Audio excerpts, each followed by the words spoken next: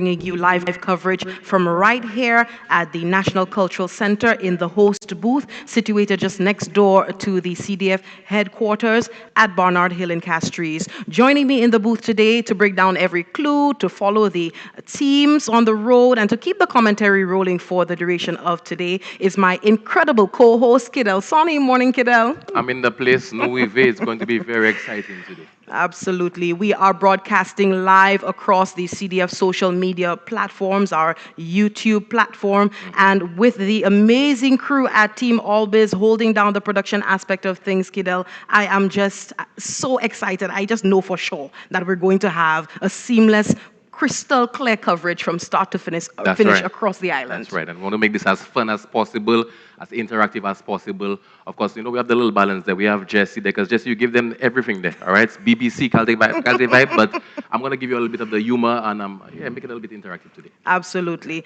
This exciting island race is a major highlight on the official calendar for the CDF for Emancipation Month, standing alongside powerful national observances that we've had so far, like the Emancipation Lecture, the Say Their Names tribute, community cultural showcases. A lot has been happening, and we can definitely say kudos to the CDF for staging such a wonderful, impactful Emancipation Month so far. We are building today on the overwhelming success of last year's inaugural 2025 edition of the Treasure Hunt, the Emancipation Treasure Hunt. It was held on August 16th last year. And in that groundbreaking first run, Kidel, we had teams traveling island-wide from 6:30 a.m. to 7 p.m. in the night, starting right here at Barnard Hill and venturing out to estates, plantations, iconic cultural landmarks like Sandy Beach site in Viewfort. It was power-packed, it was exciting, and no doubt we can expect the same today. And even better, yes. Absolutely. So last year proved that engaging Saint Lucia's rich heritage goes far beyond textbooks, fostering diverse team collaboration and unearthing lesser-known historical sites around the island. We are just excited to see some of the teams who are here today. They are all on standby. Let me hear you say a good morning. And that's not Let me hear you a little bit louder. That's not what's happening there. Good morning. Let me tell you something. I'll tell you, the teams, they've had their breakfast already. So I know that morning can be a little bit louder than that. Good morning, ladies and gentlemen. Correct is right. All right. So our teams, they've been here from, some of them have been here from at least, 5 a.m. They've had their breakfast. They've received from last night too. Last night. Nothing easy. They have their bags and their stuff in the bags. I think I'll save that for later. Stuff in the bags, and I'll tell you what the teams got, and then So absolutely, we're going to get into that in just a bit. But building on the legacy today, under the national theme for emancipation, understanding our past to create a pathway for the future, our 5-member teams today are stepping directly into the footsteps of our ancestors. They are armed with their official event passports, which we'll show you in just a bit.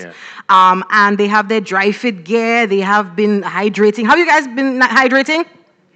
Yeah, man. Y'all eat our food. Y'all good. Y'all ready. They will be navigating secret checkpoints, decoding complex historical trivia, and tackling physical and cultural tasks throughout the day. So we wish you all the best. We're going to check on you in a bit. And we are now going to start our official opening ceremony, I should say, with the stage manager at the Cultural Development Foundation, Mr. Stephen S. Joseph. Mervyn S. Joseph, sorry. Thank you, Jesse. Thank you, Kidel. It's Mervyn S. Joseph. But that was good. I think Stephen maybe a little while. So good morning, everybody, participants, and those viewing online. We will invoke the presence of the Lord before we set out. So those of you who are Catholics, please sign yourselves in the name of the Father, and of the Son, and of the Holy Spirit. Heavenly Father, we thank you for this day. Lord, we thank you for being present in this treasure hunt today. Lord, we ask for guidance and mercy. Lord, we ask that you protect every participant in the treasure hunt today. Lord, we ask that you give guidance and mercy to our drivers, that they will be and continue to stay safe as they journey throughout the island. Father, we ask that every participant leaves in one piece and come back in one piece. Father, we thank you and we praise your holy name. This I ask you, Son Jesus Christ. Amen. In the Amen. name of the Father and Amen. of the Son and of the Holy Spirit. And for the Rastas, Jah That Rastafari. a man of many talents. This morning we are going to go through some of the rules for the treasure hunt. For those who have participated before, you are fully aware, but we will still remind you. And for the newcomers, we just want to share some of the rules of the treasure hunt. First of all, we'd like you to use the clues provided to get to your checkpoints. Ensure, and this is very, very important, that you get a signature from each warden at every checkpoint. Because when you get back to the Cultural Development Foundation, I would have to go through, and yes, we have the signatures of every warden in the different location, so I would be checking to ensure that you have the correct signature. So don't think you can call your friend, tell him come by the road, sign for you, and you'll escape. We have all of the signatures.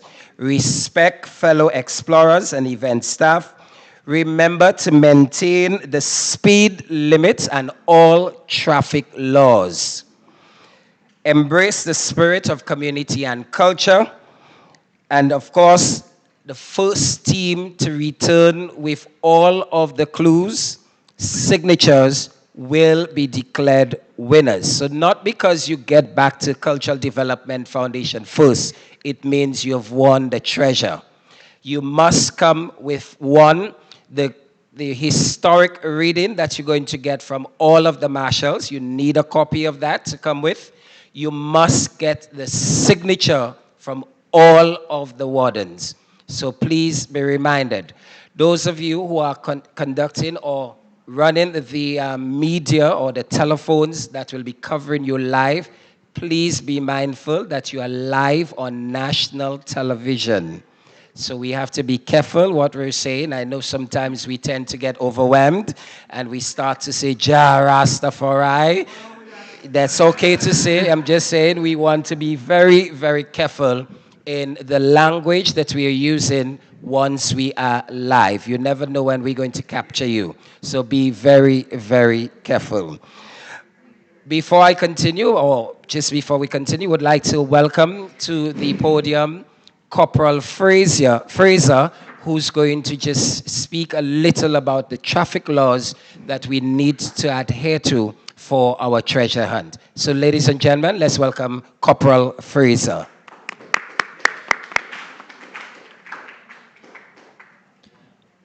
Good morning, everyone. Good morning. All right, so I'm going to keep this as short as possible. Today is the National Island-wide Treasure Hunt. I can see the excitement. The clues may be tricky, and I believe everybody wants to take home the prize, right? Yeah, man. All right, but before we turn a single key or even press the accelerator, let's talk about a few important rules of the day. The main one, which is no clue is worth a crash or loss of life. Okay? So today we'll be sharing the road with everyday commuters, pedestrians, visitors, and the local churchgoers. To ensure everyone completes the hunt safely, we are going over just a few laws regarding and underneath the Motor Traffic Act. Keeping left and respecting the geometry of the road. We drive on the left. Remember that our roads feature sharp curves, hairpin bends, and steep inclines. When using the horn or noise etiquette, use a short horn toot when approaching blind corners or narrow mountain bends to alert oncoming drivers. Make sure it's not aggressive. Be smart, defensive driving. In the local areas, reduce on the loud music near the church areas and hospitals.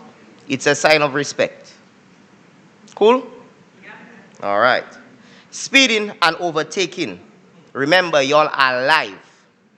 Okay? Never overtake on a solid white line, blind corner, at the junction or the brow of a hill. Check the road ahead is completely clear before pulling out on the right. Signal your intentions. Indicate early when entering and exiting roundabouts, approaching junctions, or when maneuvering through our small knitted roads in the various communities so other drivers and the pedestrians can anticipate your movements. Navigating your clues safely. No distracted driving. Designated navigators. Drivers must keep their hands on the wheel and eyes on the road. The driver's job is strictly driving. Let your passengers solve the clues and read maps or handheld mobile devices. Pull over to read. If you need to stop to examine a clue, pull completely off the main road onto the shoulder in a safe location. Never stop on a blind corner, within 20 feet from an intersection or driveway, or in a way that will obstruct the flow of traffic. Courtesy and basic safety requirements. Seatbelts are mandatory. Island courtesy. A quick headlight flash, as we all know, or a short toot from the other driver often means a polite gesture that you can continue. A polite wave of thanks keeps the atmosphere friendly. The zero tolerance. During this event, driving under the influence of alcohol or drug is strictly illegal. It impairs vision, reduces your response time and alertness. Remember, drive smart. Look out for your fellow navigators. Respect the local traffic laws. And let's make this an unforgettable treasure hunt. Thank you.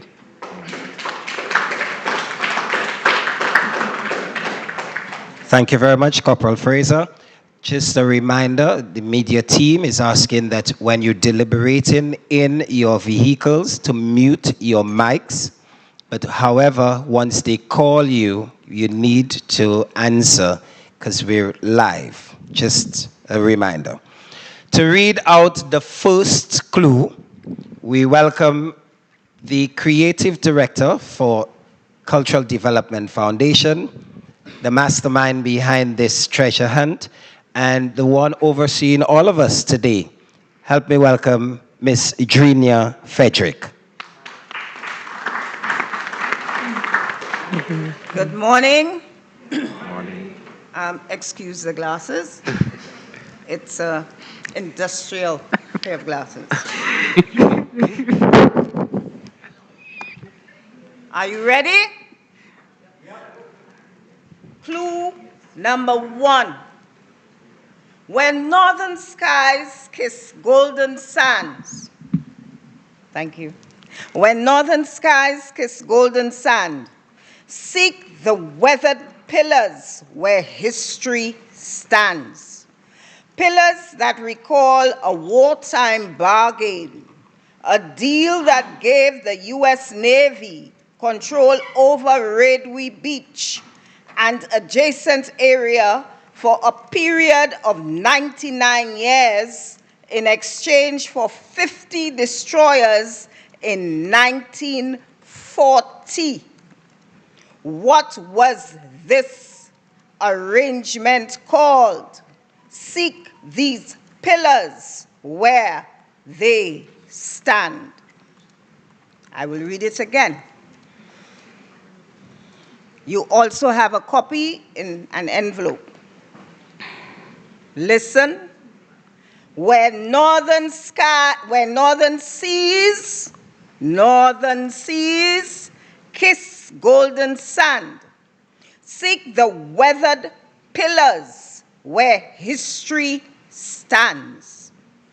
Pillars that recall a wartime bargain, a deal that gave the U.S. Navy control over Radway Beach and adjacent area for a period of 99 years in exchange for 50 destroyers in 1940.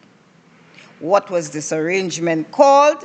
Seek these pillars where they stand.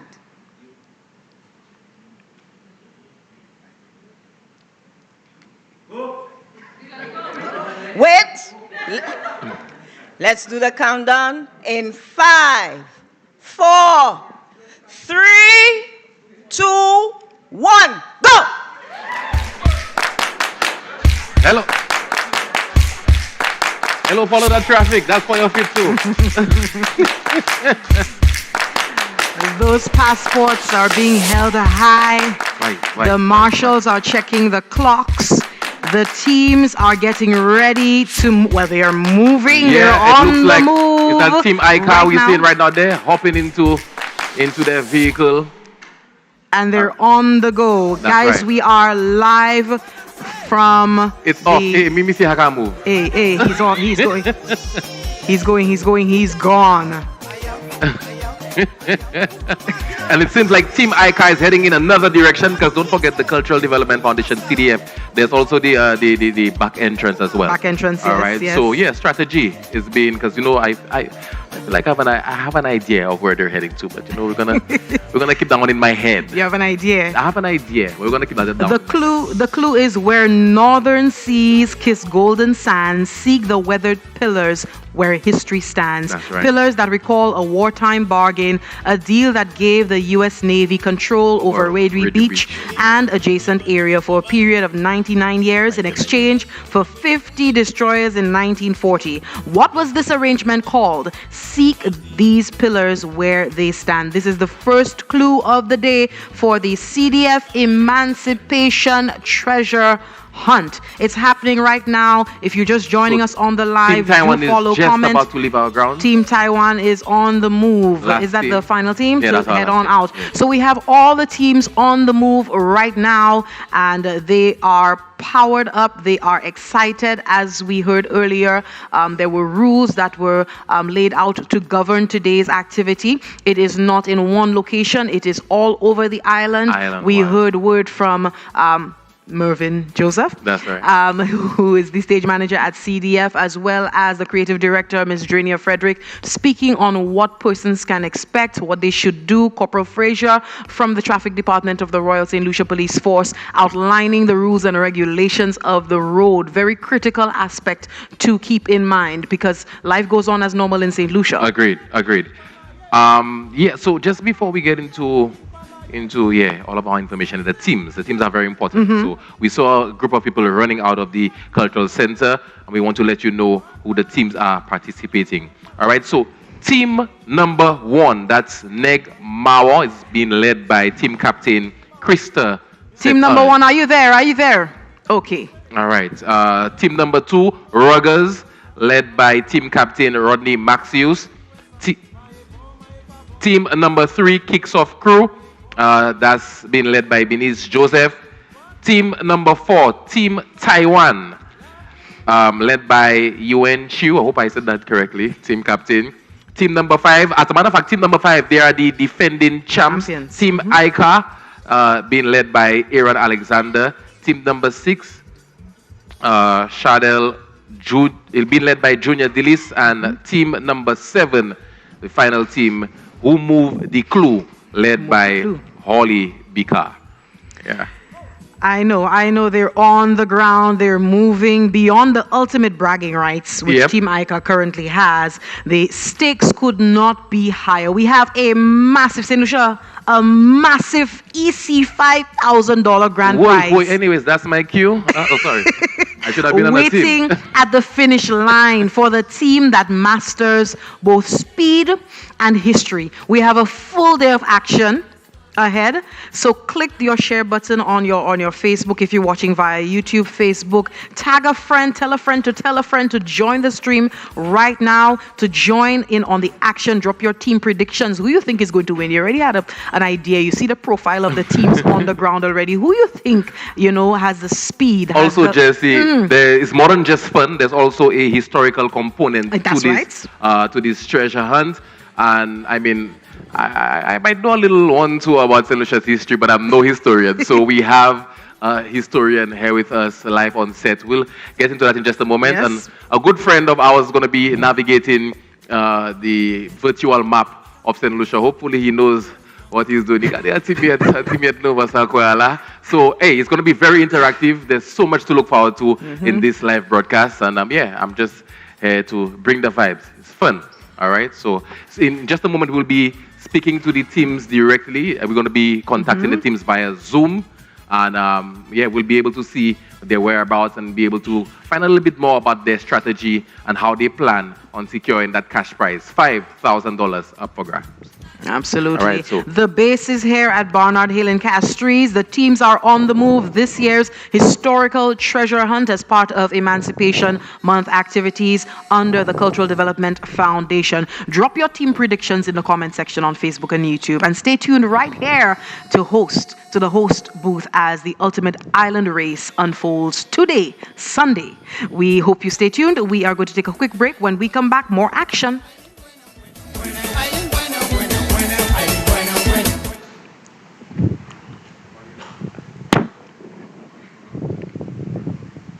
like my mic still.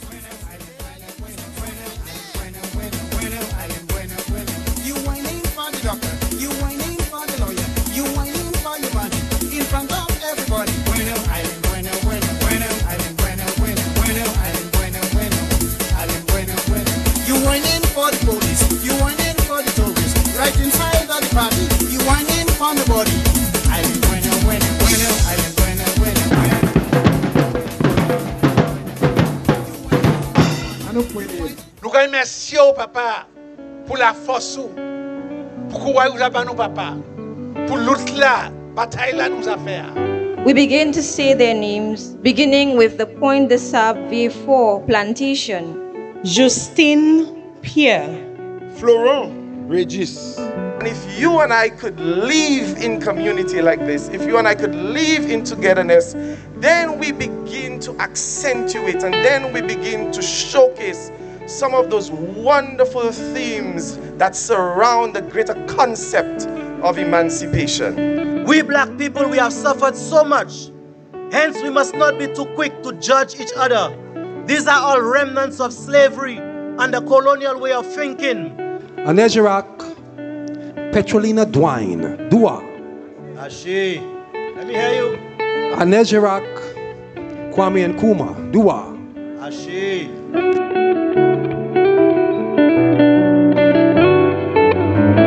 You no longer confuse freedom with permission. You have learned to build before you beg, to remember before you repeat, and to love yourselves before asking the world to do the same. Oh my darling, I am so very proud of you. I attended the Emancipation Day lecture, and it was eye-opening in a way that was very, very grounding. You came face to face with the realities of what our ancestors faced, but more than looking back, because typically that's what happens with emancipation. We revisit the pain, we revisit the trauma, but then it was a question of, what if we actually moved like we learned all of the lessons and what that would look like? Mentality, his identity, position for victory, inevitably, it's a sovereign authority. But it's also a time when we remember the efforts of the Africans, the various efforts they used in terms of maintaining their culture, maintaining their dignity, it is good that we commemorate those days even while we strive towards more and more recognition of ourselves as Africans. We're tearing down at each other all day long. Black man don't like to see black man rise. The 2026 Emancipation celebrations have been held in Beaufort this year. Part of decentralizing the activity and bringing it to the various communities around the island. I think this evening's activity was quite a success. You had the participation of groups from around the island and the participation of some of the cultural groups.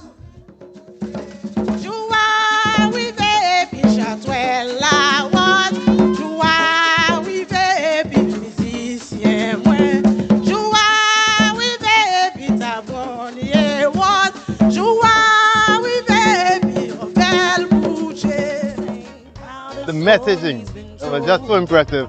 Where we had the calling of the name and you saw the name pop up on the screen of formerly enslaved. And you're thinking, I mean, did these people even think that hundreds of years later we will be calling their names for the entire nation to hear? And that's how powerful it is. It means we gave them their honor even though they did not know us. And that's what emancipation is all about.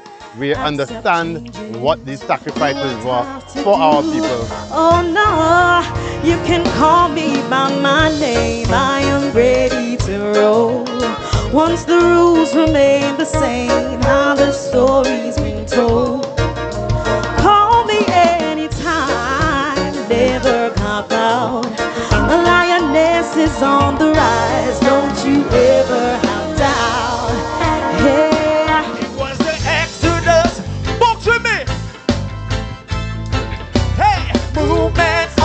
People, oh yeah, say it was Exodus, yeah, yeah, a movement of the people. So sing, I am under Saint Lucia, represent the lands where. Let's go, yes I am under brown Saint Lucia, and I go praise the. One more time. I am a brown Lucia. Sunday, 30th August, Fête la Rose, from 10 a.m., church service, St. Rose of Lima Catholic Church, Moshi. Thereafter, parade, quick, march, salute. And nous descend, Mama la Rose, to Moshi playing field, côté nous kay présenter a beauty of road. Mama la why? Nous kay célébrer, nous kay bouiller, mais si nous pas bouiller, la Rose kay mort. All are invited. Sakitan, Isaki Patton, presented by Government of Saint Lucia, Cultural Development Foundation, sponsored by Flow and Echo. Mama la why?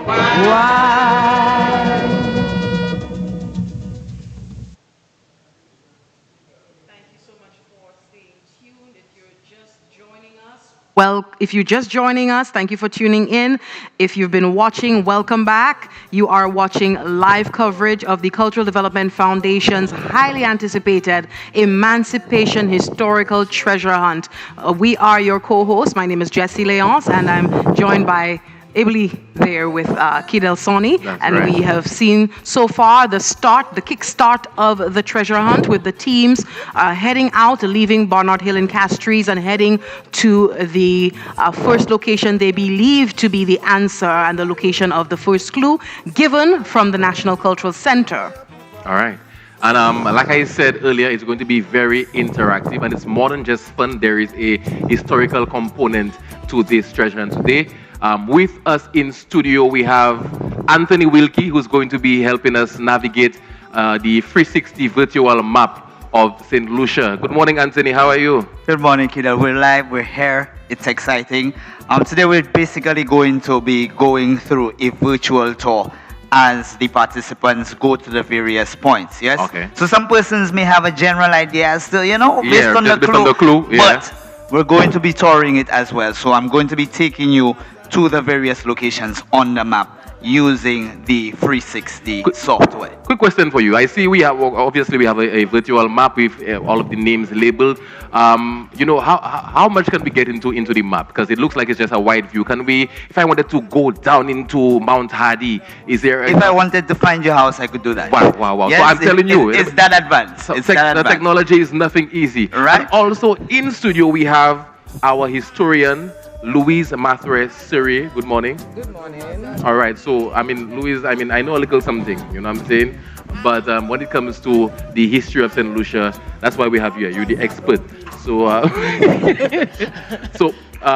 what can we expect from you today? Is it more of a case where, as the participants get to the different locations, you'd be able to give us some? So I'm here today because I really love the fact that we're taking history from out of the textbooks and out of the classrooms and we're turning it into something exciting. So hopefully I could just share additional tidbits to connect what they're doing today to the story, to the history. Awesome. So you know what's happening there right now, Anthony? We're working in tandem. Tandem is the word? Because as Anthony gets to the different locations, that's where, you know, Louis comes into play, and we'll be giving you some information as well as the treasure hunt goes along. I think we have a video introducing the teams in depth, so let's take a cut to that video. Junior Dillis, Team Chadel. We have Terry Elite, Tessa Augustine, Tony Charles, Glenn Challery. We're here to have fun, have a good time, learn our country, but also win. The name of our team is Chadel. We came up with that name as a combination of our family names. So Charles, Dillis, Challery, Chadel. One team, one goal. Hi, good morning. My name is Benis Joseph and our team is called the Kicks of Crew. I have with me Colleen Myers, Shanna Marius, and Bina Joseph. We are excited to be part of this treasure hunt this year. Unfortunately, we were not around last year, and so when we heard of it, we quickly jumped on, registered, and about to have some fun, get to know Saint Lucia a little bit, and see what the outcome may be. So whatever comes, comes. So looking forward to the journey today. Welcome to Team Negmawo. I'm Krista, this is Deja, Nayeli, Anake, and Dumayo. We're here to explore the island and have so much fun on Emancipation Treasure Hunt. We're hoping that everybody has fun. We're looking forward to checking out the island and to winning, hopefully. Hopefully, we're going to do it. We're going to do it. So stay tuned with us.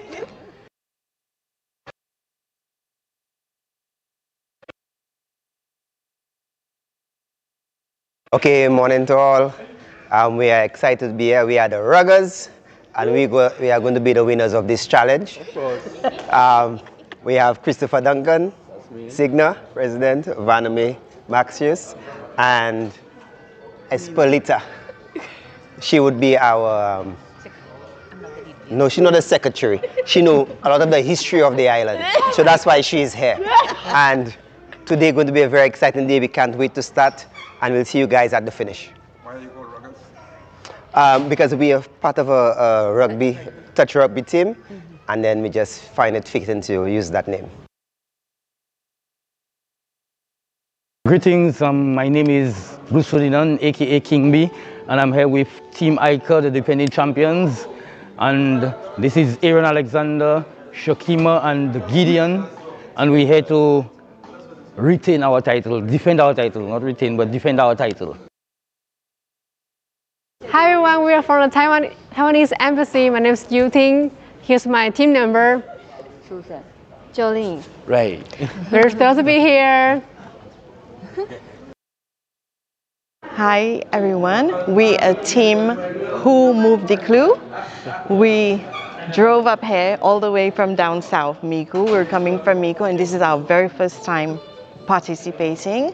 Actually, one of our colleagues who isn't here right now came up with the name. It sounded like fun and everybody loved it, so we decided to go with this name. So we're looking forward to having a day full of fun and just enjoying it overall. So thank you for having us. So we have Christian Wilson. We have Tyra President. I am Holly Bikar, and this is Sydney Wilson. So that's the teams right there this morning, live and direct. They have now, if you're just joining us, they have entered their vehicles and they're on the move, tracking down the first clue that was given to them this morning by CDF's creative director, Adrinia Frederick, from the base, the National Cultural Center this morning. And just to let you know, we are giving you live updates from the Cultural Center, providing you with updates on where the teams are at, giving you information on the concept of the historical treasure hunt, speaking to the locations that were selected as we come upon them throughout the course of the day. And to help us with that, Kidel and myself, we have a historian Louise Mathreserie. We also have Mr. Anthony Wilkie here from the CDF to speak to us and elucidate the viewership today on what we can expect, what is happening as it unfolds throughout today. Mrs. Mathreserie, good morning once again. Yes, good morning. Thank you so much for being here. I think the first question we can pose to you is to tell us about the significance of an activity of this nature. It is definitely not it is an unevent. It's more than just a emancipation sit and lecture. It is something that's really getting the people moving and learning about our history. Exactly, and I think the last part of your statement about our history is most critical, because we had a history whereby our story was treated as if it was something abstract.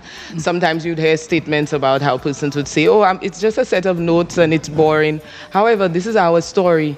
We as Saint Lucians, we are not boring, so our story could never be boring. So activities like this connect us to our story and bring history to life. So I really love to be, I'm happy to be part of this. Well, tell us the extent of your involvement in this year's staging. Yes, so my role essentially is to share tidbits as we go through the various clues and the various parts of Saint Lucia. So I will share as much as I can from my own research. So I have done quite a bit of research on Saint Lucia's economic history, recently published on the rise of what we call at the time the peasantry from the 1800s and so on. And so, of course, I do not know every single thing about every part of Saint Lucia, but as we go through, I will share as much as I can to connect persons with the excitement of our story. Yeah. Absolutely. Thank you. Thank you very much for that. And we have the teams, they have dash they're cam. on the way. Yeah, so yeah. Oh, that's true. They have the dash cam and they're joining us via Zoom. Just letting you know that this little device right here is what they're going to be using, most of them, to have the cameras mounted up. So team number 1, that's Neg Mawon, led by Krista Setage. So, Krista, can you give me a quick wave? Let me know you can hear. If you're not driving, that is. Yes. Krista, Neg Mawon, kote zadi. Okay, wonderful. It seems Krista is out of the vehicle, so there's a She's on the move. A team member is doing that. You can unmute the mic, you can talk. You can talk. We know you can speak. I heard you this morning. All right, let's try team 2, Ruggers. Rodney Maxius. Ruggers, you're in the place?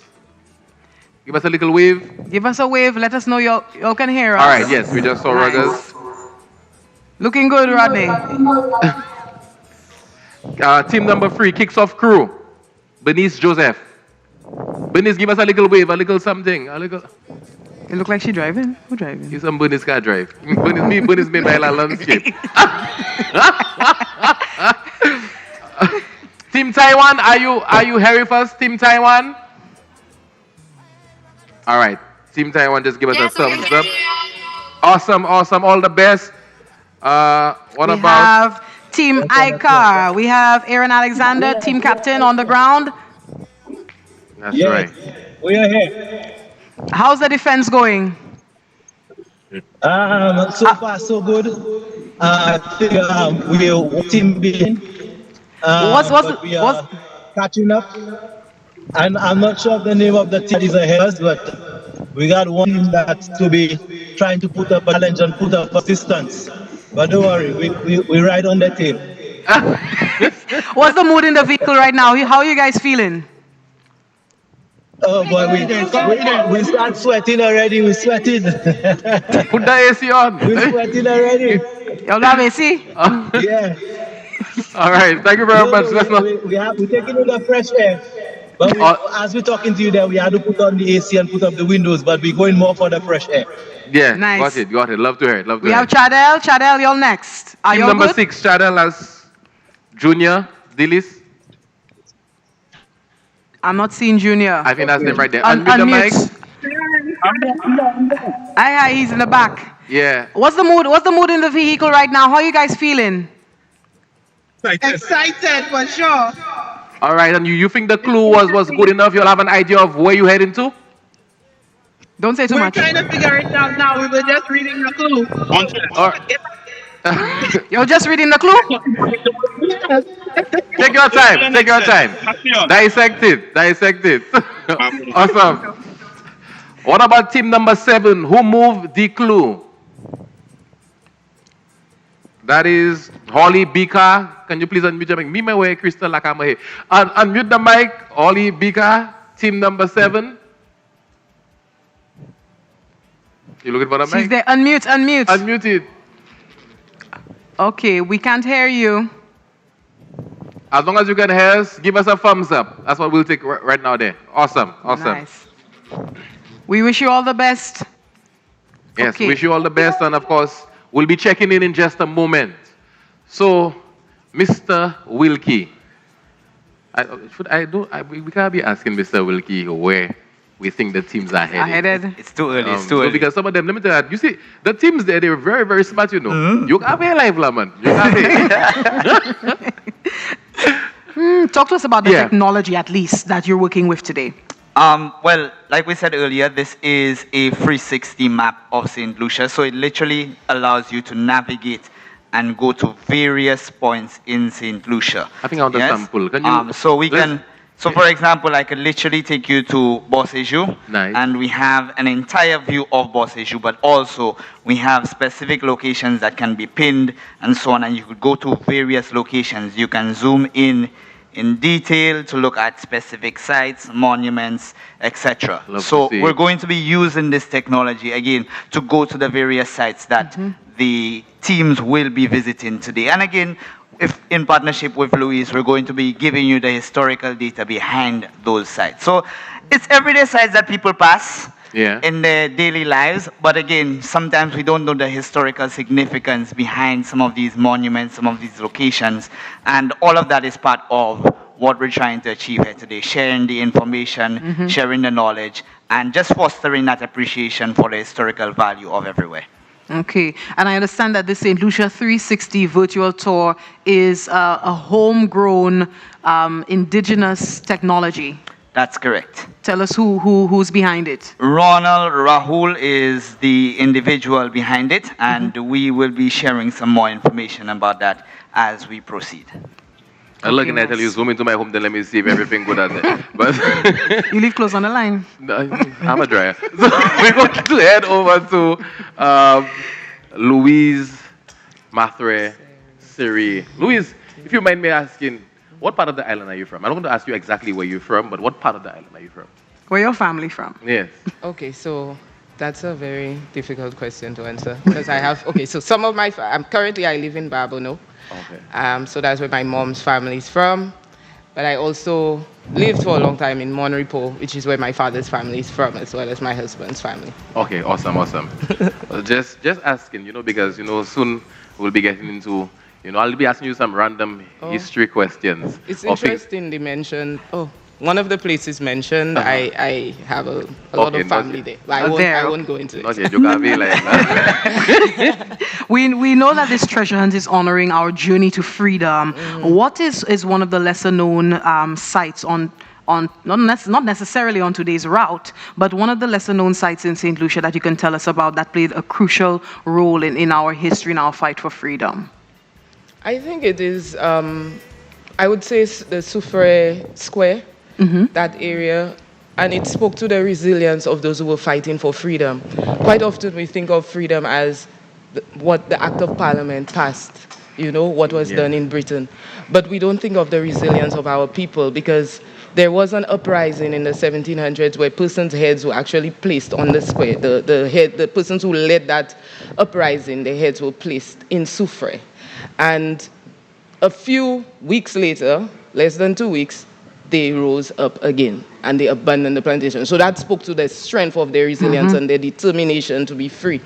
And so I think that plays a critical role. And although they did not get full freedom at that time, but it showed that we are not going to remain as enslaved persons. So many years later, obviously, when the British took Saint Lucia, we became free. But at that time, I think, when I saw about that resistance, it spoke to a people who were not willing to be intimidated, who were not scared to fight for freedom. And do you think that resistance was one of the things that ended up, I guess, I almost to say, like, it ended up in a place where people felt like it just probably wasn't worth it because Yes, there was because when we look at the documents that, in terms of the debates in Parliament, the House of Commons, the records were there. So that emancipation debate included statements from parliamentarians such as, we're sitting on a powder keg. If we don't end this, the enslaved will end this themselves. Yeah. Also, those who cared about the money and the cost were like, boy, these fellas destroying everything. I can imagine. It's not worth it anymore, and we're already suffering. We have the sugar crisis.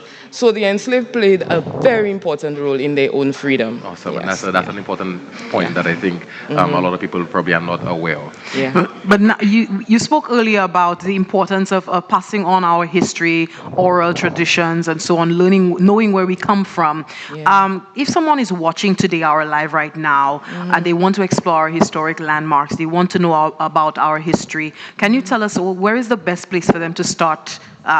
What's the word? Digging into our local archives. Where do they go? What do they do to start learning more? I think that the history of Saint Lucia by Julian Hampson and DeVoe and Ellis, it's a wonderful compilation. You could start there. You could start reading through, and of course you could visit the archives. They're also always very open to guiding persons if they want to research specific topics. It's somewhere I spent a lot of my time as I did my own research. What else can I say? Go to the libraries. There are some basic sources in the libraries if you do not have the funding to purchase the books at the time. So I think that's a good place to start. I hope I'm not forgetting anything critical.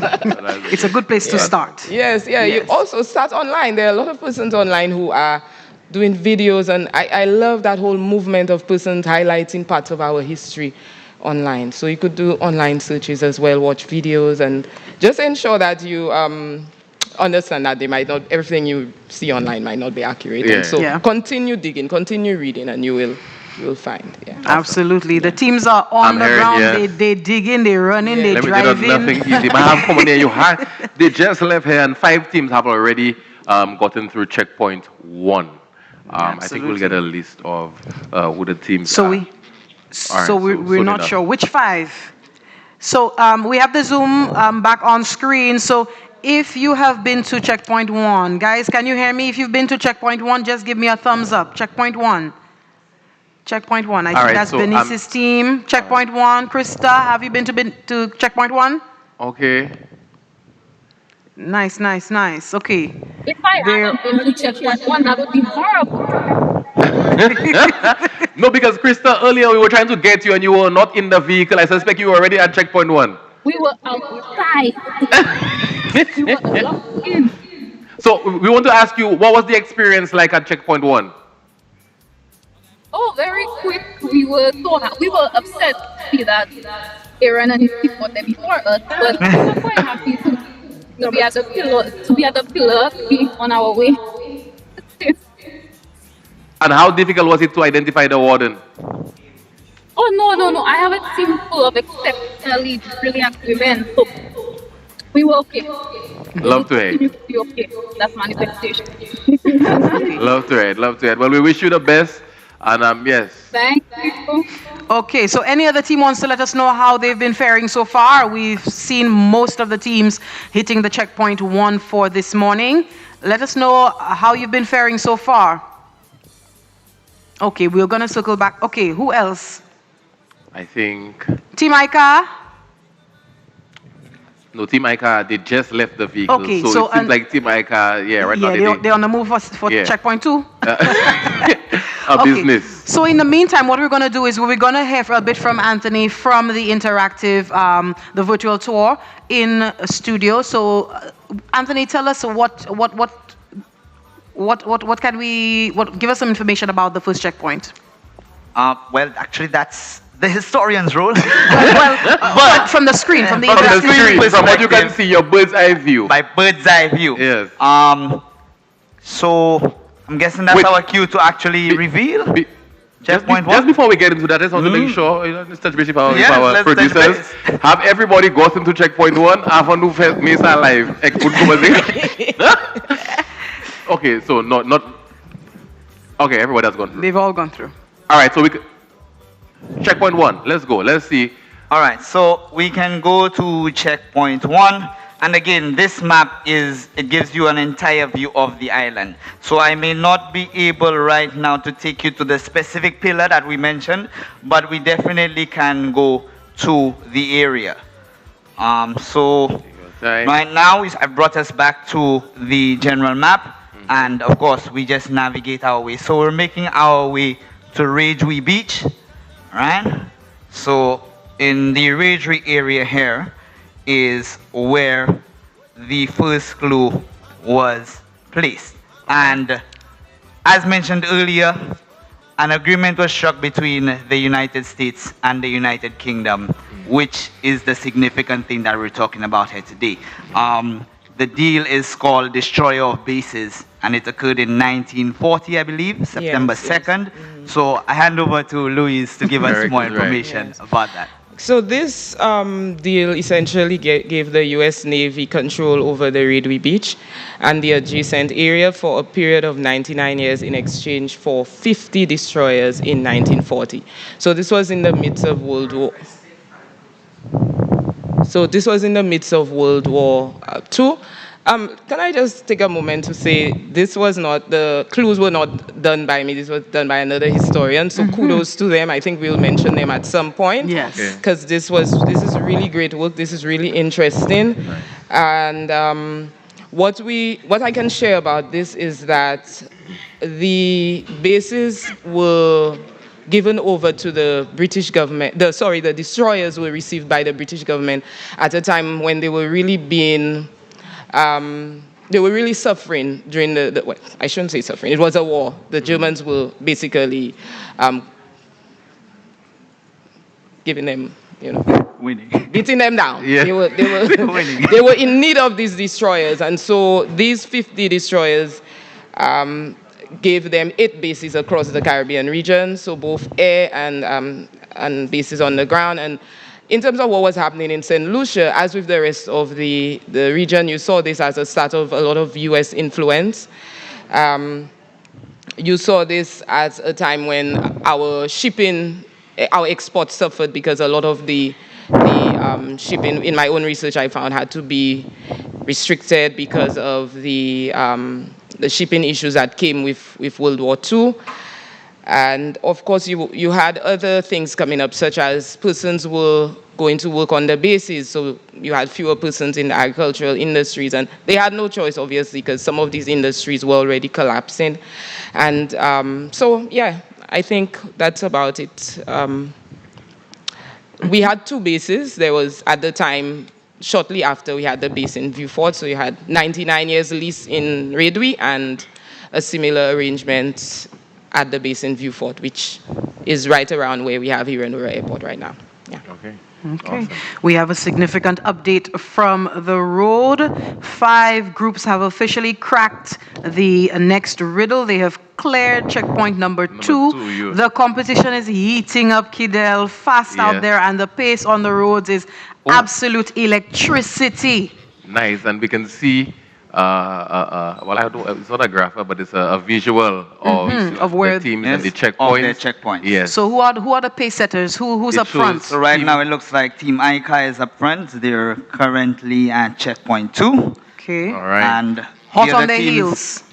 Based on our information, I guess they've already left, but it shows that they've all gone to checkpoint 1. Clearly, so when they get to the next checkpoint, the bar will move across. Clearly, our teams are cooking with gas and not coal pot because they're making good headway. Okay, so checkpoint 2 is Corinth Estate, right, Anthony? I don't know. Remains to be determined. Well, I think by this time we can acknowledge. Members Yes. acknowledge. I don't know. Six teams have gone through. We might as well. Well, clearly 7 have gone through because we just told. I just joking. That's okay. Let's see if we can I want to touch base with Team ICA because we've been trying to get them from checkpoint 1, but they seem to be very busy. Team ICA. Okay.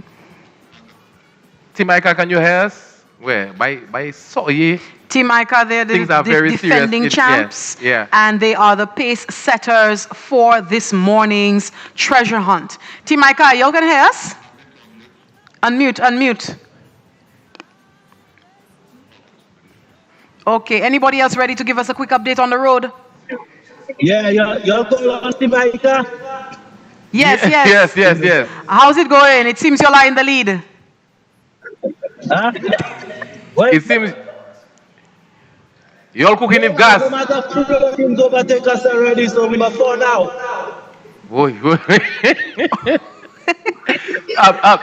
Is there any? Are you trying to intimidate the teams? The team's giving us some kind of leaks that some stay. Where y'all get them people from? I realize one of your strategies is the art of deception because ulaka vegle no studio ala. That's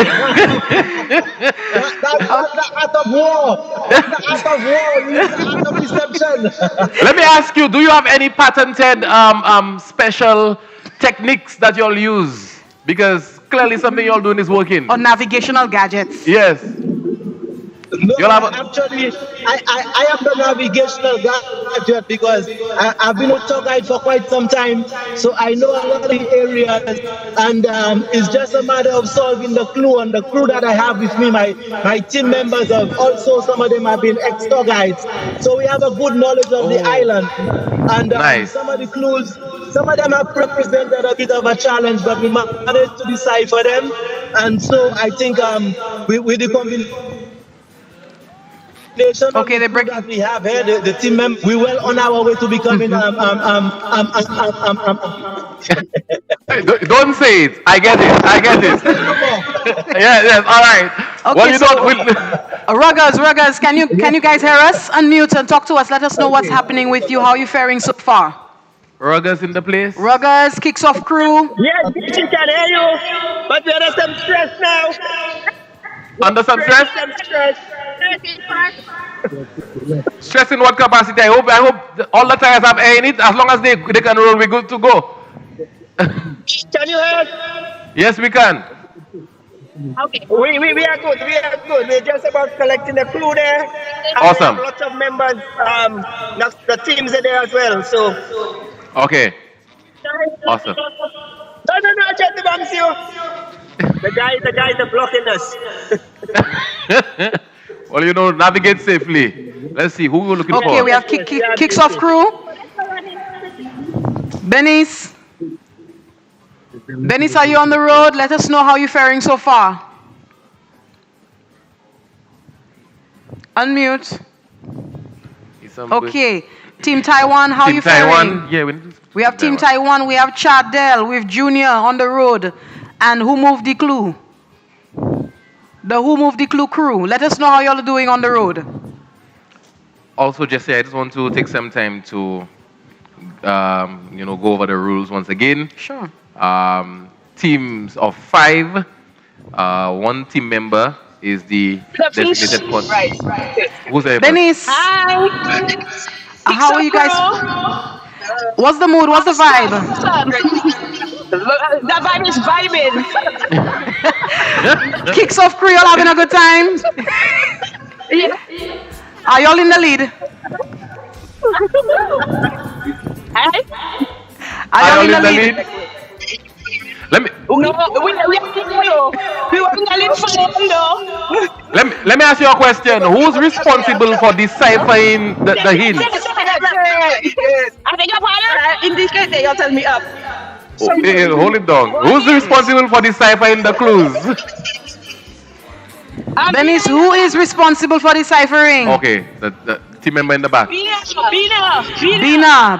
Okay. Yes. So, Bernice, you're the co-captain. It looks like you're telling her when to turn left and when to turn right. We just experienced a little break.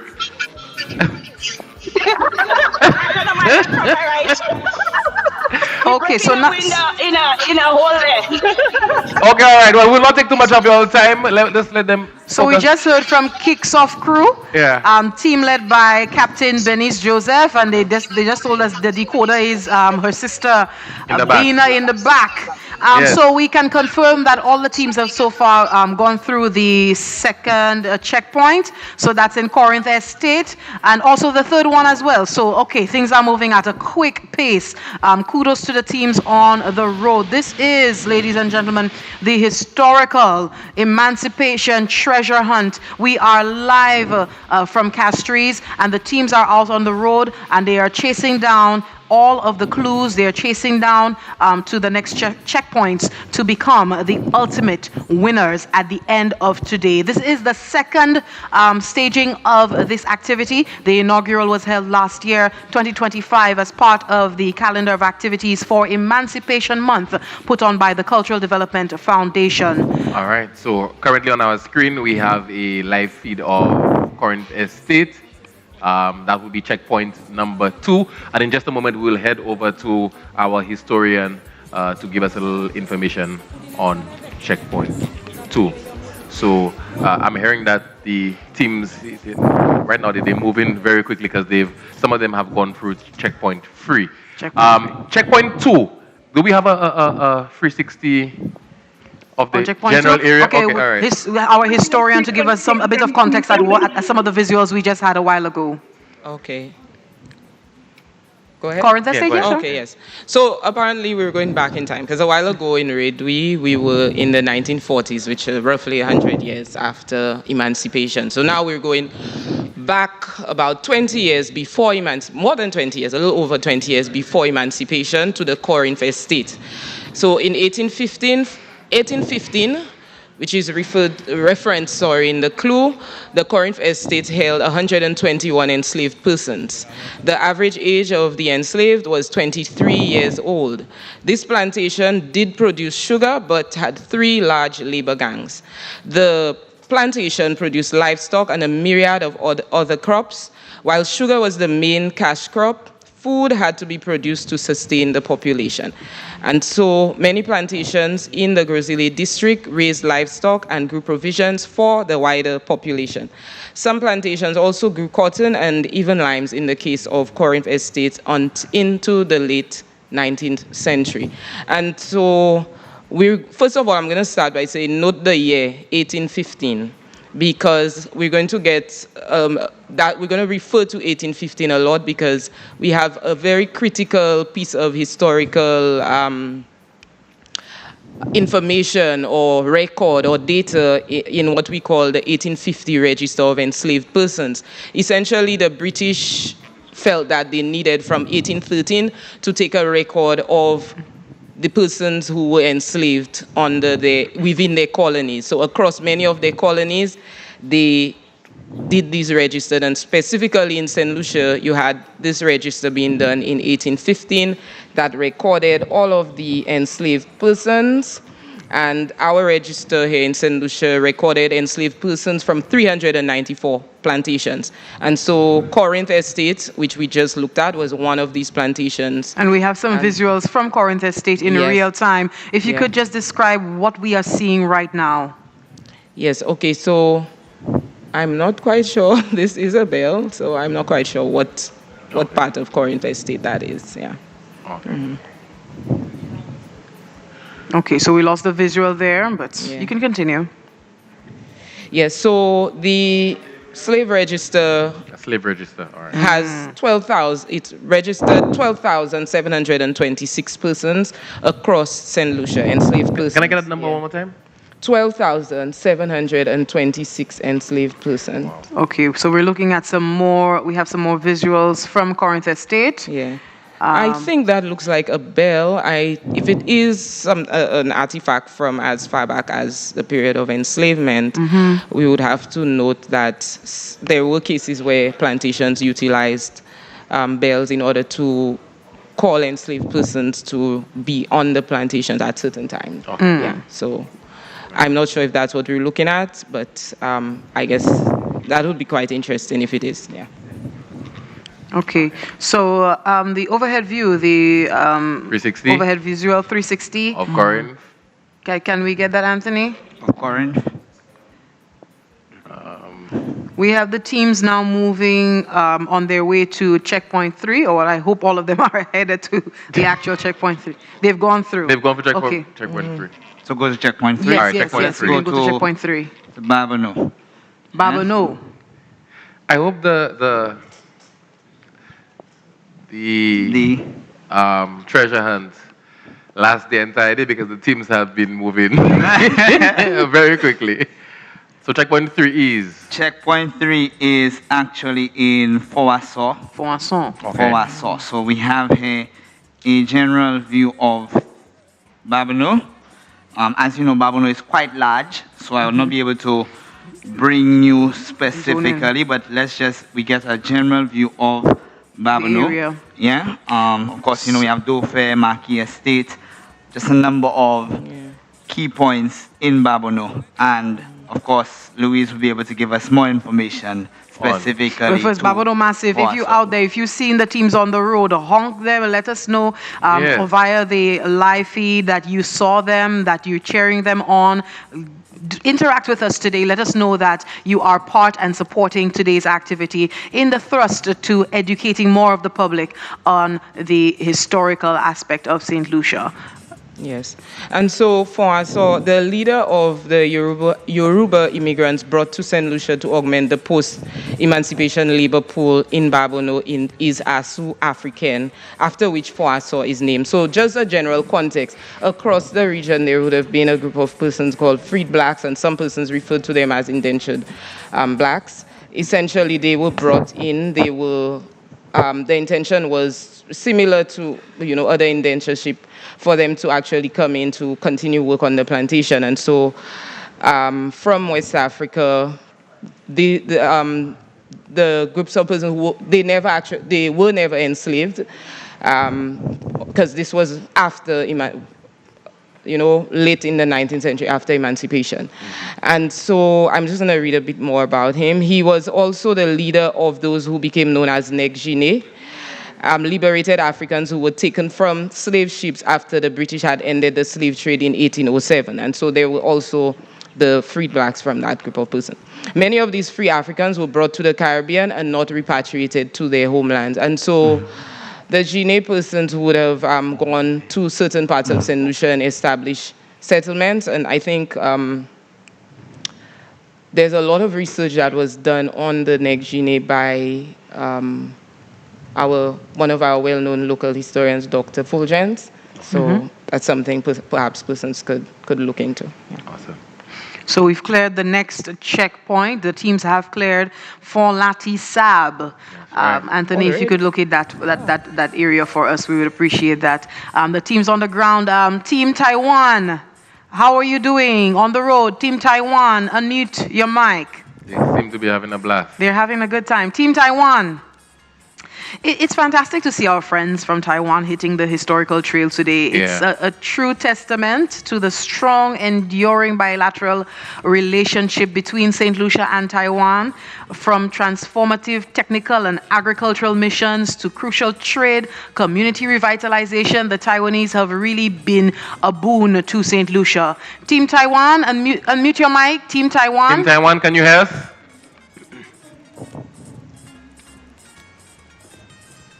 Let's see if we can get them. Now, let's see if we can reach who moved the clue. Who moved the clue? The clue is not the clue. So we'll circle back to Taiwan. Who moved the clue? Hi. How are you? Good. You don't have to come back and pick you up to help us. How's it going so far? Look like you have all the answers and you just have us there. You have to tell us something too. I don't know. I'm relying on you. You should have to tell me where you are at right now. How's it going so far? Going really good. We're All enjoying right. every moment. And the road is kind of busy too, so we're trying to be safe and careful. Awesome. That's a very important component to it. Have you been to checkpoint number 3? Yes.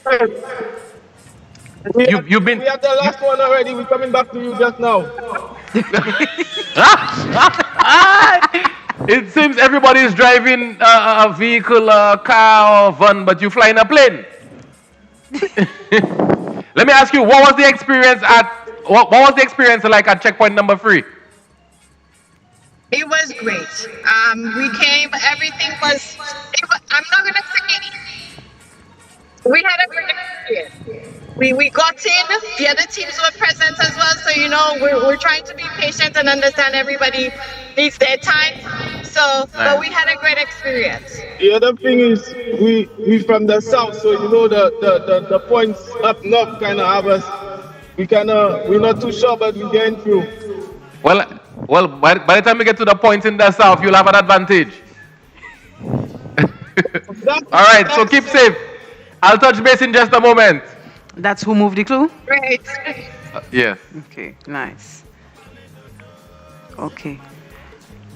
Now, I'll tell you something, Jesse. I realized that some of the points, I know I would have been there. I drive past the Corinth Estate all the time. I have never seen over the walls. I've maybe seen some photo shoots done there, some videos, and it's always been a place that I found to be very interesting. Yeah, but you never think of the historical significance. That's the thing. You think of it as an attraction. To be honest, if you sometimes, the thought would cross your mind, but we don't, I don't sometimes, take it a little bit further to do my research. And it's, when you get those little, events like these that give you a little tidbits and make you want to go and delve a little bit deeper into the history of our island. I mean, I guess that's a byproduct of putting on an event like this. Mrs. Mathreserie, we just cleared for Latisab. Yes. Tell us a little bit about there. I cannot see the clue, but I think it was definitely linked to Kele, so I'm just going to share what's here about the Kele. So Kele is a syncretization of two Yoruba religions, Shango and Ogun. Kele was a ceremony done to ask African ancestors of present devotees for protection in all areas and matters, good crop, good health, and good fortune. Kele ceremonies were usually done on the first Sunday in the new year, the Sunday before Lent, the first Sunday in October, the last Sunday in November. Anyone could call a Kele, but only a high priest could officiate. The last ceremonies were reportedly practiced in Olio in 1955, Sufre in 1980, and in Resina Babono in 1957, 1983, 1984, 1985, and 1986. And so the enslaved Africans who came, so they would have brought not just the music and the dance, but also the African spirituality as well. And you would have heard about the last ceremonies. Those that were done that late were underground because Saint Lucia would have had a lot of legal push against African spirituality like Kele. From the 1950s, there were laws. Persons could actually be publicly flawed for practicing African religion. So unfortunately, we don't see a lot of these practices anymore. But it's interesting to learn that when they did come, they brought not just the music, their food, their dance, but also their spiritual practices. Yeah. Awesome. Thank you. Jesse, I mean, I know you could see that our teams are decked out in blue. Absolutely. They were given a bag. Hope you all can see the bag. Uniformity. That's right. Mem kaki take bags, but they were given a bag, and here's what they got in the bag. First item would be the Emancipation Treasure Hunt passport. All right, and as you can see, let me tell you, board design. But it has the guidelines on the first page, and also there are slots so that you can write down your first clue and any information that you would have received from checkpoint 1 that's going to help you navigate to checkpoint 2. Oh yes, that passport there is one of the passports you cannot travel. You can travel it, but you can only travel around the island. You cannot leave Saint Lucia with that. Your pass stamps are immigration pass stamps up. Yes, that's an Emancipation Celebration Treasure Hunt passport. Also in our bag we have a decal. It says Islandwide Treasure Hunt 2026. Trying to see if I can move my hand there on the little. Yeah, all right. As well as some T-shirts. 5 T-shirts in there as well. For each team member. Each team member. So there's much. I mean, CDF is going all out.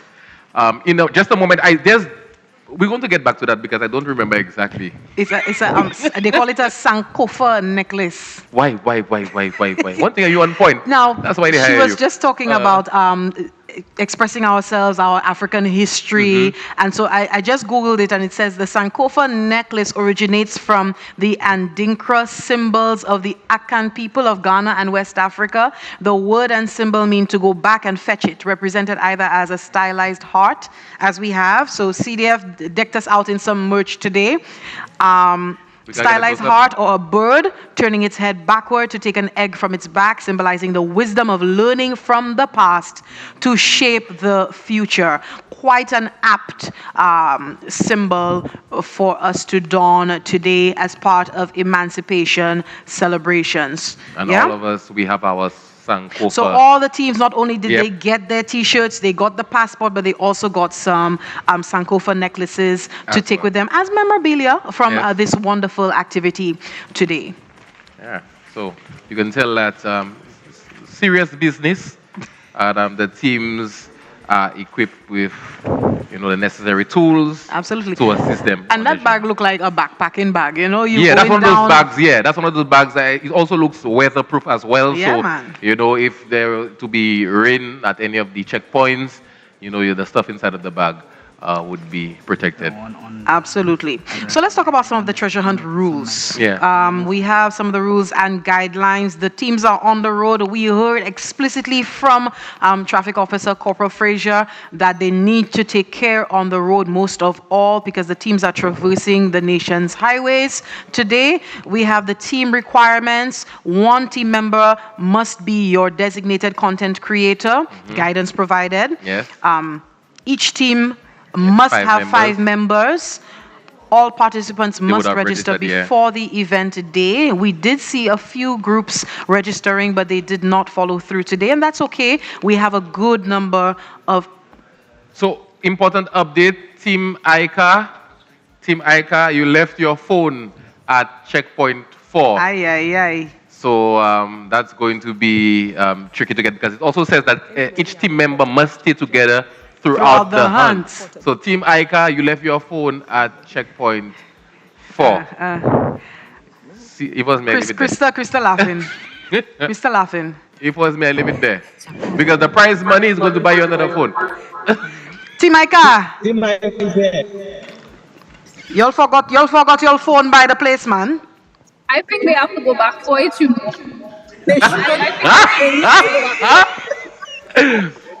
Yeah, you left your phone at checkpoint 4.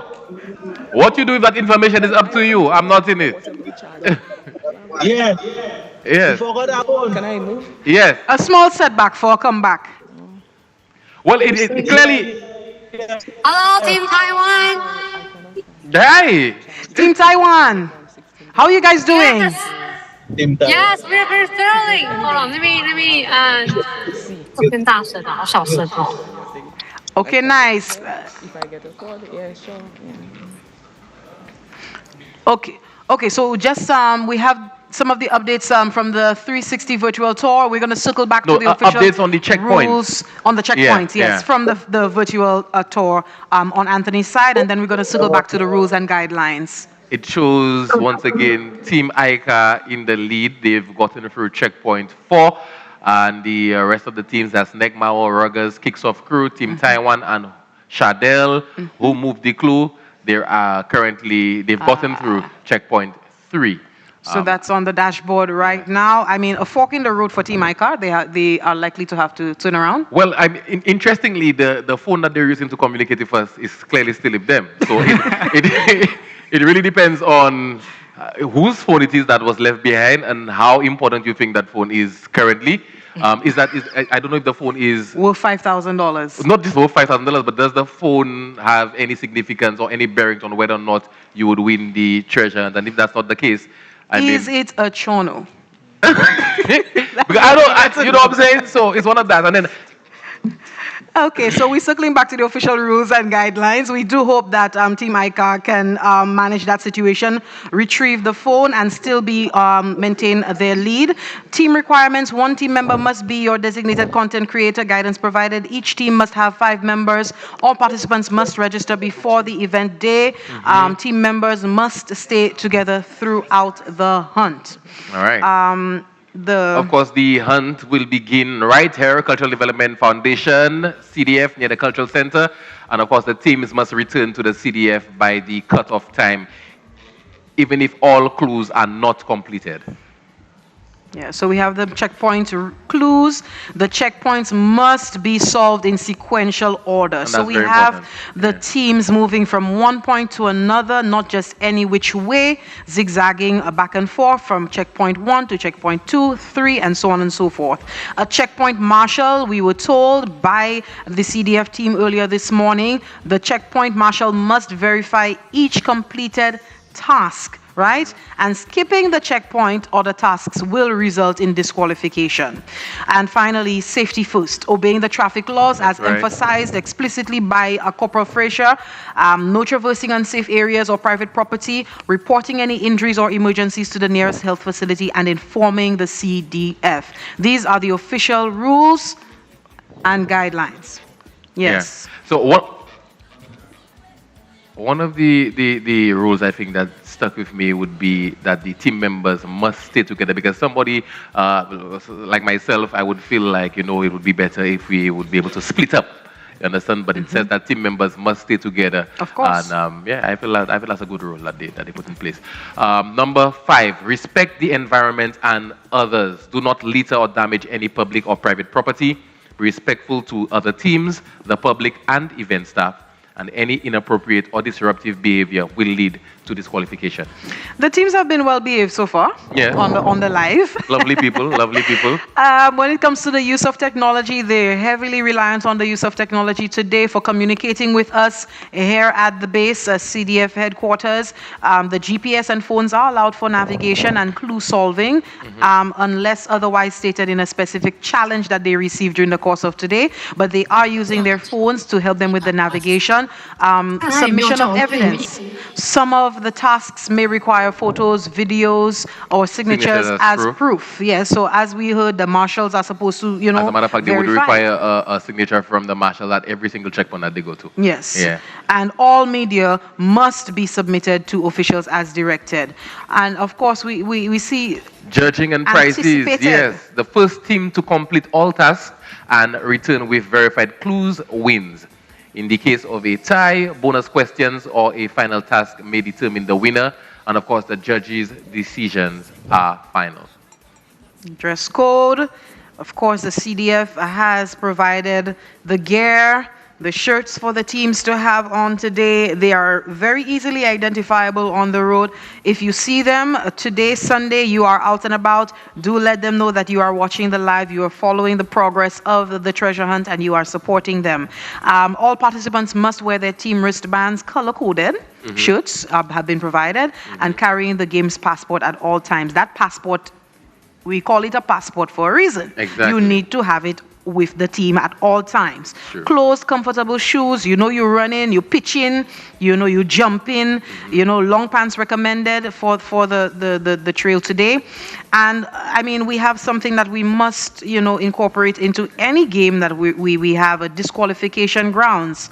If you're tampering with the clues, to disadvantage other teams, sabotage other teams, leaving team members behind, breaking any rules outlined in the above, you will be subject to disqualification. So we are wishing everyone good luck so far. It has by all indications on the Zoom live appeared to be a clean, fair, and fun activity for the 7 teams on the road right now. So we have covered all of the rules and the regulations, guidelines of today's treasure hunt. We are wishing everyone the very best. If you're just joining the live, good morning to you. Good morning to a friend of mine, but I'm not even sure if I need to find the proper way to address her, because these days I suspect it's Her Excellency. But I want to say good morning to Raisa. She's locked on with us. And also Ethany's Creative Designs. These Sankofa necklaces were made by Ethany's Creative Design. So good morning to you, my brother. So Raisa Joseph, that is, she's the former executive director at the Monsignor Patrick Anthony's Folk Research Center. And she is now the, I think, mayor of Vieux-Fort South. Mayor of Vieux-Fort South. Excellent. She is keeping a close watch. She is one of the close watchers of Saint Lucia's historical review, I should say, as well as how we continue to honor St. Lucia's past going into the future. So the teams are on the ground. We are seeing them via the Zoom right now. We spoke to Negmawa. Ruggers, Rodney, what's going on the ground? You can talk to me. Rodney, how you?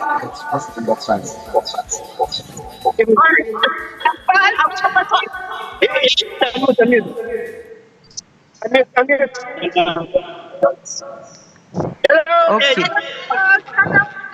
Yes, we have some challenges with the audio with Team Ruggers. So we have Chardell. We haven't heard from Team Chardell as yet. Junior? Hi. How are you guys making out there? Yeah, we're making out okay. Hey, that's not, I'm looking for a little bit more enthusiasm than that.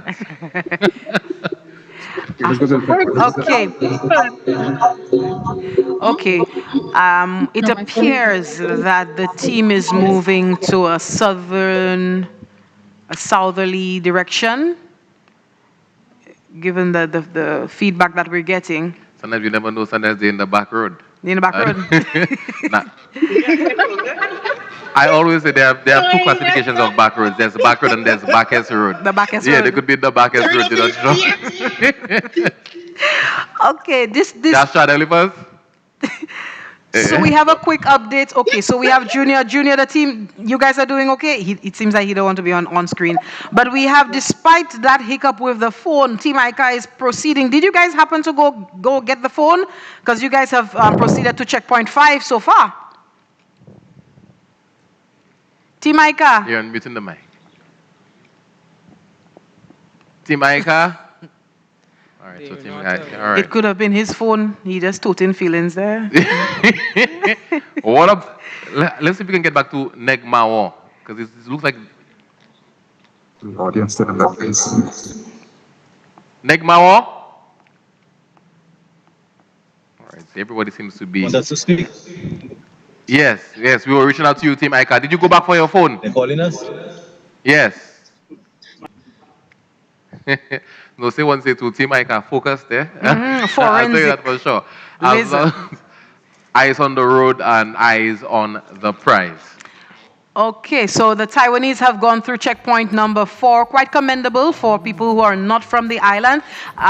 We're going now to the board, the St. Lucia Treasure Hunt dashboard. Anthony, how are we looking?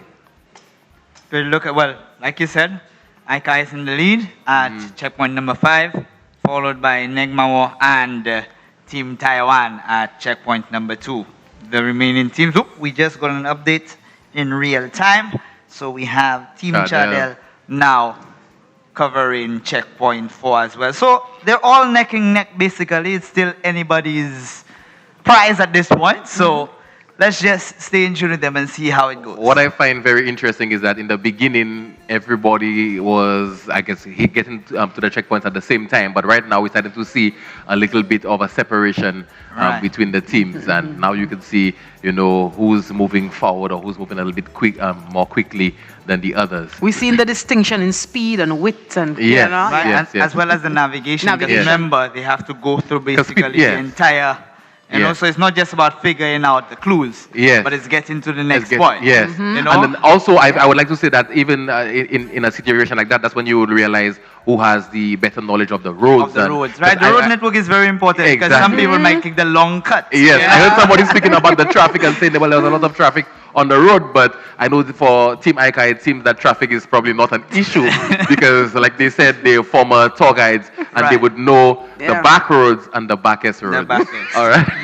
So 4 teams so far have cleared after Team ICA. So we see Negmawa. Oh, okay. The board is changing. The board is changing quickly. I think we need. So kicks off is now at checkpoint number 5. Checkpoint number 5. Nice. And soon we need to get some. So we've had some information on the first checkpoint that would be Redry Beach. The second checkpoint would be Corinth Estate, and the third checkpoint, which would be which is for Latisab. But I don't think we've spoken about checkpoint number 4 as yet. Yes. Which is the Badlil.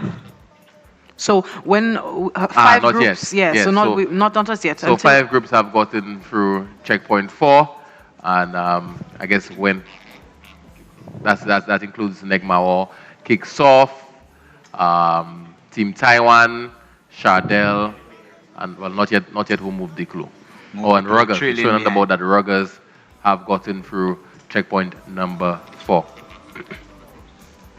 Okay, so at this time we're going to go to some visuals of some of the snapshots, some scenes of the team on the road. They're looking good, they're looking energetic, enthusiastic. It's still early days in this treasure hunt. We'll see them around 7 o'clock tonight, but everybody looks in good spirits so far. Some of the locations that they've been to. That looks like Folatisab to me. Folatisab, yes. Yeah, that's my spot there.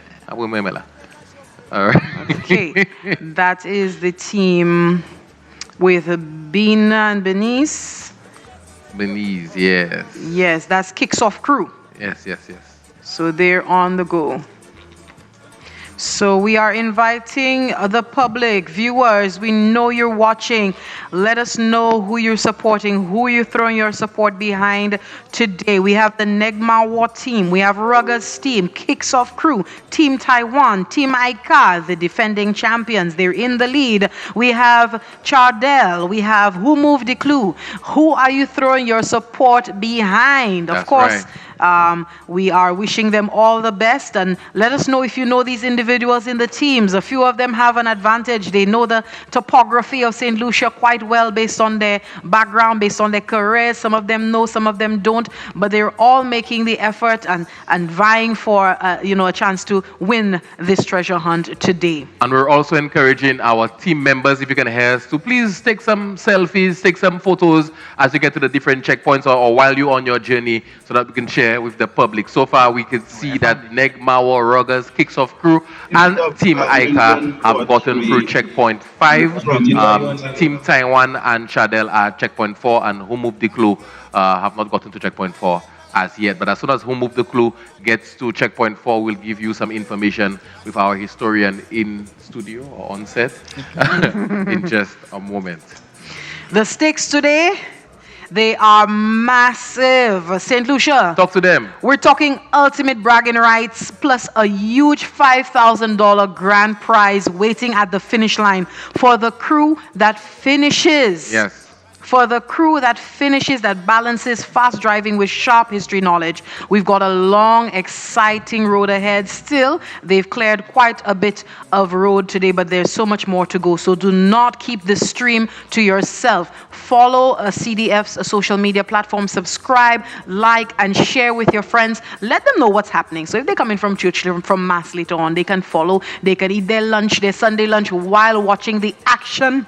Yeah. On the road today. Yeah, hit share, tag your friends, and tell them to tune in right now. That's right. Drop your winning picks in the Facebook and YouTube comments, and keep it locked. Keep it right here. So Jessie, clue number 1. I know. I saw Jessie. Jessie's very quick with it. I saw Jessie. She had clue number 1 written down. Just for the viewers who are just tuning in, who probably don't have an idea of what the clues sound like, can we just go over clue number 1 again so people can... Okay, so clue number 1 was where northern seas kiss golden sands, seek the weathered pillars where history stands. Pillars that recall a wartime bargain, a deal that gave the U.S. Navy control over Radway Beach and adjacent area for a period of 99 years in exchange for 50 destroyers in 1940. What was this arrangement called? Seek these pillars where they stand. Now, for the viewers at home listening to this clue, would you be able to figure out where checkpoint number 1 was? All right, so we have our historian who give us some information on the, I guess, history behind checkpoint number 1, and checkpoint number 1 was indeed Radway Beach. I know if it were me, I would probably be a little bit lost trying to decipher that. But that's why you have a team of 5, and everybody in the team would have different strengths. Somebody might be a very good driver, while the other person might be very good at deciphering clues and deciphering riddles. And somebody else might be very good at navigating maps and the likes. Do we have checkpoint number 2? We don't have checkpoint number... Checkpoint number 2. Sorry, clue number 2. Do we have clue number 2? No? Not as yet. Well, Okay. we're going to get it from the teams in just a bit, but we have so far seen quite a few of the teams clearing. Everybody has cleared checkpoint number 4. 4, yes. So we could head over to our historian. Yes. Louise Mathres-Siri to give Yes. us some information on checkpoint number If 4. I'm correct, checkpoint number 4 took us through the Badlil. Yes, so the name translates in English as the barrier of the island and lived up to its name by making travel between the north and the south of the island near impossible. After extended downpours, massive landslides occurred in Ravine Poisson slopes, killing a large number of people, which made it the worst natural disaster in the history of Saint Lucia. Many of us would have heard or known about this disaster. In 1938, a mountainside part of the ridge collapsed, and landslides killed 100 and made 700 homeless. This landslide occurred in 2 phases. After the first landslide, rescuers proceeded to find those and recover those who were affected, and unfortunately, they were taken by or fell victim to the second landslides, which covered them, further increasing the death toll. And so, the Badlil. Any questions about it? Understood. We have the teams. Thank you very much for that quick update, letting us know at checkpoint 4, right? Yes. Yes, checkpoint 4. So the teams are now pushing off to checkpoint 5. Hopefully, they're headed in the right direction. That's the Badlil Ridge? That's correct. Okay, nice. So everybody has gone through number 4. So we've got the update from the historian, and the teams are now pushing toward the next checkpoint. Again, we're inviting you to join us. We have some photos? Okay. You could just cue the visuals.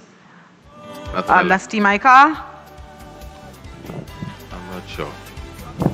All I know is I see can see the gentleman. Yeah, he's donning his Sankofa. Yeah.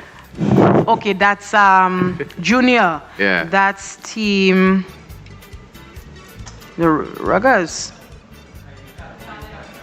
Chardell. We haven't even had a chance to speak to Team Chardell. Every time we log in with Team Chardell, Junior's outside. But hopefully, we can see Team Team Taiwan. All right. And that's our teams on the ground trying to find, I guess, the next clue. I mean, you had to have taken your vitamins and a little Lucozade this morning, eh? For the up and down I see they're doing there. Yeah. Yeah, but they seem to be in good spirits, as we indicated earlier. Everybody's seeming to be. The sun not in the sky yet, so it's still early. And they're making good headway. Nice, yes. Absolutely. Yeah, so we just got word that Team Chadel just passed through number 5. So kudos to them. Nice. That's a good pace. Yeah. So far we have Negmawa, they've gone through checkpoint 5. Ruggers, checkpoint 5 as well. Kicks off crew, they've gone through checkpoint 5. Team Taiwan, just a little behind at checkpoint 4. Team Ica is at checkpoint 5. Well, they could be ahead, but we're not sure. But they're at checkpoint 5, and Chardel at checkpoint 5 as well. Who moved the clue is at checkpoint 4. And a while ago we saw the only team at checkpoint 5 at the time was Team Ica, but it seems only most of the teams have caught up to Team Ica so far. So okay, so everybody has gone through except who moved the clue. Moved the clue. Do you want me to give a bit more on the last checkpoint? Yeah, so perhaps you could just let us in on the clue that they're possibly chasing on now. Oh, I don't have it. So you don't have. Okay. So we're gonna get that in just a bit, but perhaps give us some information on that. Yeah. So about the last checkpoint. Yes, the last checkpoint. Right. Yes. So essentially, this landslide occurred about 100, just in terms of where we are time-wise, 100 years after true emancipation. So what do I mean when I say true emancipation? 1938 was the year of the landslide. 1838 was the end of what we call the apprenticeship system in Saint Lucia, or in the British Caribbean. Essentially, in 1834, we celebrated emancipation and we were happy that the act was passed. But within that act, the enslaved persons were obligated to continue working for no payment for the planters for up to 45 hours a week. And so that's over 7.5 hours a day if you count 6 days a week. So there was a lot of protest against the apprenticeship system. And so by 1838, it had to end prematurely. And so 100 years later, we had this unfortunate event happening. And something else I wanted to highlight about this landslide, there was an unfortunate myth that it was caused because of poor farming practices by the peasantry. And of course, there are historians who debate this. The team of experts who claim this, they had a lot of falsities within their report that was done in the 1950s. And part of their plan, which they proposed to the government, was to take all of Saint Lucia's lands and farming from these small farmers and place it in the hands of large corporations. And so there was this objective to that story that was being told by them. And as we looked at the document they presented, and then we looked thoroughly at the work that was done by the peasantry in the years prior, we had examples of ensuring that the practices, the indigenous agricultural practices of the peasantry were spread across, because they were very productive. They contributed so much to our export economy and to feeding our nation. And so the team of experts proposal was rejected, and luckily, because Saint Lucia was able to experience green gold through the continued work of small farmers. Nice. Yes. Awesome. Wonderful, Thank you very wonderful. much for that. We want to say at this juncture, big thank you to our sponsors. The Emancipation Treasure Hunt would not be possible without the incredible support and generosity of our official sponsors.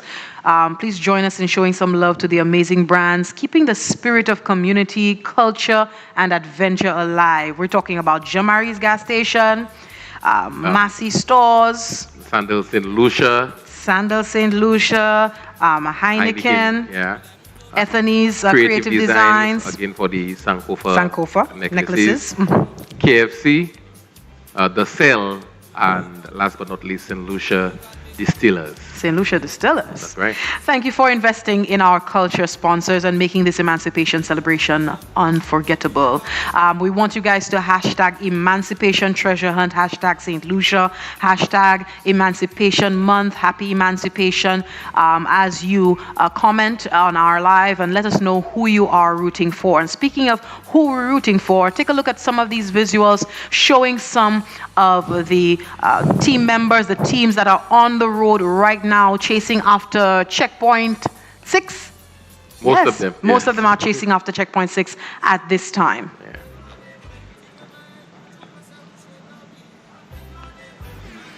So we have Team Chardel. That's being led by Junior Delis. Yeah. We have Team Ica. Is being led by Aaron Alexander. Team Kicks Off Crew. Kicks Off Crew. Led by Benice Joseph. And we have some environmentalists on this team as well. Awesome. So we have Team Ica. They are, what do they do? Well, most of them have a background in, I guess, tour guides. So we have the Kicks-Off crew, they're environmentalists. We have Team Taiwan. Oh, we have Who Moved the Clue, right. And that's being led by Holly Beaker. Captain Holly Beaker. Team Ruggers. Led by Rodney. Rodney Maxius. So the teams, these are some of the scenes from before they left the CDF grounds earlier today. And that's at the crack of dawn. Everybody was here and ready to go. And currently, I'm getting an update that all of our teams have gone through checkpoint 5.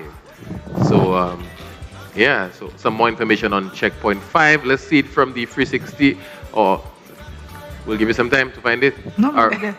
Okay, We're very much there. I mean, that's part of the action. Okay, all right. Lovely. So again, we could see we're following the route. So from the Badlil, it takes us to Dennery, which is where the next checkpoint is. So Dennery Village. Louise, to give us that information. And so within that clue, as they went through that area in Mabrea Valley, the métayage system was referenced. And so this is very significant in St. Lucia's economic history and our economic development, because this is a sharecropping system which enables small farmers to sustain an agricultural economy as the plantation system began to fail. By the end of the 19th century, these small farmers had prevented the total collapse of the St. Lucian economy, despite having to navigate the hurdles put in place by the colonial government and the planters. And so the former enslaved persons became what you called métayers, and they did more than just sharecropping, which is where they formed partnership with some of the larger landowners and the planters. They took over areas of land, and they used the monies that they got from this to actually purchase land. And so they had a long-term plan. And these métayers contributed to the social advancement of their communities as well. They would have funded the education of persons within the community. They would have collaborated to buy hundreds and hundreds of acres of land right there in this area. Now, métayage does not continue formally, but it does continue in the communities. So that's an indication of how our history continues to show up in our everyday lives. Yeah, we have to recognize that who we are today is this is the foundation that was set by those before us. That innovative spirit that we have as St. Lucians, finding ways to navigate even the most difficult of times, the métayers sort of represent that. Absolutely. And before we came to the Dennery village, there was quite a bit of the inner territory, the inland on the Badlil and so on. Can you tell us, how did St. Lucia's mountainous terrain, our mountainous landscape, and dense rainforests facilitate the creation of our maroon communities? Yes. We're getting there. Yes. So then the maroon communities, the mountains help to make them difficult to find, to locate. And there's even, I could remember, being in Oleon, and if you don't get lost, it's because you know the place, finding your way up. There will be 4 roads before you get to these specific former maroon settlements, or even those that were not maroon settlement. The Gine is when they decided, this is not acceptable the way you all are treating us on these plantations. We are not going to work there. We're going up to have our settlements. They would have gone to settle in areas, and our mountainous topography facilitated them being able to have these semi-hidden communities, and not just have these hidden communities, but have these back roads that connected the communities. So there's this Oleon-Chassé connection because of the back road. But of course, the colonial government and the planters would not have known about that. And so you have families from Oleon and families from Fouasson, Chassin area connected because of these back roads, and because these were what was mainly utilized at the time when you wanted to keep away from the colonial government And there are also many little practices that you hear about, where persons would, things like no akai, have you know, the name, your name, your house name. Oh, yes. So persons did not want to give their documented name because they didn't trust the status quo, they didn't trust the government, they didn't trust the colonial. So these are long-standing practices to hide their identity and keep their communities hidden. Why would they want to hide? One of the major reasons were there were very strict tax laws that were put in place following emancipation to seek to ensure that persons had a reason to go back to work on the plantation. And so even when they discussed these emancipation and the post-emancipation period in Parliament, they would have said, how do we induce them to remain on the plantation? And so you have introduction of taxes that were only aimed at smaller homes, smaller land holdings. You'd have head tax, where even, you know, persons who were not adult in the home, you'd have to pay an amount for them just existing. And then, of course, you had vagrancy laws where they were not allowed to do some of the micro-entrepreneurial activities that's very popular in Saint Lucia, how you make your money, you sell your coal, whatever it is. You come, you get arrested for doing some of these things. And so persons wanted to keep themselves safe from being taxed. They wanted to keep themselves safe from being arrested for not working on plantations or being forced to work on plantations. And so these settlements and our mountainous topography facilitated that. Okay, we're going to go to some more visuals on the road, but we're going to continue speaking to our historian as we take a look at these photos. What are some of the, we're speaking about free villages, maroon strongholds, what are some of these communities? Where were they? You mentioned Dennery. Where were some of the other locations in St. Lucia? I was just telling a friend last week that some of them, we need to do more in-depth research in St. Lucia. We know about PI, so there's been research on PI. We know about Oleon, there's been work and research. Some of those that we don't have enough information, well, I have not gotten enough information about would be reportedly in the heights of, if you leave Augier, I think there was a Guinea settlement there. Okay. And I can remember as a child being brought to meet someone who was referred to as the oldest Guinea in the community, who has since passed away. He was about 100 and something years old. Wow. I'm trying to remember the name. Majomel, I think, was the name of the area. But yeah, you go up into the mountains near Augier. Trying to think of There's where also else. Soufrière. There are areas in Babono, yes, Soufrière, yes, as well. And so we have, this is one of our gaps that, yes, there's a lot of work that has been done, and we've learned a lot about the settlement, but there's still a lot to be done. Even when we look at Caribbean history books about the Maroons, they don't speak enough about Saint Lucia's Maroons, and they were a huge part of our history. Even when we speak about the group of persons known as the brigands. Yes. So there was this negative connotation to the brigands by the British. They called them a group of robbers. No, but they were actually military heroes for St. Lucia, and they were groups of Maroons. Yeah. Ironically, this morning, because normally, you know, whilst I get ready for work, I put on a video and I stumbled across a video speaking about just that, about I guess the transferring between the French and the British, but how the Maroons would use the topography and the hills and the mountains as their defense, you know, and how it worked to their advantage as well. It was fortuitous that you and I found it interesting that they were so difficult to defeat, and the British hesitated to send their troops to find them, and they couldn't navigate the terrain. And they actually brought in, this is where we have a history in St. Lucia where there was a troop from North Carolina who were in Martinique at the time, who were brought in, a team of black soldiers. They were brought in to go in and try to defeat them. There was another group. There were several attempts at bringing in groups of black troops, and the British, to try to suppress the brigands, as the Maroon Army was called. And so they were quite formidable. They were very strategic in the way they utilized the terrain and ambushed their enemies, so to speak. Yeah. Mm. And we talk a lot about 7 times British, 7 times French, but we were one time just Saint Lucian, Yes. just like Hispaniola. Ionola. Yeah, Ionola, with the brigands being able to overthrow, empire. Yes. And we're going to now go to the Zoom. We're going to stick a pin in our history lesson to speak to the teams on the road right now. Okay, so Team Ica is out of the vehicle. We're going to see what's happening with the other teams. Ruggers.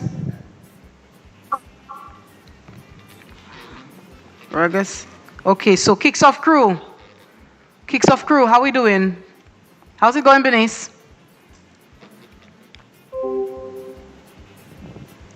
Okay. Kicks off crew. Chadel, how y'all doing? I see you right in the middle there. Kicks off crew, Can you hear us? Yes, we can. Loud and clear. How's it going? Okay, great. It's going great so far. I want to ask you, has your original strategy changed so far? Or are we sticking to the same plan from the beginning? We're having fun. We came here to have fun and enjoy and kicks off. Has there been any disagreements over the clues so far? No, we're all together. So on the same page? Yeah. Awesome. All right, so we need to go now. Bye. Handle your business. I'm not in it. Shush. Team Chadel, who moved the clue? Let us know how you guys are faring, guys, on the road right now. Hi, guys. So far, we're doing good. We're trying to keep up. All right. How confident are you that you're heading in the right direction?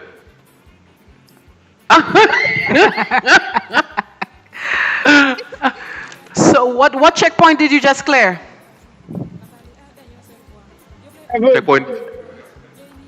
Checkpoint 5. So everybody has cleared checkpoint 5. Tell us about checkpoint 5. What was the clue you got? We had 7. And I had the clue. Let me check with my clue holder. That is team. It started during the 1960s. This type of Amerindian pottery is named after the site where it was cramped. Believed to have been created by people who settled on the island between 600 to 850 AD. Name this type of pottery. Its name will tell you where to go. All right. Okay, so let's check out the next group. Team Taiwan. Yeah, where's Team Taiwan? Okay, they're driving. Focused. They're focused, yes. Okay. Aika is back. Aaron, unmute your mic. Yes, Aaron here. How's it going, Aaron? Yeah, so far so good. Now, I know that you guys are using the art of deception. So I'm a little bit hesitant to ask you which checkpoint you just cleared. We just cleared Fumaste, Miku. I wanted you to just what back road was that? What back road was that? We have a helicopter. No, they're good. Wow. Oh, Aika. Wow, they're amazing. What are you laughing at? We have a helicopter. All right. Okay. Well, hey, pilot, take it easy in the air. Take it easy. Safe landing. we what are we looking for? In the air, but I must say, I think we should continue that treasure hunt for Sunday, because the roads are relatively clear. We can move. Yeah. I mean, the speed limit, we maintaining the speed limit. We trying our best not to speed because I mean the police warned us this morning, so we have to ensure that we keep within the speed limit. But I think generally on a Sunday the road is a lot clearer. So maybe CDF should really consider having this on a Sunday moving forward. Thank you very much. We'll take that into consideration. Maybe Aaron for the post-mortem team. Next team Chadel, Negma Wars, how y'all doing? We've been trying to reach. Chadel is great. Great. Okay, so what's you cleared checkpoint 5? Yes, we have. You want to say? Okay. So can you just read your clue for us, please? Discovered in Saint Lucia during the 1960s, this type of American pottery is named after the site where it was found. Believed to have been created by people who settled on the island between 600 and 850 AD. Named this type of pottery, its name will tell you where to go. Awesome. Okay, nice, awesome. nice. All the best as we circle. We'll circle back to you. We're gonna hear from Team Taiwan. Team Taiwan, how are you guys faring? Unmute your mic, Team Taiwan. Team Taiwan. I suspect the conversation in the car with Team Taiwan seems to be hot. Team Taiwan. If y'all think it's media fire today, you lie. All right, don't forget people. No, ni hao. Hey. That's why they hire her. Move $100 on my salary and give it to her. I have a feeling that Team Taiwan probably have us down because we probably disturbing them. Yeah, That's what it is. It's possible. It's quite possible. Don't forget, $5,000 is up for grabs. You know, a good question to ask the teams, but a little bit later will be how they plan on splitting that money. Do they believe that it should be equal, or I mean, the driver getting more? Because remember, Team ICA, they have a helicopter. So the pilot, the person with the license. Yes. Negmawa, can you hear us? Unmute your mic, please, Negmawa. And it seems that Negmawa, boy, I don't know. Negmawa seems to be on serious business. How you guys doing today? Yes. We don't really know how we're doing today. Huh? So let me ask you, how confident are you that you're heading in the right direction? Very. I want them to say very, very confident. Very confident? I try not to be too very confident. Yeah. You guys gotten through checkpoint number 6 as yet? Yeah. Yeah. We are very busy at the moment. Busy at the moment.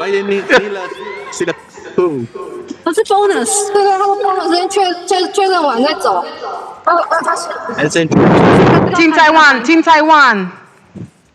Your secret. Yes, we are very busy at the moment. Okay, right. Sorry about that. Sorry to disturb.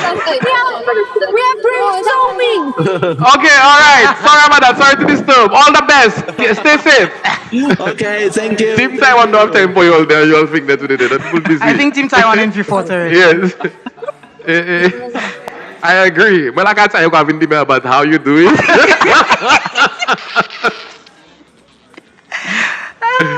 Who moved the clue?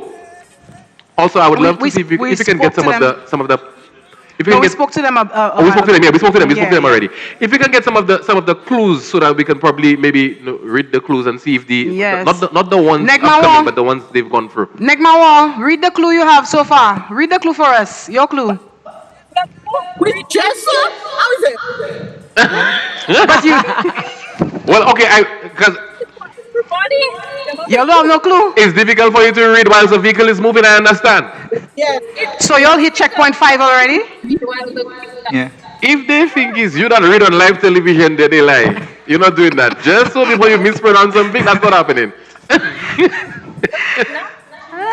The battery is dying on that, huh? So Negmawa, okay. All right, so yes, team updates with Anthony. Anthony, talk to us. Who's doing what and why are they doing it? Well, I cannot tell you why they're doing it, because you already know that. But we have 4 teams who have currently cleared checkpoint 6. Okay. Yes, that's the Negmawa team, Team Kicks Off Crew, Team Taiwan, because that's why they're very busy, let me tell you. Yeah, very busy. They're at the front of the line as well. And of course, Team ICA. Now that headway we saw with Team ICA earlier, clearly, yeah. running out of fuel, right? Yes. We have trailing very close behind Ruggers, as well as Chadel and who moved the clue. That's right. So it's still anybody's game, neck and neck. Yes, for sure. That's what it is. Absolutely. As soon as all of our teams clear checkpoint number 6, we will head over to our historian to give us some information on that. But I would love to get some of the clues so that we could read them live on air. And I want to, have a little chat with Jesse to see if Jesse would be able to figure out the locations just by hearing the clues. Of course, we don't have a team of 5 that would be able to assist us, because I'm pretty sure there's somebody in the crew that is tasked with that right now. Absolutely. And I mean, some of the clues that have gone so far from checkpoint 2, 3, 4, 5 so far, it'll be interesting to figure it out. We know the teams on the ground have been figuring it out so far. Of course, they are hot on the trail. Some teams we weren't hearing from for a while. We finally heard from them, only to discover that they are quite advanced. Yes, that's what it is. Particularly Team Taiwan. Yes, I was there letting us know that they're busy. I was there knee-howing in the place, trying to figure out where are they. If they're still on the battle hill, where are they? And they are quite advanced. Team Ica doing well as well. Negmawa doing well. So well, they don't want to tell us what their clue is. Their clue is, they're focused. So, yeah. Of course, we're live here from the Cultural Development Foundation is the Emancipation Historical Treasure Hunt. $5,000 up for grabs. Well, we're taking a break and we'll be back in just a moment.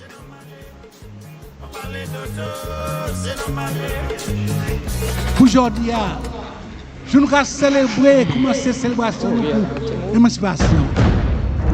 Papa, c'est vous qui fait nous un pays ça là. Vous qui nous bel petit pays ça ici. C'est vous qui nous l'esprit pour libération, papa. C'est vous qui guide nous, papa, en toute décision. Nous commandons, papa, pour toucher chers Saint-Lucien. Puis ça apprécier vous, papa, comme maître la vie. We have come to the official launch of Emancipation commemorations in Saint Lucia for 2026. Nous avons déclaré programme Emancipation pour l'année 2026 under the theme Understanding Our Past to Build a Pathway for the Future. Sad to see the old slave mill is grinding slow but grinding still. Today, as we launch Emancipation observances, we pay special tribute to our African ancestors.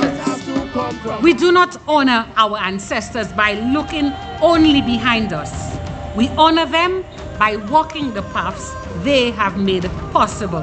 What we need to do is come together, stick together, save together, and work together. That probably never before in our history are we challenged as we are now to create that prosperous future for our people that we all dream of. And why we must create a pathway that can navigate and be strategic and see openings and be agile and adaptive to make sure we can continue to deliver for our people. Iba, Francois, and the ancestors of the North, who received the strength and energy from Ali Kelami, who shook things up and brought rebellion to this land. We bring the light to illuminate you and your sacrifices. Understanding what we've done in the first year and seeing where we are today, I just think it's incredible. Honoring our ancestors and doing things like our African spiritual practices in terms of pouring libation, pouring water, giving flowers to honor their legacy. We have no reason to be afraid of our history. We have to remember our history, and we have to ensure that we do not make the mistakes of the past. This was one of the most spectacular emancipation celebrations, and it was not just for the music and so on, but the spirit of the thing and the symbolism that it embodied. The names which house their power, and the power will last forever if we remember Luau.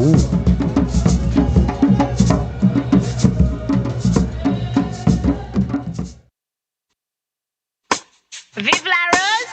Why do Vive la Rose occur? La was, say your belle fleur. La was, say your jolie fleur. Et loin, moi vin parler ba ou oswaya. La was, pas ni pour fâcher. La was, say your belle fleur. Et la was, say your jolie fleur. We witnessed a very good turnout for Lawas celebrations. It's an excellent showing. The music, the performances have been top tier. We also notice a number of young persons involved, and we are always happy when we see the younger generation taking an active participation in the festivities. Well, I think it's very important to recognize that La Rose has a very, very, very long history. La Rose is part of our culture. I've been supporting La Rose for a very, very long time. And anytime people come together in my constituency to do positive things, as far as possible, I want to be around. So for me to be with them today was just kind of natural.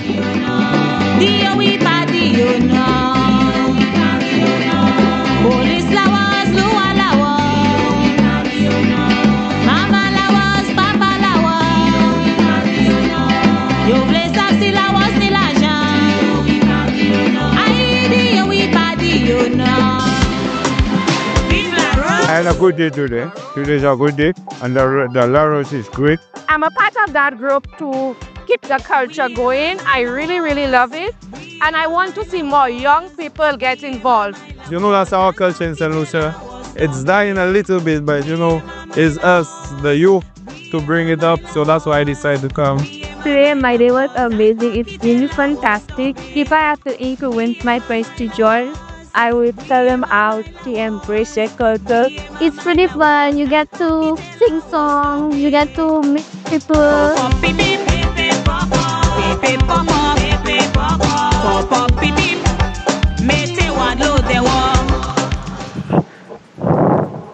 beep, pop, pop. We are live from Barnard Hill following the Emancipation Treasure Hunt. The teams are on the road. 7 teams are vying. They are on the road trying to get all the clues, trying to get to the checkpoints. The first to get to all the checkpoints will win $5,000 at the end of today. $5,000. So before we get to the updates on where the teams are at right now, we want to just let you know we just came off of a little promo there for La Rose Grand Fête. That is a church service happening 10 a.m. next week, a Sunday. That is the 30th of August in Moshi Groselay. So there will be presentations. La Rose Grand Fête is going to be on and rocking in Moshi Groselay. We invite you to participate in the continued activities to observe Emancipation Month. I now want to switch on over to Anthony at this time to just give us an update on where the teams are at for the Emancipation Treasure Hunt. All right. So again, following the leaderboard, we could see that only 2 teams remain at checkpoint 5. The other 5 teams have cleared checkpoint 6. So there's no clear person ahead right now, which is sort of good in its own sense. Yes, that means everybody is on a certain level in terms of deciphering the clues, and everybody is making headway accordingly. Trailing slightly behind, we have Ruggers and Who Moved the Clue. And of course, up front at checkpoint number 6, Negmao, Kicks Off Crew, Team Taiwan, Team Aika, and Team Chardel. And Anthony, that's also an indication that CDF has not made this activity overly challenging. Yes.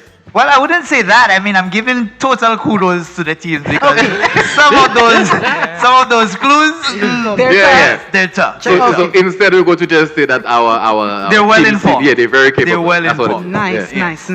And okay, we want to just cut to our historian, Louise Mathra-Serrier, just to give us an update since we've cleared the last checkpoint, 6. Yes. Checkpoint 5. Checkpoint 5 would have been Mikud.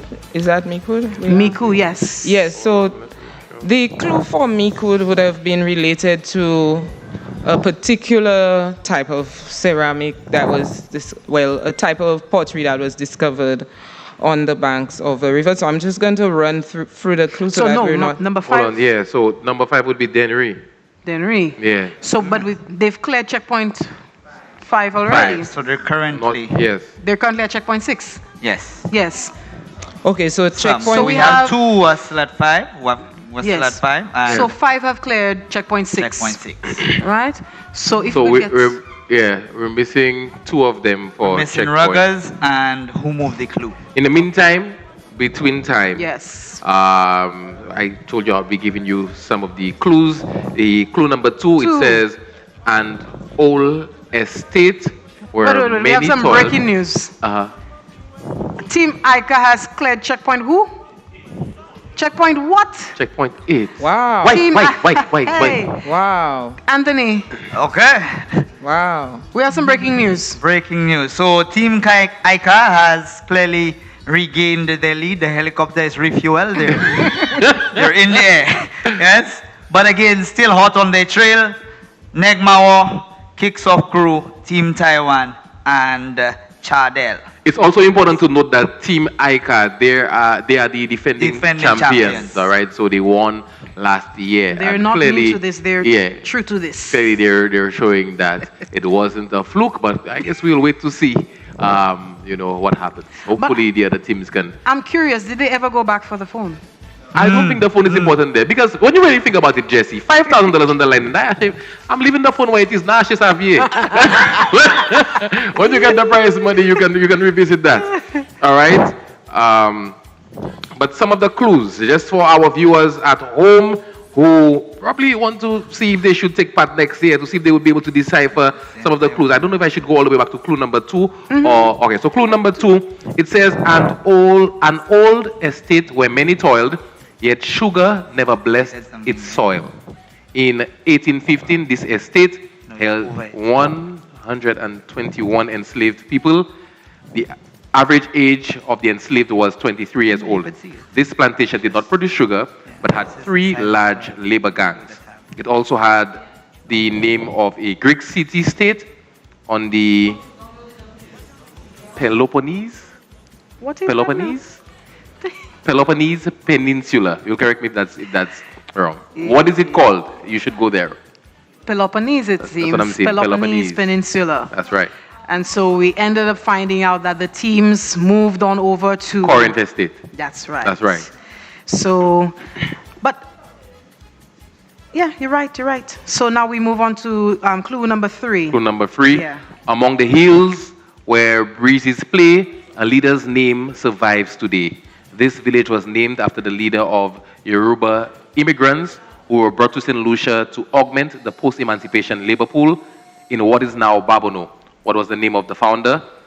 And of course, as you continue to journey in the named place, you will find a location, a place part of the named place where cultural wealth is celebrated, a mix of tradition, nature, beauty by a stream of running water. And that would have been checkpoint number 3, Folatisab. And of course, when they speak about the stream of running water, you know Folatisab has a nice river right there on its property. So that would have been clue number 3. The teams are trailing behind Team ICAR so far. We can see them on the Zoom live in real time. They are on the road. Let's see who we can ask. Ruggers, Negmawa, how y'all doing so far? I can have a big smile on his face.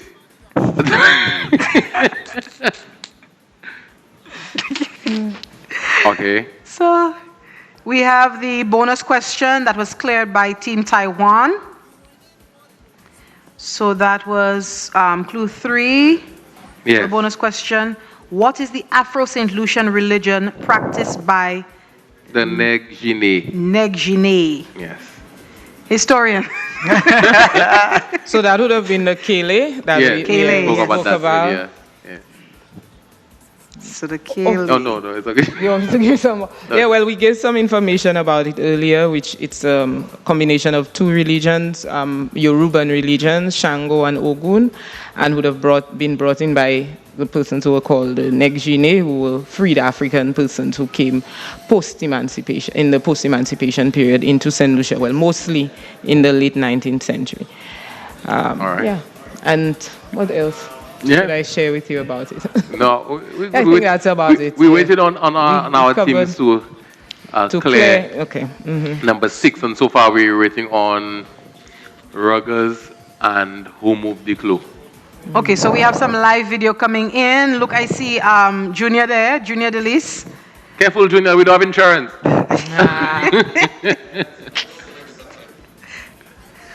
live video. Okay, so we're not going to disclose where that team is currently. Yeah. But you can guess. Is that one of our marshals? That's one of our marshals. And as you can see, the marshals are decked out in green, so it should be very easy. So that's Team Chadel on the live feed right now with the team captain, Junior Delis. All right. Clue number 4 would have been... Clue number 4 would have been a ridge so mighty it earned its claim, a barrier island-wide by name. When earth once trembled and slopes gave way, north and south were kept at bay. In 1938, a mountainside part of a ridge collapsed, which made travel to the south of the island impossible with landslides that killed 100 and made 700 homeless. Name the ridge and get to its highest forest view, and that would have been checkpoint 4, the Bad Lil. The Bad Lil. The Bad Lil. And for the people that be saying the Bad Lil, Chevy breaks. So that was clue number 4. We have seen the farthest team ICAR. They are now at checkpoint 8 so far. So we are at least 4 clues forward for the team that's furthest so far. Yes. We have some of the teams who are still. Well, who moved the clue have not cleared checkpoint 6. Well, they have not gone. Yes. Yeah, they haven't got checkpoint 6. If not, as well as ruggers, if not got to 6 as yet. And for the people at home, I mean, I guess if you're not seeing our leaderboard right now, you could tell that ICA is in the lead, but not just in the lead by 1 checkpoint. They have cleared the 2 checkpoints ahead of everybody else so far. So far, Team Taiwan has been doing very well. As a matter of fact, Team Taiwan has been very difficult to have a conversation with them because, like they said, that they've been busy. They're tactical. And it's one thing to be busy and going nowhere, but Team Taiwan have been busy and they've been clearing our checkpoints. Nek Mao as well seems to be a very good contender for ICA so far based on what we've seen. Nek Mao, they seem to be, if ICA has a helicopter, Mempa have Nek Mao near a drone. But something is causing them to be not too far behind. So as we get more updates, we'll let you know more on what's happening. And they're not too eager, you notice, that group to disclose their information, their location. Yeah. Negmawa, Kote Zodie. Yes, not at all. Good going. We're in the south. In the south? How precise? All right, around the island. Currently, that's a good place to be. All right, and don't. Now, when you're in the south, there, you know the south has some really good food. Stay focused. All right. Next thing you'll pull over on the side of the road and go and buy a little something to eat. They don't do that. All right. They don't have no like that. We're not even the breakfast. And I think we should head to clue number 5 since clue number 5. We love it. Yeah. We love it, Negmawa. Good going. In the valley where spirits roam, green gold grows and you call home. When plantations waned and fortunes fell, a farming system served the people well. This region was the site of development of a sharecropping agricultural practice that helped save the economy of Saint Lucia in the 19th century. Give the name of the system, look to your left, giant greenhouses overlook fields. In the schools, plantain farm, your next clue hides. And that was the Meteage mentioned earlier. If for those, for the benefit of persons just joining us, if you just give a little back information, we have clues number 5 and 6 so far. We can now speak on 6. No, well, we're still seeing that who moved the clue. Not yet. They're at 5. Okay, yes. so perhaps clue number 4 and clue number 5. Okay. So clue number 4 would have been the Bad Lil, if I remember and 5 correctly. would have been Denry. Yes. And so the clue number 4 spoke to the Bad Lil and actually sent persons from the point of the 1938 disaster, the disastrous landslide, which claimed over 100 lives. Or about 100 lives in Saint Lucia, and sent them to the highest point of the Bad Lil. And so the sad thing is we focus on the landslide which happened right there at Ravine Poisson. But in terms of the bad little, on a positive note, that forest conservation area in Saint Lucia was protected, and it's something that we should be very proud of that we did. In terms of, otherwise we would have found out a lot of these areas would have been cleared for plantations. But we ensured that we had the legislative framework to protect that part of Saint Lucia. And that was very forward thinking of us, because there are a lot of countries that would have wished that they still have these virgin forests, which they don't. There are some parts of the world that just have no virgin forests. Places like Barbados, almost the entire country was cleared off for plantations. And so this conservation area, there's a lot of good for our ecosystem. And so that's just a positive note about the Bad Lil and the history of that. But yeah, the focus was on the 1938 collapse, and we went through and spoke about the fact that this was around roughly 100 years after the true end of enslavement in 1938, when the apprenticeship system was shut down. So these are some of the things we've been discussing. Very interesting history that's coming up during this treasure hunt. This treasure hunt, yeah. Nice, awesome. Absolutely. I mean, building on just to talk about the treasure hunt overall, building on that legacy today under the national theme, we want to remind our viewers, understanding our past to create a pathway for the future. Our 5-member teams are stepping out into the footsteps of our ancestors. They are armed with official event passports. They are repping their gear that has been provided by CDF and the sponsors, and they are navigating the secret checkpoints, decoding the complex historical trivia. They started out in the north of the island in Rodney Bay, and they have been so far making their way to the south. This is where the clues have been bringing them, from Rodney Bay to Corinth Estate to Babono to Badlil, all the way down to View Fort at this time. So we wish all of them very well, and part of it is also learning a lot more about their country, learning about Saint Lucia, where we come from, a bit about our emancipation history as they go on this wonderful adventure for a chance to win $5,000. That could be you. It could be you. Next year, we have Emancipation Month activities. Gather your team of 5 people and determine that you are going to win the CDF Emancipation Treasure Hunt 2027. And right now, we are looking at the progress that's being made by the teams on the road right now. We have Team ICAR. So far, everything remains the same. Anthony? Yeah. Team ICAR still at checkpoint number 8. And the other teams at number 6. That is Negmawa, Kicks Off Crew, Team Taiwan, and Team Chardell. Team Ruggers and Who Move the Clue, trailing behind at checkpoint number 5, which is Mabuya. Yes, so Louise, you could give us some information about Mabuya. So I think we read the clue and it spoke to a sharecropping system. So earlier we would have discussed that system. It was known as the métayage system.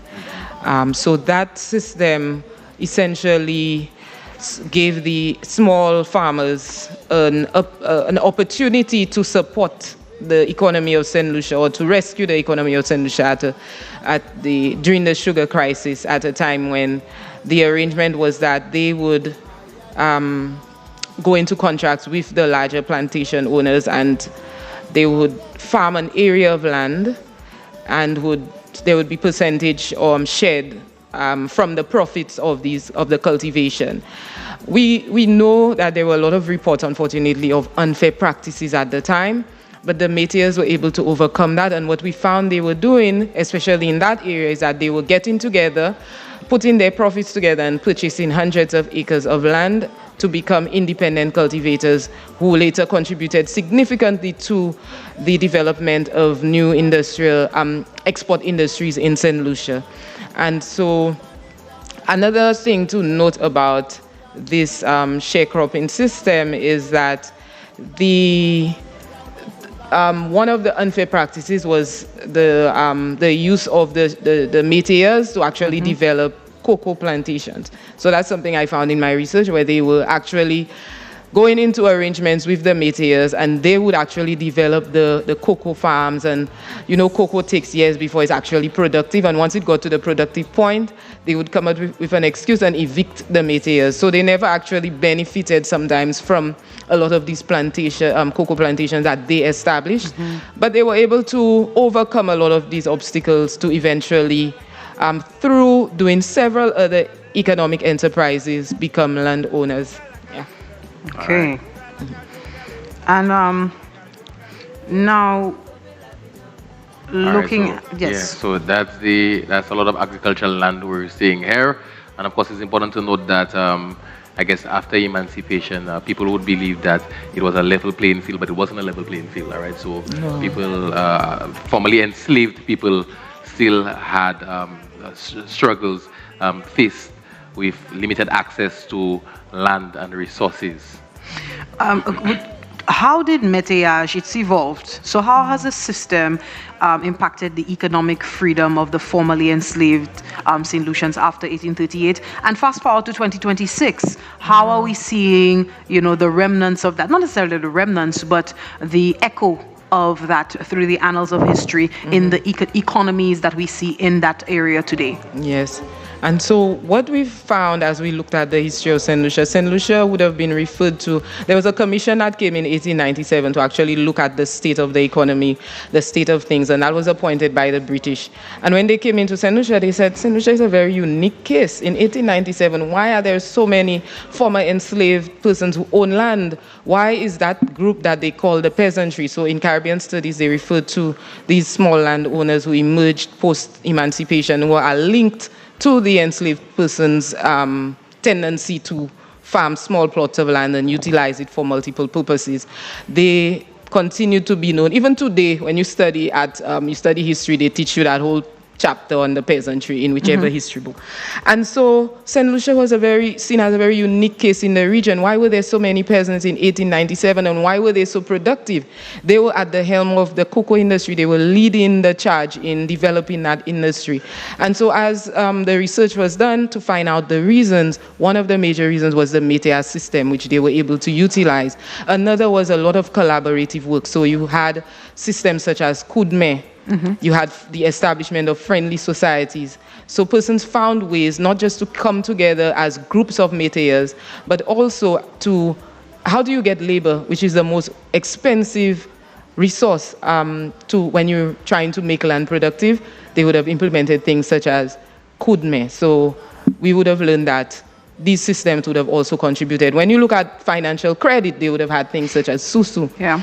And so in Saint Lucia, there were other things such as changes in land holdings related to the fact that a lot of the plantations did not survive the sugar crisis in Saint Lucia. Saint Lucia was already on shaky ground for a lot of other reasons, such as, the unrest with our previous situation with the brigands and so on. And so Saint Lucia was a unique case, and with the métayage system, we saw a large percentage of small growers, also known as peasant farmers. And the other place where you see something similar happening was in Jamaica. And because of that, we were able to have that high point in our economic history known as green gold, because that was led by these small farmers as well.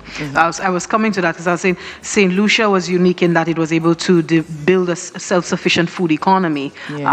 Speak to us about the crop diversification. You mentioned the cocoa, which was a disadvantage just to the peasantry, but speak to us about the other crops perhaps that that were advantageous to us eventually. Yes, and so what we saw was a sequence of the rise and fall of crops. Unfortunately, they were linked to demands from the metropole. We started off seeing the former enslaved very involved in the sugar industry. So the métayers would have started off growing sugarcane, even establishing small, in parts of Soufrière where they took on sections of old abandoned plantations, they would have established small factories where eventually they moved away from that as much as they can from the métayage system, or they would have also been participating in the central factory system. So they loved using former enslaved persons because they paid them less than purchasing cane from other larger planters. which was an unfair practice, but they used it to their advantage as much as possible, because what they did is while they sold sugarcane and gained income from that, they were also doing subsistence farming. And so we had almost equivalent areas planted in cocoa and in provisions. And so they were also feeding the nation. We had bread baskets across the region. Moving from that, you had the rise of the cocoa industry. So from around the 1880s, we would have seen reports in our newspapers talking about how the cocoa industry was being led by the peasantry, and we need to pay attention to that.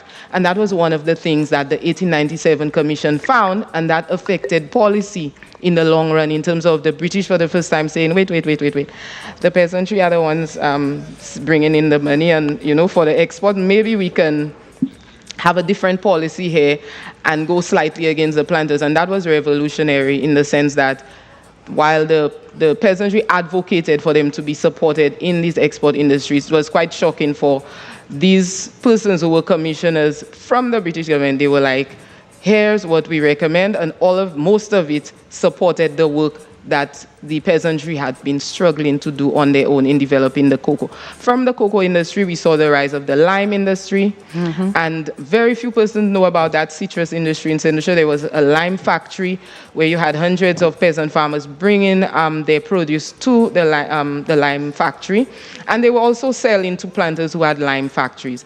We also saw the rise of the coconut industry in Saint Lucia, which was going on when we saw that 1940s issue with shipping and trade that came with World War II. And eventually they were able to continue it. Most industries were failing during that period, but I saw and noted the importance of regional trade with the coconut industry, because we were able to keep it going because we had agreements with Trinidad and Barbados at the time. And so that industry, although it did eventually collapse like all of the others that I'm naming here, we learned something about the importance of regional agreements and regional trade, because when things went bust on the global stage, we were able to keep it afloat through collaborating and exporting with Barbados and Trinidad. And so that's where most of our crops went during that very horrible World War II period. Then we go into the banana industry, and so everybody knows about the green goals that started its roots in the 1950s, but that's not where the real roots are. In the 1920s, we have the first agreement with an exporting business and started the banana industry in Saint Lucia. And diverse income as well. So the peasantry did not just rely on farming, they expanded. And that helped them survive. The fact that they not only relied on farming when something went, because we would have seen in the records, agricultural records, when the lime industry collapsed, the report would have been, well, the lime industry collapsed, the prices were bad on the international market. But locally, you would have had farmers realistically looking at all of their crops rotting on the farm. And so that is what we would have learned from oral history, the importance of that. It tells a story of the people who were on the ground, how they suffered. When you look at the agricultural documents, they don't talk about that. Yes. And so when we think of history and what you were saying in terms of, understanding their contribution, it goes beyond export, and it also goes to it. And we saw them doing other things, like they would have, worked within the city. Fishing. Fishing. Charcoal. Logs, right. They would have also been artisans that we don't speak about a lot, and persons who would have extracted leather and made leather goods, and so on. So they're very diverse, and it's something, I spoke about that in my own book, where I listed all of the different things they did in addition to, they did all of it because they needed to, because the pay on the plantations was so meager. Yeah. Interesting. We're getting these golden nuggets of historical information, putting it into the right context with the teams on the ground, where they're at, what they're doing. Just want update to on the checkpoint. Yes, Anthony. So we have an interesting situation right now. Of course, we have 3 teams at checkpoint 8, including Team Aika, who has been there for a while, if you notice. Yes. Maybe the propeller bell or something, but yes, they've been there. Yes. Team Kicks-Off Crew has caught up with them at checkpoint number 8, as well as Team Negmawa. So again, keeping the competition very healthy. Yes. Trailing behind, but not so far, we have Team Chadel. at checkpoint number 7. So they're making some progress as well. And behind them, Team Taiwan at checkpoint number 6. Again. And we realize, yes, they're busy. They're busy, but but they're busy making gains. Who moved the clue? Yes, who moved the clue? They're still and at checkpoint Ruggers 5. still at checkpoint number 5. I wonder if now would be a good time to check on who moved the clue.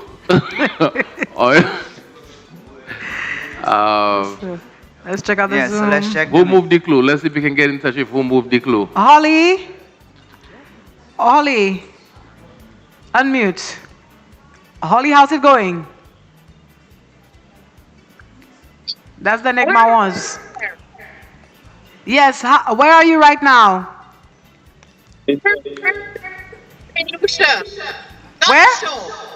In Saint Lucia? Saint Lucia. We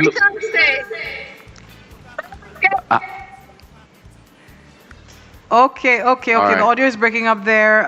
We're going to check there was on. another team that we saw. Who's the other team that's 5. Let's see if we can get in touch. Checkpoint 5 would be Ruggers. Ruggers. Let's try to see if we can get in touch with Ruggers. That's Rodney. Is it? Yes. Rodney, how you doing? Ruggers. Y'all doing good? Y'all lost? Yes, but we're okay. I think we make a wrong turn and we end up in Martinique. Oui, VAC. Are you making progress too? We are back on track now. Back on track too. So you're heading to checkpoint number 6 right now? Yes. Okay. All right. Well, we're wishing you guys the best. Anything you want to say to them, Jesse? Press gas. Right now, y'all are not too far behind, but just the people are moving with gas, so move with diesel. All the best, guys. We'll talk to you in a bit. Negmawa. Krista, how you doing? Hi. How's it going, Krista? We okay. We great actually. We up Castries Day. That message for Ika. Okay. Now seriously, how has the experience been so far? It's 9:40. We very competitive. We were just saying that. They're going fast. Like everybody enjoying themselves, but we're really serious about closing that gap between us and Ika. Nice. Aaron, you're not missing a signature. I think somebody called it a phone. So the strategy beyond just, I guess, deciphering the clues is to ensure that no team pulls too far ahead of y'all. Please, that's the plan. All right. So if you guys win, if you guys win the 5,000, who deserves the most? It's equally So who deserves 2 bears? Who deserves 2 bears? Oh, the driver. The driver. After they finish dry. Because don't drink and drive. All right. Awesome. Nice. Bernice, how you guys doing? Unmute. One thing, Bernice, have that pen in her hand there. Carefully before you juke the camera.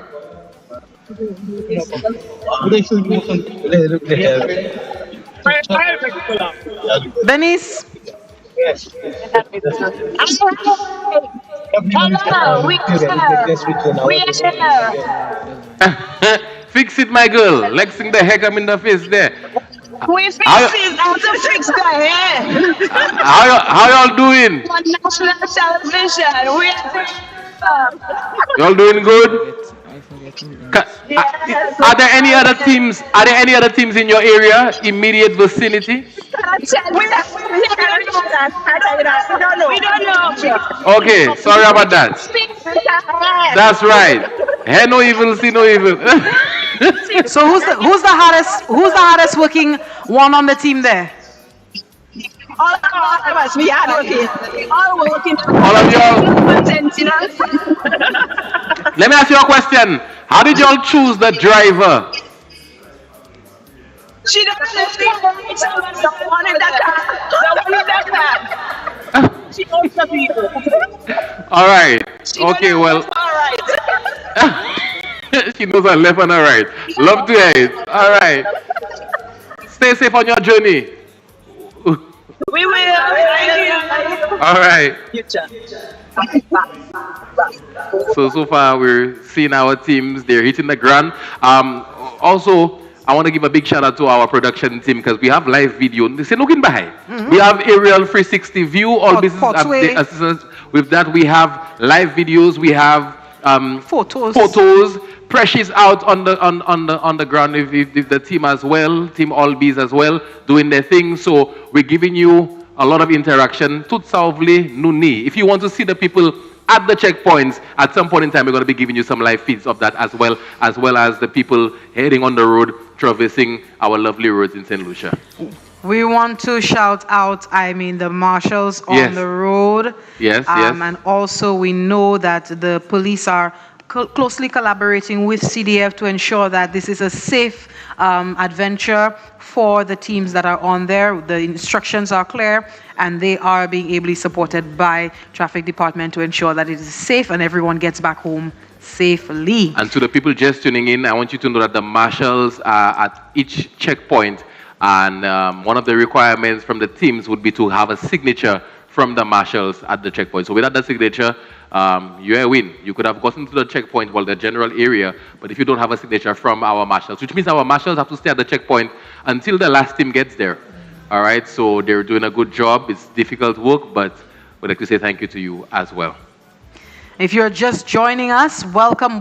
You're watching the Cultural Development Foundation's Facebook or YouTube feed. We are live. You're wondering what's going on. Messiah, it is the Emancipation Historical Treasure Hunt. It's happening right now. We have teams on the road right now. We're following them, as Kidel indicated. Video footage, photography. Tutbai is on the road right now, and we're getting the first-hand experience of this treasure hunt happening. The prize, the grand prize, is $5,000 for the teams that are on the road. Not Naira, EC. EC dollars. Building on that legacy today under the national theme, we want to remind you it's understanding our past to create a pathway for the future. We're wishing all the teams all the best of luck on the road right now. A quick update from Anthony on the dashboard.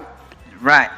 So Team ICA, they fixed whatever the problem is, and they are currently at checkpoint number 9. But again, still neck and neck with them is Negmawa. They're not giving up. They're hot on ICA's trail, and Kicks Off Crew is actually gaining some momentum. They too are at checkpoint number 8. At checkpoint number 7, we have Team Chardel. At checkpoint number 6, Team Taiwan. And checkpoint number 5, Ruggers and Who Moved the Crew. All right. So the competition is stiff, but we're making good headway. Look like we might be out of here before 7 o'clock. And as soon as everybody gets to checkpoint number 6, we'll head over to our historian to give us some more information on that. But in the meantime, between time, I just want to remind you that it is the Emancipation Historical Treasure Hunt live broadcasting from the Cultural Development Foundation. And we were taking a break, so we'll be back with some more action in just a moment. To articulate. Enkindling our consciousness is about bringing an awareness to our past. Oh my God. As a people, it's important that we are aware of where we're coming from, who are our ancestors. Emancipation, moi, c'est pouvoir moi ni pour développer comme moi et nation moi. Our forefathers were not merely passive recipients of emancipation. The story of their struggle must be told. I'm gonna stand up, take my people with me. Together we are going to a brand new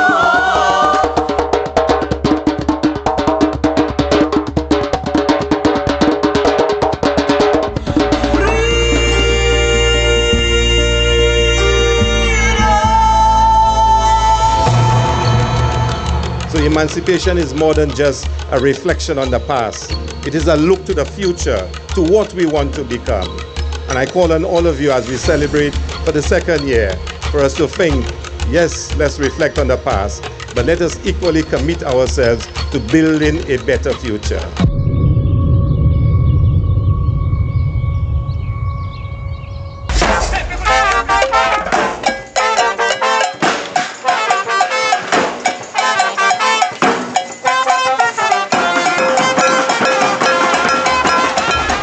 My mother, they whipped her because she cried about them whipping my father.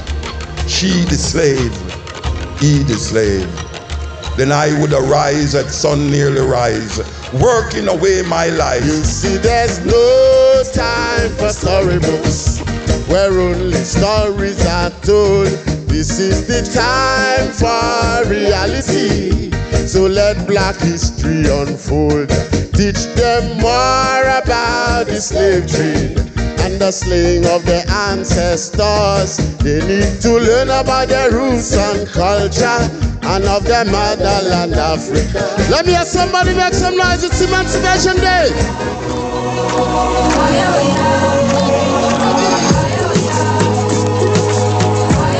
We will unveil what I believe are masterpieces, and for us to see more of that in Saint Lucia. This government remains very supportive of those initiatives. Emancipation is that safe haven for the soul. And in my imagination, I am the place that my soul goes to know itself.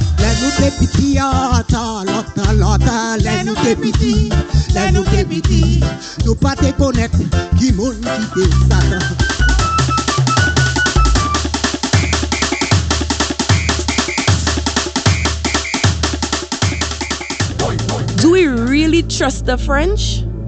Exactly. How do we know that they will not betray us? Huh? Use our manpower and exploit our knowledge of this land. Go, shit.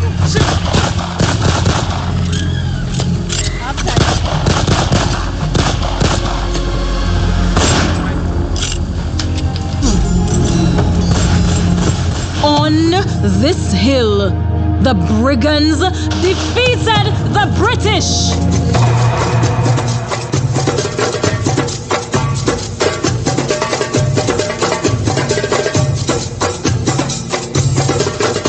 Won't you help me sing this song of freedom? Is all I ever had. Mr. Billy Joe, he alone. Let me hear you, Saint Lucia. God the slave master. Everything you ask the man, him say tomorrow I'll be waiting in a vein down there in a sorrow. Greedy Joe, what make you go along so fire?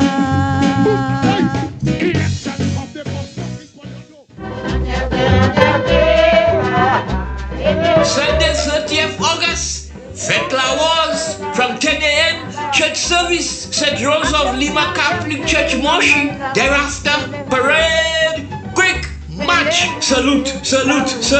And nous descend Mamai la Rose to Moshi Playing Field, côté nous kay présenter a beauty of road. Mamai la divine. Nous kay célébrer, nous kay bouiller, mais si nous pas bouiller, la Rose kay mort. All are invited. Sakitan, Disakipatan. Presented by Government of Saint Lucia, Cultural Development Foundation, sponsored by Flow and Echo. Mamai la divine. Why?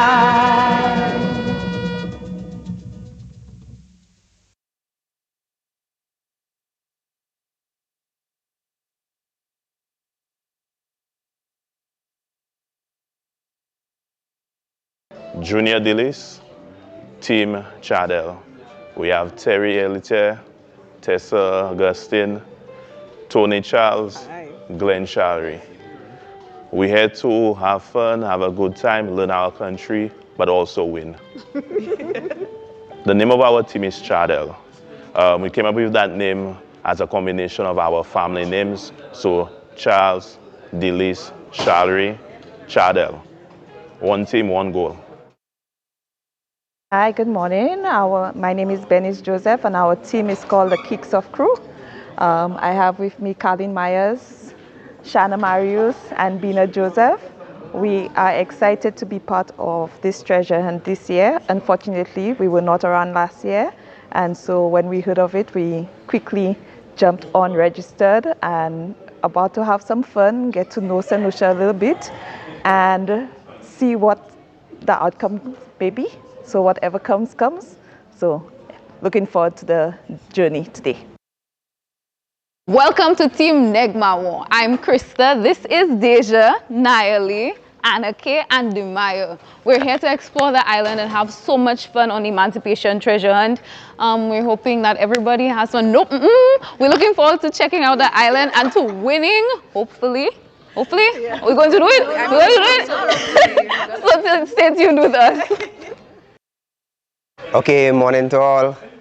We are excited to be here. We are the Ruggers, and we are going to be the winners of this challenge. We have Christopher Duncan, Signa, President, Vaname Maxius, and Espolita. She would be our, no, she's not the secretary. She knows a lot of the history of the island, so that's why she is here. And today is going to be a very exciting day. We can't wait to start, and we'll see you guys at the finish. Why are you called Ruggers? Because we are part of a touch rugby team, and then we just find it fitting to use that name. Greetings, my name is Bruce Ferdinand, aka King B, and I'm here with Team Ica, the defending champions. And this is Aaron Alexander, Shokima, and Gideon, and we're here to retain our title, defend our title, not retain, but defend our title. Hi everyone, we are from the Taiwanese Embassy. My name is Yu Ting. Here's my team member, Jolene. Right. We're thrilled to be here. Hi everyone, we are team Who Moved the Clue. We drove up here all the way from down south, Miku. We're coming from Miku, and this is our very first time participating. Actually, one of our colleagues who isn't here right now came up with the name. It sounded like fun and everybody loved it, so we decided to go with this name. So we're looking forward to having a day full of fun and just enjoying it overall. So thank you for having us. Do we have any update on Ruggers? They've been at Wilson. We have Tyra President. I am Holly Bikar, and this is Sydney Wilson.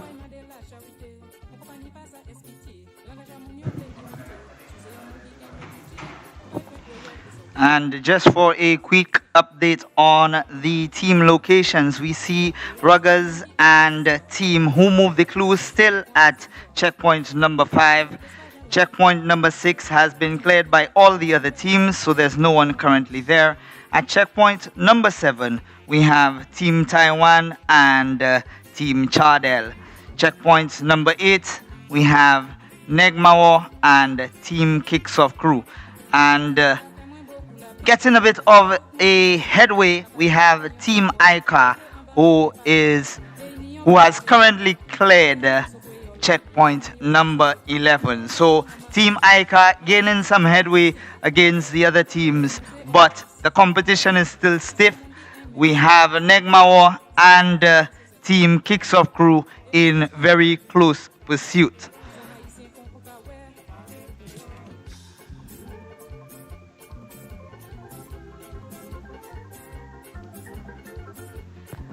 Okay, can we touch base with Team Ruggers? Team Ruggers? Team Ruggers seem to be very busy right now. What about Team Who Moved the Clue? Talk to us. Give us an update. What's happening with Who Moved the Clue? Reminder to unmute your mic so we can hear you. Team Who Moved the Clue?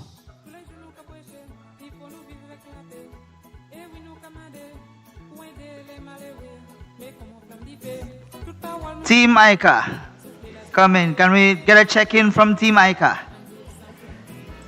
Currently cleared checkpoint number 11. Give us an update, please. Team Ica? Our Team ICA is in deep conversation. They're not even hearing. You know, they're getting set for the next checkpoint. What about Team Negmawo? Everyone seems to be very much in discussion, figuring out the clues. Windows up, windows up, windows up. Windows up. All right, we have Team ICA.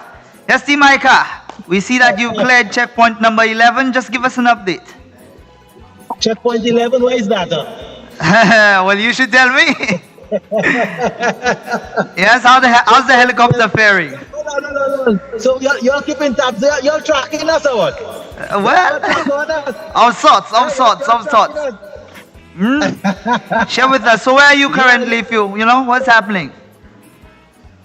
We on the road, we I don't know how many teams are ahead of us, but yeah, we are still on the road. We are heading out of checkpoint number 11, yeah, number 11, we just cleared it. So we are on the road. The weather is nice and sweet.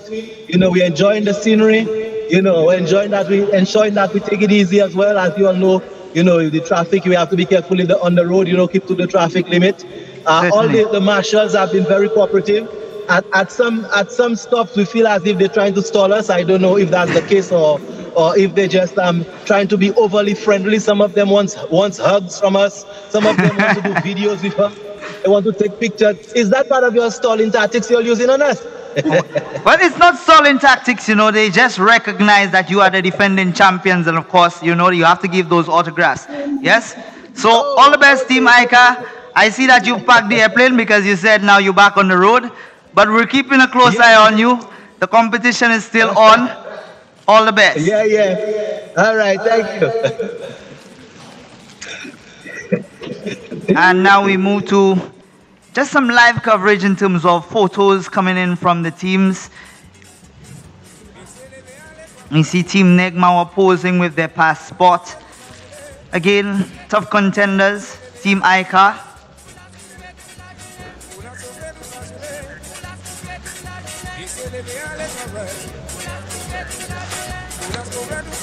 Team Negmawa again.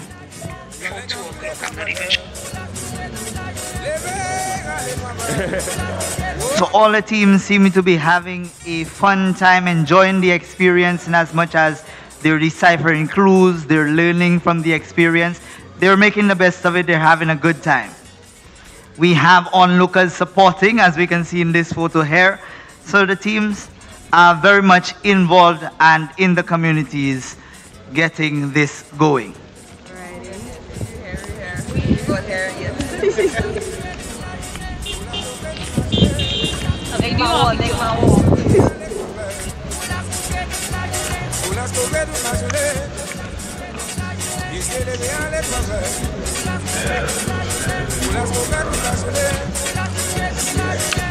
Again, persons out there in the community, if you see the teams, of course, shout them out, give them that support, and of course, be part of the excitement happening at this historical treasure hunt.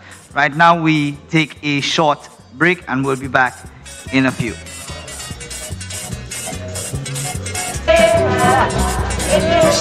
30th August, Fête La Rose, from 10 a.m., church service, St. Rose of Lima Catholic Church, Moshi. Thereafter, parade, quick march, salute, and with the sound Mama La Rose to Moshi playing field, Kote Nukai presente, a beauty of Rome. Mama La Rose.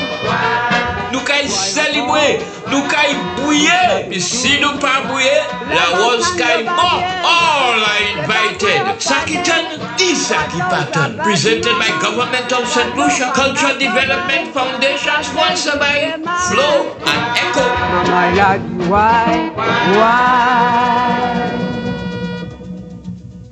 My emancipation is my right to articulate my thoughts. Enkindling our consciousness is about bringing an awareness to our past. As a people, it's important that we are aware of where we're coming from, who are our ancestors. Emancipation moi c'est pouvoir moi ni pour développer comme moi et nation moi. Our forefathers were not merely passive recipients of emancipation. The story of their struggle must be told. I'm gonna stand up, take my people with me. Together we are going to a brand new home.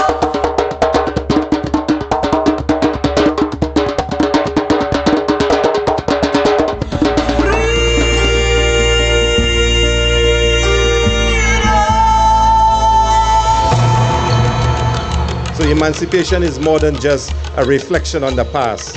It is a look to the future, to what we want to become. And I call on all of you as we celebrate for the second year for us to think, yes, let's reflect on the past, but let us equally commit ourselves to building a better future.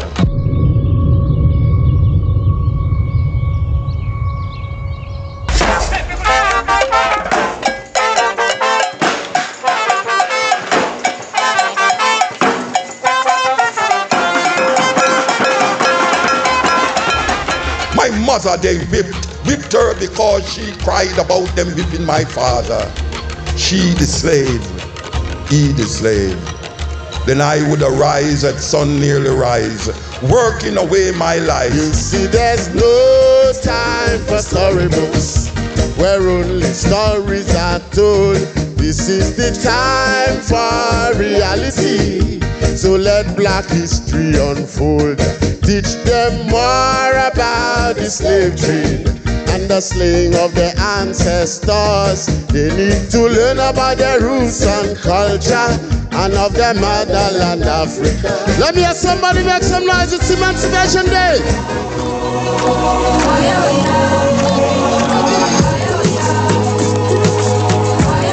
We will unveil what I believe are masterpieces, and for us to see more of that in Saint Lucia. This government remains very supportive of those initiatives.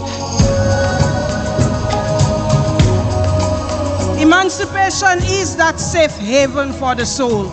And in my imagination, I am the place that my soul goes to know itself.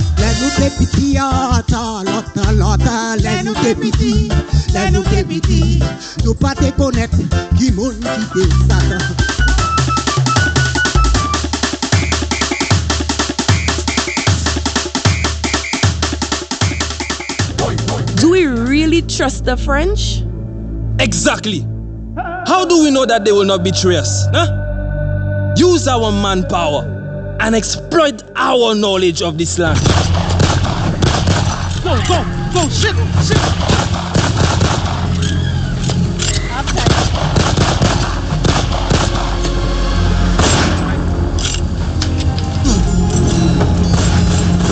On this hill, the brigands defeated the British.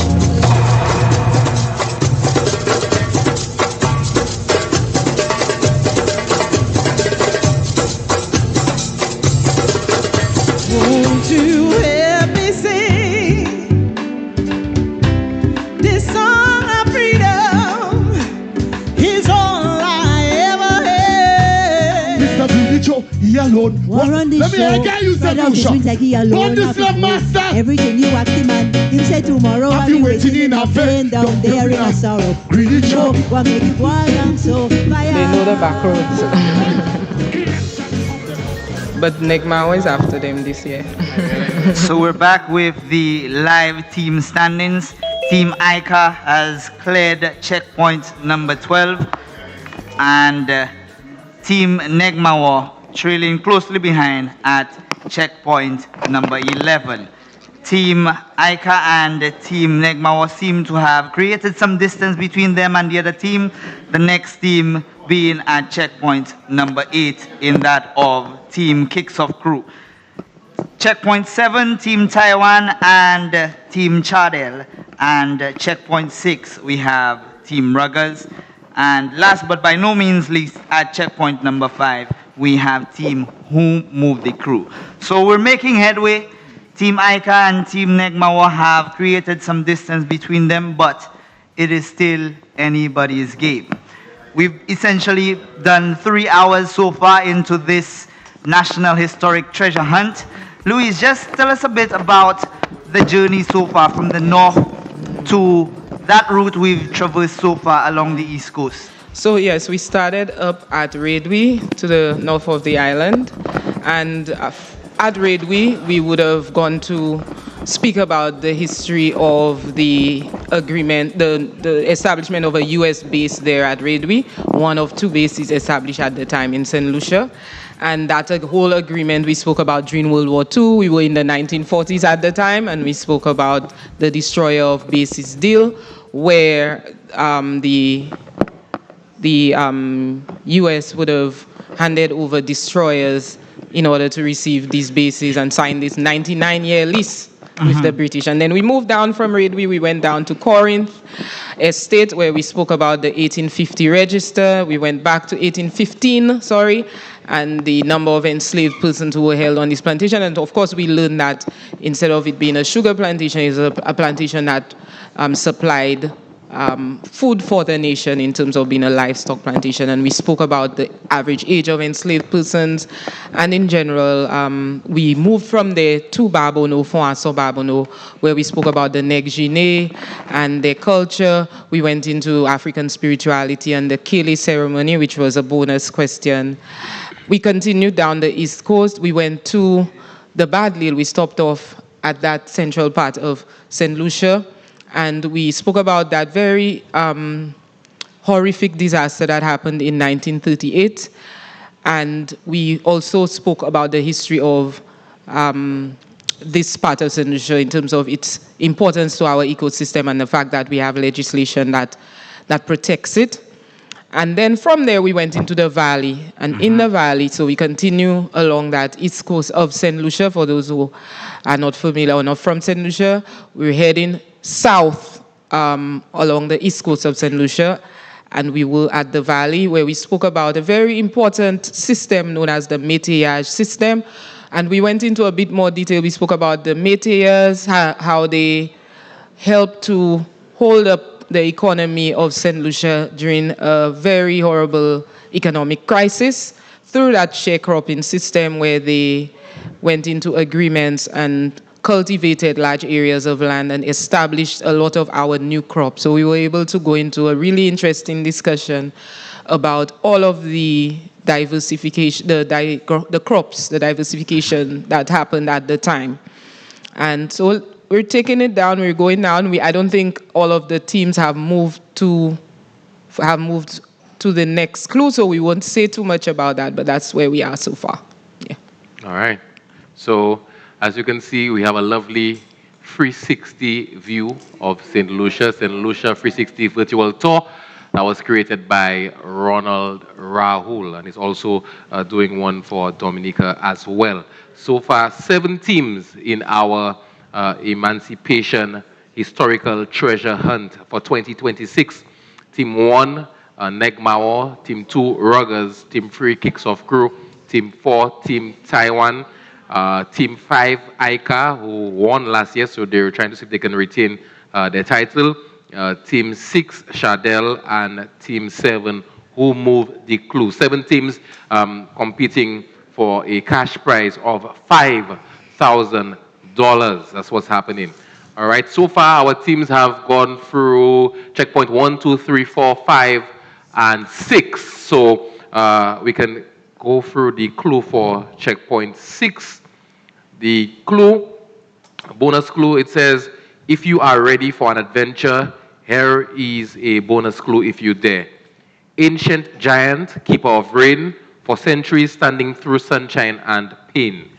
Born of land across the sea, native to Madagascan soil, yet rooted here for all to see.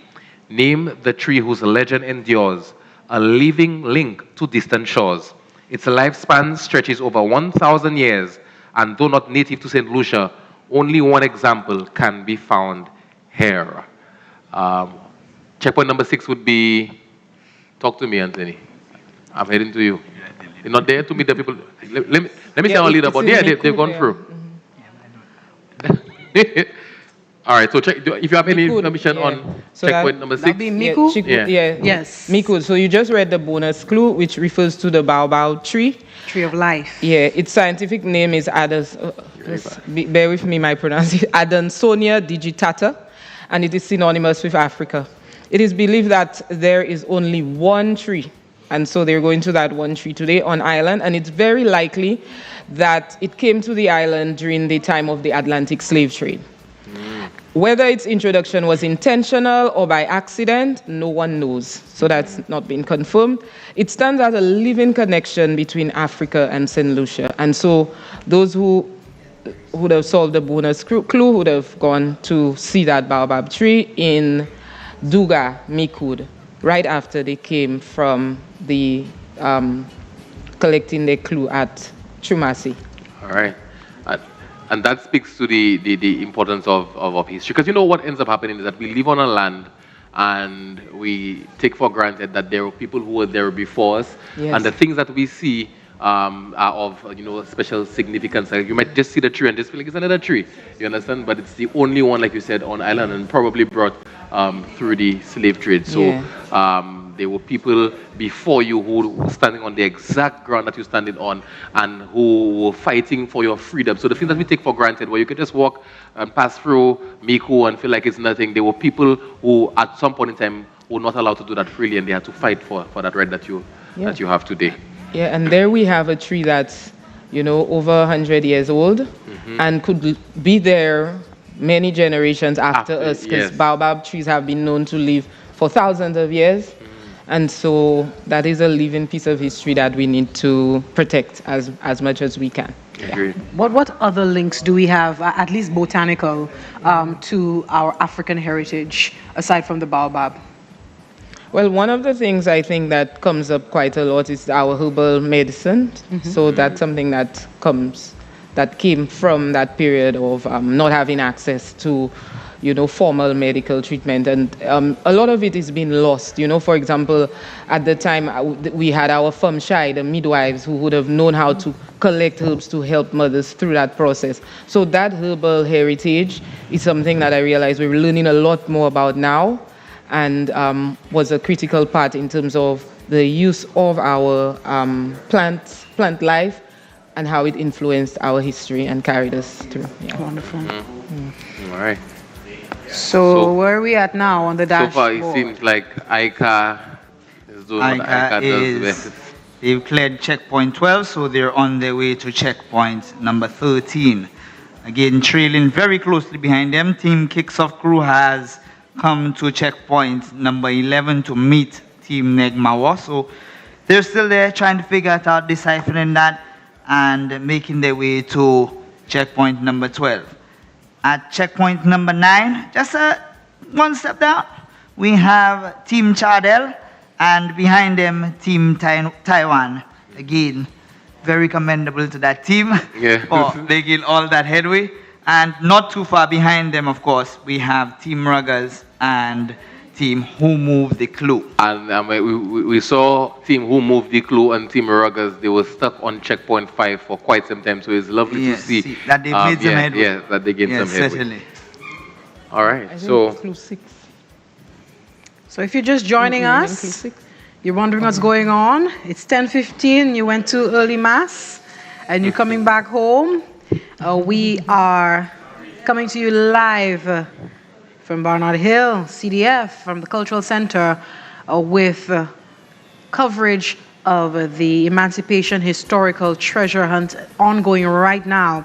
We have 7 teams of 5 people each, and they are on the road. They're in the south right now, but we had a very early day, Kidel, from the north of the island. The teams at about what time? 6:30? Yeah. 6:30, yeah. They dashed out of here and they started in the north from Rodney Bay, and they have been zigzagging their way all down to the south of the island, and they're expected to be back up here hopefully by sundown. But it is very engaging. The teams are fully focused, jumping, running, sprinting, to get the clues, to get to the checkpoints, to solve the riddles, and to ultimately try at winning a $5,000 cash prize today. This is part of the activities on the calendar of the CDF to observe Emancipation Month, and this activity is standing alongside powerful national observances so far, like the Emancipation Lecture, the Say Their Names Tribute, community cultural showcases. We are building on, actually, today, the overwhelming success that we saw with the inaugural 2025 Emancipation Historical Treasure Hunt that happened that last year, 2025.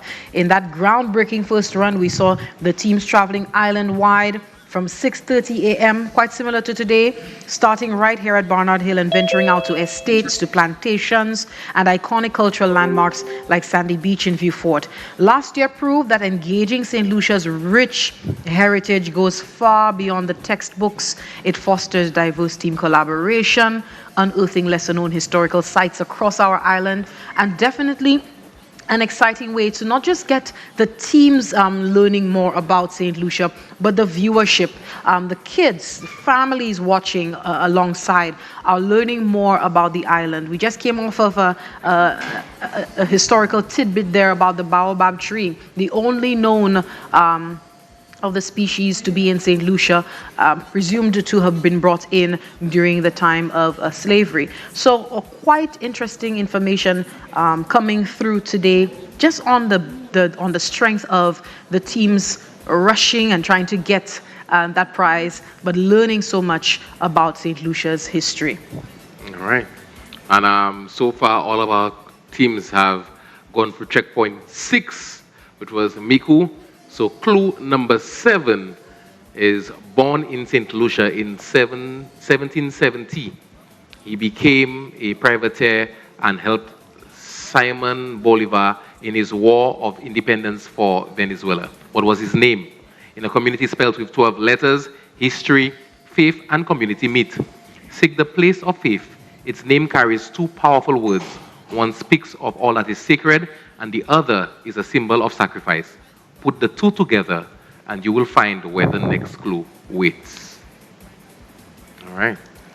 So, in just a moment, we will let you know where checkpoint number 6 is. Number 7, sorry. Number 7, yes. So you know. That's in Deriso? So yes, I think. Yes. Oh, we allowed to go ahead? Yes. So yeah. no, we're heading to checkpoint number 6. Yes, Trumase. Trumase, yes. Trumase. I think, you want to speak about the first part of the clue?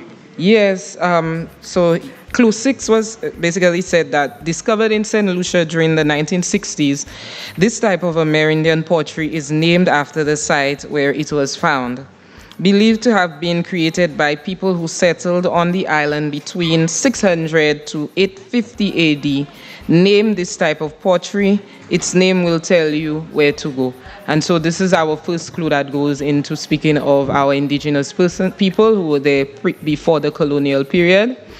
And it speaks of the Trumasoid ceramic series discovered in St. Lucia in the 1960s. This Amerindian pottery was named after that site at Trumase in Mikud, and it dates from where it was found, as they said in the clue, 600 to 850 AD. Trumasoid was first identified on the banks of the Trumase River in Mikud. Its primary archaeological significance lies in marking the post-Saladoid cultural transition where our early regional trade networks, the early regional trade networks from mainland South America fragmented into localized Caribbean island identities. And so, very interesting move towards that pre-colonial period and a recognition of the indigenous people who lived here, that sometimes, we forget about our indigenous people and their contribution to our history. Yeah. Awesome. I think we can move. Are there any other known excavation sites or sites, Amerindian sites, in Miku? Yes. Interestingly, it's not well known, but it's not hidden. If you go into Monrepo near the where they call the Potwe Beach area, which is along the East Coast, right across from one of the places I was actually in the clue last year, which is the this estate. I'm just forgetting the name. A botanical garden and estate. Okay, somebody will remind me. But yeah, so if you go across to the coastal area there actually there's evidence of remains of indigenous persons there, artifacts, and persons go, they hike, they look at it, and some of it needs to perhaps in the future be protected in some way, or recognized, documented. But I'm not sure if it's an excavation site, but if you look at near Le Paradis, I think if I remember correctly, there should have been an excavation site there at some point, but I'm not too familiar with all of Saint Lucia's excavation sites. But these are the areas that I have heard about, to be confirmed by somebody who's more into the archaeological part of things. Yeah. Okay. What did these ceramics, what insight did these ceramics give into the lives of these people at that time? Yeah, well, this would have told us, there's a lot. I could remember going as part of a team to an archaeological site, and we found what we would consider a gold mine, which is their dump, where they dumped basically the equivalent of a garbage dump for indigenous persons. And it would have told us, given us indication of the extent of the settlement. So through that dump, we would have been able to know that, okay, there were 20,000 persons settled along that stretch of beach, of air. So things like that. It would also tell us what period we're looking at in terms of the period they lived in, how far we go back. It would have given us some insight into which specific grouping of indigenous people we're dealing with, because there were differences in how they crafted their pottery. Yeah. Interesting. Where are the ceramics now? Where's the pottery now? I have no idea. I'm not too sure. Yeah. Okay. Hopefully in a safe. Interesting. Probably the National Trust. National Trust. Yeah, I'm hoping. Right. Yes, I'm not too sure. Right. It is, yeah. Okay, right, so Anthony, what are we looking at now? I would have read currently in Viewport. Yes, nice. Yes. Which takes us to our next clue, yeah? Yes. So I leave that to you. Yes. I would have read clue number 7, but I'm not certain that all of our teams would have passed checkpoint number 7 as yet, have they? Yes. Oh, yes, they have. So, yes, clue number 7, which I read a while ago. Should I read it again, or should we just engage you immediately? I'll read the clue. I want to hear. I'll read the clue again. It says, born in Saint Lucia in 1770, he became a privateer and helped Simon Bolivar in his war of independence for Venezuela. What was his name? In a community spelt with 12 letters, history, faith, and community meet. Seek the place of faith. Its name carries 2 powerful words. One speaks of all that is sacred, and the other is a symbol of sacrifice. Put the 2 together, and you will find where the next clue awaits. Yes. So this clue would have taken our teams through the community of Deriso, and we would be referring to someone by the name of Jean-Baptiste Bidot. Born in Saint Lucia in Deriso in 1770, so we're going back to 1770, Jean-Baptiste Bidot became a privateer and helped Simon Bolivar in his war of independence in Venezuela. Jean-Baptiste Bidot is celebrated as a hero in Venezuela and is commemorated by a bust in Bidot Park in Castries. Bidot is believed to have saved the life of Simon Bolivar, enabling him to survive the revolution and eventually leading much of South America to independence in their wars against Spain. So here we have someone who impacted on the broader context of the liberation of nations in other parts of the world outside of Saint Lucia. Nice. Yeah. All right. Okay, so is there any surviving documentation that proves where Bidot's family exactly is from, or where they exactly lived? Not that I know of, but there's a lot of documentation that's yet to be found in the archives in Britain, in France, and we're still uncovering documents now. So whoever did this research on Jean-Baptiste Bideau would have most likely engaged primary source documents in terms of his place of birth or some other sort of records. But in terms of being able to pinpoint, that would be interesting. Something I would love to know more about myself. Awesome. And we have an update. Teams are moving quickly through the various checkpoints. Currently cleared checkpoint number 7, which is the furthest groups so far in terms of, well, I should say the closest, not the furthest. Right. We have Team Ruggers, they've cleared checkpoint number 7, as well as Team Taiwan and Team Who Moved the Clue. Slightly ahead of them at checkpoint number 9 is Team Chardell. Ahead of Team Chardell at checkpoint number 11 is Team Negmao and Team Kicks Off Crew. And still in the lead, but not by a stretch anymore, is Team Aika, who have cleared checkpoint number 12 and is currently making its way to checkpoint number 13.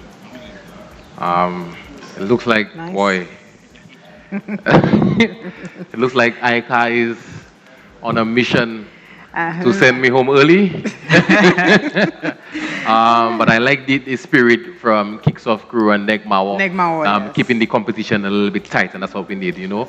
And as you can see from our Zoom, our teams are having lunch. Some of them, I mean, those who are not driving, having lunch whilst they're on the go, because yes, Michael, nothing easy. Put it down next thing that people see that.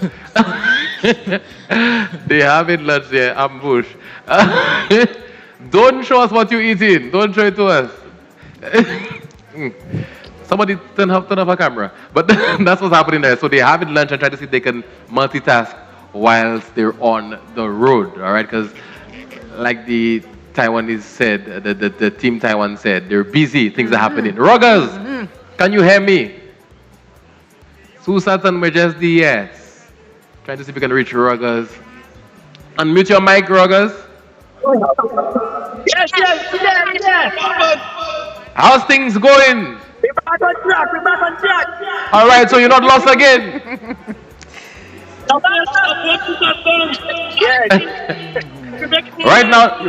Right now, there we need to see if we can, pull out all the tricks from the hat. To try and see if we can close that gap there, because I can't a little bit too far ahead.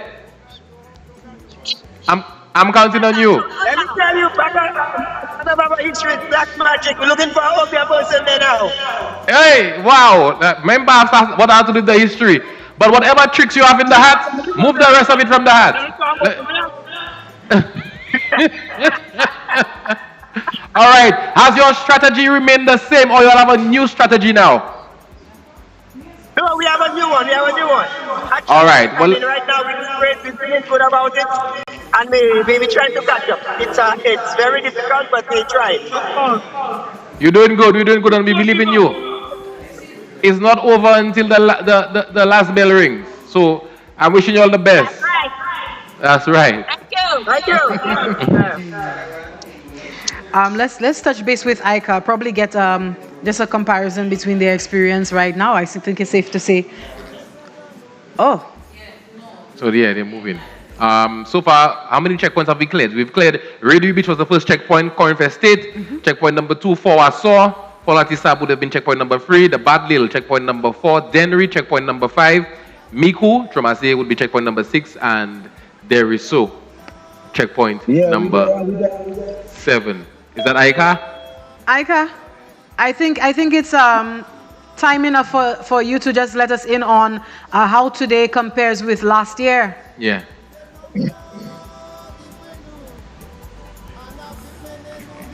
Okay. Aaron? It seems the whole, because you see when they get there, the whole team, all hands on deck. Wait till the driver sit, let everybody get out, because things have to happen. And there's different strategies that the teams might use, to get ahead. Because imagine you end up in a place and you're not being efficient. You're just leaving people inside of the vehicle. Everybody needs to get out. All hands on deck. And I realize every time Aika gets to a location, all hands are on deck. Try to see if they can make some way. Team Taiwan. I don't know. He's back. He's back. Aaron, how's it going? Where are you right now? Yes. Pretty good for now. Are you on the West Coast?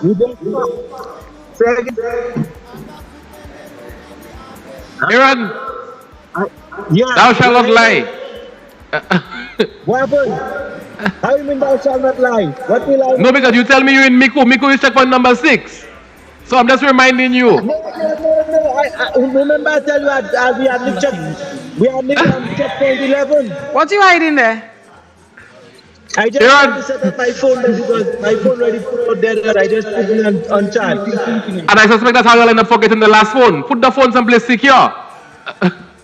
No, we have backup phones. We have backup phones. Okay, so we have some fresh updates. Aaron, we'll circle back to you in a bit. Yeah, we'll get back to you in just a moment. No problem. So Anthony, talk to us. What are you looking at? So the teams currently Ruggers and who moved the crew have cleared checkpoint 7 and are on their way to checkpoint 8.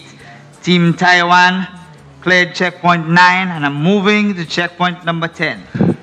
Team Negmawo, kicks off crew, and Chardel have cleared checkpoint 11 and are trying to catch up with Team Aika, who has currently cleared checkpoint number 13.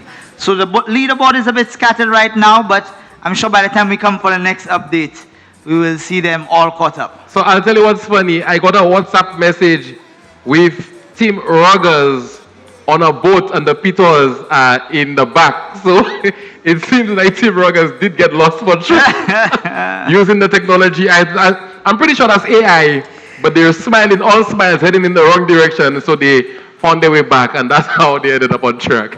I wish you could put that picture on screen. How do I get that picture? Let me see if I can get that picture.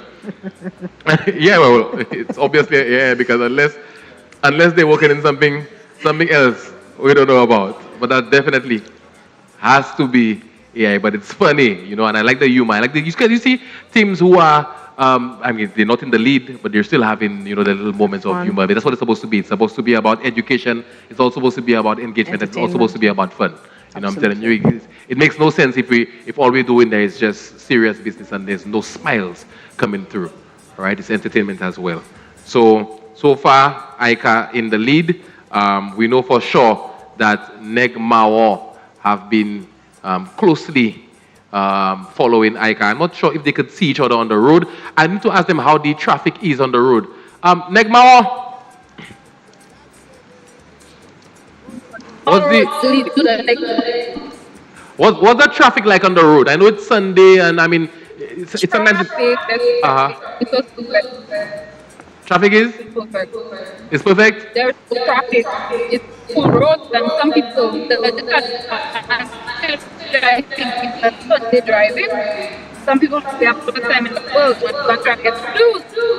Okay, awesome. Is it raining where you are? Oh no, it isn't. If it's raining for anybody else, we're not. Okay, all right.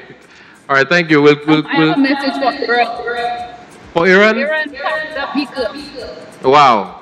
We'll let him know. That's fine. In the meantime, careful there while you're eating and you know, yes, make sure the seatbelt is proper. God bless you. Aaron, you back there? You ready? Yeah, I'm good. Okay, situation stable. So we wanted to get a little bit of a contrast. It's a good way in the day so that we could find out how, the comparison between last year and today. How is it for you? How are you feeling as compared to last year? I'm not sure. I would say we are moving a lot easier because the traffic is not so much. Last year we had a lot of construction. I remember the Namalco trucks, you know, seem as if they were planned to kind of delay us and to keep us back. So we encountered a lot of that on the road. So far we've not encountered any sort of heavy equipment on the road. So it seems that heavy equipment is on the road weekdays and probably even Saturdays. But so far the traffic is nice, you know, not too heavy. So we are maneuvering quite nicely. Well, the weather is sweet. everything, we've not encountered any rain or anything so on the way. Last year it was bright and sunny likewise. We got the same sort of weather. I think so far everything is going quite nicely with us, and it is pretty much reminiscent of last year's treasure hunt. Everybody's in good spirits, everybody in high spirits. We would pass some of the earlier when we would pass some of the other navigators on the road, or the treasure hunters would blink them and so on, but they seem like they're so entrenched in what they're focusing on, they fail to blink back. But we're keeping the team spirit up, and we are showing courtesy to drivers on the road, not getting too much involved in any kind of speeding and so on. So I think generally everything is on par and we're going good. Team Taiwan. Hello. How's it going?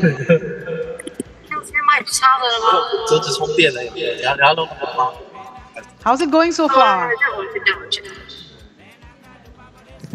Team Taiwan. Yes. How's it going? How is the treasure hunt going so far? Yeah, we're still in We spend a lot of time in Beaufort. So there was a bit of a challenge there? Okay. Yes, we kind of lost in the middle, and we can you see us still? Yes.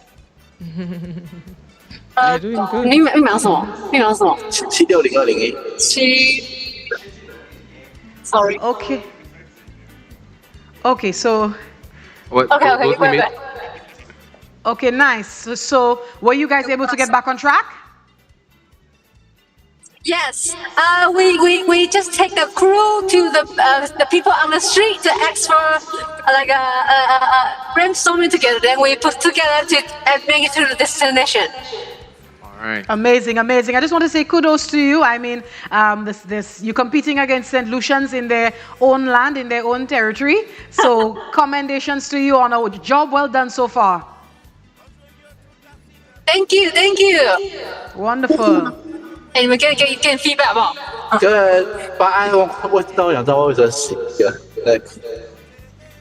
Okay. Thank you. All right. That was Team Taiwan. As a matter of fact, Team Taiwan are having so much fun. They even stopped to sightsee. That feels like an excursion. Yes. They're having fun. It's a win-win. Yeah. Okay, who moved the clue? Yes, we're looking for. That's Holly.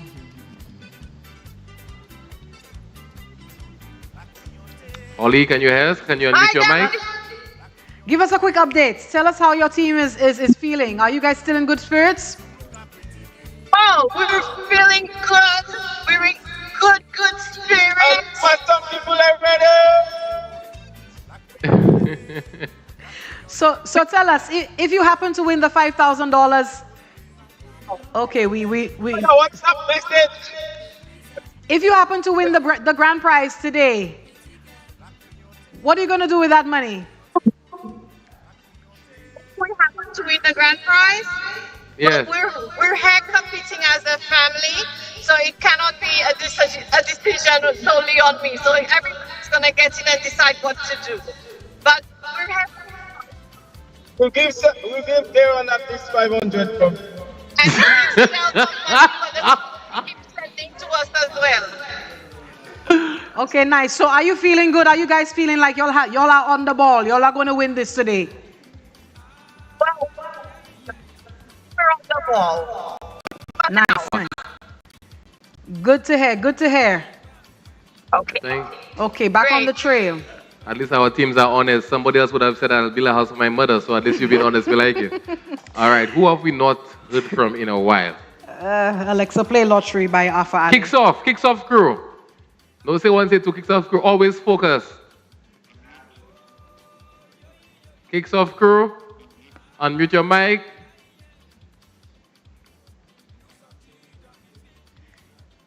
Hello there. We are on the moon. Y'all on the moon. So y'all, I just want to ask y'all. So because y'all skip church today, all of y'all forgetting the commandments. Y'all need painkillers. Not true. Oh. We So, good? so kicks off crew. Are you? Well, I'm not sure if you're actually on number one, but how's it going for you? Did you suffer any little setbacks? Yes. A few, but we're right on track. A few, but we're right on track. Okay, awesome. Okay, kicks off. Y'all listening? What are y'all going to spend the money on? If y'all win, what y'all going to spend the money on? I go. Somebody say food. Food. That's it. Only food. Only food. Okay. Fruits and vegetables. So Benny, anything you learned new today? The boat. Where the boat was? The library. Okay, nice. Let me ask you, has there been any disagreements in the cars yet? No. Okay, all right. One big happy family. As if I feel like you're the only person saying no. Because we were praying. Okay, all right. Hey, prayer meeting or treasure hunt? Are you finding? On a scale of 1 to 10, I want you to rate the difficulty of the treasure hunt. With 10 being the most difficult, by the way. Hey, frozen. Difficulty. Which one? Five. Okay, all right. Awesome. Yes. Nice. Thank you. Stay safe. So let's head over to Anthony to give us some updates on our teams. Leaderboard. Interesting things happening here. Wow. Team Negmao has caught up at checkpoint number 13 with Team Aika. So like I told you earlier, it's still anybody's prize to be won today. Yes. Team Negmao now neck and neck with Team Aika at checkpoint number 13. Slightly behind them, we have Team Chardel at checkpoint number 11 and Team Kicks Off Crew. Slightly behind them, we have Team Who Moved the Clue at checkpoint number 10. Checkpoint number 9, we have Team Taiwan. And last but not least, at checkpoint number 7, we have Team Ruggers. So the teams are making headway. They're plotting through. They're staying the course. They are making their way through the checkpoints. Might I say, mighty quickly as well. Yes. And it's still anybody's competition. Even with the setbacks, we see that they make headway and they catch up to the crews that are at the front, etc. So, interesting adventure so far. So as soon as Ruggers gets past checkpoint number 7, well, past checkpoint number 8, sorry, then, we will read the clue from number 8. But so far, we're moving ahead nicely. I see on your chat, we have a total of 17 checkpoints. Yes, we have 17 checkpoints throughout this. No, it's not a he because I mean, two teams are already at quarter to 11, already at checkpoint number 13. So they're pushing through the checkpoints mighty quickly. So we might get to go home early. You know what I would love to ask Negmao, because we know that Aika have a history, or I guess most of them used to be, or they were tour guides. I want to know the background of the folks from Negmao. You understand? I need to figure out where do you work or where you used to work, which family member you have, because something clearly is in terms of the knowledge. Negmao seems to have something that's working in their favor as well. Certainly. Yeah. So absolutely. Unless it could be one person from the team that just knows Saint Lucia very well. Or it's just a fluke. That too. We just want to admonish the participants today, all the teams. If you do miss a checkpoint and you continue driving to the next one, it's okay. Just keep on going. Do not be discouraged. It's all about fun, education. It has a degree of competition to it, but we are all having a good time, and don't let one missed checkpoint slow down your day. All right. Yeah. I think it's time for clue number 8. Yes. It seems before we go to that, we see that everyone has cleared checkpoint number 9. Yeah, so we're making good headway. Nice. So clue number 8. In 1607, the story of John Nichols and Carib Anthony went viral in England. Name the ship which led to the story and the title of the paper that told this story. To find your next clue, go to the place where in days of yore, where at high tides, ships sailed from our shore. Today, a bustling space where goods from barrels to cars to cooking gas can be bought, all within this broad spot. Should I read that again? All right. In 1607, the story of John Nichols and Carib Anthony went viral in England. Name the ship which led to the story and the title of the paper that told this story. To find your next clue, go to the place where in days of yore, where at high tides, ships sailed from our shore. Today, a bustling space where goods from barrels to cars to cooking gas can be bought, all within this broad spot. Yes. All right. And so the ship that our participants were asked to name is the Olive Blossom, and they were being directed to a port in Vieux Fort. So now we've gone down the East Coast and we are in Vieux Fort in the southern tip of Saint Lucia, for those of you who are listening and not familiar with that. So the Indian News, an Hourglass of Indian News, a publication in London, a gentleman by the name of Nichols published a tract detailing his encounter with what he titled Man-Eating Caribs, which sold well in London. So this was when we said something went viral. We were talking about that publication. Despite introducing the story with the term, no men were eaten in Nichols' story of his adventures in Vieux Fort. Wow. And so, unfortunately, stories like that would have helped to create that whole idea of the man-eating Caribs or the aggressive, warlike Caribs.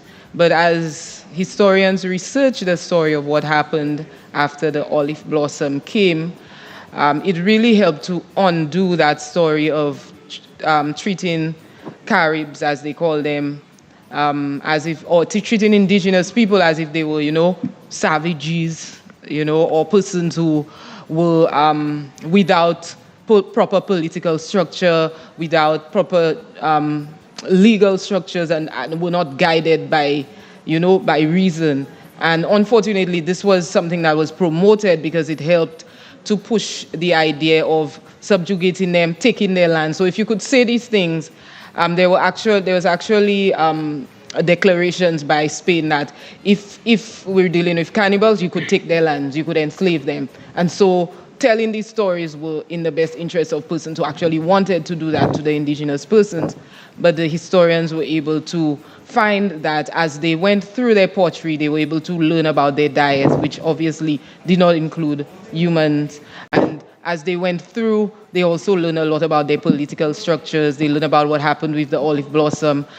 When they arrived on the shores in Vieux Fort, they were actually greeted and welcomed by the Caribs at first.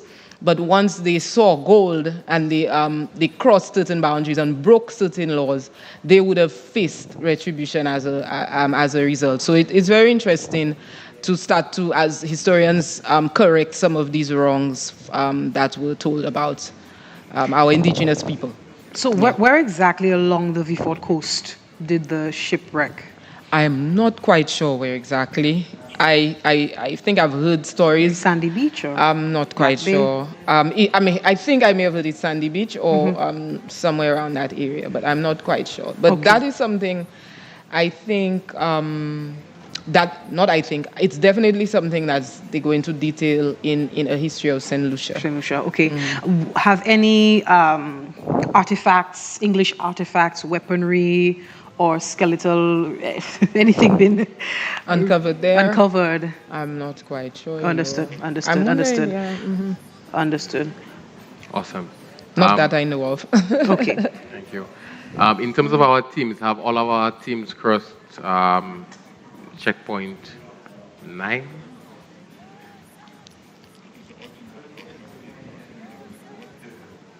All right, so Okay, so all teams have crossed number 8. Yeah, so you can check out the... Okay, great. But you're all at number 9, right? They're at number 9 right now. So Well, the we're last rating team, one team is currently at number 9. Everyone else have moved across. So Team it would be- Taiwan is still at number 9. So it would be safe to read the clue number 9. Number 8. We just read it. We just read it already, yeah. So, I mean, since they're already at number 9. It should be. It should be. With the word from the producers, they'll tell us. Okay. Our teams are navigating between the checkpoints. It's giving us a perfect chance to take a breath here in the host booth. If you're watching live on Facebook or YouTube, now is the time to jump into the stream. We have seen 5 groups. Well, how many groups have cleared? Nobody has cleared 9 yet? Except Everyone has cleared ICAR? 9 except Team okay. Taiwan. Team 10. Okay. So they're doing well. So far, we've seen We've seen the Taiwanese team as well making strong moves along the course. So kudos to them. But as the teams dig into these those historical clues, we want to hear from you in the comment section. Who is your money on today? Drop your team predictions below. Are you backing the early pace setters, the team ICAR, the Negma Wars? Are you backing them, or do you think a dark horse is going to make a late surge? How well do you know your St. Lucian history? If you are out on the road right now, decoding some of the clues that some of the teams are decoding right now, about emancipation landmarks, about the 20th century history, which site do you think would trip you up the most? Yeah. Keep the comments, the questions, the shout-outs coming in on our Facebook and YouTube. We're tracking the stream live right here in the booth at Barnard Hill live, and we'll be reading some of the best takes on air as we wait for our next live update from the road. All right. Just waiting confirmation from production to see if we could read clue number 9. But if we going through the checkpoints that have been cleared so far, all right, so number 9 has been cleared, and the clue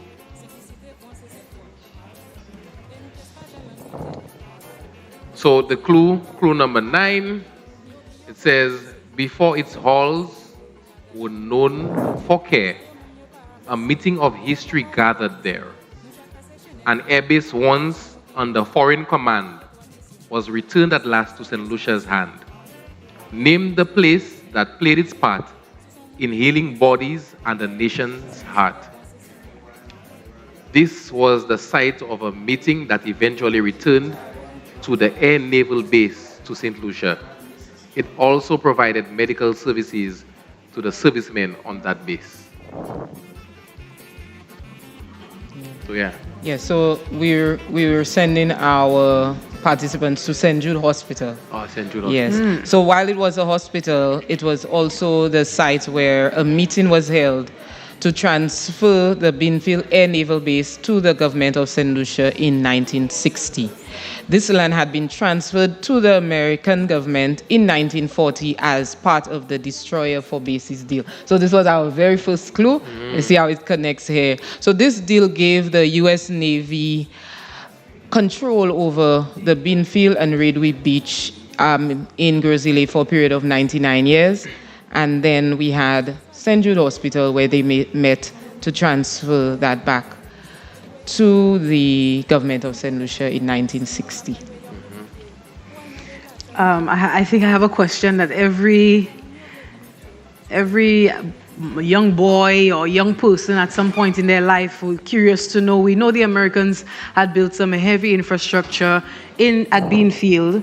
Are there any sealed military bunkers, any tunnels? Yeah, there is a tunnel, actually. Yeah. There's a tunnel that you could actually walk up Molashik and you could view that tunnel. And there was, once upon a time, I was told that some of the cadets actually used to go into it and go into that tunnel from Molashik and come out at St. Jude Hospital. Wow. And so that goes right across. Of course, it's no longer viable. It's blocked. Please do not go into the tunnel. But you could actually go and look down. So that's something that I've done. You hiked up and you look down into the tunnel. Maybe you should engage a tour guide to do that with you. And be safe, of course. Do not climb in, do not go in, because most of the parts of the tunnel I've heard have collapsed over the years. Yeah. They call it the time of a temps le méritien. Am I saying that right? Yes.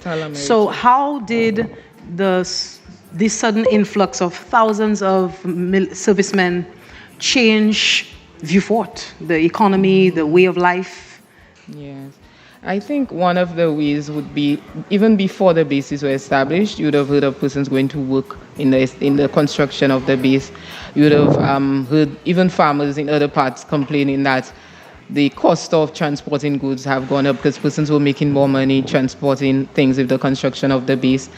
I think that, it would have had some influence. Things that I don't have enough research on and I don't want to go into, but yeah. Understood. All right. That's wonderful news. Great insight on that base hospital during its time of operation. How are we faring on for our teams? Let's see our teams on the what's happening road. with our teams. All right, so team who moved the clue has taken one step forward. They're currently at number 10. Everyone else still figuring it out. Figuring it out. All right, and of course in the lead, Beg Mao and Team Aika. I got a new update. Oh. From about Deriso, from Dr. All right, so we're going to engage Louise. She has a new update from Deriso. Yes. So in response to your earlier question about evidence around Jean-Baptiste Bidot. Yes. So I'm just learning that one of our very well-known historians, and we have to recognize the late Dr. Gregor Williams, would have done research on Bidot, and what we know now is that there are Bidots in Deriso to date who are descendants of Anthony Bidot. All right, thank you very much. So that's something we couldn't leave out. Yes, we need to recognize. absolutely. Yeah. Good information coming here from our Emancipation. And it would be interesting too to find out if he hired any Saint Lucians to be part of his movement. Yes, on a ship as well. That's quite interesting and room for expansion later on. Very interesting. I mean, this treasure hunt is, I'm sure some persons are now more excited to go learn more about Saint Lucia's history. I need to know. And also go see the sites. Yes. Yeah. Absolutely. And it offers an opportunity for community tourism ideas for tours and so on. Anyway, we're at clue number 11. I'm going to read clue number 10 because we didn't read clue number 10, and then I'm going to go straight into clue number 11. So clue number 10, take a drive and enjoy the view. Climb the heights and gaze afar, where lighthouse beams once guided mariners. It was in 1955 that this site was activated as part of a very important military program. Name the program and find the place. Take a team photo of all 5 participants at the site. Clue number 11. In February 1935, a vessel carrying passengers in the south of Saint Lucia capsized off the coast of Labrie. This was the island's worst boating disaster. Name the boat involved in this accident. Sounds familiar. It sounds like we've covered that. Like we touched that. Italy. So I think we have video of Labrie. And we'll cut to the video.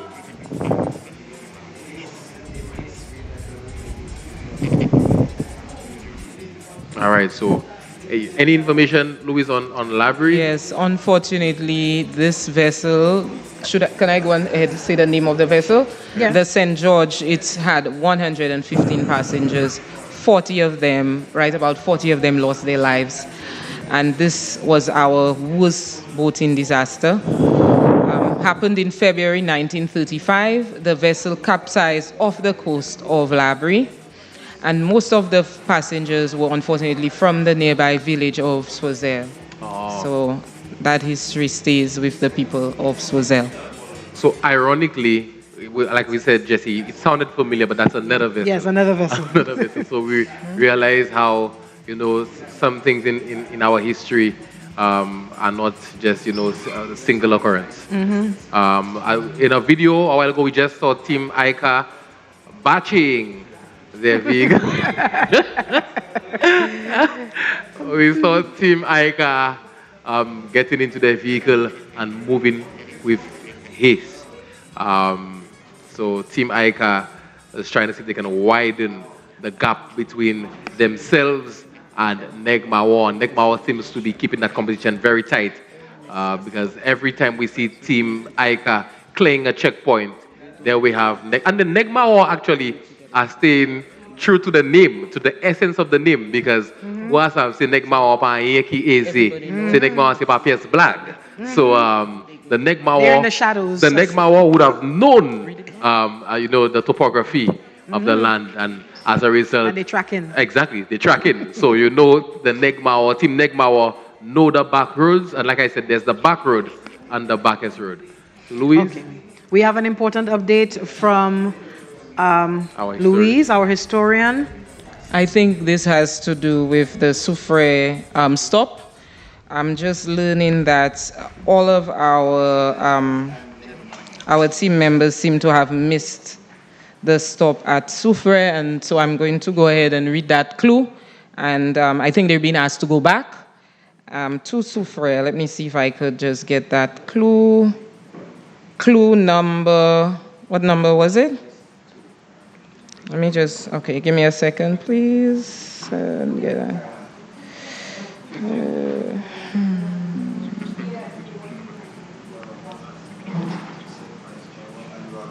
That's clue number 13. 13? 13. Okay, so they missed clue number 13 in Soufrière. I just want to make sure. Or is that 12? So it is a freedom monument stands both proud and tall, honoring those who answered freedom's call. Yet one small detail breaks the rule, a symbol denied by colonial rule. Upon his person a sight did he embellish. What symbol does he proudly brandish? That is clue 13. And we're getting the word, am I right, Louise, for the teams to return to Sulphur City? Yes, to Soufrière, to that checkpoint to ensure. Guys, Krista. Did you get the update? I'm so confused. But how did y'all miss Soufrière? We're just. No, we're late. What happened? Girls are late. Yes, no. You have to go back to Soufrière. You guys have to. Everybody has to go back to Soufrière. Back to Sulphur City. Not everybody, huh? Not everybody. Not everybody. Oh, not everybody. I know some people might have. So Negmawa has indicated that they are out of that. Yeah. Correct is right. So we move on to Holly. Yes. Holly, are you returning to Soufrière to collect that clue at the checkpoint? Yes, we're going to return to Soufrière. Negmawa, Miss Vivot?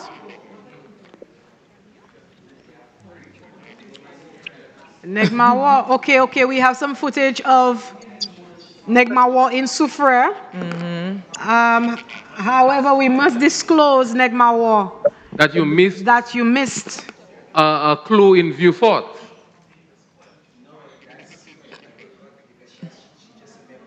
Okay. They made it to Soufrière, but they missed the clue in Vieux Fort. Oh, right. Yes. My goodness. So Vieux Fort has 3 clues, and you missed the clue in Vieux Fort. You missed the clue in Vieux Fort. So tell the driver to put the vehicle in the opposite direction. Yeah. Aye. That's where your driving school would come into play. A 3-point turn where it is clear and safe to do so. And please ensure that you're driving with due care and attention. Yeah. All right. So, and remember, the rules state that you would need a signature from every marshal in order to be to be a contender for the grand prize of $5,000. Look, she moved the seatbelt. Okay. So we're not sure if anybody else missed anything, but we know they were saying that all of our teams would have missed a stop in Soufrière. Team ICA, have you left Soufrière? Team ICA, they're not in the vehicle. Okay, who's left Soufrière already? You shouldn't have left or passed through Soufrière without stopping at a checkpoint in Soufrière. 2 checkpoints in Soufrière. 2 checkpoints in Soufrière. So park and read. Okay, so quick update from Anthony on the dashboard.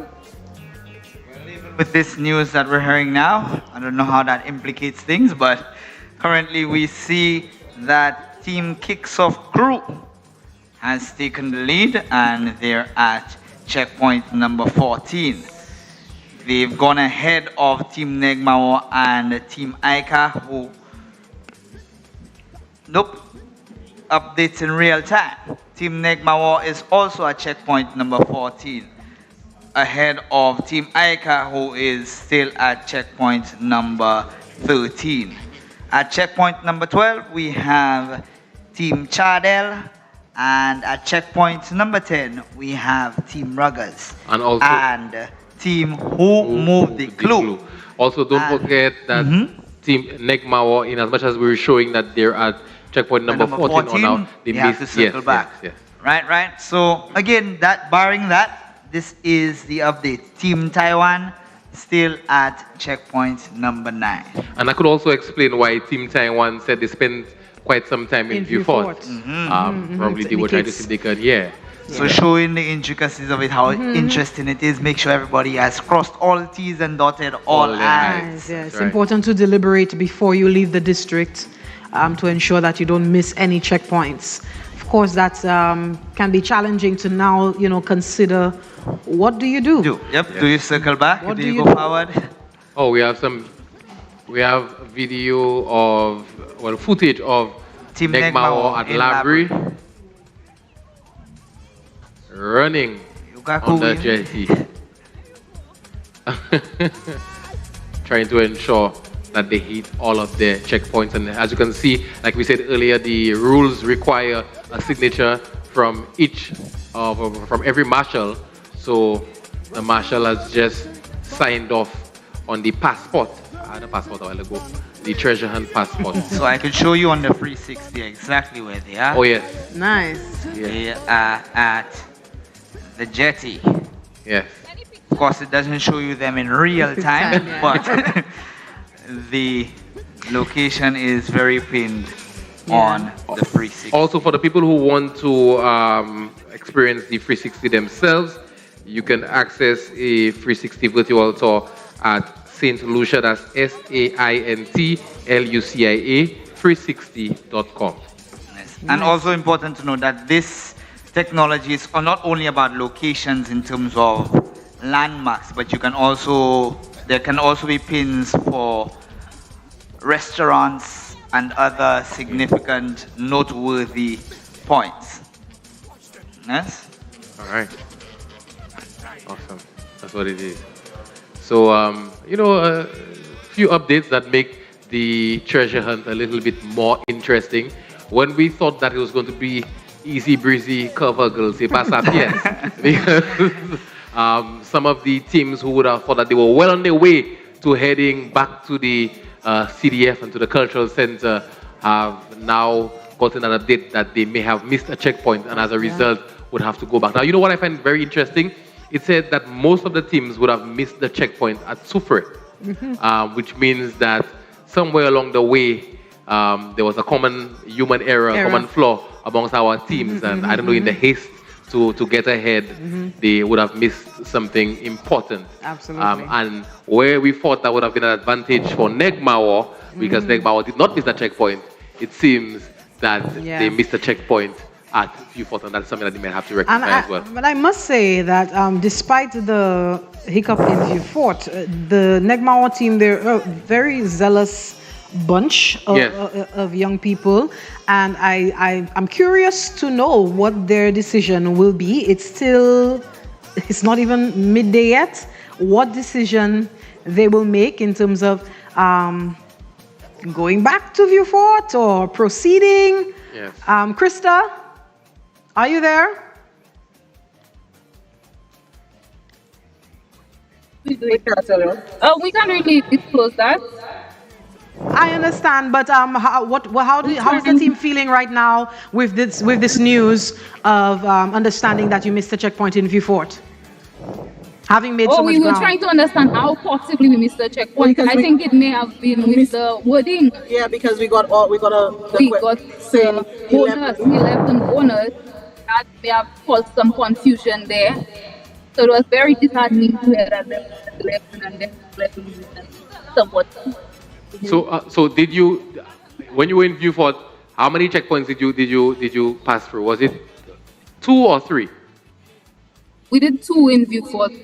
Okay, so it's supposed to be 3. And currently, we're aware now.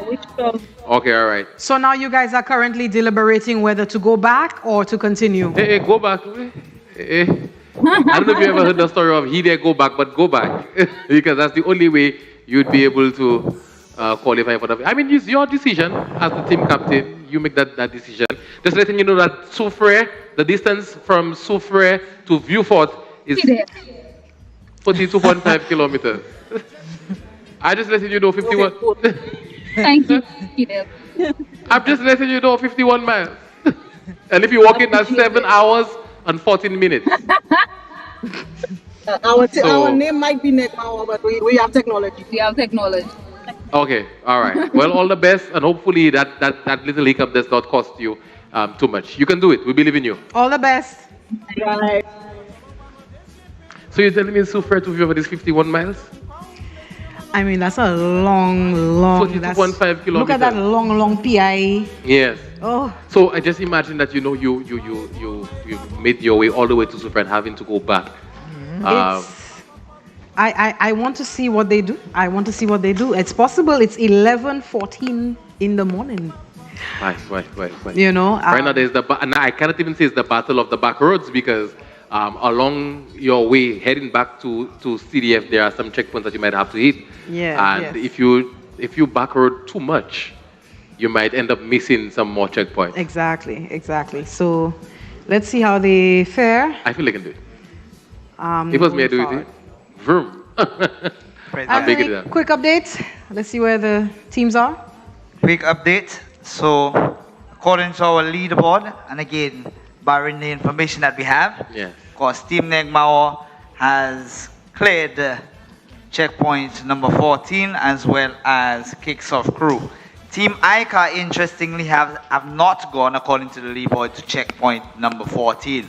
So that may be some strategy happening there, given the new information that we have. Yes, but they're currently at checkpoint number 13. Team Chardel at checkpoint number 12, and teams Who Moved the Clue and Ruggers at checkpoint number 10. Team Taiwan still at checkpoint number 9. So again, with this new information, it's still anybody's race. Yeah. Yes, so things are heating up most definitely. Yes. And of course, it promises to be very exciting. It's been exciting so far. A total of 17 checkpoints.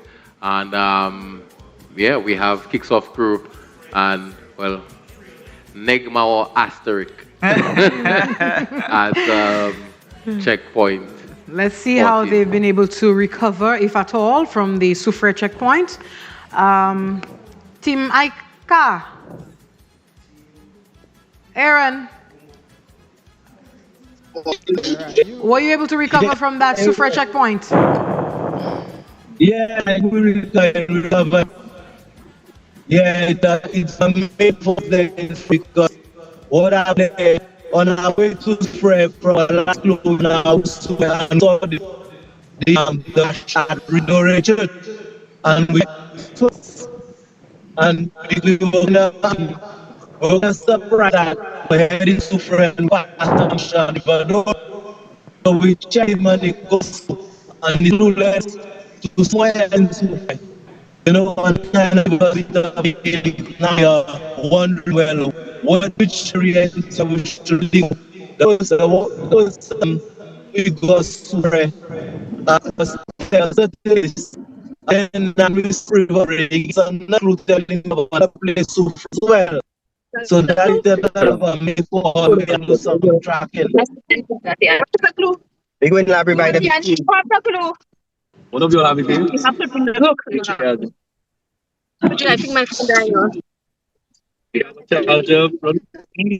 I have mine. You have your code? I don't need a code. Give me that thing, Mina. Oh. It's a That's like some thing. scenes Oh, with that's Team Icon. Icon in what looks like library.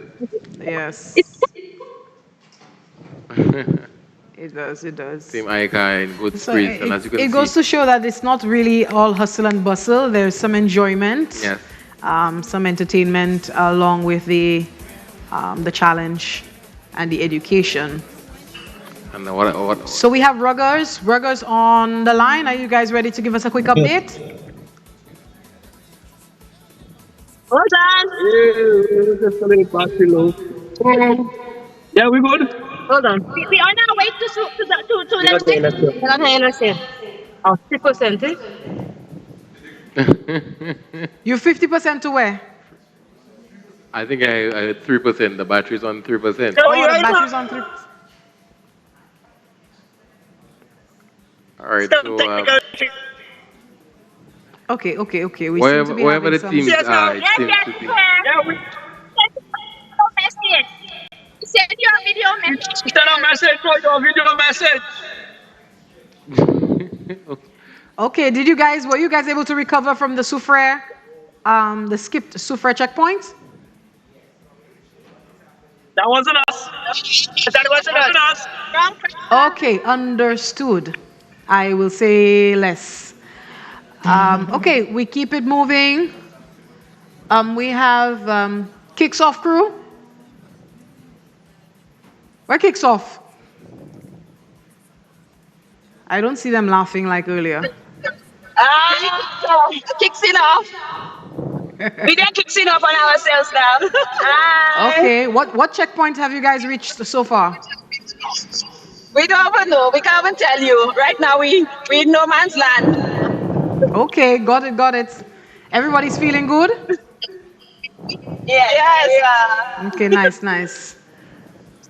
Okay, so I think we'll come away from the updates for now. And circle back to the last clue that we were discussing before we took a break to do some updates. So, what clue were we on? The last clue I would have read, I think, would have been clue. That's clue 13. Yes. So clue 13. Isn't clue 13 the Soufriere clue? I think it is. Yes. Okay, so we won't get to that as yet.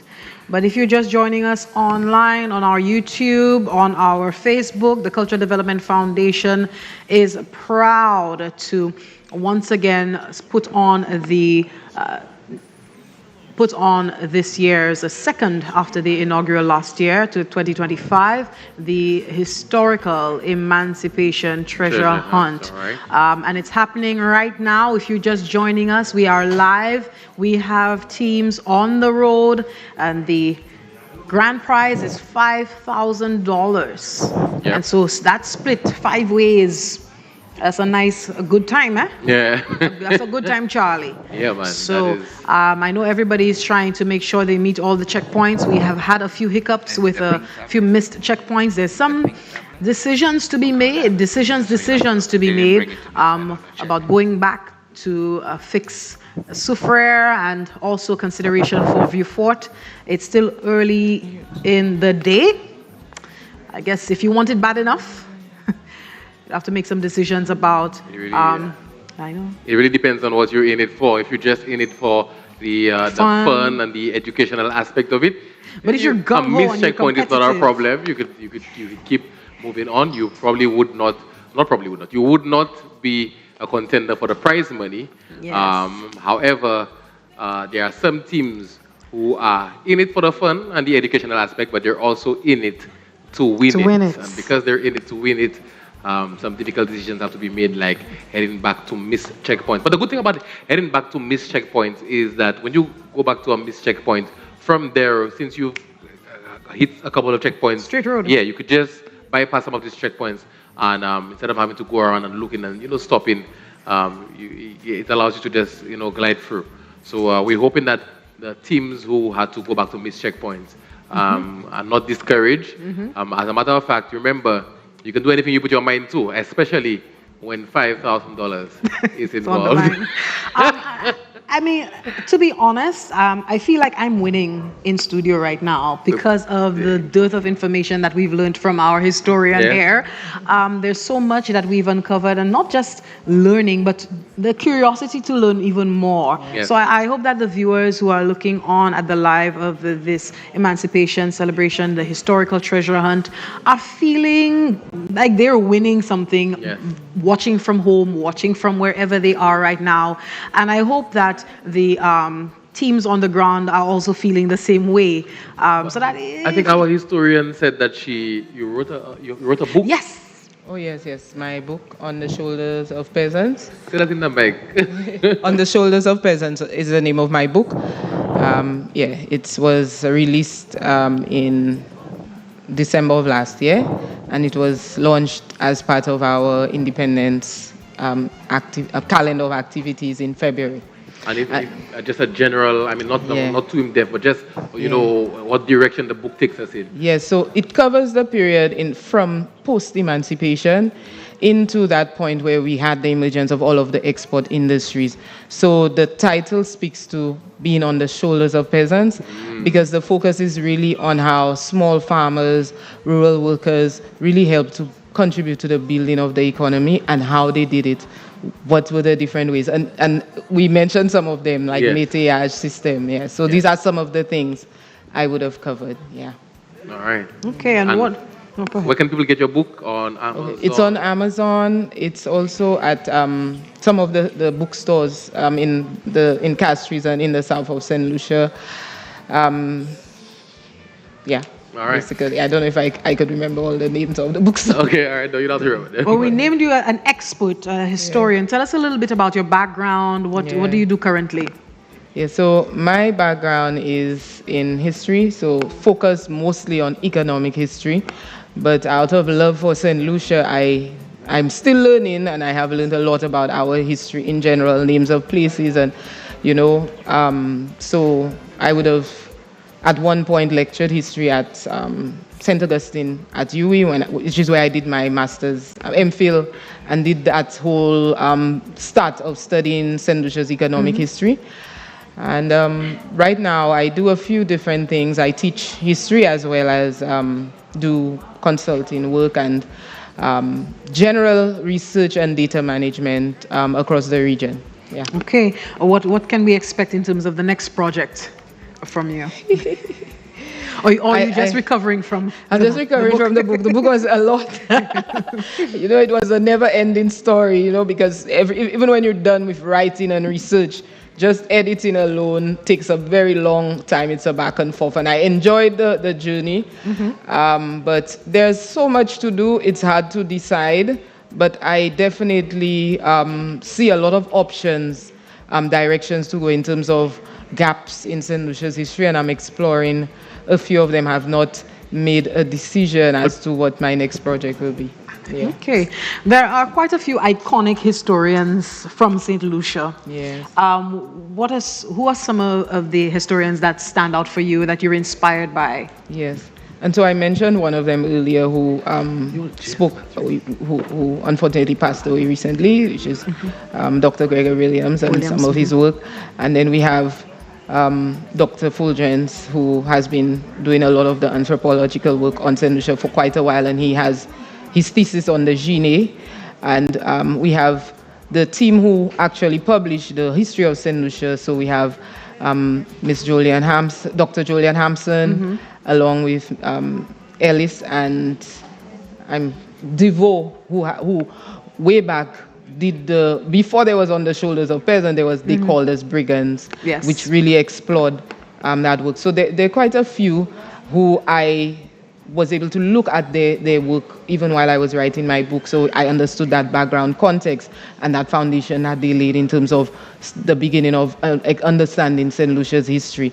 And so there's still a lot to be done, but these are some of the local historians whose work I looked at and who I was so happy to share my book with them and to get feedback from them as well. Yeah, some of them, yeah. You mentioned that there are some gaps in our written history.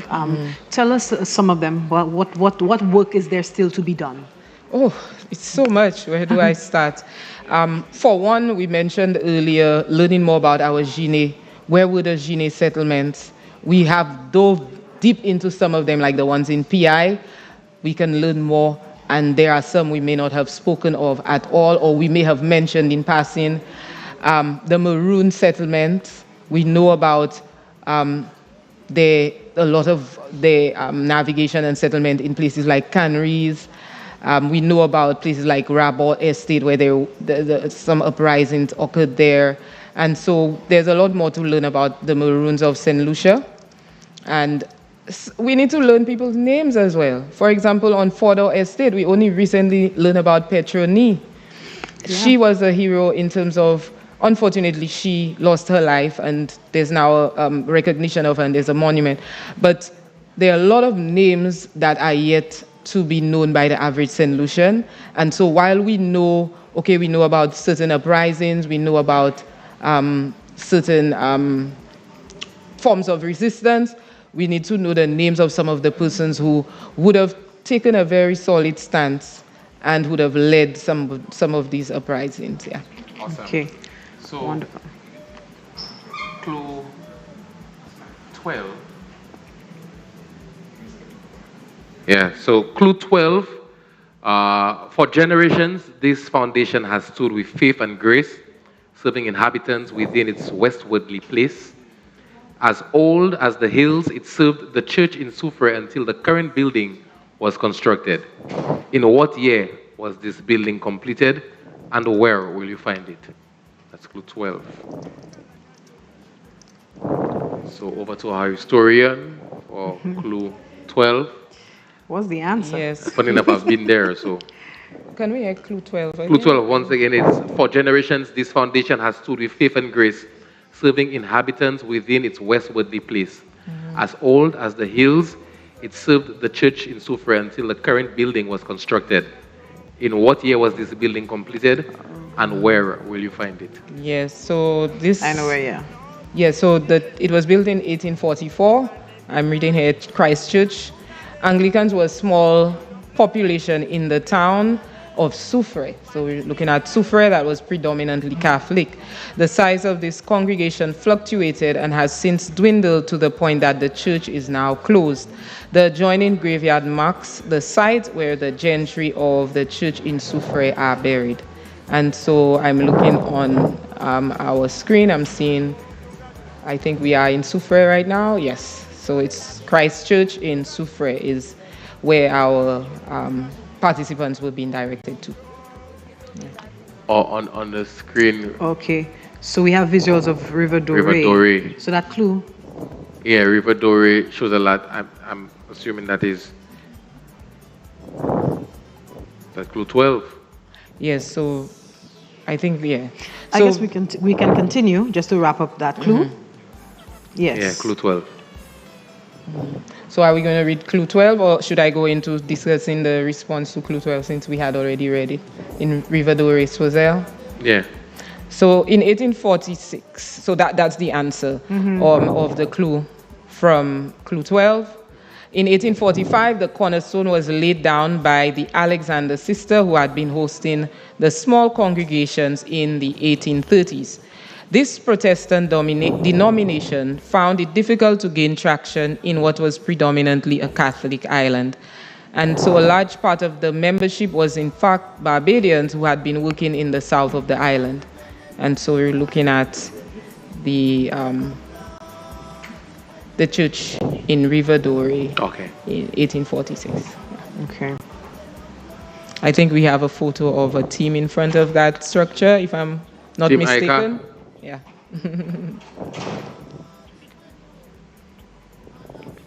Team Ica, a photo of Team Ica in Riverdore. Riverdore. Okay. So, Louise, is there any indication? We know that the churches back in the day were mostly constructed via Kudme. Is there any indication that this was done? The example for that church? Yes, oh, yes. no, I'm not quite sure. Okay, understood. Yes, yeah. Okay, so we're going to go to the Zoom. Yeah. Okay. Any of the teams have completed the Soufrière, return to Soufrière to complete? Or in Soufrière, completing the checkpoints? Team, I think everybody is... Yeah, focus. Team kicks off. On the Ica. That holy small children spread. That seems to be the troublesome. Christ. I sent out information here. That's a bit of a bullet actually get done. So, if you could get something shared. Let me ask you, what's the weather like in the area that you're at? Rain current. Yeah, stars. No, out, but the future. All right, because I realize the windows are up. But hopefully you all are making some good headway. I know you had that little, that little hiccup, but hopefully that's rectified. And you're back to handling business as usual. Let's see if we can reach out to Kicks Off crew.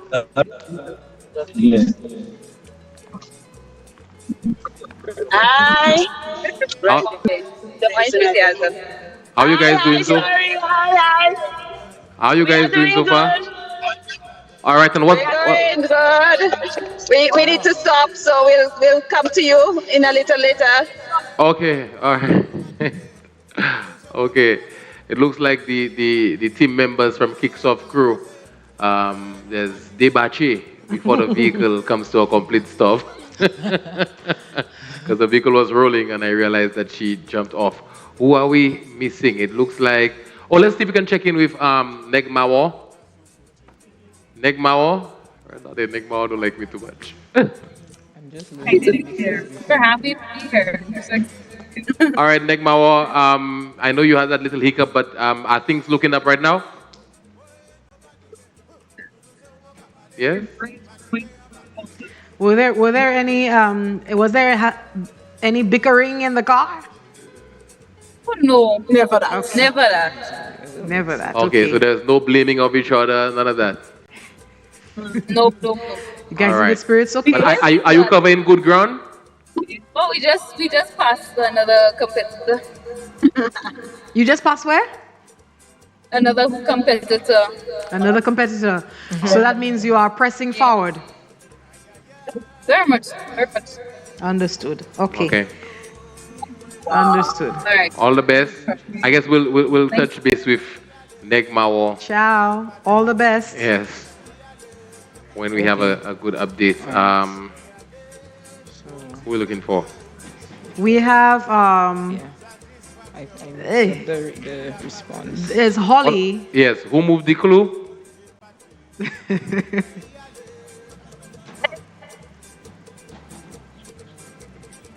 Okay, so Holly, how is it going? How's it going, Holly? Going good. All right. Unfortunately, we just passed one of our team heading back, the missed clue. What? Can you run it by us again, Holly? It said, we just saw somebody heading back for something they missed.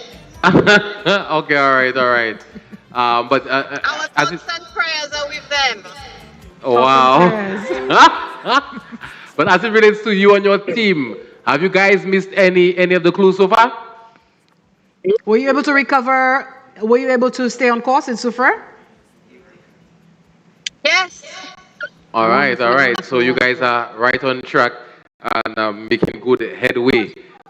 We can see from our end that you guys... Absolutely, and there's been good progress made so far. It is incredible that they've made such progress and covered such ground. We started at 6:30 this morning, and they really have been going non-stop since. And it feels like it's been a full day, but we haven't even hit 12 o'clock as yet. So commendations to the teams on the road. While we are here, we know that they are putting in the work and making this year's installation of the Emancipation Historical Treasure Hunt a one for the books. Okay, so Rodney?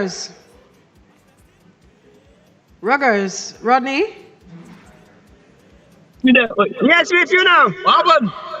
How are you guys coming along? Y'all get our video? Oh yeah, I got the video. You got the video? I got the video, I got it. So we gave you proof. So we should win. Don't think that thing. We coming from the back. Oh, I mean from behind. How are the checkpoints coming along? You guys are doing well? Yes, yes, we are. We are doing well enough. Nice. Even Good job. We're watching you guys on the dashboard, and we continue to monitor your progress. Okay, all the best. Okay, we off again. Bye. Yeah. Okay, we're hearing and seeing, and we're getting some visuals on the ground when they make the stops at the checkpoints. We're getting photographs, we're getting video footage. They are, most importantly, I think, Kidel, having a lot of fun. Yes, that's what's happening. And I mean, you would not decide to pick a crew of people that you didn't enjoy their company. Exactly. So you're having a good time, you're roundabouts, and you're learning something. There's also cash prizes on the table, and so it's making the experience all the more memorable, all the more unforgettable, and one that we can look back on for years to come, as to how the early years of the Emancipation Historical Treasure Hunt really began. Yes. And they're giving a good account of themselves as they go from checkpoint to checkpoint. All right, and I know Team Albies has a camera out in the field that's following some of our teams, and there's also some videos. Yeah, Precious out in the field following some of the teams. So, of course, as we go along, we'll bring you some video footage, some live video footage of what's happening around Saint Lucia. Yeah. We also want to big up Shotman. He fixed he's organizing the sound for us here from the National Cultural Center on the grounds. And also the CDF staff. Yes. I mean, the Cultural Development Foundation has continued to innovate in the way it relates and interacts with the general public in bringing fresh, new ways of promoting St. Lucia's culture. We have seen new ideas come up in the last few years, and really getting the young people, reigniting, resuscitating the interests of the older folks in all things culture in St. Lucia. So definitely hats off to the Cultural Development Foundation for not only this showcase, not only this production, but also throughout the year ensuring that the culture is at the forefront, St. Lucian culture is at the forefront of the hearts and minds of St. Lucians. That's right, that's what it is. As you can see from our Zoom feed, ICA, as usual, everybody's out of that vehicle, which means they're covering some ground. No man left behind. It seems to be a strategy that they're doing. They're getting everybody out of the vehicle and on the ground to see if they could cover as much ground as possible. We've been here from quite early, and it's just moving up to midday, and the teams have covered some good ground so far. All of our teams have cleared checkpoint 10. All right, and the next checkpoint would be checkpoint 11, which is where Ruggers are at. And so far in the lead we have Kicks Off Crew. Kicks Off Crew are in the lead. Neg Mao, it shows that they're in the lead on our leaderboard, but they missed a checkpoint, so they're heading back to get that rectified. And Team Aika, who are last year's champions, one checkpoint behind the leaders. All right, and it's also very close with Team Taiwan, who, by the way, Team Taiwan are not from Saint Lucia, but they're doing very good and keeping the competition very tight. Team Chadel and Team Who Moved the Clue are right behind Team Aika. So it's very close, and it's anybody's game. It could change at any point in time. We have a historian in studio with us who's been giving us some good information on the different locations, the different checkpoints as we go along. And don't forget, we have a total of 17 checkpoints. But as we keep going along, we will be getting some more information from our historian. So, Absolutely. Jesse, how do you feel about what we've seen so far? I feel really good. I feel excited. I followed last year's treasure hunt a little bit, but not extensively as I'm obviously co-hosting. Yes. But I mean, this is definitely heartening. I feel like this is something that can be applied, in a smaller form to the schools. Yes. I mean, every community has its own history. You know that the kids in the schools and even churches, community groups can begin to, could foster some critical thinking in our young people. What is going on what was our history and where are we going? It's not only important for us to know our history for the past sake, but also to forecast what the future is. So just mentioning to the historian that history repeats itself. How can we prepare and how can we safeguard for the future? Future-proof ourselves by knowing what we come from, you know? So definitely.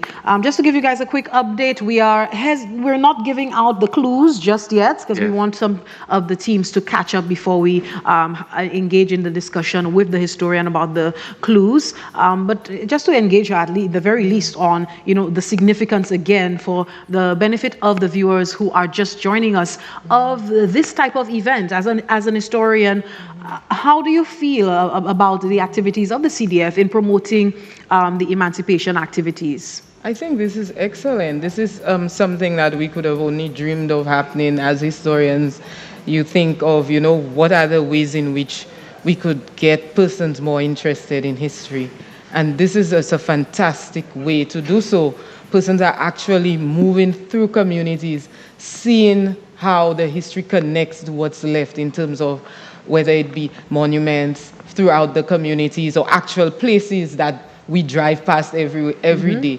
And so I think an important part of persons being more interested in history is them feeling connected to the story and it being part of their lives, as opposed to, that kind of, growing up you would have been taught the Nino, the Pinto, the names of Columbus's ship, and people would be like falling asleep in the class, that kind. But no, we want history. We want persons to know that this is our story. It is critical that we know that story, not just so that we could say, okay, this is interesting, but because, as you said, knowing it helps us to navigate for the future, because quite often it comes up again. It repeats itself in different ways. And I've seen this even in short spaces of time in my own research, that persons would have made certain decisions because they did not fully understand what had happened in the past and what we were working towards. But as an educator, how has the curriculum evolved to be more engaging, palatable, interesting to young people?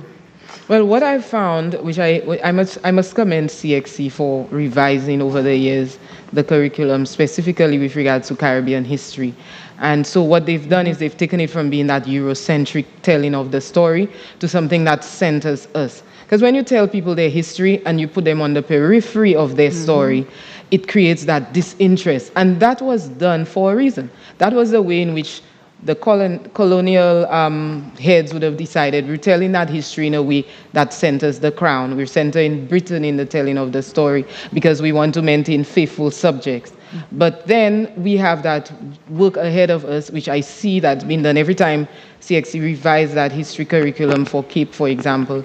We're seeing that they're changing the way in which the story is told and ensuring that there's less of a Eurocentric telling, but a telling that helps persons to connect with the history as their own story. Absolutely. I love it. I love it. Louise Mathres-Serrier, historian, shepherding us through the historical journey that is the Emancipation Historical Treasure Hunt happening today. We are live from Barnard Hill at the Cultural Center, the National Cultural Center, and we have teams of 5 charting across Saint Lucia to win a grand prize of $5,000. Of course, they have to be on their toes and know what's happening from community to community, checkpoint to checkpoint around the island. We want you to stay tuned. We are due for a much-needed break. The team is working in overdrive right now, but we'll be back at midday promptly. Do stay with us.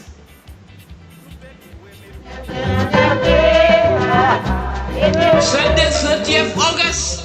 Fête la Rose from 10 a.m. Church service, St. Rose of Lima Catholic Church, Moshi. Thereafter, parade, quick march, salute, salute, salute. And nous descend Mama la Rose to Moshi Plain Field. Côté nous kay présenter a beauty of road. Oh my God, why? Nous kay célébrer, nous kay bouiller. Puis si nous pas bouiller, la Rose kay bon. All are invited. Sakitan, Isaki Patton. Presented by Government of Saint Lucia, Cultural Development Foundation, sponsored by Flow and Echo. Oh my God, why? Why?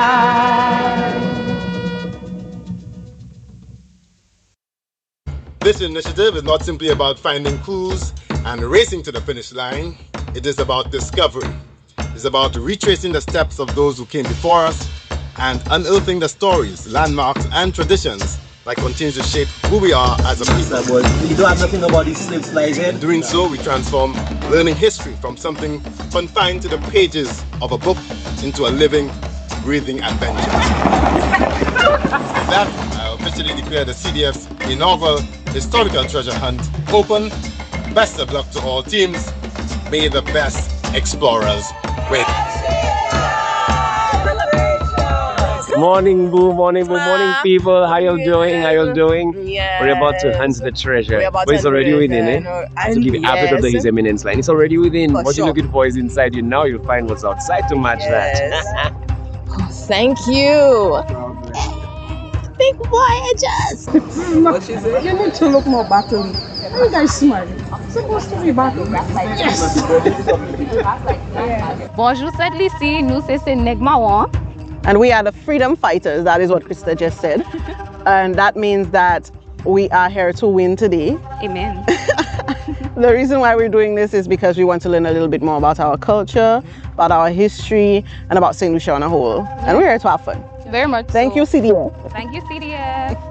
Okay, we are en route. En route? On the first clue, we think it's Pigeon Point, so we are heading straight to Pigeon Point.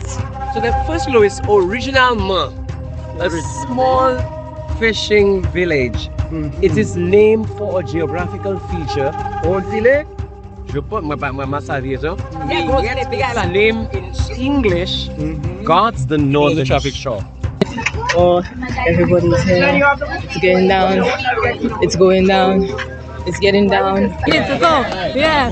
But congrats on getting your answer to the first clue. Before you get the second clue, you need to read this historical notes. Okay. We think it's Babuno, so we're heading to the Babuno Catholic Church.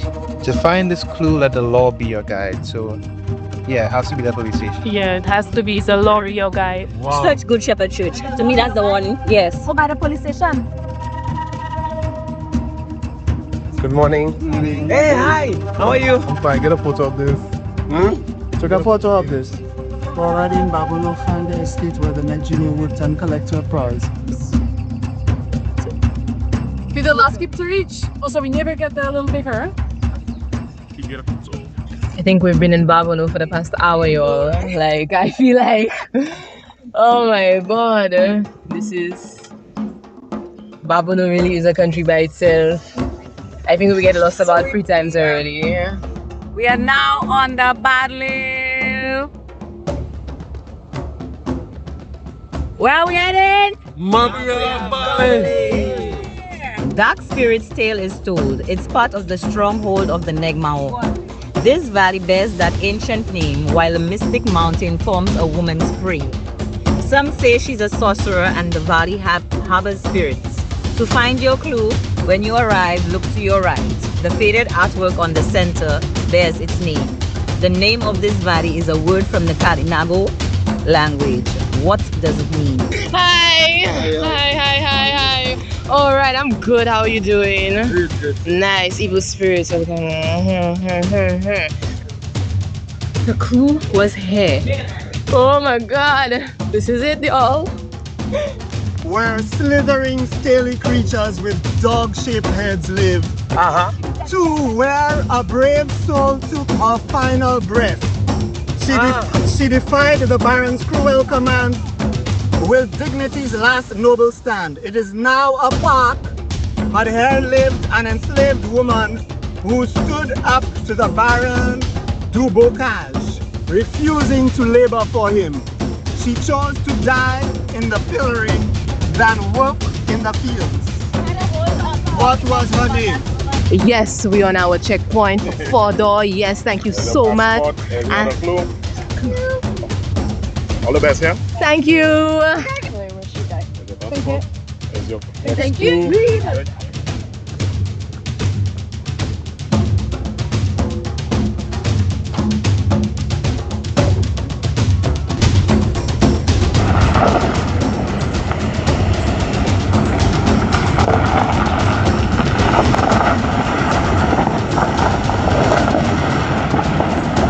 Yeah, man, it's intense. I mean, we were second now. What we are off now, but don't worry, man. We go get on them. We got a little lost, but we're back on track now. So. Clue number 5. Once burnt down by brigands, also known as Negmao, in the Brigand Wars, this plantation belonged to Baron de Miku. Now a beautiful garden of nature and rituals of romance of brides in lace. Although it belonged to Baron de Miku, its name honors someone else. Who was she? Bye-bye! What they get there? Who is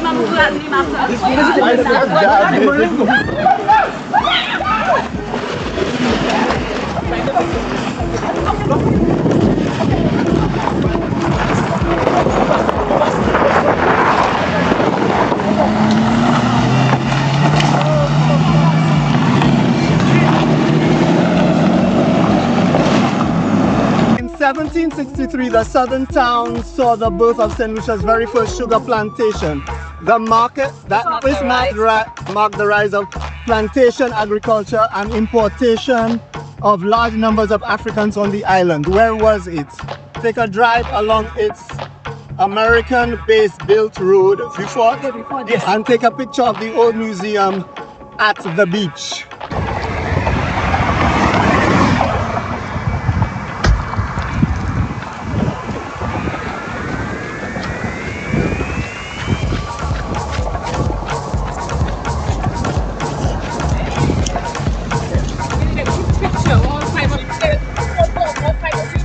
No problem.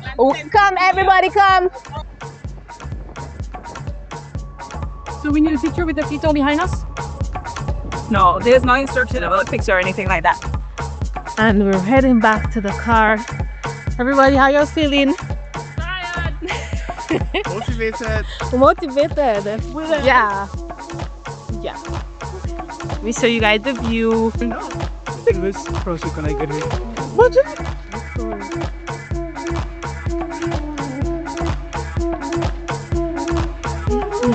I don't know about you, but I'm sweating. Like I'm sweating so much. Like this. Hey, you see where I take on my clothes? We just came from Balambush, guys. We're on our way to Bopito's Trail. How are you doing about there? How are you? Party. Just enjoying the adventure. We're doing sex. We're having cake. If you go down there this way, yes, we have to punish you. And you, okay, look, going.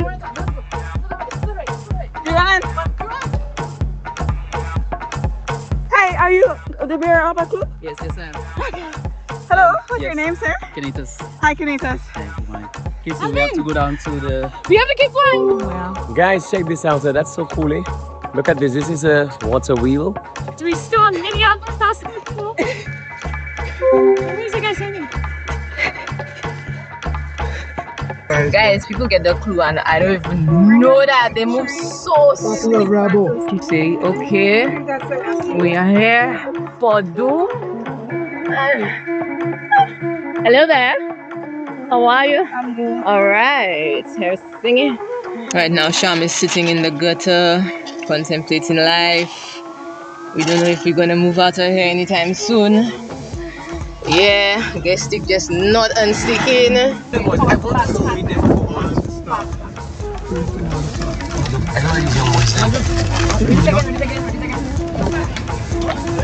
We're not getting nothing, yo.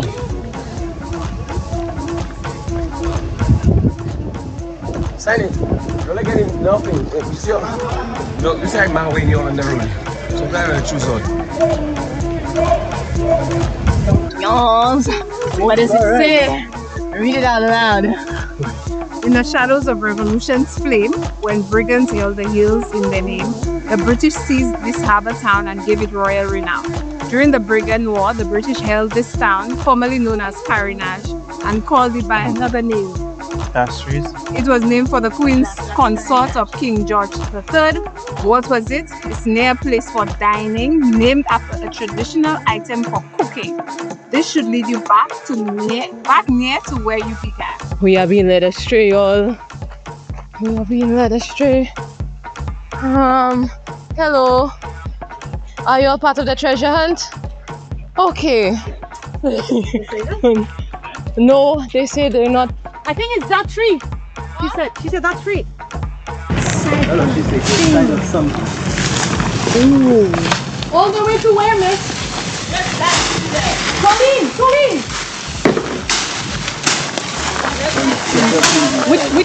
Which tree? That one? Yeah. Let's stop here.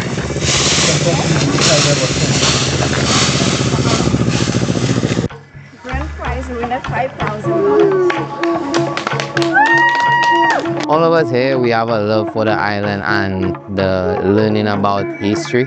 We found ourselves in places that we never thought that we would end up, and most of the places that I arrived, I've actually never been there. So I would say that it was a very unique and very enjoyable journey. Today, I guess we learned a lot about the history of Saint Lucia that we didn't know, different persons and places and events that took place in Saint Lucia. So I guess it's something that is good because of educational part of it. Ultimate feeling right now to be the winners, that's the greatest thing. That's what we came here for. That's what we had in our minds from last night when we went to bed, this morning when we woke up. That was our aim and that was our, what we focused to win, to be the winners today. Team Ica all the way. Whoa. Honestly, I really enjoyed the experience, especially because I got to learn a lot more about Saint Lucia's history that I wasn't even sure of, or I didn't even know about. There were so many more estates and plantations and different locations like a museum at Sandy Beach, Vieux Fort, that I have never visited, and I'm from Vieux Fort. I'm very happy because my team came from a diverse area. I had friends from Soufrière, from South, friends from up north that really helped us find and navigate the networks of Saint Lucia. So I really enjoyed it. CDF is always trying to find different ways to engage the public, engage Saint Lucians, to learn a little more about their history, about their heritage. And so in 2025, this year, we decided to include a historical treasure hunt as part of Emancipation celebrations. We made a call out, and I must say we got immense response from the general public. A number of persons were excited about it as soon as they heard about this as an activity. A number of calls came in, and we had a very good turnout, especially given the time frame. A number of people came out and were very excited about it. It's all about different historical parts in Saint Lucia, where we can get the information. People already learned about Saint Lucia in a very engaging way. It's not about history in textbooks, but actually a living, breathing thing. And that's what we're trying to do in this activity. Let's uncover our history together. Vive la Rose? Why do Vive la Rose occur? La was, c'est un bel fleur. La was, c'est un joli fleur. Et loin, moi vin parler ba ou on soya. La was, pas ni pour fâcher.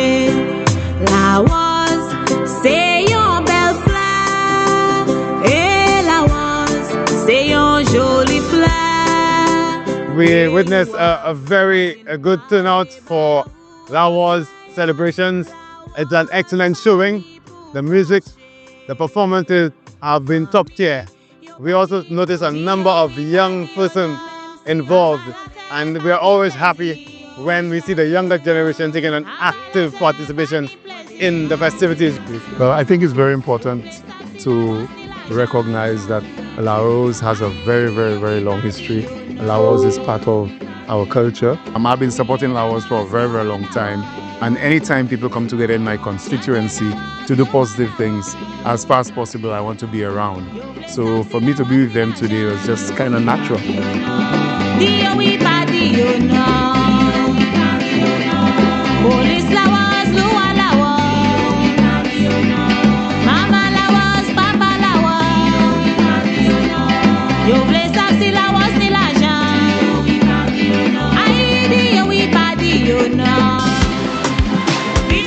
I had a good day today. Today's a good day, and the Laos is great. I'm a part of that group to keep the culture going. I really, really love it.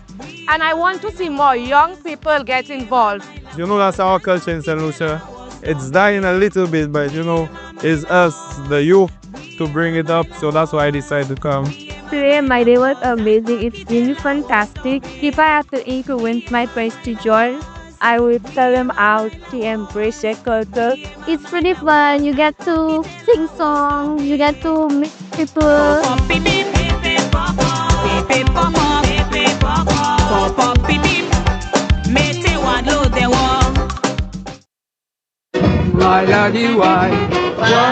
Did you know that the feast day of Laos' patron saint, Saint Rose de Lima, is celebrated on August 30th? The traditional colors worn are pink, red, and white. Now you know. Vive la Rose!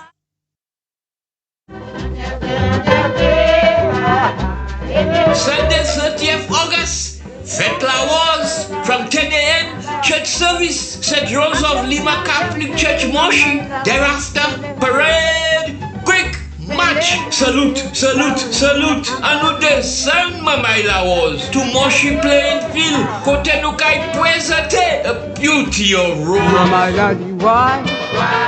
Nukai celebrate, Nukai bouye, si nous pas bouye, Laos kai mo, all are invited. Sakitan, Isaki Patton, presented by Government of Saint Lucia, Cultural Development Foundation, sponsored by Flow and Echo.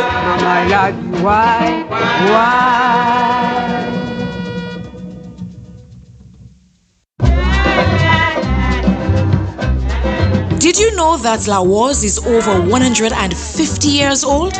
It predates emancipation and has roots that trace as far back as the 14th century. Now you know. Vive la Rose!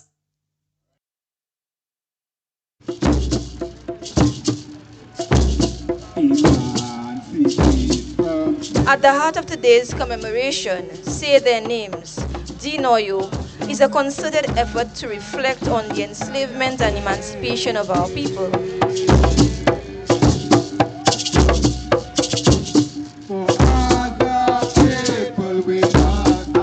For over the decades, the Rastafari community stands out as a community which raised the awareness of the struggles of Africans and their decades-long work to cause us to be conscious about our need for true independence.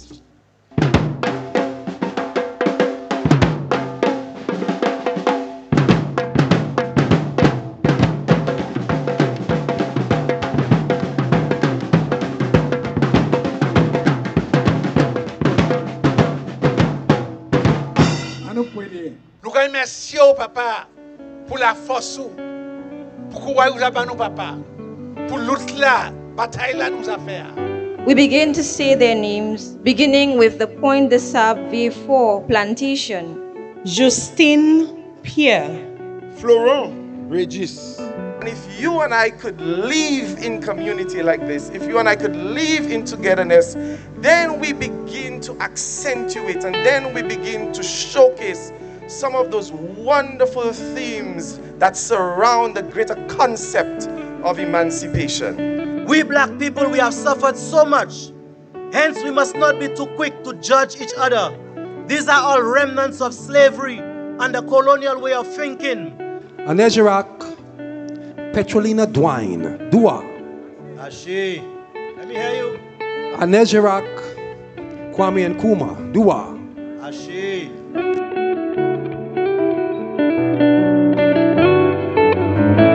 You no longer confuse freedom with permission. You have learned to build before you beg, to remember before you repeat, and to love yourselves before asking the world to do the same. Oh my darling, I am so very proud of you. I attended the Emancipation Day lecture, and it was eye-opening in a way that was very grounding. You came face to face with the realities of what our ancestors faced, but more than looking back, because typically that's what happens with emancipation. We revisit the pain, we revisit the trauma, but then it was a question of, what if we actually moved like we learned all of the lessons and what that would look like? Mentality is identity, position for victory, inevitably it's a sovereign authority. But it's also a time when we remember the efforts of the Africans, the various efforts they used in terms of maintaining their culture, maintaining their dignity. It is good that we commemorate those days, even while we strive towards more and more recognition of ourselves as Africans. We're tearing down at each other all day long. Black man don't like to see black man rise. The 2026 Emancipation celebrations have been held in Beaufort this year. Part of decentralizing the activity and bringing it to the various communities around the island. I think this evening's activity was quite a success. You had the participation of groups from around the island and the participation of some of the cultural groups.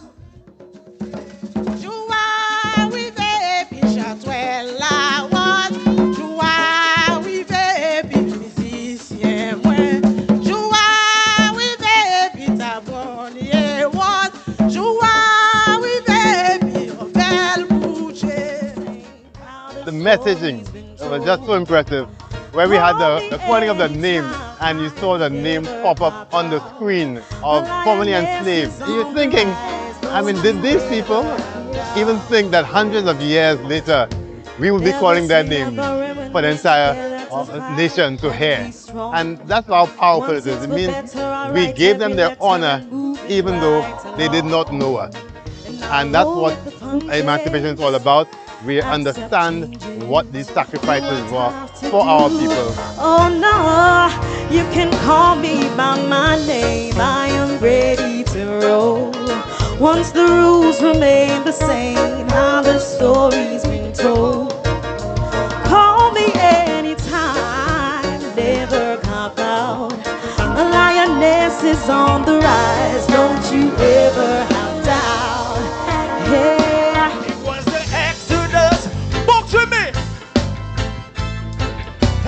Movement of the people, oh yeah.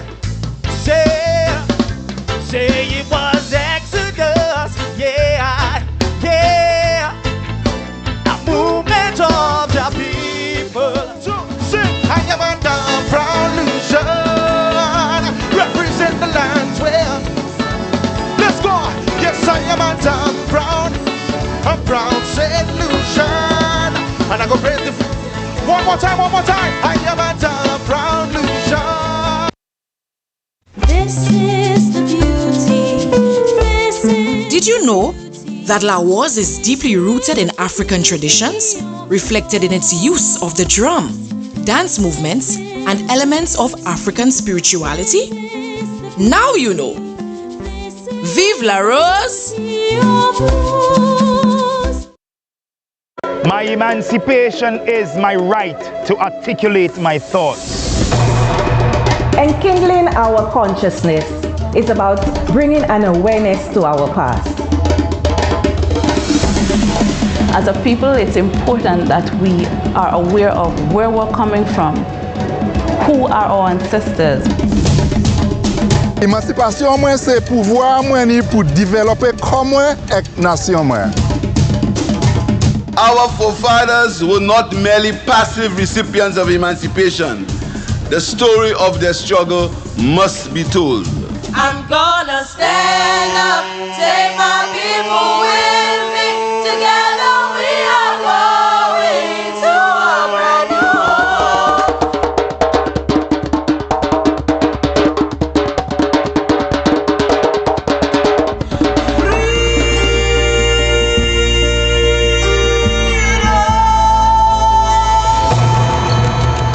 So emancipation is more than just a reflection on the past. It is a look to the future, to what we want to become. And I call on all of you as we celebrate for the second year for us to think, yes, let's reflect on the past, but let us equally commit ourselves to building a better future.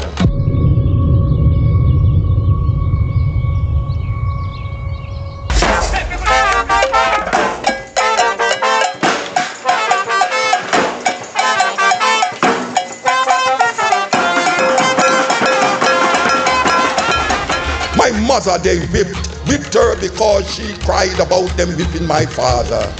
She the slave, he the slave. Then I would arise at sun nearly rise, working away my life. You see there's no time for storybooks where only stories are told. This is the time for reality. So let black history unfold. Teach them more about the slave trade and the slaying of their ancestors. They need to learn about their roots and culture and of their motherland Africa. Let me hear somebody make some noise. It's Emancipation Day.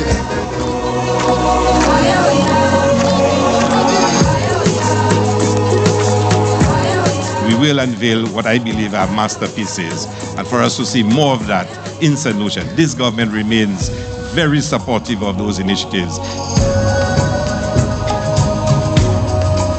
Emancipation is that safe haven for the soul. And in my imagination, I am the place that my soul goes to know itself.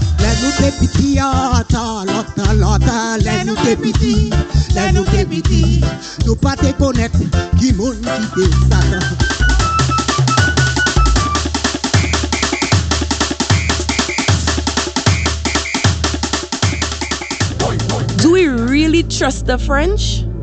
Exactly. How do we know that they will not betray us? Huh? Use our manpower and exploit our knowledge of this land. Go, shit.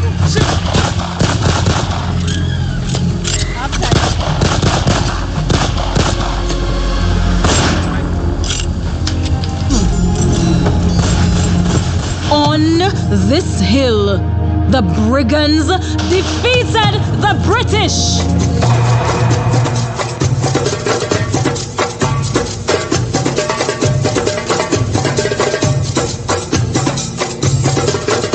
Won't you help me sing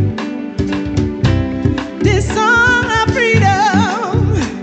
Is all I ever had. Mr. Billy Joe, he alone. Let me hear again, you said Lucia. What this love master? Everything you ask the man, him say tomorrow I'll be waiting in a vain down there in a sorrow. Really Joe, what make you go along so fire?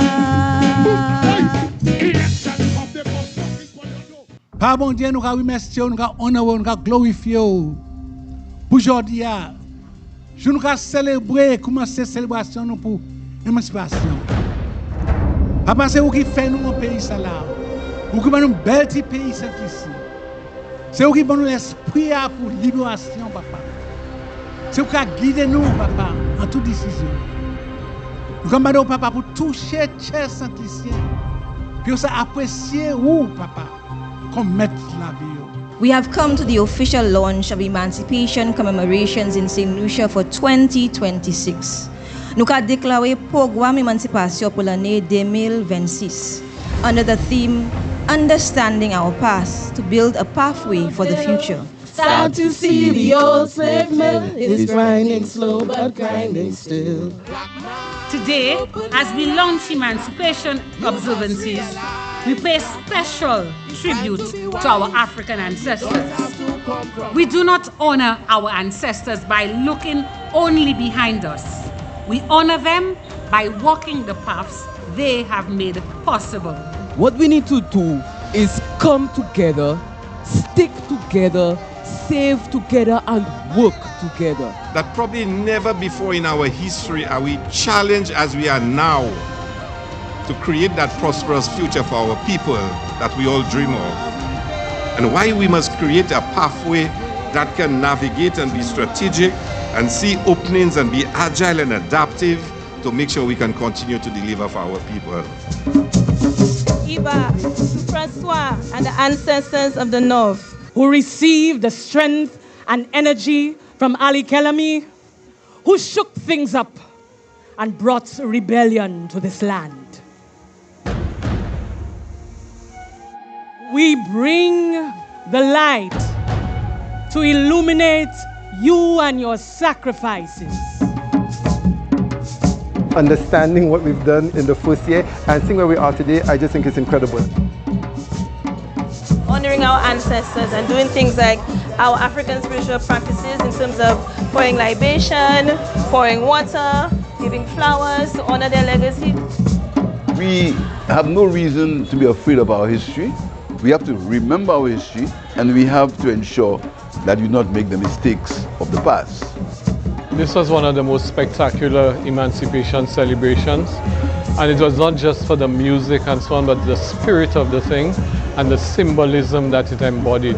The names which house their power, and the power will last forever if we remember Duawu.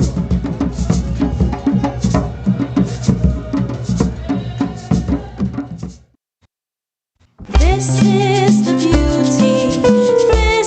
Did you know that Laos is deeply rooted in African traditions, reflected in its use of the drum, dance movements, and elements of African spirituality? Now you know. Vive la Rose!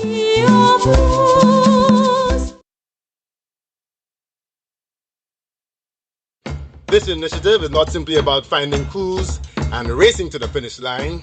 It is about discovery.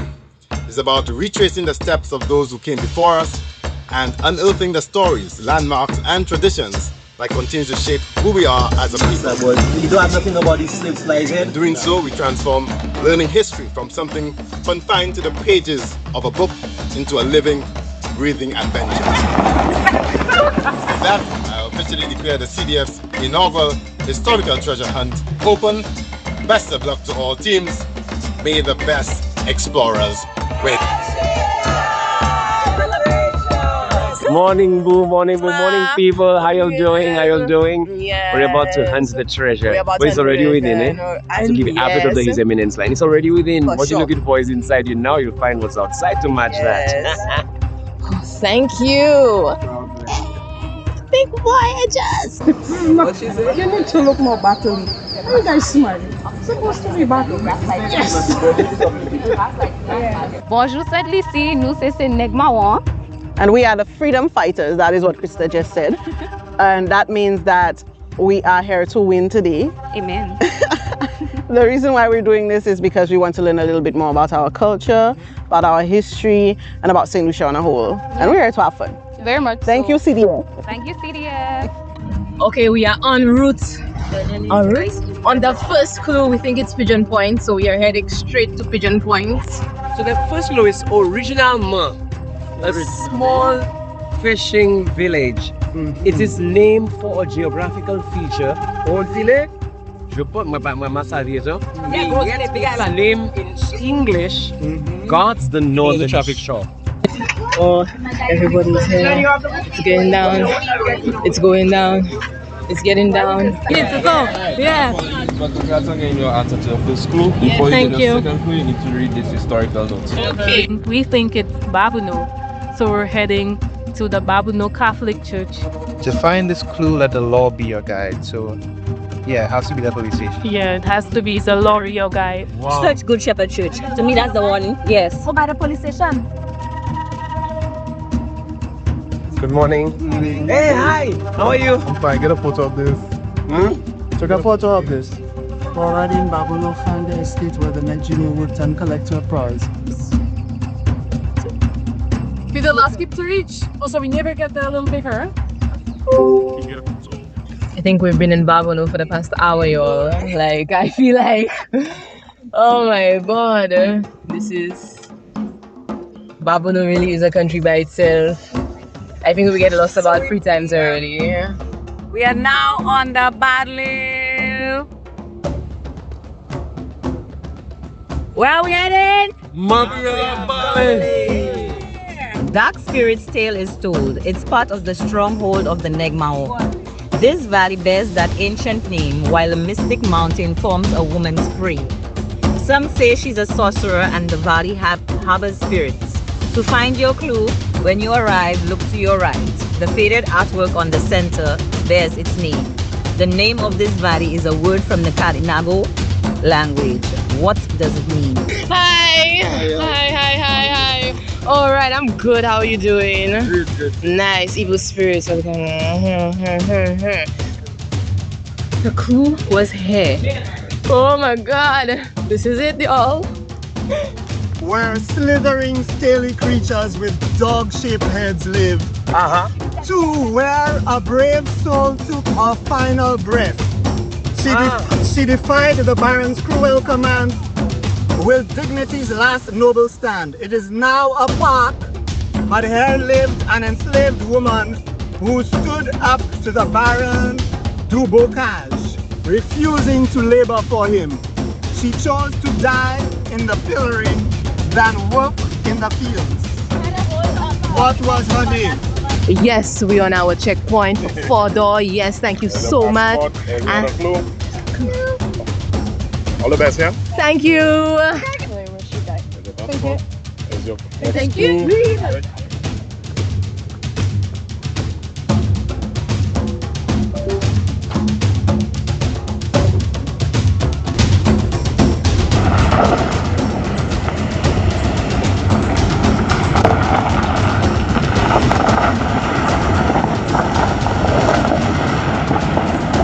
Yeah, man, it's intense. I mean, we were second now. What we are fourth now, but don't worry, man. We go get on them. We got a little lost, but we're back on track now, so. Clue number 5. Once burnt down by brigands, also known as Negmao, in the Brigand Wars, this plantation belonged to Baron de Miku. Now a beautiful garden of nature and rituals of romance of brides in lace. Although it belonged to Baron de Miku, its name honors someone else.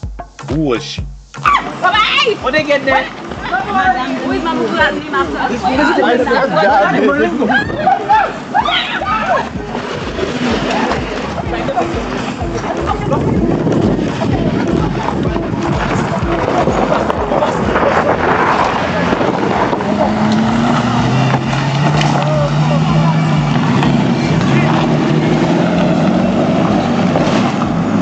In 1763, the southern town saw the birth of Saint Lucia's very first sugar plantation. The market that marked the rise of plantation agriculture and importation of large numbers of Africans on the island. Where was it? Take a drive along its American-based built road before and take a picture of the old museum at the beach.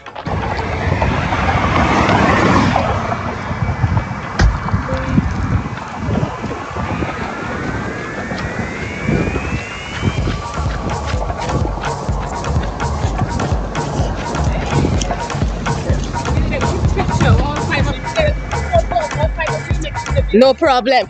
Come, everybody, come. So we need a picture with the people behind us? No, there's no instruction about a picture or anything like that. And we're heading back to the car. Everybody, how y'all feeling? Tired.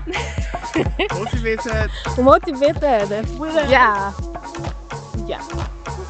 We show you guys the view. Which process can I get here? What?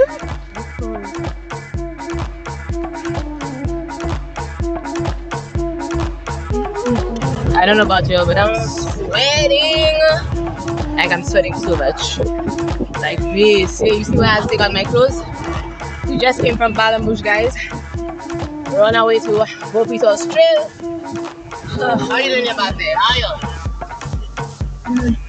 Oh, yeah. Just enjoying the adventure. We're doing this. We're having cake. If you go down there this way, and yes, we have to punish you. And you, okay, look, going.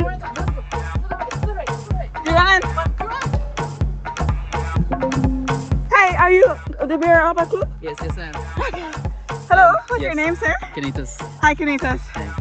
Okay, so we have to go down to the... We have to keep going. Wow. Guys, check this out. That's so cool, eh? Look at this. This is a water wheel. Do we still have many other possible? Where is the guy standing? Guys, people get the clue and I don't even know that. They move so slow. You say, okay, we are here for do.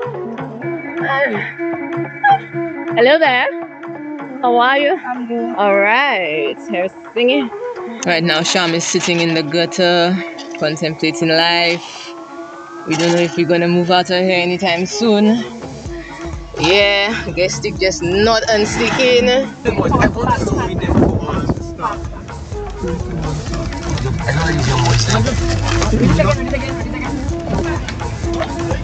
But I get him nothing, yo.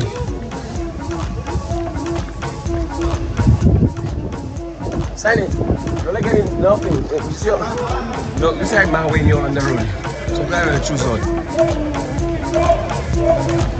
Yawns. What does it say? Read it out loud.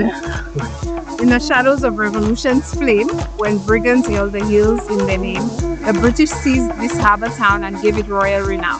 During the Brigand War, the British held this town, formerly known as Carinage, and called it by another name. Pastries. It was named for the Queen's consort of King George III. What was it? It's near a place for dining, named after a traditional item for cooking. This should lead you back near to where you began. We are being led astray, y'all. We are being led astray. Hello. Are you all part of the treasure hunt? Okay. No, they say they're not. I think it's that tree.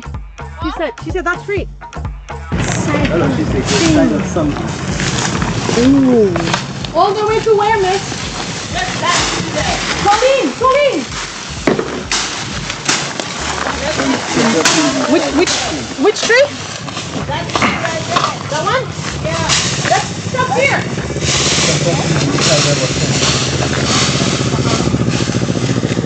Grand prize winner $5,000. All of us here, we have a love for the island and the learning about history. And we found ourselves in places that we never thought that we would end up, and most of the places.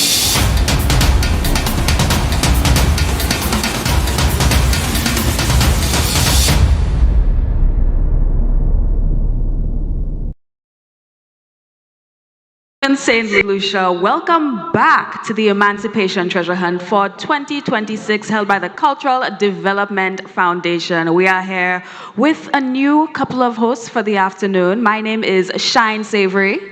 I'm Colby DeVoe.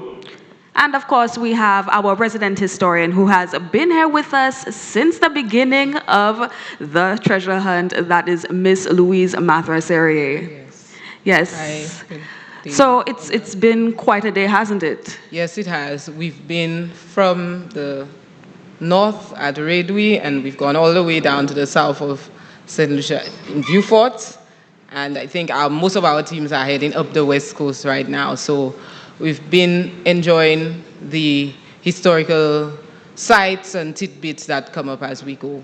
Yes, and of course we have a little eye in the sky to be able to see where all of our participating teams are, and we have Anthony Wilkie here, who also has the 360 virtual tour by Ronald Raoul, where we'll be able to see a bird's eye view of where all of our participants are, and they are going all around the island following the different clues. Now, if you're just joining us and you're not quite sure how this treasure hunt works, each of our teams, we have 7 teams that are participating. Each of them will be given a clue at each of the following stops. One of the wardens will give them the clue, and they have to use their little tidbits of historical knowledge and what they know about different places in Saint Lucia to figure out where the next checkpoint is to collect the next clue. And we are currently at... Anthony, why don't you tell us a little bit about where we are right now? How far along are we in this treasure hunt? All right, so before we went to break, of course, we know we had sort of a hiccup where some teams had to retrace their steps to find a missing clue.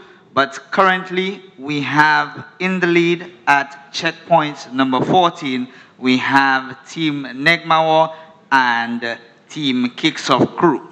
Yes, so they've taken the lead ahead of Team Aika, who for the morning has been predominantly ahead. So the tides have sort of changed, yes? Team Aika is currently at checkpoint number 13. They've cleared checkpoint number 13. And trailing very closely behind them, we have Teams Ruggers, Team Taiwan, Team Chadel, and Team Who Moved the Clue.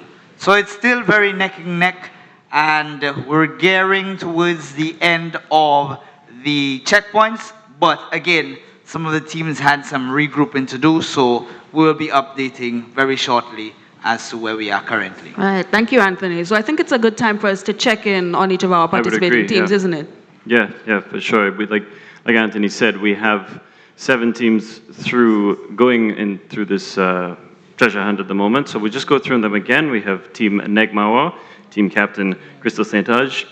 Team Ruggers, Captain Rodney Maxius, Kicks Off Crew. Indeed, with Team Captain Benice Joseph, Team Taiwan, Yuan Chu as a captain, Team Ika, Aaron Alexander, Ika, Team Shardell with Junior Delisa as their captain, and the 7th team rather, Who Moved the Clue with Holly Bika as team captain. And we're going to join in with some of our teams on the Zoom right now. All right, so let's start off with Team Negmawa. Team Negmawa, are you able to hear us?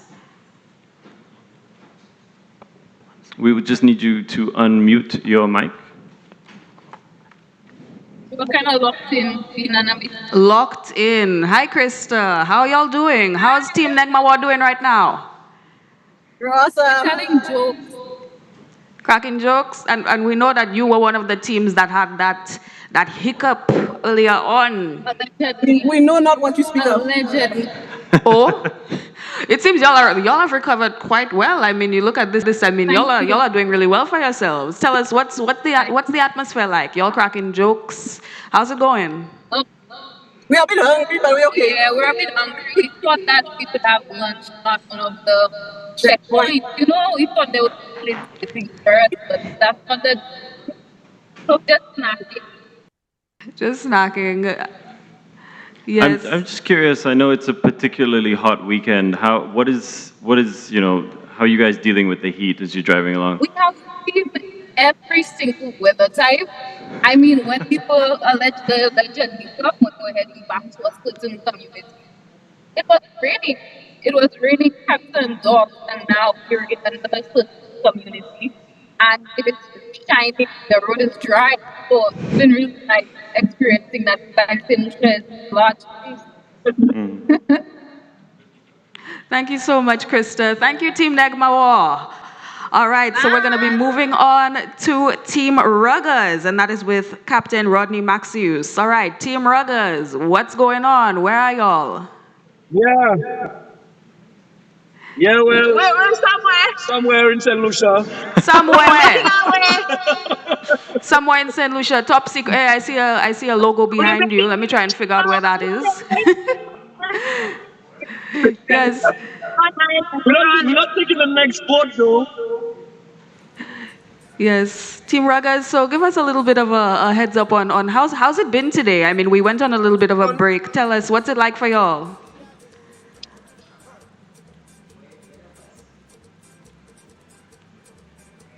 Tell what we got wet. You have to come out and take a photo in the rain. But apart from that, it has been good. Having fun. We sent you our video. I hope you guys are nice. Hey, where did Kidel? Kidel, we sent him a video. What's our response? All right, we have a video to play for them? All right, we're going to play a video in a little bit. So thank you so much, Team Ragas. Thank you. We're going to get back to that, and we're going to see all the footage of them at their various checkpoints. So right now, let's go to our next team. Team Kicks Off Crew. Can you hear us? We will just need you to unmute your mic.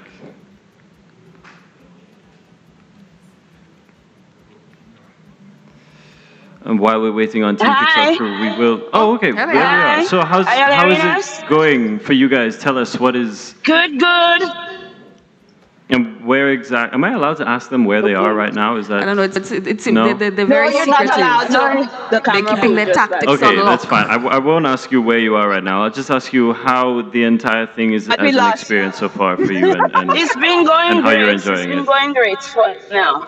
We're enjoying it. Yeah. We can hear y'all having fun, but we want to see y'all. We're not seeing y'all. We're seeing a beautiful portrait shot. We're not seeing inside of the vehicle. We were driving in safe mode.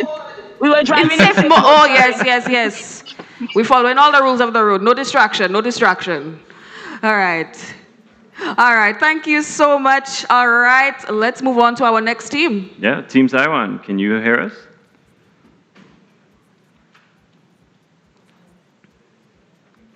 Just another reminder to unmute your mics whenever we do call on your teams. So we're hearing the Team Taiwan not in their vehicle at the moment, so we will get back to them, but we'll then call on Team ICAR, who seem to be going over a little bit of a bumpy stretch of road. Can we just get you guys to unmute your mic for us, please? This is airplane turbulence for the viewers at home. Aika, we can't hear you right now.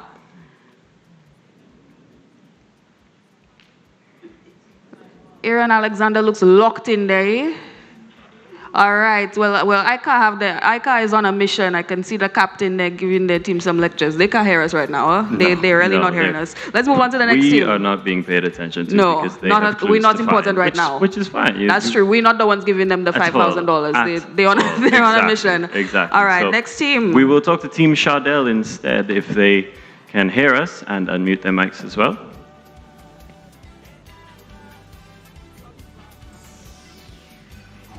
Team Chardell, are you there?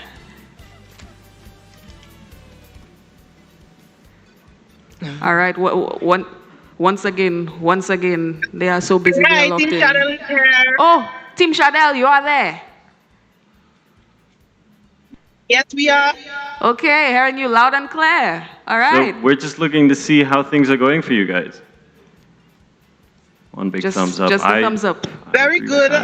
Very birdie, but very good. Very good. How's everybody feeling? Exhausted? Excited? It's been a long day. We're still very excited. We're enjoying going to the different locations. We're enjoying the vibe. Enjoying the vibe. All right. Thank you so much, Team Chardell. Good to hear.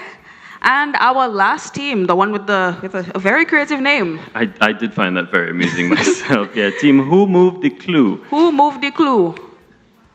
Let's find out. Team Who Moved the Clue, are you online? Yes, we are. Yes. Hello, everybody. How's it going? Everything's going good. Oh my goodness! It seems we'll need some shock absorbers for Team Who Moved the Clue. This is a very bumpy ride. Good. When we win, we'll be able to buy everything. We'll buy the shock. Exactly. Once they get the price, that will be a problem. Well, you say that, but car parts are notoriously expensive. Don't worry about that. The $5,000. After that, Once they win, they'll be able to cover everything. But yes, team who moved the clue. All right, they're getting out of the vehicle, eh? All right. So we'll have to see you in a little while, okay? And we're hearing that we can go back to Team ICAR. So if we can hear from Team ICAR, how about their experience and how things are going for them? Oh my goodness. They're gone. Team Everybody ICAR is getting gone. out of the vehicle, which is probably what you should be doing in done a with treasure us. hunt. So we'll have to go. Okay, Team Taiwan. Are we back in the vehicle? I see we have some people back in the car for Team Taiwan. Yes, can you hear us?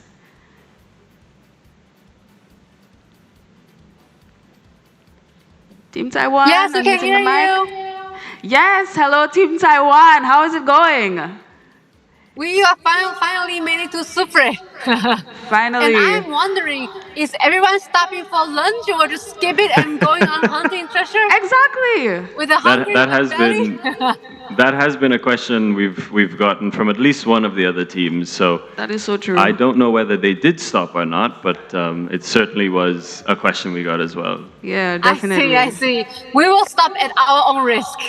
Fair enough. Exactly. Fair enough. Exactly. You can't think of the clues if you're not well fed. No, I mean, that's true. That is that. So is everybody having a good time? How's it going on the road? Yes. We are stopping at gas station for filling up. Nice. Okay. Well, I hope you guys don't encounter any traffic, and I wish you the best of luck. No, Trevor's good. That's very, very good. Awesome. Any other Thank you, questions? Team Taiwan. Thank you. All right, then. So we've just checked in on all of our teams, and everything seems to be going well. I do wonder if we have, of course, our resident historian here, and obviously we're not allowed to ask the teams where they are at the moment. Yes, top what secret. Can we discuss in terms of, do we know where the last team is? Yes, let's go to Anthony. According the last to team? the checkpoint board, the last set of teams, or the last checkpoint to be cleared, is checkpoint number 12. So we have 4 teams who have most recently cleared checkpoint number 12. That is Team Who Moved the Clue, Team Chardel, Team Taiwan, and Team Ruggers. So they've all cleared the last checkpoint of their passbook, which is checkpoint number 12. We can see also from the leaderboard that Team Ica has regained the lead, and they've cleared checkpoint number 15, but it's still not their prize as yet, because Team Negmao and Team Kicks of Crew are right on the heels at checkpoint number 14. Right on their tails. Now, Team Ruggers has just finished checkpoint number 12, and we actually have a couple of short videos from the scene with Team Ruggers showing us how they collected that checkpoint.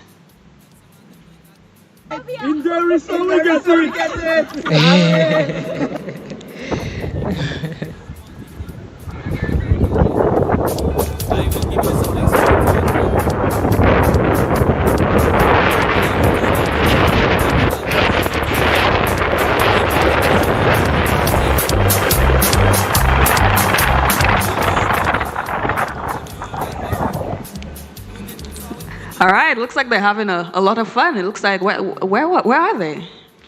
I can probably share.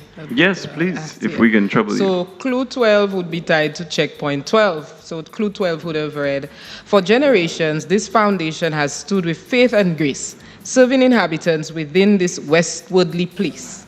As old as the hills, it served the church in Sufre until the current building was constructed. In what year was this building completed, and where will you find it? Have a little reverence while you search. And we see there's a navigation happening on the screen, but I'm not sure. Is that inside of the Anglican Church at Rivadore? By chance? That would be quite interesting. No. Oh, okay. But that would be answer for clue 12. So clue 12, the participants would have been taken to Rivadore, where the year would have been 1846 in terms of when it was constructed, with the first cornerstone laid down in 1845. And so they would have gone there, and we would have had a little discussion earlier on about that church and the fact that it was part of an Anglican group that were settled in Sufre and also in the south of the island, and some of them were Barbadians who were employed in the south of the island. Yeah. Wow, so they are at that church that is in Rivadore. Yeah, they would have left now. Well, that's where they were. That's where they were in the picture, looking all smiles. Did I see that they had like a little? It looked like a little cross. crucifix. Yeah. A little cross. Yeah.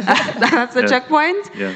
So yes, so of course we can also get an overhead look throughout Saint Lucia, while we are also getting the views of where they are. So we started this morning up here in Rodney Bay. Well, we went from CDF at Barnard Hill and Castries, and they went all the way up to Rodney Bay at the Naval Base Pillars, going down through Grosley. Then they had gone to Corinth at Belvidere, and then they had gone to Babonneau at Fort Latisab Creole Park. All right, so Anthony, so can we see a little bit? Let's see a little bit. Isn't Saint Lucia just beautiful from above? It is. We don't often really get this view place. while we're driving through. But I mean, look at that. I mean, even at street level, it's a beautiful place to be. I mean, I know that a lot of people do not like driving in this country. I adore driving in this country. The roads are wonderful roads to drive on when you're not hitting potholes. That is true. But Saint Lucia is astonishingly just beautiful absolutely place. Stunning. All right, so we can also go on to Dennery and Micoud. I mean, that's where we had gone after Babonneau. Isn't that right, Colby? After Babonneau, they went down the Bodlil Trail, of course, and then into the Dennery Valley and into Micoud at Trumasse for sure. I don't know what you can say about Saint Lucia more than it is a beautiful place. It's just astonishing. I know what you can say more than that. It's beautiful, and it's a place with a lot of history. And so when we went to Trumasse, we went for the first time into the part of history that speaks of our indigenous people. Mm-hmm. And that is where we shared how there's a specific pottery found on the shores of the Trumasse River that was named after the river Trumassoy. So they would have gone through all of that earlier. So it's been quite an adventure. It's been quite an adventure. I mean, we're seeing so much about our indigenous people, about groups of people that have lived in this country long before us, which I guess is what emancipation is all about. So Anthony, let's see if we can get, we're going down, our participants, they went through Deriso, and then they had gone to Port Vieux-Fort, followed by the St. Jude's Hospital in Vieux-Fort. So that's down to the south of the island. Yes, so I remember that, I think it was at this point that they had mixed up some of the clues, and they had to go from Vieux-Fort and they had to go back, I think. But yes, we're all the way at the south of the island at this point here. We see Maria Minor and Maria Major. I'm not sure if maybe in another year we'll introduce a little speedboat component and hide the clues on the Maria Islands. I don't know. I'm just putting that out there. But this year it seems that we're staying on land. We're staying on land. So we've gone to the port, and we have gone to the St. Jude Hospital. Yeah. So it's been a beautiful journey thus far, hasn't it? And of course, the last stop in Vieux-Fort is Mola Chic, which I presume is the lighthouse. Yeah, and what I found interesting was that the clues that were kind of connected in that way. Yes. When they got to St. Jude Hospital, the clue spoke to the fact that the naval bases were being handed back to the government of St. Lucia at that site. But for the very first clue, we would have spoken about how Redwy was the site of the start of that 99-year lease, where the U.S. Navy and Army were able to establish bases in St. Lucia. And then we moved on to Mola Chic, where we spoke a little about the tunnels and told persons, do not go into the tunnels, and some of the things, the infrastructure that was established because of the occupation by the U.S. Navy. Yeah. So it's been quite an adventure. Can I ask you one question? Another connection we'll go into when we get to Labrie and Vieux-Fort was the whole U.S. space guided missile tracking site in Mola Chic, and we had another one in Labrie that we haven't spoken about yet. I'm not sure if we have permission as yet to go there. Yeah, we can go to Labrie. Yes, we can go down to Labrie. Yes. The Labrie Jetty is where one of our clues was, right there, and I believe that is where we saw Team Ruggers running so excitedly all the way down there, all the way to the edge. Right there, yes, and we have some fishing boats there. Just taking note of that for next year when I implement the speedboat component. Of the island. Yes. Well, don't worry. Next we always getting bigger and better. But yes, so they have been through the Labrie Jetty. Let's see where else can we go? We can talk about clue 14. Let's see. So they've been to Soufrière. So yeah, like you said, we can go from Labrie all the way into Soufrière up to clue 14, which is Christchurch in Soufrière. Yes.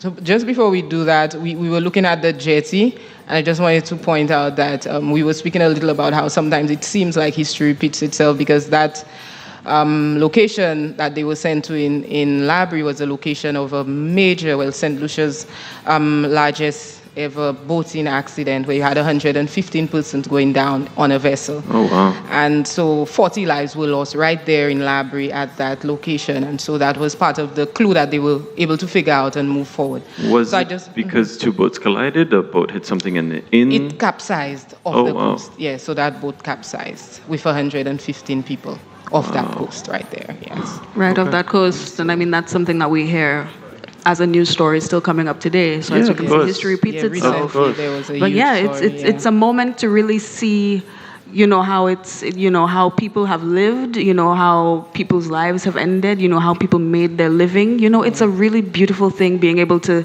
go through this tour. Yes. So let's go to another one of our clues, shall we? Let's go to clue 14. To clue Christchurch. 14, Christchurch. Yes, I didn't answer your Christchurch. Sorry about that. So the clue that they were given for Christchurch, can I go ahead and read that?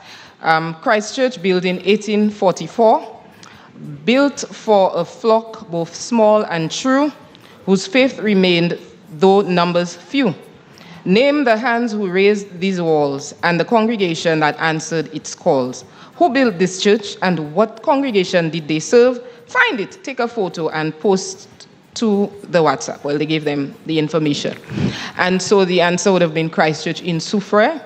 It was built in 1844, and the Anglicans were that small population in the town.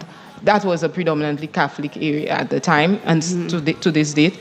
The size of the congregation fluctuated, but eventually dwindled to the point that the church was eventually closed. And so that would have been Christchurch that our participants went through. Yeah. All right, fascinating that there was that small group of Anglicans. Despite that, their population may not have been the biggest, but of course, that church continued, and we were able to see that very church on our tour today. Yeah, I'm always interested by the movement of maybe religion through the Caribbean, because in the predominantly English-speaking islands, there are Anglican, and then you look at the Spanish or French, they'd be more Catholic, and Saint Lucia is such a very interesting one in the middle because of the particular history we have between the English and the French. Yes. So it's always interesting to see where the Anglican religion burgeoned, we have the French majority with the Catholics, and then the English minority with the Anglicans. Yeah. But let's take a little bit of a step back to clue 13. Yes, Louise, what can you tell us about clue 13 that they had just gone through? Right, so clue 13 read, a freedom monument stands proud and tall, honoring those who answered freedom's call. Yet one small detail breaks the rule, a symbol denied by colonial rule. Upon his person a sight did he embellish. What symbol does he proudly brandish? And so that takes us to the Soufrière Square, and that he would be holding a sword, this was the mark of a gentleman at the time, and would have been a major violation if a black man, or what they call a colored person, even though they were free, was found wearing, under the Code Noir. This was French legislation that governed the enslaved in the French colonies and forbade blacks from carrying swords. And so this clue would have guided our participants to the square in Soufrière. Let me just continue telling you a bit more about the Code Noir. So it would have governed a lot of different things. It would have dictated that enslaved persons were property, and it would have also restricted even those who were not enslaved persons but were what they call free colors, who were blacks, who were not enslaved, what they were allowed to wear, what they were about to do, the extent of their participation in political and economic life as well. So that would have governed under the Code Noir, which was French legislation at the time. I remember doing something about the different ways that the former, the English, the Spanish, and the French were operating at that time. And am I correct? So the French had the Code Noir. I don't remember the British and the Spanish being as detailed in the way that they had their slaves, I suppose. Yeah, unfortunately, although the Code Noir was quite well instituted as far back as 1685, it continued to influence how enslaved persons and black persons were treated in, or descendants of enslaved persons were treated in the colonies. There were different laws instituted by the different groups of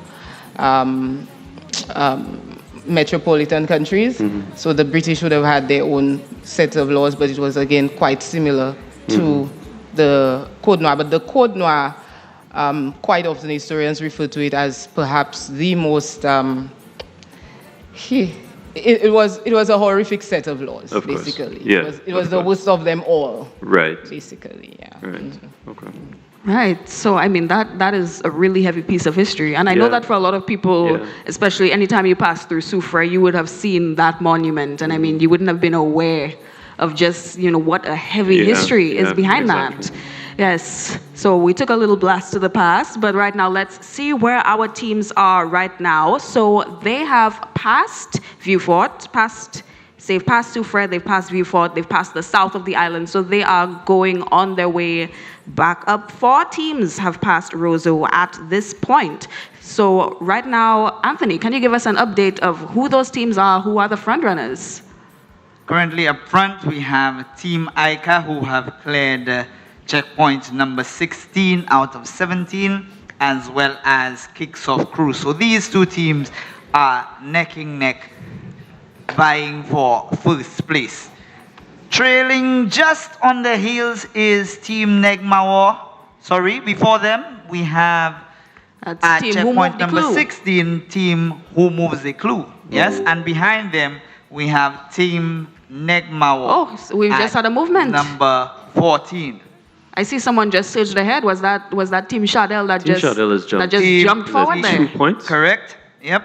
So again, we're getting the updates as the teams clear. Yes. So now we have 3 teams in at checkpoint number 16, and towards the back end of the race, so to call it, for the treasure, we have Team Taiwan at checkpoint number 12, as well as Team Ruggers. And I think now we can talk about clue number 15. Should I read that? Should we let our historian read that? Let's have okay. All right. Go ahead. No problem. Team 15. Clue 15. It says, in 1700, a famous visitor from the French islands to the north of Saint Lucia visited Saint Lucia and landed at Roseau River, where he met settlers from Martinique who had come to get lumber. Who was this man? Find the beach in this valley where you might want to, I'm going to let you pronounce that. Demaway yourself.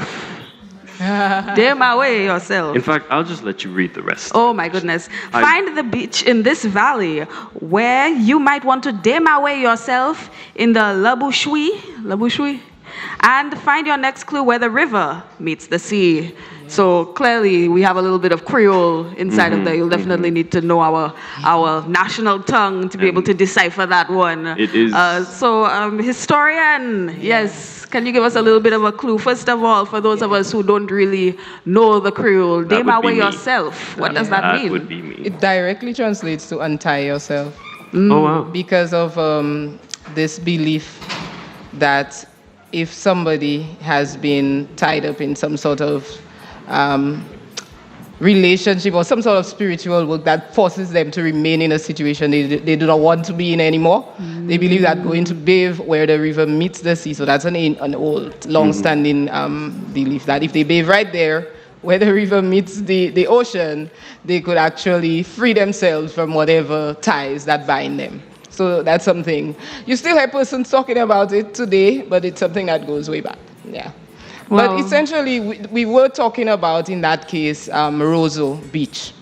And so we were speaking about where the Roseau River meets the Roseau Beach. And the person being referred to is Père Labat. So in 1700, Père Labat from the French islands to the north of Saint Lucia, he traveled from the French islands to the north of Saint Lucia, and he visited Saint Lucia and landed at Roseau River, where he met settlers from Martinique who had come to get lumber.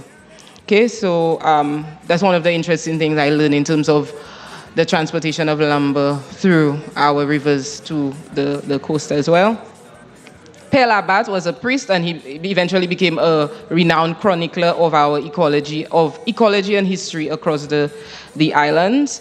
He was based in Martinique and wrote extensively about the early Caribbean environment and the Kalinago culture that he encountered during the period. He's also famous for his work in rum development. And we know Roseau has the famous production company for rum as well. But yeah, so it's interesting how you could just be walking along the Roseau Beach and see the where the river meets the beach, and there's a piece of history right there. I think we're seeing it right there on the screen. You could see the river going where in. the river meets the sea. Isn't that the river you go kayaking in? Yeah. Yes, it is, yeah. That's gorgeous. So before the kayak, we had persons using it to transport lumber. Okay. Lumber.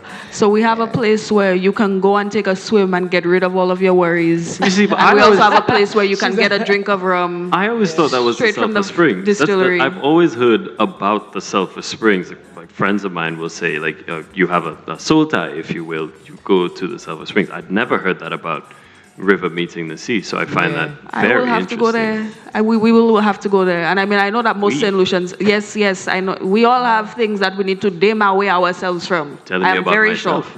That's where we'll have to go. Yeah, In so- fact, I want to check in on some of the teams. I don't think they would have had time to go and bathe in the river because, $5,000 is on the line. I don't think they could have gone to any distilleries and gotten a drink.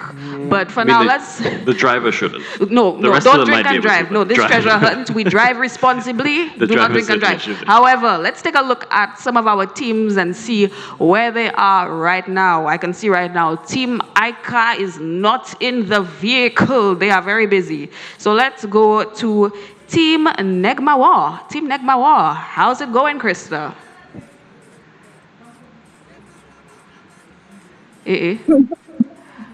Krista, you good? Okay. Yeah, be good. Oh. Yeah, all right. Okay. When you turned on the mic, you look like you were going through some stages of grief there. Everything's okay? You're stressing for sure. It's fine. Fine. It's Just some happy solutions that might need to go now we ourselves after that. I don't know what she said. She I said didn't- something But- about Dimawe in herself. Oh. All right. But I do have cousins, and that is not a face of somebody who's fine. No, That is no, all I and will I know, say. 'cause I see the facial expression. The Zoom want to cut the audio. I'm going based on the visuals. But you know what? Team Negmawa, we know that y'all were laughing just a while ago. We know that y'all got this. Y'all got this. All right. Thank you so much, Team Negmawa. All right. Who should we check on next, Colby? Well, we can't go to ICAR because they're very They getting the clue. obviously They right. off getting the clue. Things to do. Think serious. So why don't we check in on Team Ruggers? Is Team Ruggers there? If we can get you guys to unmute your mic again. How are things going? How are things going? Wonderful, wonderful, man. We just came from a swim in the Sulphur Springs. Yeah, that was rather refreshing. So now we Is it? alive, check out all the sensei. That's what you must do. That's what I was telling you. I've never heard about the river and the sea, but the Sulphur Springs, I've heard that many times. I don't. I don't even know Lost what for to words. say. You are lost for words. I'm not good at detecting sarcasm. I don't even know if they're serious, if they went in the Sulphur Springs in between the treasure hunt. I really don't know. But yes, y'all look like y'all are in good spirits. Thank you, Team Ruggers. Yes, all right. Let's see what Kicks Off Crew is doing. Kicks Off Crew, can you hear us? Hey, we are here. We are here. We having a nice yes, kind hello, of Kicks bath Off there. I can't explain what Crew. kind of Hello. bath we having. Hello. Hello. Hello. Okay. It seems y'all are very happy. Hello. What's the vibe? The vibe is vibing, I would say. But we are having a bath there. I'm not too sure what kind of bath we are having. I cannot say it, but we are having a bath. They having a mainly to our vehicle. I think it's raining, is what she's trying. Oh, that's what they said because That's what it's raining. Well, it's not raining. It's not raining. It's not raining. It's not raining. We're having a mud bath. Actually, we're having a mud bath. A mud bath. Oh wow. A mud bath. Oh dear. I think. Yes. Oh. Okay. All right. You see, we speak in cryptic language. You know. I'm not. You know, they have to keep. They have to protect their strategies. They have to protect their location. You know. Well, she could have just said it was raining. She was just Thank you. It's not raining. It's not raining where we are. We're just having a mud bath. Just yeah. All right. Thank you so we will much. Let you continue with that, and we'll keep Let's see what going. Team Have a good Shadell one. is doing. Team Shadell, are you there? Our teams are on the west coast.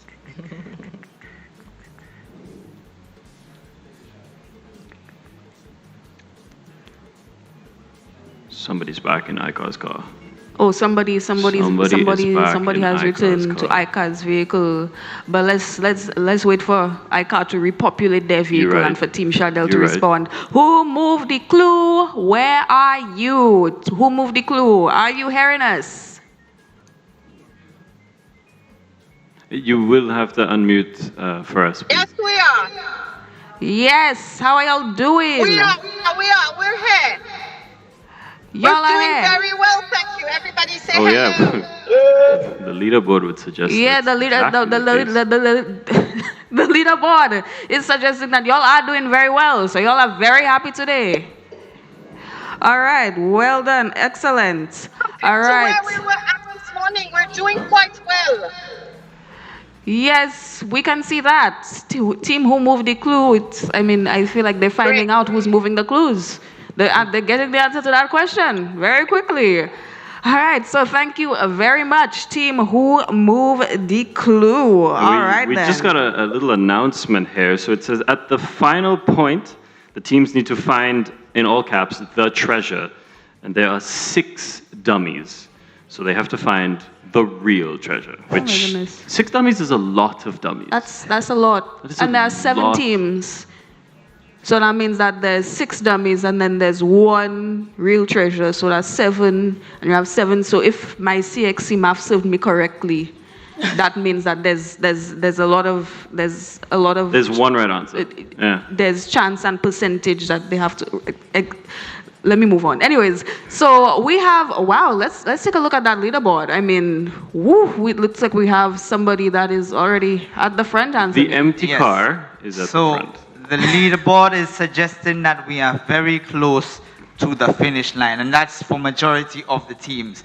We have Team Ica, who apparently is at the final stop. Wow. So they're probably searching through those dummies right now, trying to find the actual treasure. But right on the heels, we have Team Kicks Off Crew, Team Chadel, and Team Who Moved the Clue. So they are currently at checkpoint number 16. Team Negmao losing a bit of momentum. They're still at checkpoint number 14, followed by Team Ruggers and Team Taiwan at checkpoint number 12.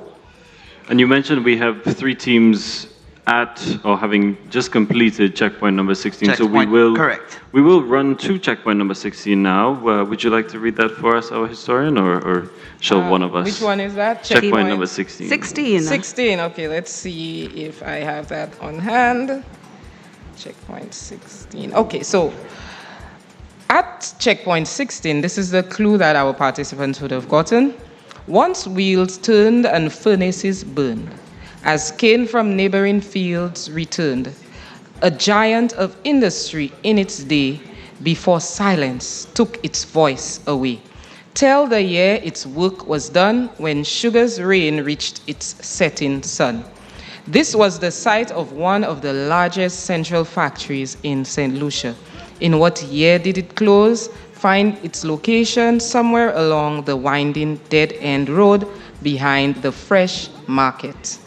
Your next clue awaits there. Y'all look like y'all figured it out already. I don't need to read it. At first, I was thinking, okay, yeah, I know. The year sugar's reign reached its settings, I was like, okay, I have an idea. But the year a specific central sugar factory closed, that's a little bit, that's very, that's very specific. That's a numbers game. Yes. I'm not sure if we're already advanced enough to actually give more information about checkpoint and the answers to the clue. Yeah, because we still have some teams that have not reached that point yet, but it does look like most of them have gotten to that point. In fact, we have at least some. Have gotten there because we got. I can reveal where we were talking about, which is cul-de-sac.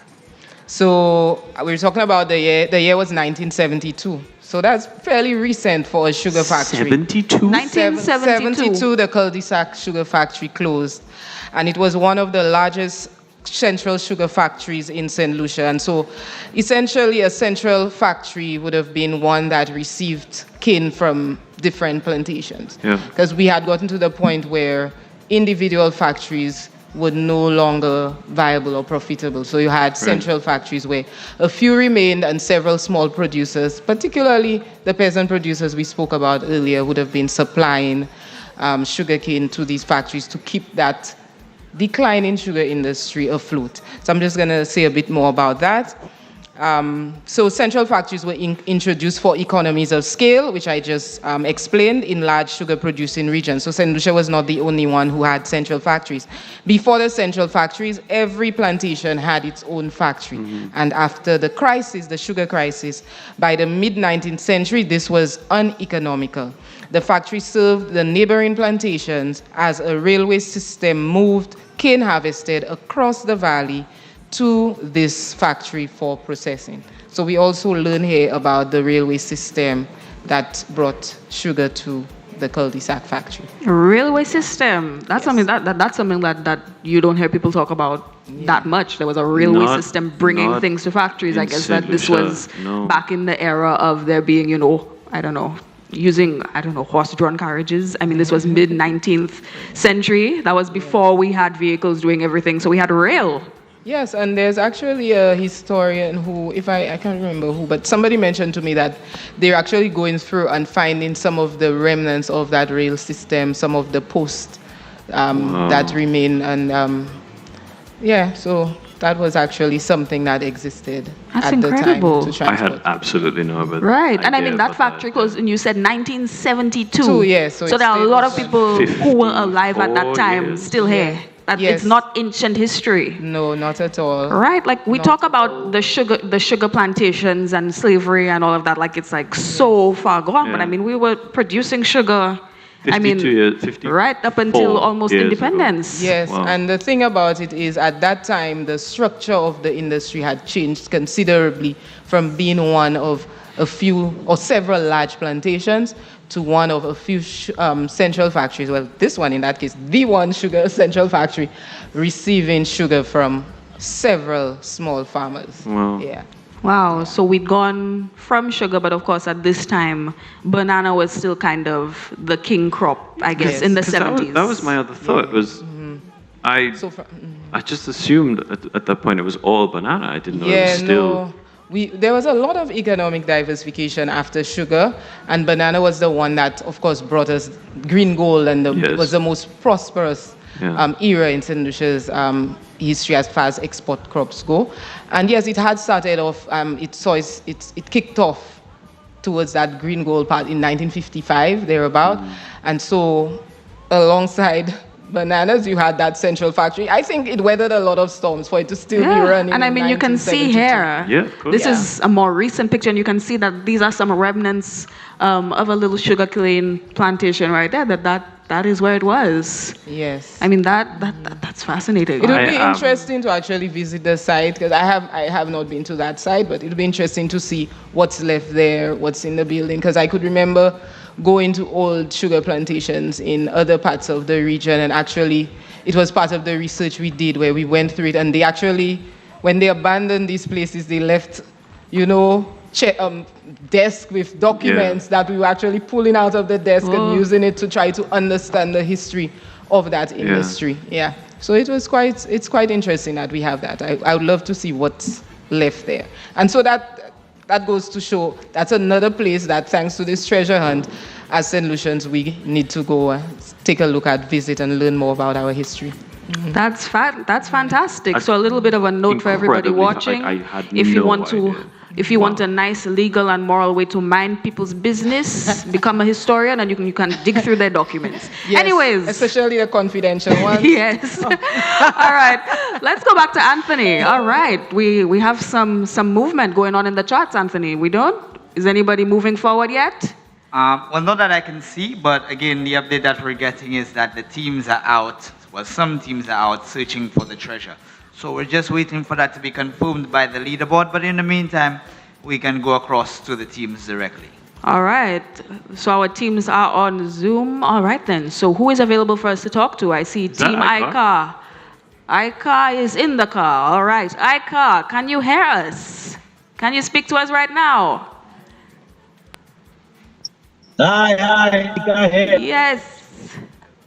Okay. So it turned out not so good for us.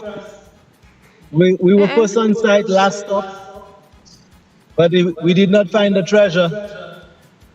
So it did not pan out that we thought it would, and so we're leaving empty-headed. It looks like we're going back to CDF.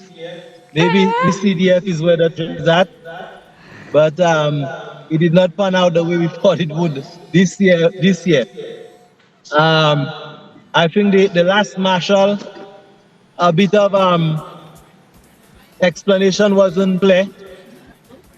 So, but it is what it is. We had an opportunity to search, to see what we get. Last year we were told that we were looking for a treasure, it was something inside of something. So we know what we were looking for. But this year we were just told, search on whatever you find, that's it. You have one chance to find something. And what we came up with was, sorry, no treasure here. Return to CDF. Oh my goodness, they're really playing in your faces. Wow. Yeah, the level of difficulty. It is wow. Thank you so much, Ika. Yes. So thank you so much. No problem. All right. So one second, Anthony. We're getting there's been a The update movement. is saying that Team Negmawa has gotten to checkpoint number 17, but I see them back in the car, so perhaps we could get an update from them to see if they were successful in finding the treasure. I am seeing some focus going on. Team Negmawa, are you able to speak to us right now? We're not too certain we have one yet. Not yet? No words yet. No words yet. It's thinking time. Negmawa is it's really serious. It's so serious. Very, very serious. Very serious. All right. Let's see, who else can we talk to? All right. Who moved the clue? Who moved the clue? All right. Let's see if they can give us the answer. Team, who moved the clue? Are you hearing us?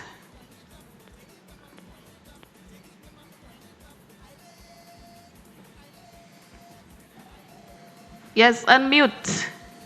We'll get back to you. We'll get back to you. You'll get back to us. I think at this point, all right, we're going to run you. into a lot of, we'll get back to us. Because and I understand, right? This is crunch time, you focus understand, time. they don't have time to sit there and chat about, it was the nice weather. And this leaderboard is so interesting because we keep getting these big jumps. All of a sudden, Kicks Off Crew has just Like we now have 2 in the last stage. We've got 3, and yes, there are some stragglers, but we've got. It's fascinating. Let's go to Ruggers and see if they have time. Do they have time to for talk to us? right? Because that's what I'm saying. Let's go to Zoom. Let's see if Ruggers is in the vehicle and if Ruggers is able to disclose any information right now. Ruggers, are you there? Ruggers has put a finger up, right? Unmute. Ruggers, once again, all smiles. What do you need from us? What do you need from us? Is that what she said? We're having some audio difficulty with them. Yes, Ruggers. Hills now. We have left the valleys to go up the hills. Go towards the fall valley. The signal is not very good right now. Yeah, the signal is cutting out a lot. All I can see is your beautiful smiles. I'm not hearing too much. But yes, so team who moved the clue with Team Ruggers. Yes, thank you so much. All right, which team can we go to now, Colby? I think we can take a look at Chadel. Yeah, let's take a look at them. Team See Chadel, are you there?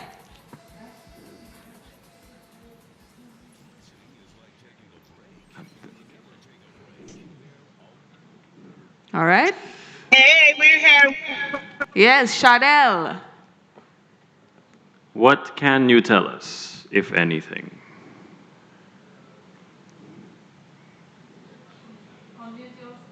Unmute. We can't hear you right now, Team Chadel.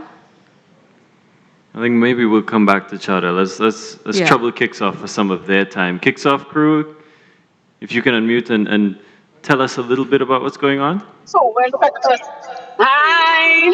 Hi. We are how reporting are back things? to CDF. Oh wow. We actually got 2 of them. Kicks off to the world. We actually got 2 of them, but we had to give up 1. You got 2 of them. So you got 2. You got the treasure and the decoy. Interested by this. 2 decoys. No. We don't know what we got in the second one. We were only allowed to open 1. Oh my goodness. So they picked up the wrong one. So now you headed back up here. We don't know if they picked up the wrong one. Yes, but it's all right. We are in good spirit. It's all right. We had fun. We enjoyed it. That's right. And y'all look like y'all having a good time. Nothing can bring y'all down. So In the lead house. We'll take a picture of the mud bath. Yes, thank you. Thank you. Pictures appreciated. Oh, but that's very interesting, as Anthony has pointed out to us off screen. 3 teams we've come in, 3 teams in the lead, 3 teams have turned up empty-handed. Wow. So even though there was 6 decoys, and there was 6 decoys, and there was 1 actual treasure. So it's not even a matter of necessarily you get there first and you're guaranteed to get it. Wow, That is very this needs strategy. Now let's see if Taiwan can give us a few answers. Let's see how Taiwan is doing. Team Taiwan, can you hear us?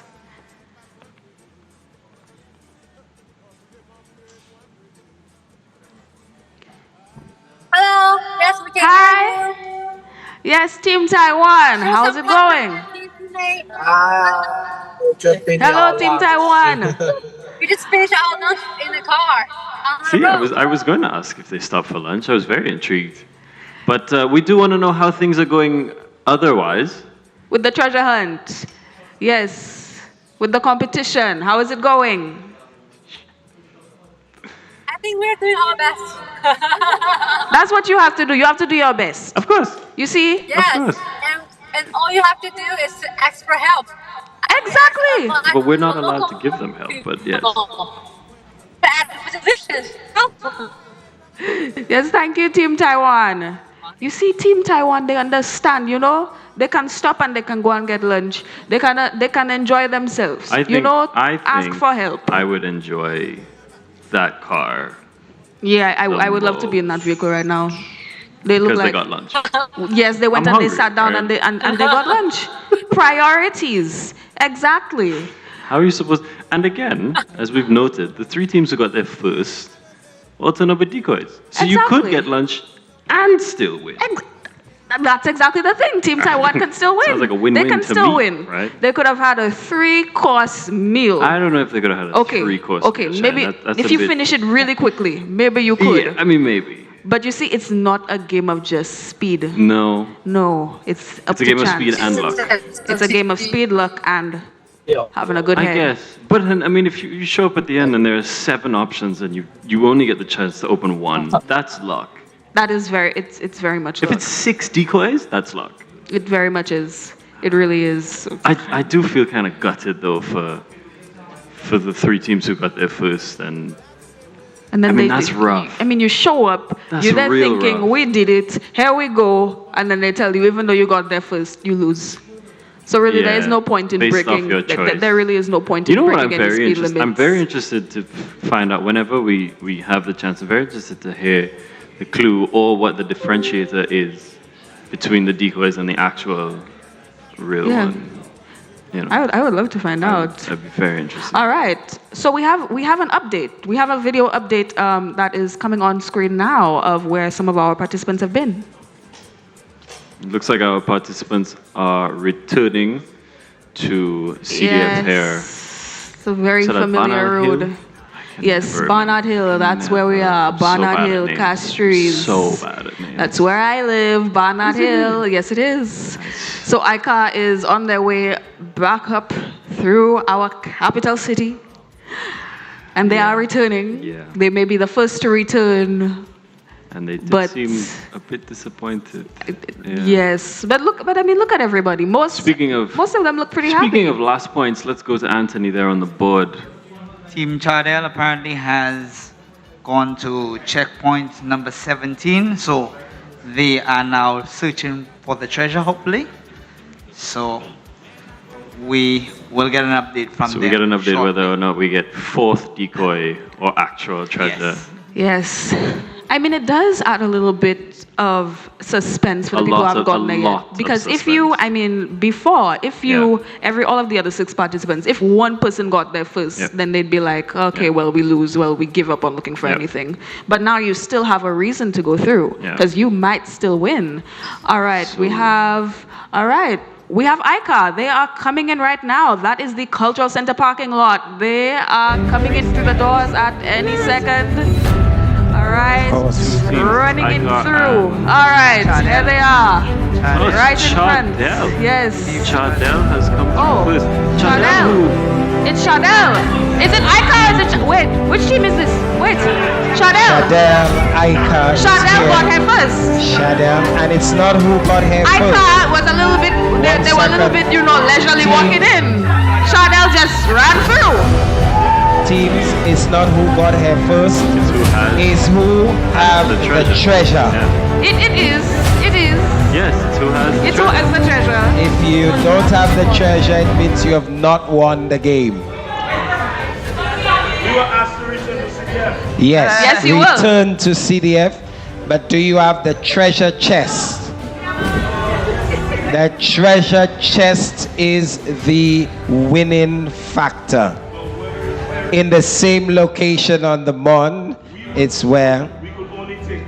That means, that's the decoy. let's see, what did you get? Yeah, that's It what we've means been you discussing. receive a decoy, meaning not the treasure chest.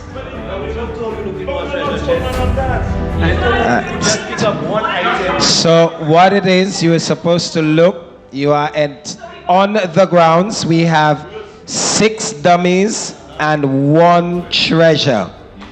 So each is a treasure chest, a small treasure chest. It's a small treasure chest. Surprise! So each person were allowed to search. If you pick up a dummy, then. So we are going to clarify it, and our host continues. Yes. Yes, they were told pick up. Yes.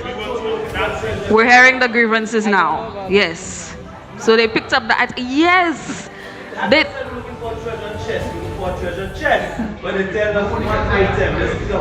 just pick up one item. That's the surprise. The host, we're not in on anything.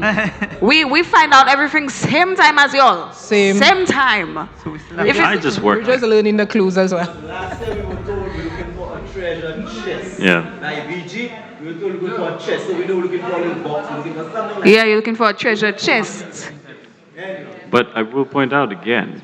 You take Shardell, don't have the chest. One of them might get. Icon doesn't have the chest. We're not sure about who has the Negma chest? or Kicks Off Crew.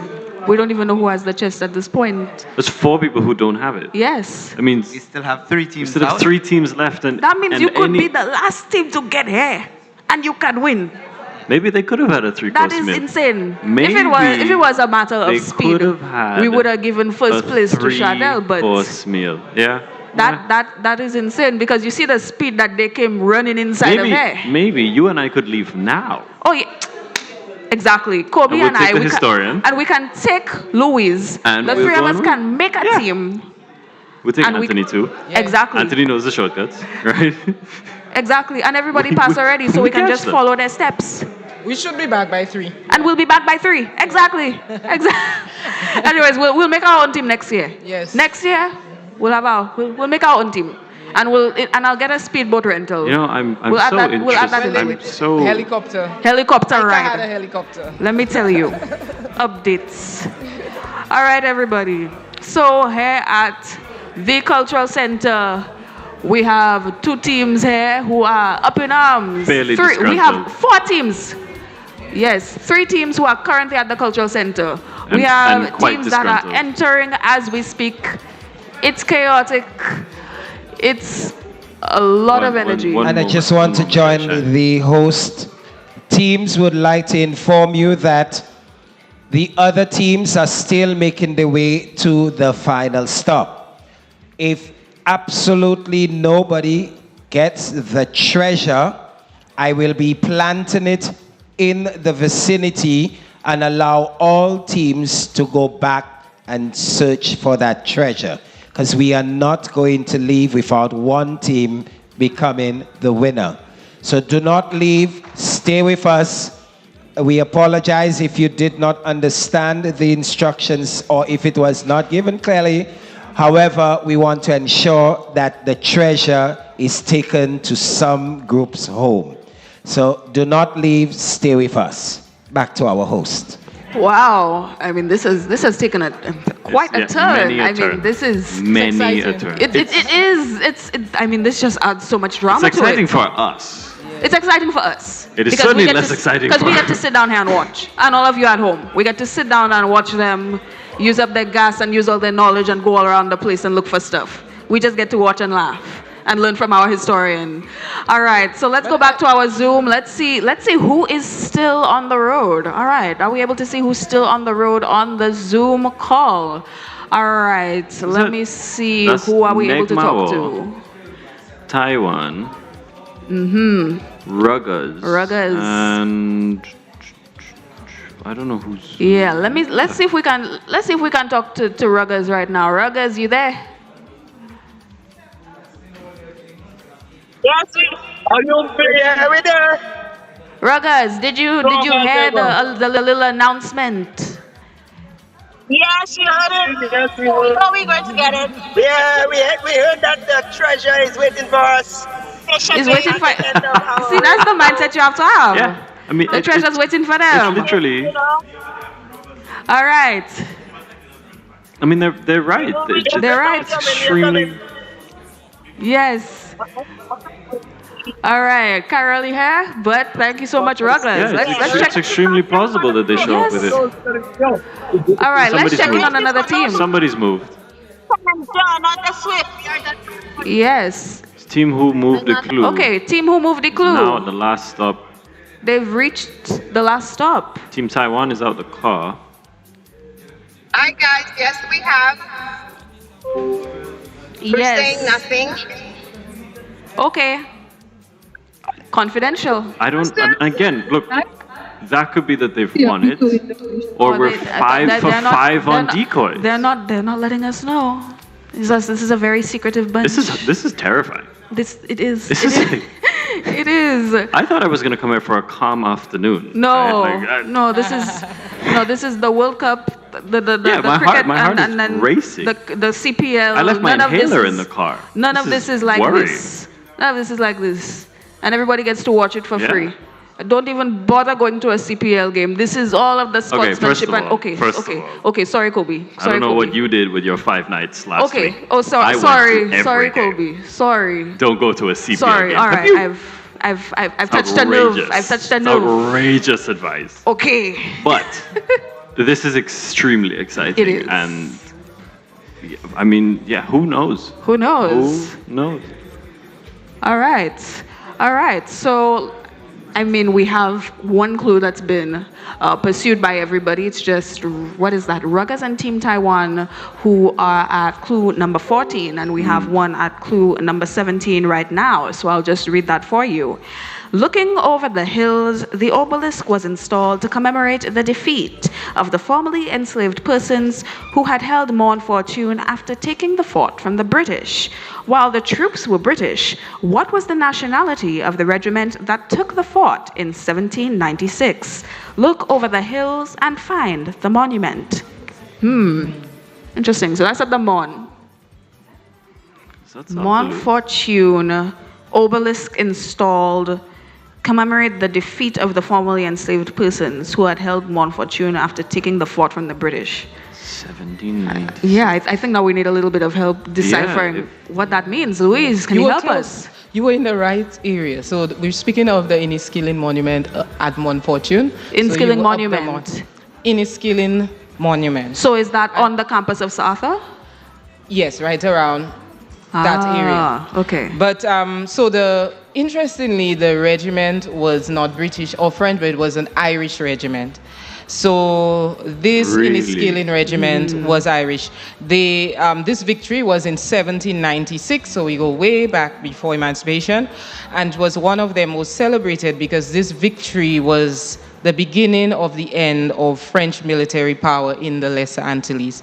The formerly enslaved who held the forts were the soldiers that the British referred to as the brigands. And so throughout the day, brigands have been coming up. We've been mentioning and speaking about the brigands. A formidable resistance was put up, but they were woefully outnumbered by the British. Those who surrendered ended up imprisoned at Portchester in the United Kingdom. The defeat of the brigands allowed for the reinstating of enslavement in Saint Lucia. Wait, so they sent them to prison in the UK?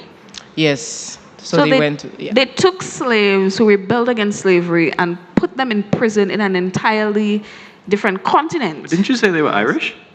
No, the regiment that led the victory were the Inniskilling regiment. They were Irish. But I will tell you, the brigands were coming out of something that we don't speak about a lot, which was the year of freedom in Saint Lucia. So emancipation that we celebrate right now on August 1st, 1834 was not the first time that the enslaved persons had been free in Saint Lucia. We had that year of freedom, 1795 to 1796, that the brigands played a very, very instrumental role in. Yeah. And we can see that monument right here has the Inniskilling Monument that is on screen. And I'm sure that if any of you have been to the Mon or taken a tour up there, or even those of you who have gone to South Africa and you've been in that area, that you would have had the opportunity to see that. And I mean, of course, there is that little placard right there that, you know, has that write-up of the information. But I mean, there's just so much more that can't even like fit. how he could take us right to the monument. Like, Right? this is amazing. It is.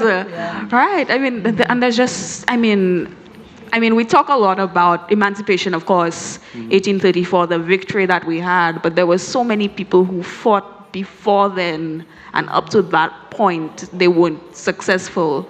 So it took so much failure before we got to the point What where I also we found were was very free. interesting was, I think Louise mentioned, it was the beginning of the end of the French colonial army dominance. Yes, And yeah. as should memory serve me correctly, the Haitian Revolution was in and around the 1790s. Yes. The French Revolution first, and then the And it Haitian was all Revolution, of course. connected, yeah. Yeah, that's so interesting that at a time when you don't have telephones or anything like that, Yeah. all these movements are, Yes. That's incredible. So if they could do that, imagine what we could do if we put our minds to it. And that is where newspapers, media, journals played a huge part in these movements across the world, which is why quite often when you want to squash a movement, they tended to go for the media houses or for the newspapers.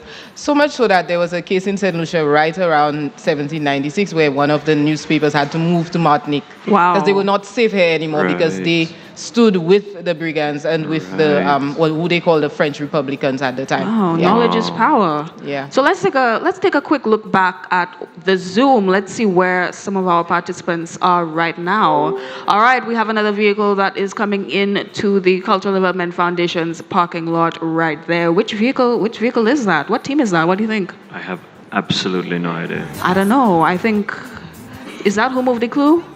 I mean, they were the most recent team to get to the last checkpoint, if Who memory moved the serves clue correct. is Yep. pulled up hair. Yeah. All right, They're y'all are they're back. strolling. All right, we're inside of the cultural center. All right. And I think that they were a little bit hesitant to say whether they get the trophy or whether they don't. So I think we have a little bit of suspense. I mean, the doesn't look like treasure a chest to me. I don't know. Maybe it's a picture of a treasure chest. I'm really, holding on to I hope. really don't want to be the one to tell them it's not. I'm treasure holding chest. I'll on let to you hope. do that. I'm holding on to hope. I'm on everybody's team. I'm on everybody's team. I'm rooting for everybody. All right, everybody. Is that a viable option, Shannon? I think it is. Are we getting lunch? Because whoever wins, they can give me a little bit of the. Anyways, so they're coming in. Listen, Into the cultural center right now. We'll see them right really before our nervous very eyes. I'm really very nervous about it. We're nervous. Yes, hello. This is team who And moved of the course, clue. we've just welcomed another team. Come on this way. Come on, team. Who moved the clue? The clue. The clue. Just let us know. Did you find the treasure chest? Didn't, unfortunately. Oh. Unfortunately, they didn't. So the competition continues. However, we're asking for you to stay by because if nobody finds it in the final location, the hunt continues here. So don't leave, but thank you so much. And stick around as we continue our live broadcast. Who hit that thing? That's. I don't know what to say. I don't really know don't. what to say. I mean, you have all these teams that have come in already, and still nobody has won. That's I'm stunning. absolutely at a loss. So there's 6 decoys. We found 5 of them. Right. Which means, I mean, this is very simple math, but one of these last 2 teams is going to find it. They've got a 50-50 shot at finding it, but I find it astonishing that the first 5 teams have all come up empty. That's insane. So who's left on the road? Yeah. Yeah. So we have Ruggers and we have Team Taiwan. And the most important point was Team Taiwan stopped for lunch. All right. I think it's brilliant strategy. I mean, can we see the Zoom? Can we see who's still there? Is anybody The still last able time to I respond? remember, I think Team Taiwan was out of the car, and Ruggers had said, All right, I mean, everybody's Team Taiwan's on the looking. search. Team Taiwan is on the search. Team Ruggers is still in the vehicle. Yes, hi Team Taiwan. All right, so we'll talk to Team Taiwan once the others get back in the car. Yes.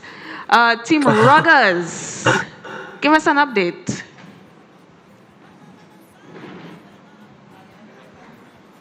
We're just going to need you guys to unmute again. I mean, should we even Ruggers. be bothering them right now? This is crunch time. I think I have no idea. Oh no, they're not ignoring us. They're not ignoring us. They just. They okay. might be. At this point, I would ignore I'm just someone like- asking me no, questions I'm just too. like, but remember earlier when we talked to them and they said that the treasure is waiting for us? Negmawa. Sorry.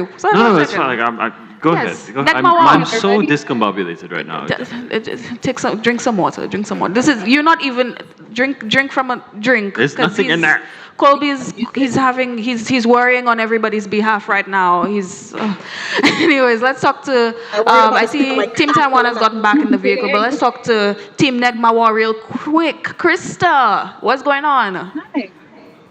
We just putting it at, we had many interesting things we were trying to remain humble and we said that we have to do a speech. Did anybody hear what they said? No, we're not really hearing. Yes. I said. I'm worried about the state of my car. Oh, Demaya is worried about the state of the car. Oh, Yes. well, once we get the $5,000, we can get some nice upgrades. Just you promising them $5,000. I like. Thank you. Yes. Manifestation. I think CBF was me a true.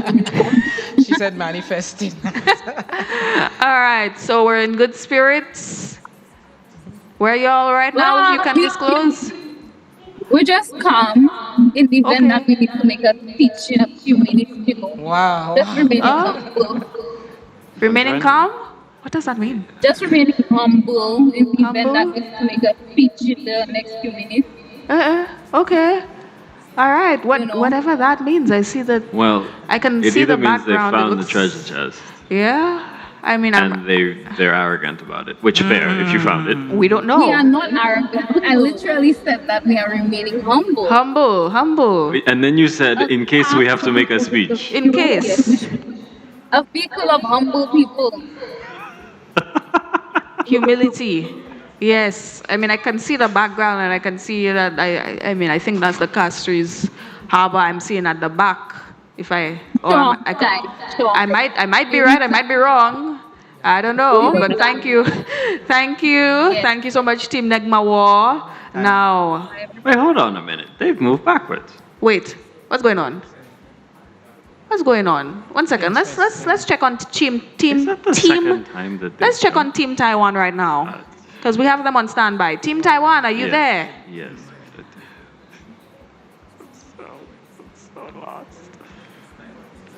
Team Taiwan. Team Taiwan, can you hear us? Have they frozen? Oh. They're freezing. They're coming back. Present continuous tense. Okay, Team Taiwan has, I mean, when you're going all around the island, your data plan really have to put in a lot of work. All right. Spend the whole time on Zoom. Yeah. Definitely. But I mean, when you get the $5,000, you can have unlimited data, unlimited video calls, I'm telling you. Let me tell you, if you win this, all of the inconveniences that you've been through on this treasure hunt pay for themselves. You're not making it better for the people who haven't won, Shine. Anyways, moving on. Let's move on. All right. I mean so we're through, more or less. Yeah. We're waiting. Bated breath. I'm in agony. I can tell. You're having a time of your life. Which seems cruel, by the way. Yeah. This has been very exciting, I guess is one word. And I mean, we're just waiting to see if somebody's gonna walk through there. I don't know what the treasure chest looks like. Me neither. I don't know if it's What if a it's tool. this? What if the treasure chest looks like this? What if it's just like ta-da, ta-da, oops, your piece of paper. But yeah, I mean, it's ta-da. I mean, that's wow. All right, so just while we're waiting, I mean, we are waiting for a little bit. We'll see how long until everybody gets here. Just letting everybody know that the virtual tour that's being given by Anthony on screen, it's available for everybody to see. So you can access the Saint Lucia 360 virtual tour at Saint Lucia 360. That's SAINTLUCIA 360.com. And I mean, you can see even here, this is the cultural center. This is where we are right now. I mean, inside of buildings, we have bird's eye view, we have historical monuments, all of those. So you can go to stlucia360.com and you can access these very maps. And these were created by Ronald Raoul. There's the beautiful city of Castries, the Immaculate Conception, all of that. So Cathedral's a gorgeous building. yeah. It's so insane how pretty it is. absolutely beautiful. And you can access it from the comfort of your home. You don't need to go out in town. So again, I think very important to notice that it doesn't only give you the locations, but some of them you could actually go into the buildings and get some information on them. And it's not only national monuments, we have restaurants, we have hotels, and it's just really an interactive platform to really get to know Saint Lucia. And currently there is another being built by Ronald Raoul So persons can look out for that as well. He's really taking the technology and mapping out various islands, various locations to make life a lot easier for persons to navigate. So now we have Google Maps and we have Saint Lucia 360. Yes. Thank you so much, Ronald Raoul, for your contributions to Saint Lucian technology. So for those of you who are watching from in the diaspora, who are feeling a little bit homesick, or for those of you who want to get to know your country better, or for those of you who are planning on doing the Emancipation Treasure Hunt next year, perhaps you can get a little bit of bearings on St. Lucia right here through this map. All right, so let's continue. I think that we have some people who should be coming in shortly. Can we just get one last look at the leaderboard? But okay, so no big changes there. But while we're waiting, we just want to talk to our historian. We hear you have a new book out, and we want to get some. You can tell us a little more about that. Yeah. So my book is On the Shoulders of Peasants. It was released in the end of last year and launched in February as part of the Independence calendar of activities. It focuses on that post-emancipation period where you have persons leaving the plantations and then eventually becoming landowners, becoming part of all of these new industries that emerged, the lime industry, bananas, coconut.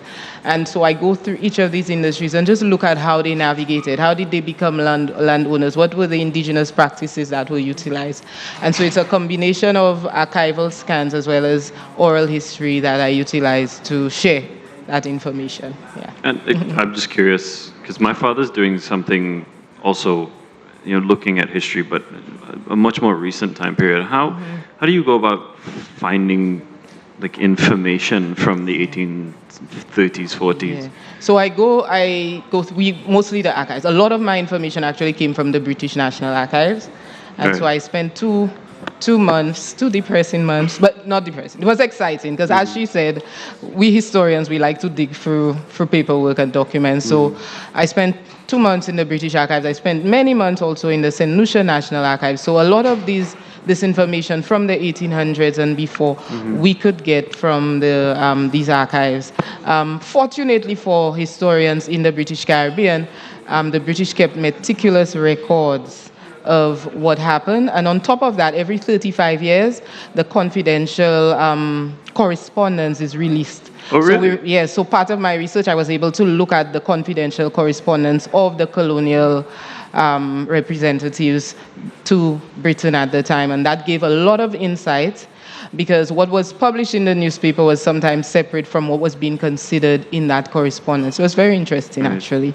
Yeah. All right. So just tell us, so that's On the Shoulders of Peasants. Yes, tell us a little bit, especially from today, hearing so much of the insight that you're giving on history. I mean, I'm sure I've been convinced that this is a book that I need to get. How can we get our hands on it? Okay, so it's on Amazon, so you could actually just purchase it online, or you could go into some of our bookstores. There's a bookstore and flower shop inside of what was formerly the Valmore Plaza building, so you could get it there. I'm just not remembering the names of the places right now because it's on a whim. I didn't expect to speak about my book, so I'm forgetting names of bookstores now.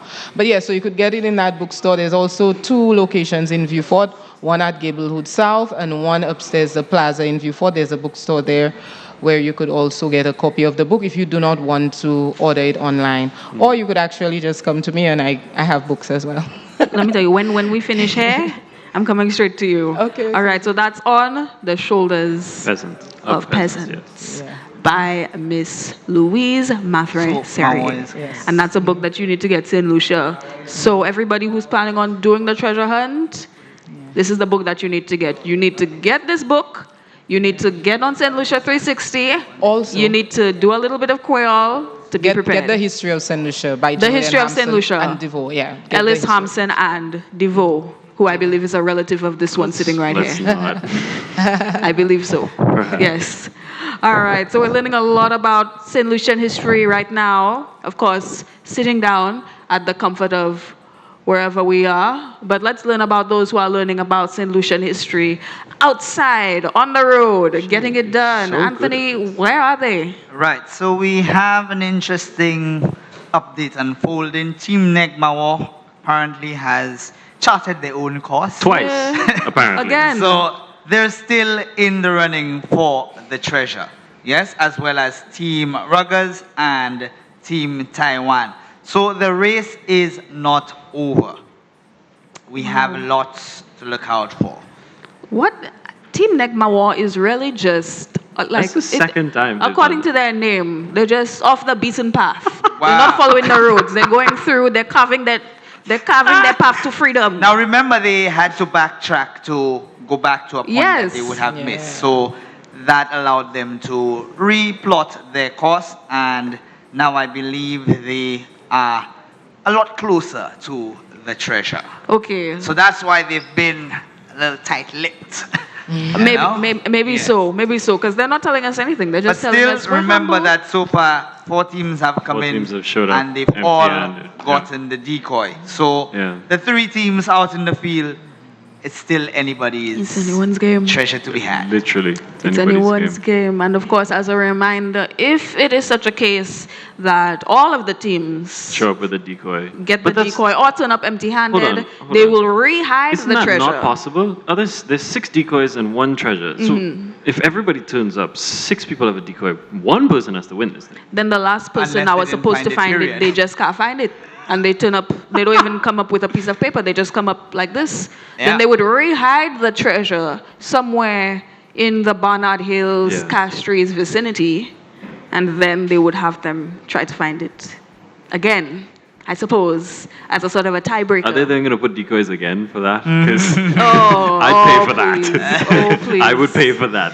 I would pay for Another- that. The This second is- running with decoys. I'd pay for that. Well, the 4 teams on the ground are actually awaiting them to fail so that they could get that second opportunity. So it's still very interesting. The energy is still high. We're going to Yes. see who is going to be victorious. Yes, we're still here. We're still waiting. Yeah. We're still just. I'm still I mean, anxious. And I mean, the ones who are out there, they aren't really telling us No. what's going on. We have one that's having the time of their lives. Team Taiwan, are you able to speak to us? Team Nagmawa is out the car, which means what exactly? Team Taiwan. I don't know if Team Taiwan can hear us. I'm not sure if they can hear us. And Team Negmawa, oh well, it looks like Because if Ruggers they've is moved, frozen. they have moved Yes. So Anthony, again. Which, Team Negmawa moved. in their case, could mean any number of things. Could mean anything. But I'm curious, what does, I mean, I think we have an idea, but Louise, can you tell us, what does Negmawa mean? What's the meaning of that name? Well, it directly translates to, neg meaning black person, mawa means to run away. So that's what a black person who has run away. So that's what it directly translates to.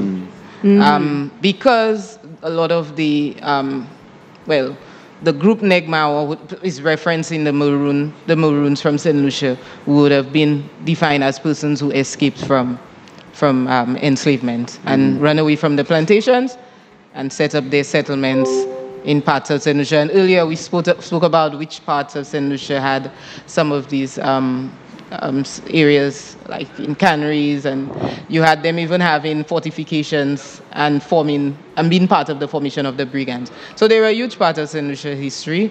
And at first, Negmawa was seen as a derogatory term. Even now, people tell you you're a Negmawa, and they use it in a derogatory way to tell persons, okay, you don't know of modern things, that sort of thing. But in reality, I think they call themselves that because they're proud of the contribution of these persons who fought against enslavement. Yeah.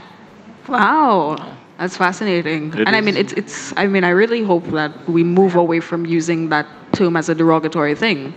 Because I mean, that is it is born from such a time of, evil and restriction and fear. But I mean, just our ancestors being able to go out and carve their own path is such a beautiful thing, even though, they had to fight.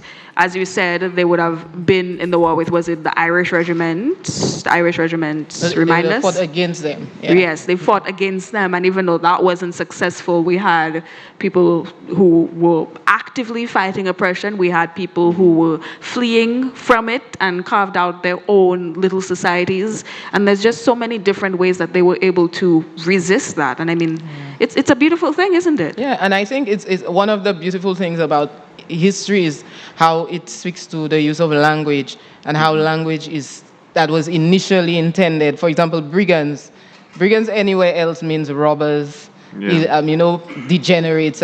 But in Saint Lucia, the brigands, we redefine that term because these became heroes in that fight for freedom. Yeah, the group called the brigands. Yeah. Wow. So I guess that every Caribbean island, I guess, has their own kind of history when it comes to this. Of course, Negmawan being a very Creole term, and I guess that in the other Caribbean countries, it would be a little bit different. But yeah, there were maroon settlements, in Jamaica, and you had massive maroon settlements. So much so that there were treaties between the Maroons in Jamaica and eventually, whereby in order to stop persons from running away to their settlements and to protect their settlements. So, I mean, they established their own governance in some spaces. So, Saint Lucia, we have a lot more to learn about them and the settlements and what happened. But, Negma, that is where that term came from.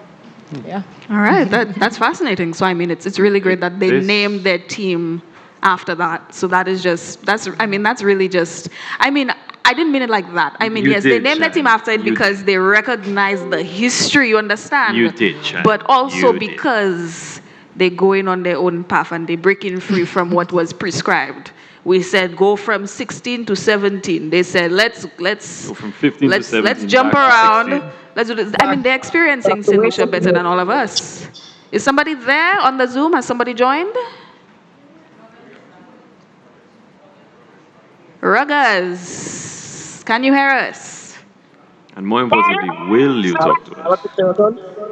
Yes, Ruggers. Yeah, we can't see you. Yeah, having some technical difficulties. Okay, we're seeing your video. Yes, hi, Ruggers. Yes, what's the vibe? We're on route. En route.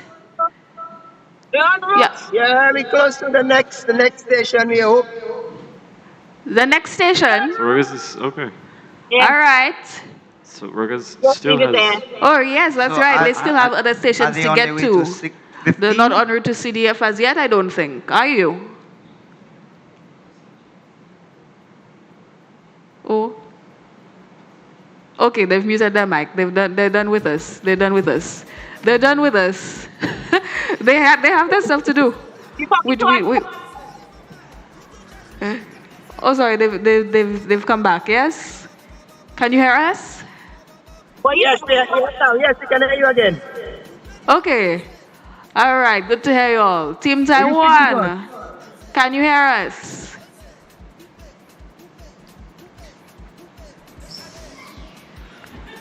All right. They're getting ready to talk to us. Team Taiwan. I can hear you. Yes, how's it going? Any updates? Yeah, on the road. I would hope so. Yes, on the road. It's not good, but we are just leaving SNRA. They are? It's not too clear. Wherever they are, the connection is not. Yeah. So we're having some trouble hearing. Yes. Can you hear us? Can you speak again? Try again. Team Taiwan, let's see if we can hear you. Okay. Universal signal. We will let them. Hey, we just leave. We are leaving SNRA just now. They're leaving somewhere and they're coming just now. They're leaving some... Ancillary. They're leaving Ancillary. Oh. They're leaving Ancillary. They're leaving Ancillary. All right. Thank you so much, Team Taiwan. I see Ruggers in the back. They're smiling like it's an ad for Colgate. Everybody in the Ruggers vehicle is looking happy. I wonder what's going on with Ruggers. That's I'm very interested to see where Team Negmawa has ended up. They're not on the Zoom. We haven't seen them for a little bit. Yeah, we have No no idea word where on whether they're Where's Team close. Negmawa? We don't even know. Well, But according to the leaderboard, it says they're at checkpoint number 17, So they're which at is the the final they've one. gotten the but treasure. they seem to have logged off the Zoom for whatever reason. They've Maybe probably it's gone for a swim. connection. No, I'm just asking. I'm Exactly. just like Living up to that name. everybody- But while we maybe I they didn't found say the it. treasure. Shine said it. Who knows? Who knows? Maybe they did. Maybe. But while we're talking about, I mean, we talked a little bit about the name Negmawan. I mean, I think every team has the meaning for their name. Shardel is a combination of the last names of the team members. Who Moved Ecluse is self-explanatory. ICA, that is the Rastafarian organization. Kicks Off Crew and Ruggers, I might have to ask them what that's about. But I mean, Well, we have... Ruggers, I could tell you, they said earlier, it's because the group is compiled of persons who play rugby. Oh. They named it based on that. That's how they got together. So they all play rugby. Nice. That's their common. And then Kicks Off Crew. Kicks Off Crew, well, they just It's like for to have kicks. fun and kicks off. So Exactly. they went with that. That was also one of their goals for this experience, just to have fun, while learning and engaging with the various clues. So I think they have accomplished that based on them. And of course, we have Team Taiwan again, diversifying the pool. I mean, we do a lot of work with the Taiwanese embassy. They're basically Saint Lucians. Of course. So it's good to have them involved, going through the history, understanding the history, and just being part of the culture, tying everything together from that perspective as well. And I mean, by the looks of it, they seem to be having a blast. I'm sure from the beginning, persons would have thought, what are the Taiwanese doing? Will they be able to get through the clues? But they have They been a shot. They still have a treading shot to through win. very nicely. They do. I mean, Still have a shot probably the story of the tortoise and the hare, but who knows? But the tortoise won. The tortoise won. Yes. So I mean, it's amazing. I mean, there's so much of our cooperation with Taiwan. I mean, it's such a beautiful thing. I mean, we both are islands, although Taiwan is a much bigger island, of course. But I mean, the kind of, and I mean, it's not a relationship that every country has. I mean, our ambassadorial relationship with Taiwan. I mean, it's really a beautiful thing. I mean, I'm wondering, Louise, is there any tidbits you can give us on the Taiwanese in Saint Lucia that you'd know of? Not an area that I have looked at specifically, but I do know that there have been several points at which we have partnered with them in terms of supporting agricultural development. And I think, if I remember correctly, we go as far back as somewhere around the 80s or the 90s.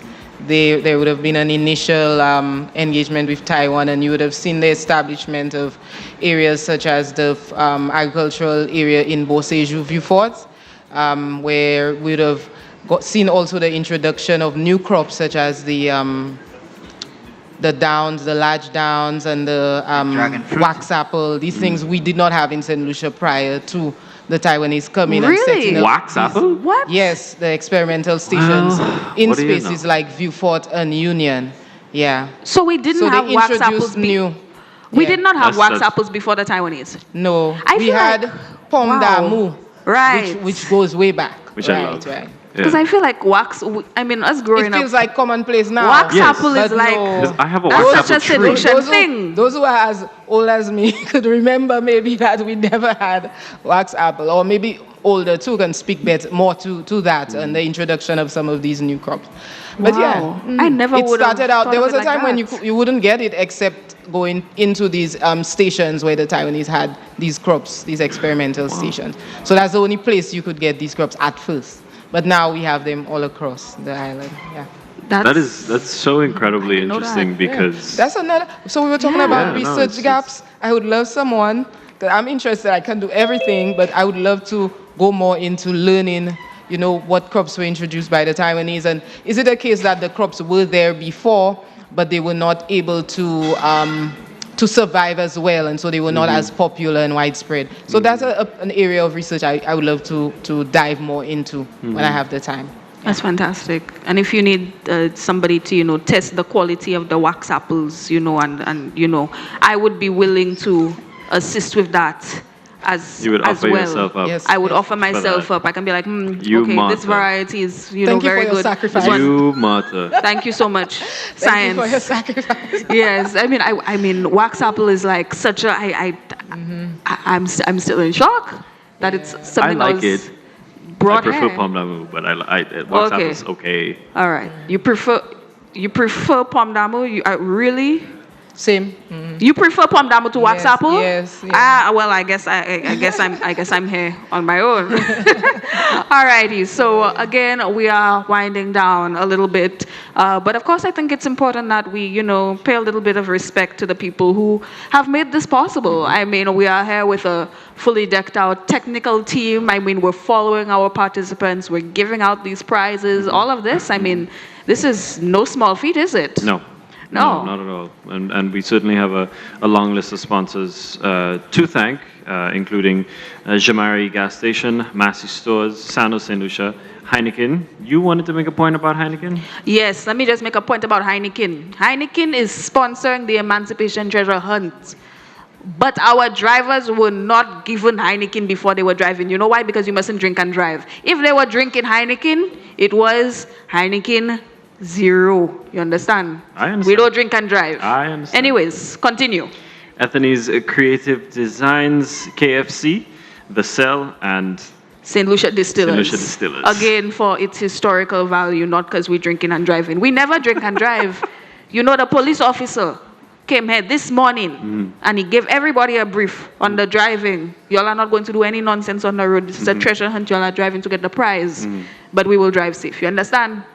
All right, let's go back. I mean, we have Ethany's Creative Designs here. I mean, as you can see, we have our little necklaces that were by that sponsor. And everybody in the beautiful. vehicle, I mean, everybody was given one of these as well. So, I mean, we're going to have this. I like how light it is. To keep, yeah. I mean, so it's lightweight. It's gorgeous. It's absolutely beautiful. So let's take a little Word let's take a on look. the street is Yeah. Negmawa, as we can see here on Negmawa the is in Zoom, the trees? out the car Yes. and taking us with them out the car. The other teams usually leave us in the car to stare at Yes, seats. look at the vlogger. But Negmawa is out the car, clouds in the sky, trees all around. And this is really exciting We're stuff. switching from portrait to landscape. If you're into meteorology. We're getting a full view. Are they at the Enniskilling Monument now? Yes, they are on the Yes, Mon. they are. Negmawa, y'all at the Mon. Nayeli, Krista, Demaya, all of you. Can you hear us? They don't want to speak. Am I being You know, ignored? I don't know if you're being. I don't know if you're being ignored so much The as heat of A, the they're moment. focusing, and B, it's also the They video don't have time. looks a little choppy. Yes. You know, Yes. I wanted to ask you, Shine, we're sitting down here, we've gone through 17 points. You and I have covered, the last 6 or 7. Of all of the 17, is there anyone in particular that, like, you have some, like, particular interest in? Any that I have real interest in. I mean, It's like, and I would like to ask Louise about this. I heard once about the lighthouse in Beaufort. And I thought this was really interesting because one of my favorite things is that we're tiny little island called Saint Lucia. There is also a place in South Africa called Saint Lucia. Right. And one of my favorite jokes is that South Africans at home apply for a job, get a job, and find out they now have to move to the Caribbean. Really? Because they applied for a job in Saint Lucia. They don't realize. They don't realize which one it was. Wow. And so recently I was scrolling along somewhere and somebody made the point of that there are 2 St. Lucias and it's very amusing. And somebody else said, the lighthouse that we have here was originally for the lighthouse in South Africa and St. Lucia. Do you know if that's the case or not? Because again, that is one of the funnier cases of mistaken identity. We just have a South African lighthouse and it's a massive crazy. lighthouse. But it's like, oh yeah, we'll send it to St. Lucia. And off it goes completely across the Atlantic Ocean. It's very amusing I would to not me. be surprised. There have been a few cases like that in our history. Even the cathedral should not have been in St. Lucia. I think it was intended for somewhere else. And I think St. Jude Hospital as well would have, I think it was supposed to have gone to Trinidad and Tobago, if I remember. To Trinidad? Yeah. The cathedral wasn't supposed to be here? Or something about its construction. The plan that came to Saint Lucia was for a smaller. You notice how it goes onto the road. Yes. But I do not want to give inaccurate information, but something to that effect. There have been incidents of things like that happening. I'm not too sure about the one. I've heard about it, but it's not. I will look into it. It's quite interesting, the one you just mentioned. I don't know, but if that is the case. Yeah, there is a Saint Lucia area called Saint Lucia in South Africa. It would be interesting. I discovered that myself because every time I would check the tide to go fishing, it would give me the tide in South Africa. Yep. And I couldn't be less bothered about the tide in South Africa. I'm fishing air. And then there's I think this one is about more of our heritage, but there's a Castries in France as well. Right. There is. So I'd look up stuff like what's the time in Castries, and it'll give me the time, like 6 hours earlier. Yeah. So I mean, we have we're connected to a lot of places by names, I suppose. I mean, to be fair, like the Europeans did end up just using a bunch of names in a bunch of different places. That is true. Like when I moved to Canada, there's a Paris and a London in Canada. Of course. I mean, of course. I mean, you get a good name, just keep going. Dominican Republic, Dominica. Same region, it's okay. Just leave it there. There's a Jacmel in Haiti as well. And exactly. And then, of course, Roseau, Dominica. Roseau here. We have Marigot. How many soufres are there around the Caribbean? I feel like every, if you have a volcano, there's you a have a soufre soufre. in St. Vincent. There's one in Montserrat. There's one in, exactly. Like if you have a volcano, you have a soufre. Just scribble that in and keep on going. Yeah, I mean, exactly. I mean, that's what it means. That's what we have in common. We have video. Okay. We have video. We have some footage from Neg Mawa. All right, I see it's loading. What is the study of grass? The study of. I don't know because it looks like it. Oh. It looks like back that's to what meteorology. They're doing. Back to meteorology. She's showing us the clouds. Like if you're interested in rainfall, the grass. trees. I kind of wish everybody did this, but I mean, that would kind of reveal where the clues are. Yeah. But I mean, I guess that they can afford to do this at this point. Up at the Mon. And let me just mention as well that we have a reigning carnival queen who is participating in the Emancipation Treasure Hunt. That is Naili Lewis, and she is on Team Negmawa. She's the carnival queen, one of the two. One of the two. And she's out here doing this. I mean, I think that's absolutely incredible. I mean, that we have somebody who is on this national platform who is, engaging with our culture in this way. And I mean, that's exactly the kind of thing that we need in St. Lucia. So we have our carnival queen, we have Taiwan, we have the Rastafarians, we have so many just different groups of people coming together for this. Rugby. We have the rugby players, of course, a very historical group in St. Lucia. A lot of diversity. Of course. In these 7 yes, groups. we do. I think I heard a little something from Negmawa. I don't know. What is this, Forestry Channel? Wow. Is there a Forestry Channel?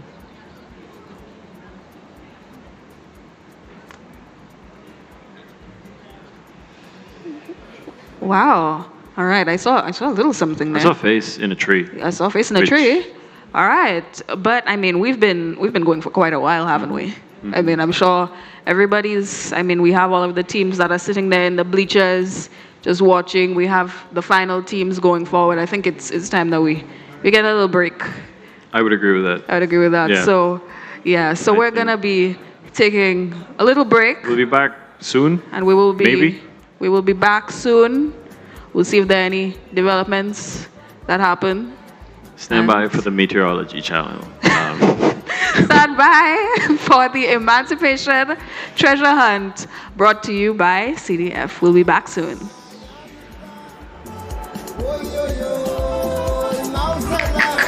Articulate my thoughts.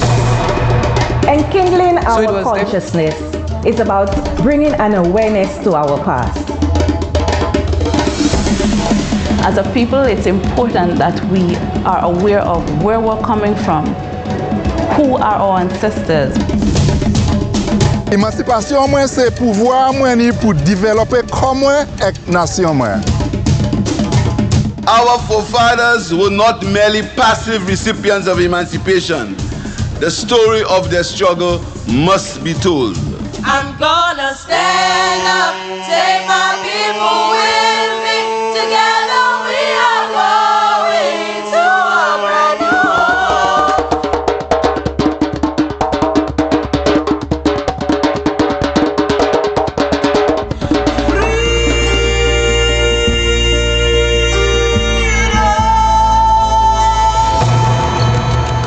So emancipation is more than just a reflection on the past. It is a look to the future, to what we want to become. And I call on all of you as we celebrate for the second year for us to think, yes, let's reflect on the past, but let us equally commit ourselves to building a better future.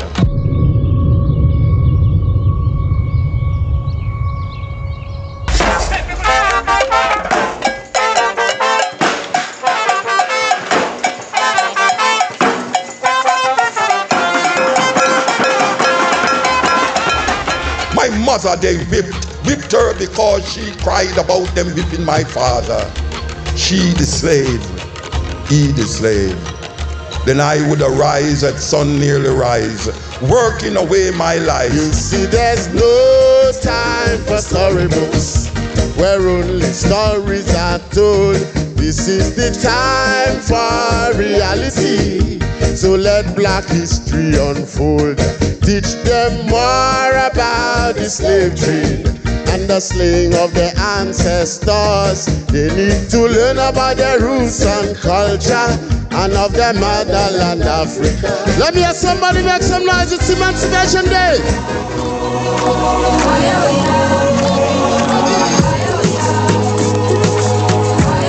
We will unveil what I believe are masterpieces, and for us to see more of that in Saint Lucia. This government remains very supportive of those initiatives.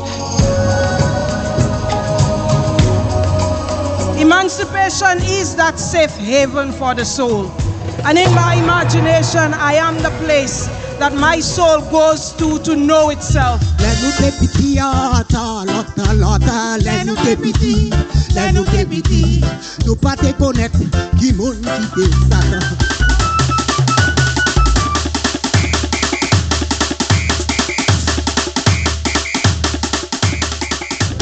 Do we really trust the French? Exactly. How do we know that they will not betray us? Huh? Use our manpower and exploit our knowledge of this land. Go, shit.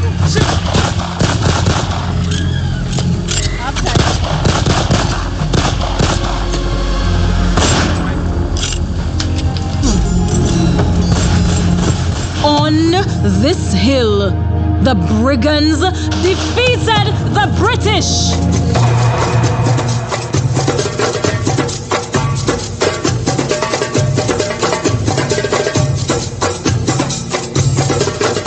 Won't you help me sing this song of freedom? Is all I ever had. Mr. Billy Joe, he alone. Let me get you Saint Lucia. On this love, master. Everything you ask the man. Him say tomorrow I'll be waiting in a vein down there in a sorrow. Really Joe. What make it wild and so fire.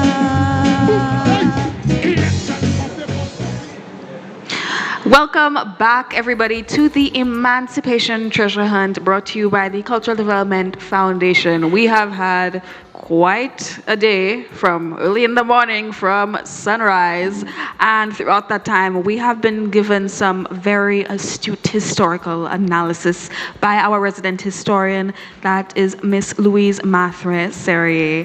Thank you so much for all of the insight that you've provided. I have wanted to ask you so many more questions, but I guess that some of those answers I might be able to find in your book, so let us know one last time about the book that you have out. Yes, so my book is called On the Shoulders of Peasants, and it's on Amazon, or you could purchase it in some of our local bookstores or by reaching out to me as well. Yeah. Thank you so much. That is On the Shoulders of Peasants. So I'll definitely be trying to get my hands on a copy. Yeah, it makes two of us. It's all right. Thank you, and it's been a pleasure being here. I love this activity, and I think it's so important for us to connect with our history in various ways. This is exciting. This is an exciting way to do it. Yes, Yeah. to many more. Thank you so much, Miss Louise. Thank you so much. So we'll be saying goodbye to her right now. She's been on it for the entire day. So let's just go over what's been going on. I mean, so we started with 7 teams. We've had 4 complete the entire course. The last we heard from Team Negmawa, they were at the final stage. We're still waiting on Team Ruggers and Team Taiwan to get there. Of the 4 teams who have completed the course, everybody's turned up with decoys, and we're still waiting on the last 3. As we mentioned a bit earlier, when there was a bit of chaos going on, the teams are hanging around just in case nobody turns up with the treasure and it has to be rehidden. So actually, we're gonna have a few conversations with the team leaders who are here right now just to find out how their experience was. And we start with the team lead for, I believe, Team Chardell? Team Chardell, yeah. So tell us today, how was your experience? It felt like a history lesson. There were many occasions where we went into places and I was like, I've never seen that place before. And I think it's something that should be done beyond just for national, for adults. But being that we're reviving history in schools, I think maybe there should be a secondary school version of this treasure hunt, so we could educate our youth on the history of our country. Yeah. I think it's something to gravitate towards. This was amazing. Did you have any real challenges along the way? The mud on the road. And I mean, there's some really, really, really tough competition. So hats off to all the other teams. It was competitive. But I mean, we exercised road safety and respected each other's space, so hats off to us for this as well. I know there's some teams still out there, so I won't speak on certain places we found too difficult. Yeah. No. All right, thank you so much. I was just wondering, I guess up to, let's say, 14 or 15, do you remember which of those was your favorite? Did you have anyone that stood out to you in particular? Like, wow, this is particularly interesting. I really didn't know about this. You're referring to in terms of the areas? Yeah. Let me see. Good question. I would say the one that led to the Deriso Church, and that back road that takes you all the way back, right, to View Fort. So I learned a new road. Nice. Yeah. Okay. Well, thank you so much for your time. And is it right to say I hope they get a second chance at the title? Does that feel? No, right? we're still on the running, you know. I know. So tell us good luck. Yeah, good luck. Yeah. Good luck. More power to you. Yeah, it's still anyone's game, isn't it? Literally. Yeah. Yes, so thank you very much. And that was Team Chardell, who was, they were actually the first ones. They came running in here first. So if this was a matter of speed, they would have been the winners. Either way, we still won. Exactly, it's the experience. You have a new back road you learned. I mean, that's really it. That might be the most important thing. It is With important. all the traffic we're getting, that might definitely be the most For sure. The cash prize will be, but we appreciate it. That's thank you. Thank you so much, Team Chardell. All right, let's get a quick Zoom update. All right, how are they doing? We're waiting to see who's gonna be that next crew in. All right, who is there, Colby? Who's Team Ruggers is in the car. Team Negmawa and Team Taiwan have both decided we are not worthy of their faces. I'm sure it's not. Which is fair. They have to save data. Save data. I don't blame them. All right, so I see Team Ruggers is smiling at us. We'll get to them shortly. Team Who Moved the Clue, we're going to be speaking to them right now, actually. So we'll get to our other teams who are out on the road. But for now, let's get a little bit of insight on what the journey's been like.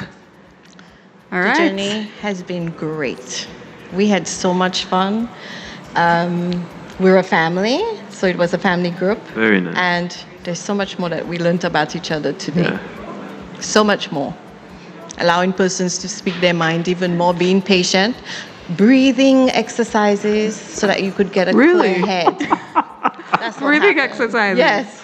So you take in a deep breath and you listen and try to put your opinion all the way to the back of your head, because the goal was to get here. Yeah. So it was fun. It's been a lot of fun. I think this is something that a lot of families should try. I'm not. No, I no, think no. so. I think it would solve a lot of generational trauma if we just need to put them all in a vehicle and just send them around the island, and they come back and everything's sorted. I have spent 10 hours in a vehicle with my family. I'll pass. Thank you very much. And I love them all very, very dearly. But to be fair, like, I wasn't going around finding out very interesting things historically wise about Saint Lucia. How was that as a process Well, for you? I learned a lot. Yeah. We're from Miku, so heading back down south, and I was so surprised learning about the church in Soufrière. Right. And that was very interesting because there's still so much that I don't know about our island. Yes. And this activity has allowed us to learn so much more, and we're looking forward to next year. Of course. I'm looking Yes. forward to next year too. Yes. I don't know if I can deal with this anxiety again. This is stressing me out. I mean, like, how's it been you're balancing both the learning about the history and the competition aspect. How's that been? It's been challenging at times, but from what the kids said, that they've enjoyed it a lot, very educational. It was just so different because this is our first time doing this. So it just opened up our minds, our eyes to so much about our country, and that we're thankful for. Got stuck in the mud, had a few, but we all got out of it, and we're here. And how did you guys come up with your team name? I must know. Sorry? How did you come up with the team name? Actually, there's a colleague of mine who was supposed to be joining us, but then unfortunately he was not able. So we did some research, he and me, and we came up with it just having discussions. So I'd love for him to be here to take credit, but he's not. So But it's too bad. okay. I'm still not going to give him the credit. All right. Thank you so much. Thank you so much for your time, Great. and Thank you. we're very happy that you've had a good experience, and good luck. Great. Looking Yes, forward. thank you so Yes. much. Welcome. Yes, so heartwarming, so lovely. I am so happy. Yeah, it's a good time. Yes.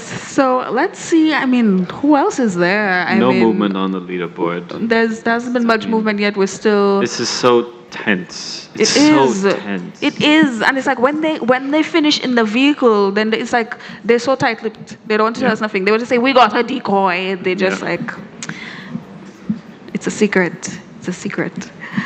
So let's get another insight from one of the members of one of our teams. So actually, last year the winner of the Emancipation Treasure Hunt was ICA. So right now we're going to talk to King B. He is from ICA. We're going to be having a word with him.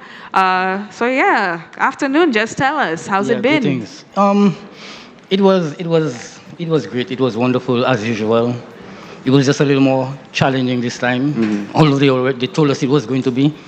But it was what we expected. So just the last stop, we had some little, but overall it was great. How would you compare it this year to last year? Last year was like a more straight drive through the island, but this year we had to be going back and forth. Yeah. And I think we went deeper inland than last year. Last year was like more, the outer part, more the highways, but we had to go deeper inland. And this year was more challenging and more exciting. All right. Yeah. So we're celebrating emancipation, and that involves so much of our history. Tell us a little bit about how can St. Lucians learn about their history? I mean, of course, this treasure hunt, you have to have some kind of, knowledge or some ability to, know where our ancestors came from, what the important places are, some of the back roads, some of the monuments, all of that. How can somebody who's watching, what way do you recommend that they, get more up to date with the history? Well, for the past couple of weeks, as Rastafari, we study a lot of history because, Marcus Garvey, which is one of the people we look up to, always say, if you don't know where you're coming from, you don't know where you're going. So you need to know your past. So we study a lot of history. And ICA, we have been studying a lot of St. Lucian history for the past couple of weeks. So it has been a kind of easier for us, especially like the Corinth estate, and we knew the slaves, how many slaves were there, and we had a lot of insight. But there is a book called The History of Saint Lucia, and I think that's a book that they should have in schools because it documents a lot of history that we never knew, and in a lot of detail. So I mean, if people want to know about the history, I feel that's one of the main books that they should get, and it gives a wide perspective of everything that happened in Saint Lucia. I mean, we learned so many things that we never knew about plantations, about the brigands, about it's a very interesting book. Yeah, so that's one of the places I think that people should start. All right, you got to do your research, you got to do your reading, and of course, get out there and know your past. Yes. All right, thank you so much, King B. Thank you so much. It's been a pleasure. Same here. And of course, just letting everybody know that book, The History of Saint Lucia, written by Ellis, Harmson, and Robert DeVoe. Of course. I think he's related to you, isn't he? One of my great uncles. One of your. Somewhere in and around there. Yes, so you can get access. Family. You can get access to that book. I believe that the Folk Research Center should have copies of that book available for sale because that is where I'd gotten mine. Oh really? Yeah. Have you read it cover to cover? Not cover to cover. I reference the chapters that I need here and there, and I have quite a lot of highlighting in there. You highlight your books? Let's not get into this. We've disagreed on enough. We disagreed on CPL. We disagreed on Pom Which was an egregious take. Let's not even. Let's. All right. Let's keep the peace. Let's keep it going. All right. So we have one more member of one of our teams who's going to be talking to us. All right. Nice to meet you. Hi. Yes. Good day. Tell us. What's your team? Kicks Off Crew.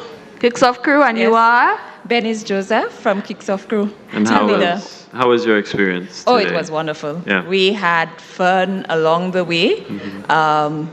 We enjoyed ourselves. It was fun going around, going to the bonus questions, trying to find out different areas in Saint Lucia, having mud baths. Yeah, that was awesome. The mud baths. I know that it was quite a. How do we say this? It was a journey like they said, going back and forth. The roads were not always the most recently, paved and the most traveled or anything. What was that like? Going somewhere you may not normally go? I don't think it was roads. These off trails. I think you'll need to take a look at our vehicles at the back. And see what we went into and what state we came back in. It was a traverse. Let's put it that way. But we had fun along the way. That's what matters. Yeah, no, that's definitely the most important part. I think I asked somebody else. Of all of the stops, was there anyone that was particularly impactful to you? Definitely the one in Cul-de-sac, where the old sugar mills were.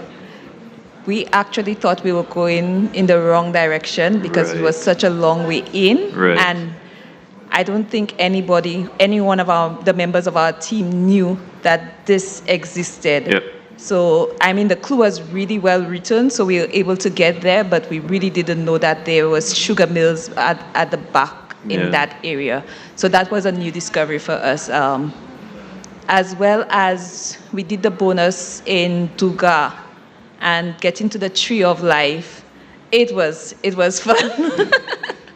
So there's a Tree of Life in the park in Duga, where the guys in the community, they were so excited to see us come in, take pictures next to the tree, and read about the Tree of Life over there. So that part was exciting for us. So you got to meet some people. We got to meet lots of people along the way. We had many helpers. We had persons who stopped us along the way. There were persons we stopped because we were a little confused in the Miku area because everybody knows that craft, when you talk about pottery, you think of Chosel.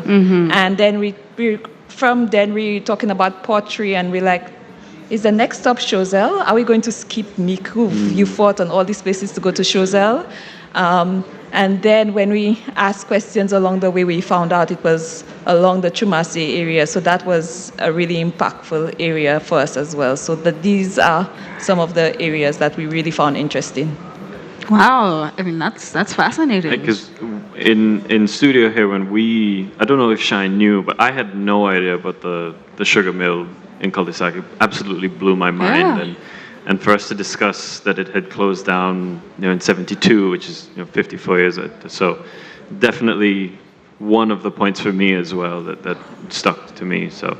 Yeah. Yes, it's been amazing. It's been a great time. So thank you so much, Kicks Off crew. Thank you. All right. It was a pleasure. All right. So I really hope as well that they can, that if any auto repair companies are listening, that they can hit up Kicks Off crew, because their vehicle's been through a lot. Anyways, let's go to the Zoom. All right, let's try and get some updates on where some of our people are. All right, we have Team Taiwan and we have Ruggers. Great time. Everybody's just having a great time. At this point, what are you even rushing for? You just because we're here. We are looking forward to them. So yes, they need to get here as quick as they can. Oh yeah, well for us, we really want them. We want to know who's gonna win. Yeah, but exactly. I mean for them, they're on around the island. They're enjoying themselves. They are having the yes, time they are. of their lives. Can you hear us, Team Taiwan? Taiwan. She's hot. It's hot. It is. Yes. Oh my God. That road is terrible.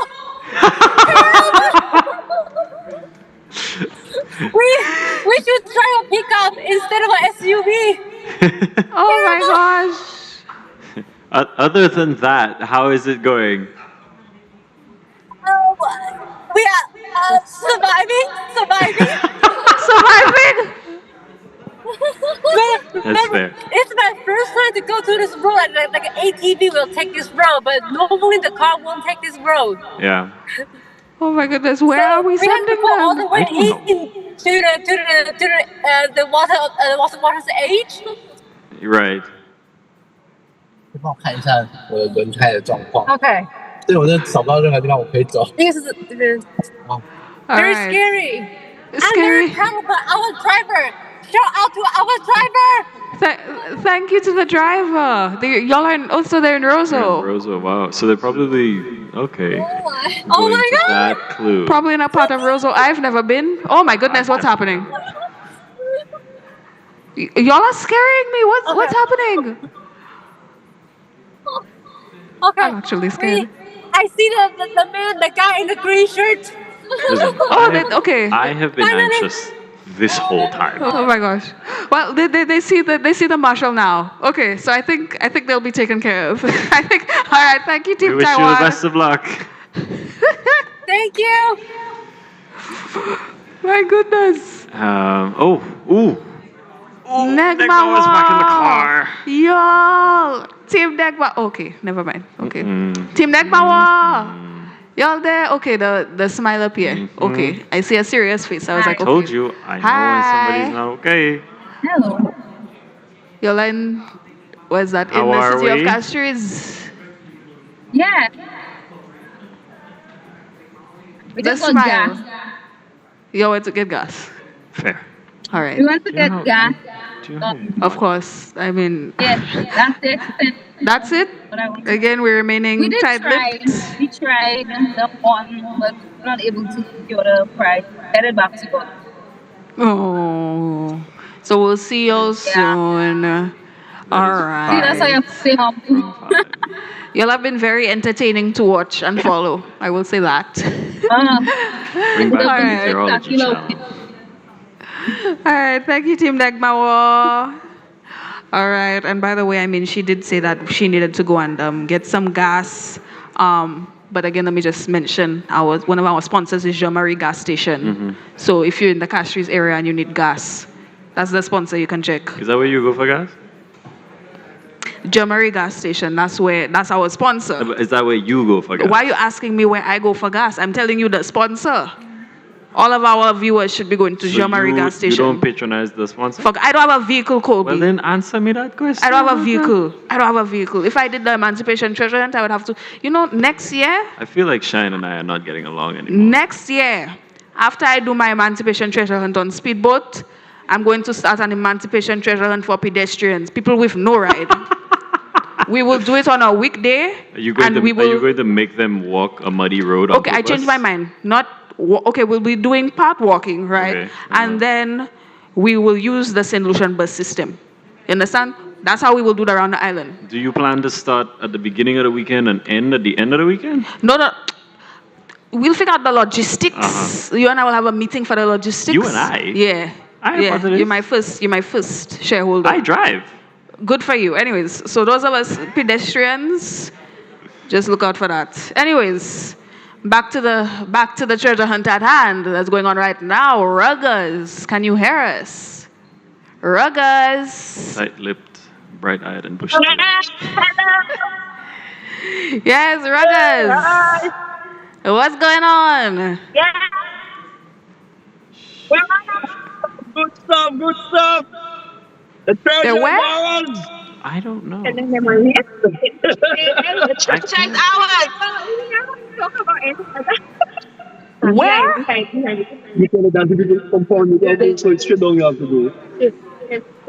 Okay, well, we can't really hear them. We can see them, but we can't really hear them right now. But let's look at Negmawa. I mean, I think Negmawa is at the cultural center right now. So we'll finally be able to see them. Too bad. It doesn't, I mean, look at that. Look at that. You can see which vehicles went on the treasure hunt.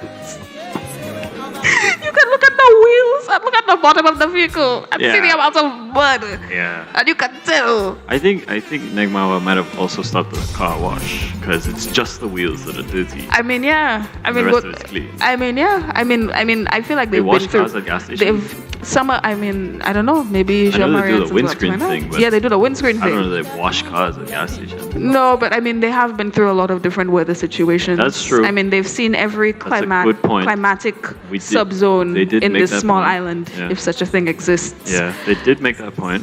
Yeah, so maybe they'll be able to tell us a little bit about the trials and tribulations that they. Where have they hidden this treasure? Really is my question. We've had 5 teams come in. Nobody's found it. It's a treasure chest, for goodness sake. Is it harder to find than an envelope? Surely that's the thing. Like you would think. I mean, I don't even know what the treasure chest looks like. It doesn't look like an envelope. Is my point. It doesn't look that. That is true. That is true. So they're walking back in, and you can see all of them have their little bandanas. the little headbands, their bandanas. I respect it. You see, this is team a culture. This is a team that is really working together. You didn't want one of this? Huh? You didn't want one of this? Yeah, I mean. You have purple dark yeah, I mean, yeah, I have. Which is nice, by the way. I like it. Thank you so much. I have no hair, so this was my compromise. Anyways. Yes. And of course, Shine, we want to welcome Negmawa. Come on, team. Come on, put your hands together for them. Team Negmawa. Team Negmawa. We were hoping that you would have won the treasure. I'm sure you thought you would have won it too. Yeah, us too. But unfortunately, you like everybody else who did not win. I really don't like that, We don't like to be like everybody else on the Negmawa thing. Well, today it is a day you like everybody else. However, you're still in the running because 4 groups prior to you did not win. You're the 5th group. We have 2 groups left. If nobody gets the treasure, it will be planted in the vicinity and the hunt starts all over. So we want to say thank you for doing the treasure hunt, but we're still in the running. Sit, relax, enjoy the air condition, and the hunt will continue shortly. So you all heard that technicality and you were praying on our downfall. So give it up for Negmawa. They too did not make it. And I hand you over to our host. Yes, Krista, come on, have a seat here. All right, Krista. How you doing? Glisse. Moi glisse? Yeah, moi glisse. Translate that for the people that don't know what I mean. I slide on the moon. That's how I'm doing. You slide up. You fell down? I'm convinced the cameraman have that. Let's hope not. So, okay. You have to have it, they'll roll the clip when they get it. So, Team Nekbawa. Y'all on a journey, we felt like, you see, after we allegedly missed the View Fort clue. Allegedly. We thought that, oh gosh, everybody, we saw Ika reach. We love Ika. We saw Ika reach, we're like, okay, they didn't get it. Ooh, we were trying to breathe in the vehicle, Then we seen another group come. They didn't get it. We're like, oh gosh, the climax of the movie was really hitting for us. We reached the morn. They come and tell us good luck, all those things. We running. I remember there was a moment, it did feel like a movie, like all of us, we huddled together. Like, this may be it. I was hearing the music and everything. But they're like, we recommend you come back CDF. So yeah. It was such a beautiful day, as you can tell. A beautiful day? A beautiful day. Was the weather beautiful? I told you all when we were on we saw all kinds of weather today. We saw sun, real hot sun, and then it was raining cats and dogs on our way back to try and salvage ourselves. Yeah, I love this audition because usually it's so obvious who wins. But from the time I heard they reached the last clue and your party, I'm like, I like that. Oh my goodness. Yeah, so I heard that some people were rooting for us. We love you. Everybody else that's on the road, hurry up and don't get it. I mean, y'all just reach. Is you we were waiting for. Yes. So I mean, this has been so fun. It's been fun seeing your thing in particular jump back and forth on the leaderboard. That's been. We would have made an amazing movie. I think so. Yes. I think so. We should have had this camera thing being on the dashboard, that wasn't enough. We needed a whole crew. Oh, by the way, we just wanted to say we're very grateful that when you got to the last stop, you took us with you. Everybody else just kind of left us in the car. Because they didn't want to see where they were. We kind of left you all too, eh? No, we were real locked in.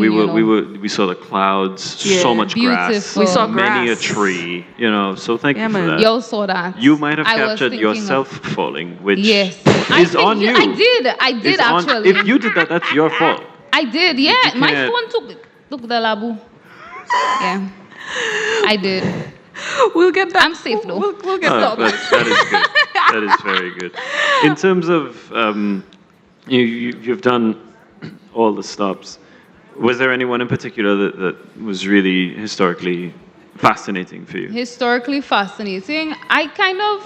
Historically fascinating. I like the ones that kind of had us running about the communities, trying to figure out, are we going the wrong place? So for instance, I was particularly proud of us for the Soufre discovery of the Anglican Church. I was kind of hoping somebody would see, 1844 church and head up to the cathedral one time. But they didn't do that. So it was nice to go to the newer churches and then realize, actually, it was this site over here. I really like that. The ones that kind of stumped us a little bit and had us running. Because the people in the community, they didn't know what was happening. It was nice. Yeah. They didn't know y'all saw people, y'all saw vehicles, y'all saw that. They're like, no, I just come outside. Yeah. They have no idea what we've been going through. What chaos is going on. We're ravishing everybody's communities. Yes. And they're just like, good morning. It was lovely to be in the knowing. Yes, and you are also, I think, the second all-female team that we have had. I mean, across, our treasure hunt. Yes. If it weren't for that View Fort hiccup, CDF, we would have. I'm very confident in my team. We worked really well together and were able to really advance. We're very confident until we got that.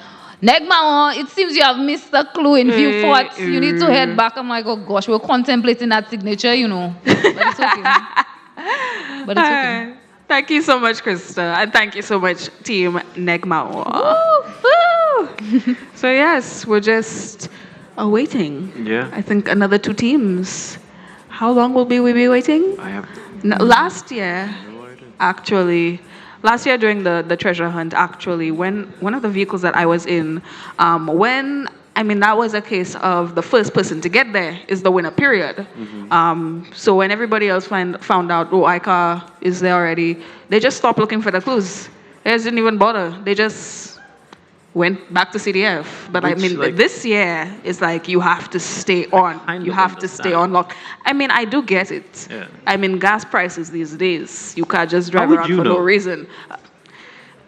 Moving on, anyways, we have our National Carnival Queen present with us. We have none other than Miss Nayeli Lewis. Hi, Nayeli. Hello. Yes, oh my goodness. So you are the reigning Carnival Queen, and you are also here as part of this Emancipation Treasure Hunt. Definitely. So tell us, what's this whole experience been like for you? Well, it was definitely a beautiful experience to get immersed in my culture and history. I studied history from secondary school and at college, so being a part of it, going to the different sites was definitely an experience that will last a lifetime for me. And which part of it was your favorite? What was the most in that movie? What was the real climax, the real clip of it? Honestly, for me, when we got to the monument at Louis, I think looking for the treasure and being on site, getting into the different areas, and I actually found an envelope. I'm like, yes, this is the moment where it all concludes. And then, for me, that was the climax. And yeah, I definitely enjoyed every moment of it. It's fantastic. I'm so happy. I'm so happy that we can combine the glitz and glamour and beauty of pageantry, and then we can also have the sliding in the grass and driving in the mud and all of the weather conditions. Did you fall? No. Yeah, she didn't fall. I took my time. She Don't took put her in the grass like that. That's not fair. No, of course not. All right then. So Kobe, what do you have to say? Shine, like Shine said, Shine was so impressed by, you've had tremendous success very recently on stage, and then you would find yourself doing these things. Is it just a love of history, or is there more to it than that for you? For me, history is so important because I believe it connects me to my ancestors. It connects me to the events that happened in the past that eventually they shape your future. And being a history student, it has given me the tools. It has equipped me with a sense of self-identity, and partaking in this event is definitely something that I think more people should try to do. And yes, the experience has definitely been wonderful, and I would highly recommend.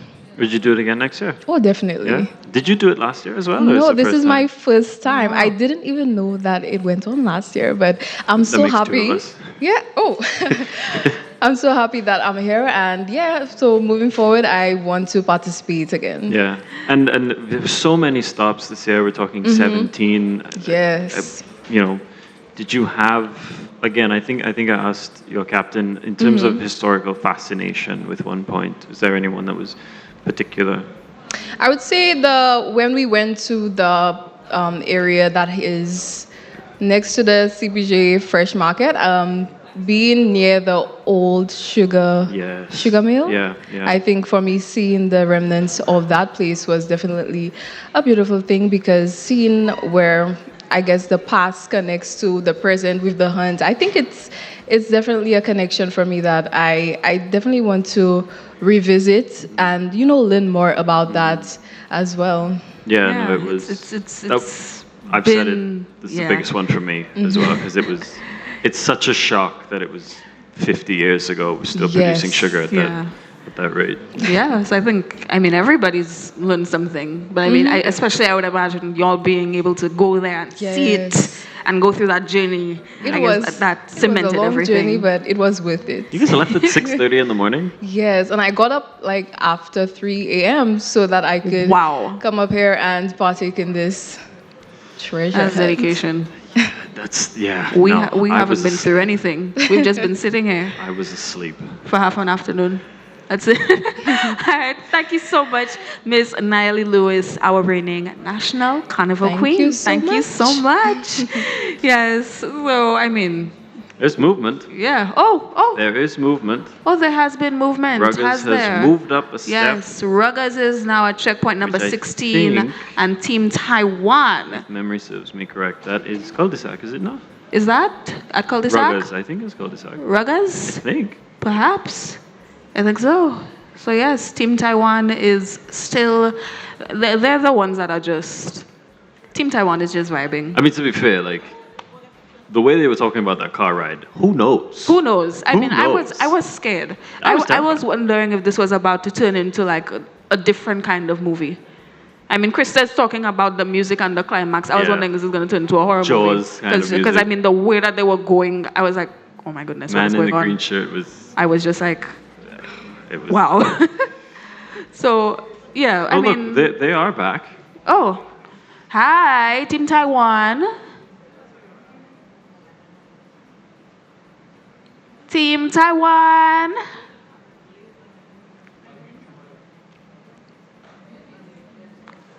All right, configuring the mic. Yes. Yes, hi. Hi. How is it going? Yes, doing great. We are trying our best to catch up. And there's only 2 of us left behind.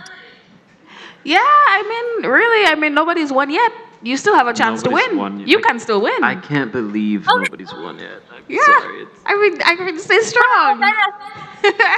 Yes, I hope that we get to see you back here soon. It looks like you have 2 more checkpoints to get through, I think. Yes. So I hope that we get to see you very soon. So 1 more to go. Oh, okay, wonderful. So hopefully we will get to see you very soon. All right, thank you, Team Taiwan. Thank you. Yes, and who else we have to see? Team Ruggers. Team Ruggers. Team Ruggers, the smiliest team in the bunch. The happiest team. I think. Yes. I mean, look, there's like, I can see, like, if I was a dentist, this is the greatest picture exactly. in the world. There's so many Those teams. smiles. Just, hi, Team Ruggers. It's here. The vehicle is moving. The vehicle, yeah. Wow. Head, wow. Let me tell you, you need some real head clearance there, because... What kind of roads are they? That is fantastic. I don't know. I don't know that there's a road that bumpy between where they should be and where they're going. But do also note like I said. Listen, I don't know what road you're driving on. I don't drive on that road. You see, you want to sit down there in your AC. I do not drive on that road. Are you serious? You want to right judge now them. We're exactly where we should be. Exactly. I'm not judging them. I'm not judging them. And they still have a chance to win. Yes, you are. Of course they have a chance to win. Lost, They lose at all. I never said they did. No, I'm just making a. Why are you being defensive? I'm being attacked. You're being defensive. For things I haven't Anyways, said. look at us. We're fighting. Look, you see Team Ruggers. They've been in the same vehicle together since early morning, and they're smiling. Well, you say that, but there is, as you can see, there is somebody very clearly standing in the back of that pickup truck. Yeah, Team Ruggers. Why is there somebody in the back of the pickup truck? Why is somebody outside? Team Ruggers. You're excommunicated person. What's going on? They said somebody on timeout. What? Yeah, because you're not cooperating, so you have to put him out. Conflict resolution. We have briefing exercises. Somebody's got a pair of binoculars But somebody all just go outside. Just go. All right. Thank you, Team Ruggers. All right. Hopefully we'll see you soon. All right. Yeah. This is. I'm still amazed that we haven't had a winner, and it's. And the teams are taking their time, so it might be that It's 3:00 right now. I don't know. 3 or 5. Yeah. Yeah, I don't know. We might. I don't know how long we'll be here. It really depends on Ruggers and Team Taiwan. I guess it depends on the 2 happiest groups. Yes, but I guess it also depends on if one of them show up. Like if Ruggers shows up with the prize. Yeah. Right. At that point. But with our luck, they won't. And let me just say as well. What if? Okay, go ahead. Conspiracy theory. Okay. What if the prize is hair, and we've just lied to everybody and made them do the whole round for no reason. I don't think CDF would be so cruel. If all 7 show up and nobody has the treasure test, I'm going full conspiracy mode. All right. Well, I mean, that's. I'm putting that out. That's like I've dealt with so much anxiety over this. That's absolutely. I People mean, that's like Russian in here. like nobody's got a chest. Chests don't look like envelopes. I really wish that they had given that told us behind the scenes where everything is. I want to see what the chest looks like. Yeah. Give me a Google pin. Exactly, but we know nothing. No. We know just as much dark. as the people participating. We know in the dark. nothing. All right, so let's take a moment. Let's talk to another participant, shall we? You lead the way, my friend. You Yes. lead and I shall follow. Yes, Glenn Shallery. Yes, right. with member of ICAR who has just participated in. You calling me by the name of my arch enemies? Sorry. Hey, I said wrong. What? What I say? No. Wasn't me. No. I didn't do it. I came here to compete with Ika. Don't. Oh no, you're competing against ICAR. I didn't do it. Oh shucks, man. Which team you on? Yes, and we just got there before them. Shine, you there by yourself? That's our competition. No, you there by yourself. Don't look for me. That's a major faux pas. Do not look for me. I'm not helping you there at all. You there by yourself. If we were on Team Rugger's vehicle, you would have put me at the back of the vehicle by then. Yes, you should be on timeout. I have to go on timeout. I am so sorry, Mr. Glenn. I'm so sorry. I'm so yes. Okay. Shadell. Yes, the team that was supposed to win. Yes, Shadell. The team that was supposed to win. Yeah, the team that got here first. The team that got here first. Yes, just before Ika. Thank who came you. in second. I'm hearing grievances Well, I mean, and tension. Okay. Yes, the rightful winners. I assume Colby. Go ahead. Yes, let's have a talk, man to man. Let's start from the top. What was your experience like today? Okay. It was a fascinating experience. I didn't enjoy waking up so early to be here. That's fair. Yeah, I was a bit knackered and not sleeping enough. But the experience, it was very worthwhile. Getting into the various communities and learning things that we didn't know before, So Can you tell me a little bit about things that you didn't know before?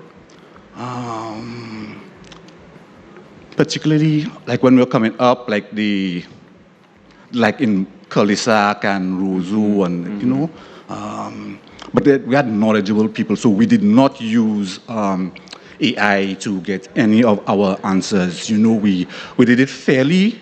We read the questions, and we rack our brains, and we were able to figure it out, without the use of any AI or, we didn't Google anything. Okay. Any questions? I afraid. Don't faux pas again, you know what I'm saying? Just tread real light. I embarrassed myself in front of Mr. Shallery already. I'm sure there's other things you're interested in. I am very ashamed. Anyways. I don't know if our competitors use AI, and Google things, but I don't know. We didn't do that. I don't know. I'll have to ask them. We read up on, with books, there's this red book, History of Saint Lucia. Yeah, we did that. We read it. I'm not just repeating that because King B came and said it, I actually read it. Yeah, so we're very well prepared. So we prepared with the knowledge. Yeah. Now, what about preparation in terms of actually going to the places? You've been to a lot of these places before, or had you gone anywhere that was brand new? I hadn't been to Mulashik in a long time, so, I enjoyed going back there and taking in the view again.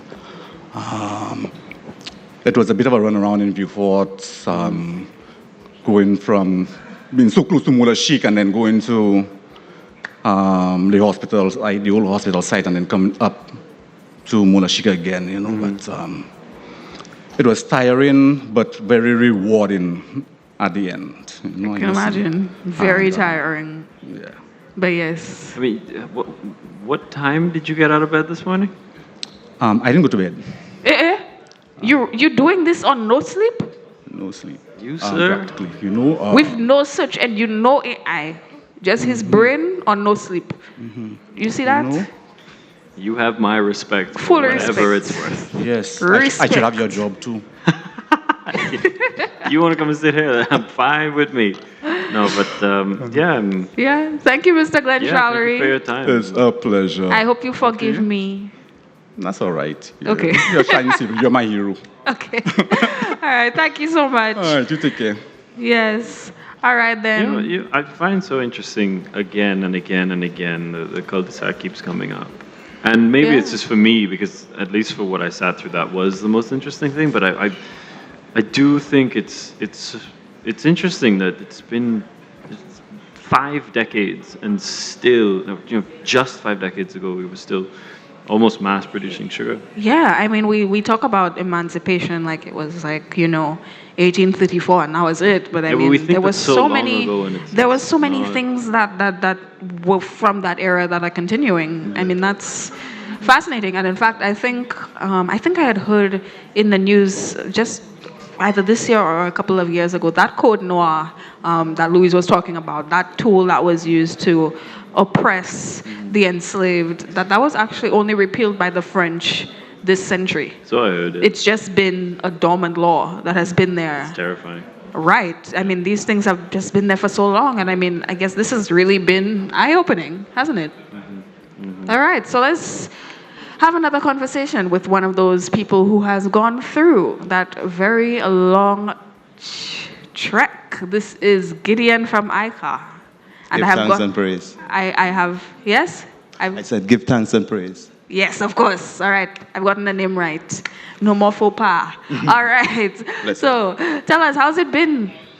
It's been quite amazing. Yes, I have a bit of experience as a tour guide, so I've been around the island, but this experience definitely was a lot of fun in learning some new sites that I had not been to. And I heard that you're a tour guide, is that right? I used to be a tour guide. So how did that past experience help you out a little bit in this entire thing? It did. I had some, information concerning Fond Latissab that was for like the second clue. So a lot of my knowledge pointed me directly to that site, and, just my knowledge of some of the sites definitely gave me, just some of the clues were just coming up, even if we had, other team members, but working together, we all made it happen. So that was quite an experience, yes. Having that past experience, how, like, in terms of going to places that you did not know, what was that like for you? Oh, yeah. Yeah, for example, at the cul-de-sac site, I had no clue that there was such a large sugar mill right there on that Roseau Beach area there. And it was quite a difficult task in getting to it in terms of the terrain and stuff. But it was interesting to know that such a site existed because I had not come across it in my, history researches or any of my experience as a tour guide yet. So that was interesting. Yeah, I mean, you learn something new all the time. Indeed. Again, it keeps coming up, and it's so interesting because, I hadn't heard about that. I don't know if you had. But I also found that, the cul-de-sac one, to be so interesting because it's just not something that I ever heard in school or anything. True. And I've heard as well, you're a sculptor, is that right? I am part of the CDF sculpting workshop. I joined. I'm not a sculptor per se, but I'm really enthusiastic about learning more. And I am indeed, starting. The point is, practice makes perfect, and I'm really thrilled to be part of the workshop, to help revive our culture on the island. All right, so you get that hands-on. This really isn't just about like you learning the culture just by reading something. That is important. But you're going out on these expeditions, on these trips, and you're getting to interact with the places. You're getting to actually, do the artwork. Really, that's it. That's how you engage with culture, isn't it? Indeed. Because of my life experience recently, I've come to find out that a lot of our culture actually lives within us. And if we take time to remember, we will remember a lot of what we believe is now lost. It still lives within us. That's right. Thank you so much. Give thanks. Thank you for your time. time. It's been a pleasure. All right. We're learning a lot. All righty. So we're waiting on 2 teams right now. Still, we are waiting on Happy Team Taiwan, and we are waiting on Happier Team Ruggers. Happy Team Ruggers. We are waiting on those two. And it's between, actually, the teams that get here last, it's between them who is going to win, if either of them might win, who may win, if either of them encounter the treasure chest. And if neither team is able to find the treasure chest, then it will be re-hidden. And I would like to know if CDF will allow us to make our own team so we can. Sorry. Okay. It's a nice amount of money, but I have no interest in stressing myself. It is stressful. It is. All right. So right now we're actually going to speak to somebody who is very important to the Cultural Development Foundation and to the Saint Lucian artistic scene as a whole. We are going to be speaking to Mr. Kendall John. Hi. Hi, good afternoon.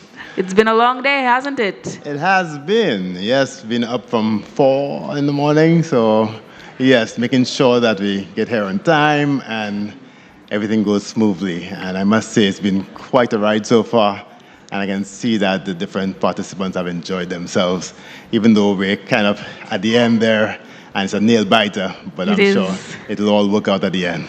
So it has been going smoothly, at least logistically behind the scenes, things have been going the way that they've planned? Yes. We have everything going on plan, and of course, we just like to see the camaraderie, the excitement about learning, and that's what CDF is all about, the different events, the different activities, but making it an engaging way. And a lot of people have come across and say, this is a fantastic idea, and we should never give up on it, because it's one way that, our heritage actually lives and breathes. So I'm curious, how did this entire idea come to fruition? I mean, this is the second year. How did it spring up? Yes, it was actually last year. The communications department was trying to think of different ways of making heritage and history exciting, and so it was suggested, and the rest of the team thought it was a fantastic idea and decided to go ahead with it, and we sent it out to the public, and of course the public just really latched onto it. And so, I mean, as you can see, ICA is back here because they were pumped. They won last year, and of course they came back to defend, and many of the other teams said, hey, you're not going to walk off with that 5,000 that easily. We're going to come for you. And this year we have a bit of a twist, as you realize at the end, and so it's actually anybody's game. It really is. So in terms of what's been changed between last year and this year, do you notice any differences now that, we've had the first one already and we have an idea of what to expect? Do you see any differences in how the participants feel about this competition now? Well, we're going to keep refining it as we go about. Every year, I think we're going to keep improving it as much as possible. As you saw, one of the participants said, last time it was almost a given who won. This time, it looks like it's more of a challenge. And so we're going to keep refining it and see what works best, the best model. But at the end of the day, of course, it's really just for St. Lucians to learn. That's the most important thing, to learn and understand about your history and your heritage through the process, even though it's exciting and engaging.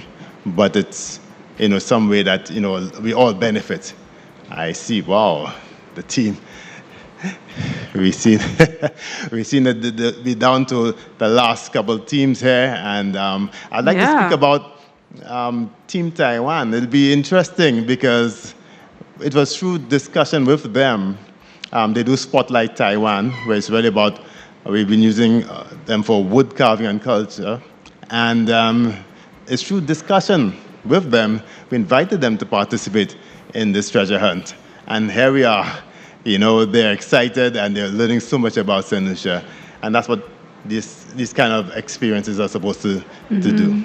And Taiwan has been cooperating with the CDF in the past, isn't that right? Yes. A Spotlight Taiwan has been going on for a number of years now. And actually in September, the wood carving will be continuing, and they'll be in person, but it's already started, but there'll be in-person sessions. And so it's we're just, again, very happy that they're on board, and in more ways than one. Yes.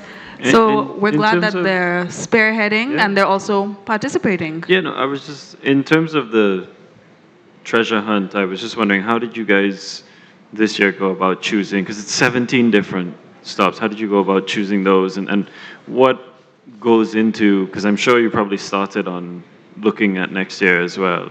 Yes. So how do you, like, what kind of research goes into these things? Because I only ask because we've had like 3 people, and for me as well, somebody else. The one in cul-de-sac has been the big, didn't know sugar mill existed thing. Right. How do you guys go about finding these kinds of things? We have some historians on board. Dr. Fulgence was one of the historians that were working along with us. And so we sit down with our team, Junior Frederick, and the historian, and they sit down and they come up with the most interesting and creative ones. And something that we know for sure, there'll be a lot of aha moments. And I think this year we got that. It's a little bit off the beaten track, as you have said. It's a little more, they had to do a little more off-roading this time around. But that's what we want to do. Every year we want to be able to learn a little more about your country than you didn't know before. And so we're very happy with what we came up with at the end of the day. 17 points, that's a lot, of different points to learn about your country. But I think it'll be benefit in the long run. Thank you so much, Kendall John, for giving that little bit of a behind-the-scenes insight into the entire treasure hunt. We are so excited to see how it continues and how this evolves in the future. All right, so before we talk about evolution, let's talk about where we are right now. What's the standings like? Anthony, can you tell us where our teams are right now? Mike, Anthony? All right, we'll wait for Anthony's mic to come on, but in the meantime, I mean, he's going to just awesome. I'm let us here know. and we're Okay, live, yes? all right. So we have our most recent team now getting to checkpoint number 17, that is Ruggers. So they're currently searching for the treasure at the checkpoint, yes? Now, as to what that may mean, who knows? Still remains to be seen. Will you join me in my conspiratory? And what's this conspiracy? My conspiracy is that the treasure chest isn't there at all, and this is just a big game so that they get everybody here to go treasure chest hunting. I can need a confirmed. Wow. Wow. Yes, but it's important to note that Team Taiwan is still in the running. Let's not give up on them just yet. Man. I mean, they've not gotten to the final checkpoint. They are on their way. They're actually here now that we're hearing that And I will update. remind you, they also got lunch. Right, so all the teams, Exactly. They're winning right now. So if you were rushing for no reason. all the teams have made it to the final checkpoint. The last 2 teams are in that search. And again, if neither of them are successful, then everybody gets to go back out and look for that treasure chest. Okay. Yes, so just stay tuned. The excitement is still ongoing. The teams who are on the ground are in anticipation of them not finding the treasure. Yeah. So the energy is still high. All right, so I mean, we all have our bets on who's going to win. Okay, so now officially on our board, we have all of the names in the same place, but we do not have yet an official count of who's going to win. No one has told us we have the treasure. We have 5 dummies. Yes. And we're waiting. Decoys, dummies. I don't want to name it dummies. That feels, Wasn't the that feels word- mean. I mean, whether or not, but Okay, but fine. still. We have 5 decoys. So- should we be so? And then we're waiting Well, on we either. actually have 6 decoys. Well, that's my point. decoys, We're yes. waiting on what is going So- to be either a 6th decoy and an empty hand, or somebody. A 7th team giving up as well. Yeah. So Yeah, we'll see. I don't know. It's anybody's game. I mean, don't I think the audience who's been watching has maybe they have their bets. I mean, we've seen the little personalities. You know how many in our people little have clips. lost money based off the fact that people got there early? Well, I mean, again, like I said, this is a lot more exciting than the World Cup. And also, nobody's betting money on it, and nobody's What are losing you money. watching? Anyways, Colby. I'm sorry, you keep poking at my sports, and I don't like it. I know, Kobe. I know this is the only sport I need in my life. I don't. Anyways, Kobe's in pain. Anyways, let's move on. We're going to be speaking to another figurehead from the Cultural Development Foundation. We have the creative director, creative producer of CDF, Miss Trinia Frederick. Hi. How are you doing? It's been a long day. It's been... Yeah, I can only imagine. It's been a very long day. Yes, but long day. How, at this point, how satisfied were you with everything that's gone on? I would say a scale of 1 to 10, I would say 9. Mm-hmm. Wow. Primarily, this is about education. Yep. It's about fun, and it's about bringing people together. And the persons who are on the hunt, they have not realized that they have formed a community and some kind of camaraderie that has brought them together. And it is through seeing parts of our island and understanding its historical context that it has brought it to the fore, for us to understand that this is significant, it's important, and what's not taught in schools, we should find ways to get people to understand who we are, what we've done, and what we're continuing to do to make things better. So if you look at the past, you understand that it was grit, it was grind, and we didn't just get here miraculously. It was through sweat, pain, and tears and sacrifices. And some of the vestiges of those sacrifices exist throughout the island. And for me, going on a kind of a recce to those sites, I think the one that really had an impact on me was going to the Roseau area. I had never been there. And that long drive out to the beach, it's almost like you're caught in time, which is a bit rigorous, I must admit. I must admit. And to come out into this area, you know what they say, the river meets the sea, and see this sand. It's a different color from the rest of the sand around Saint Lucia. It's almost like it's caught in time. The first image that came to my head was, oh, Jurassic Park. Oh, wow. And to know that there's a place like that that exists on this island that has this unique beauty and historical significance. And we were talking to one of the gentlemen who has this beach shop. And I said, oh, can you swim there? He said, yes, but only up to a certain point. You know, after the buoy, it's a 50-foot drop. I said, oh, okay, well, then it's not for swimming. And to understand its context and how significant it was, that whole area in terms of sugar plantations and production. And then to move to cul-de-sac behind CPJ, I didn't think that somewhere like that existed. And the drive in there, long and winding, and to get to this old mill, and the remnants is this chimney that still exists. So it, for me, brings to the fair that there are things that are part of our history that are still prominent, that we have to deal with, whether it's the trauma, whether it's looking at it as a systemic kind of enslavement, that we have to break down those walls. And so this treasure hunt is about education, it's about joy, it's about celebration, and it's about coming face to face with the truth. All right. I mean, what you said about Roseau there, and you know, all of the natural vistas that are, you know, right in our own backyard, so to speak, that we don't truly know about.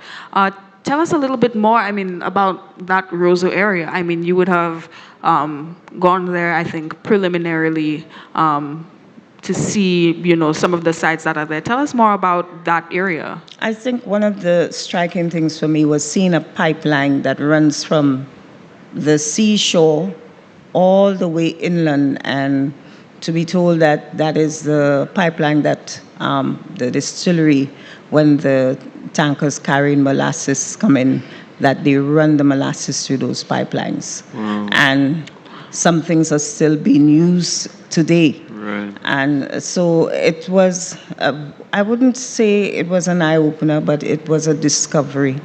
And Of course, the river, you see persons rafting. So you know that there is some sort of activity where tourists are rafting down to the end where we come to the sea. So to understand that, and if we look at, of course, Anthony has pulled up some of the images, and you can literally come all the way out. So you could imagine what that looked like post-slavery, post-emancipation. So it's understanding the topography and the landscape. And if we understand the landscape, we will be able to appreciate it and not necessarily litter, and understand that Saint Lucia has a lot more. And if we're looking at it in terms of tourism, there's a lot more to see, there's a lot more to do, and we as Saint Lucians have to know our island and discover it. You can't tell me that you don't know parts of Soufrière because you don't live there. It's 238 square miles. We should know every single inch of it and its significance and why it is important. Mm-hmm. And to that point, I think I asked, you picked 17 different points. It's a lot of different points for a single day, but why was each particular point important for this treasure hunt? So the last time we did a lot less points, and it was more focused on just going along a straight road and getting to the historical points. But this time we asked questions. What is the name of a particular system? So you have 4 things to do in the clue. Mm-hmm. And because we know that there was a certain group that is formidable, we had to structure it that way. Well-learned ladies and gentlemen. Mm-hmm. And so when you get the clue, the flowery language, it gives you this sense of, oh, I'm on this magical, this journey, Indiana Jones. Mm-hmm. And then you have to really crack it open and understand that, one, you have to know where is the next stop you have to get to from the clue. 2, answer the question, which also hints at the next historical landmark. Mm-hmm. And decode that entire thing and then figure it out and get to that point. So in terms of that, really, it was really to allow people to explore some of the interior of Saint Lucia. Mm-hmm. And where to illustrate that history exists within each part. I mean, next year we might go on a totally different discovery. Mm-hmm. And allow persons to see other parts of the history and understand it. And those short snippets, insisting that you will not get the second clue until you read the historical note, is significant. You need to know it, and you need to understand it. And even if you don't remember everything, there's a part of it that stays with you. Mm-hmm. Yes. And I mean, certainly for those of us that are watching, of course, going into it is so much more impactful. But just sitting here and just watching this, it's definitely stayed with us. And I need to say, coming up with the idea of streaming live and doing this entire production is taking it up a notch. And we have really good collaborators and partners. Albies Limited are the gentlemen who go out, brush, and capture those images. And of course, Raul for this 360, virtual view of Saint Lucia. And it's to really bring it up a notch and to have the entire nation watch live and see each historical clue unfold and understand the history. So it's a massive education program. Yeah. All right. And I certainly enjoyed having a historian as well to provide us watching with as much information as possible. And you rightly said, having the 360, because having the visual and having the information, even if we're not there, we're not the ones going, it's been even fantastic. Down to changing the host and experimenting with other persons and interacting, allowing other people to see, young persons to see how you can interact with history. And it could be interesting, mm-hmm. It could be fun, it could be cool. So in terms of that, it's part of CDF's innovative, one of our key pillars is innovation of the arts and culture and also preservation.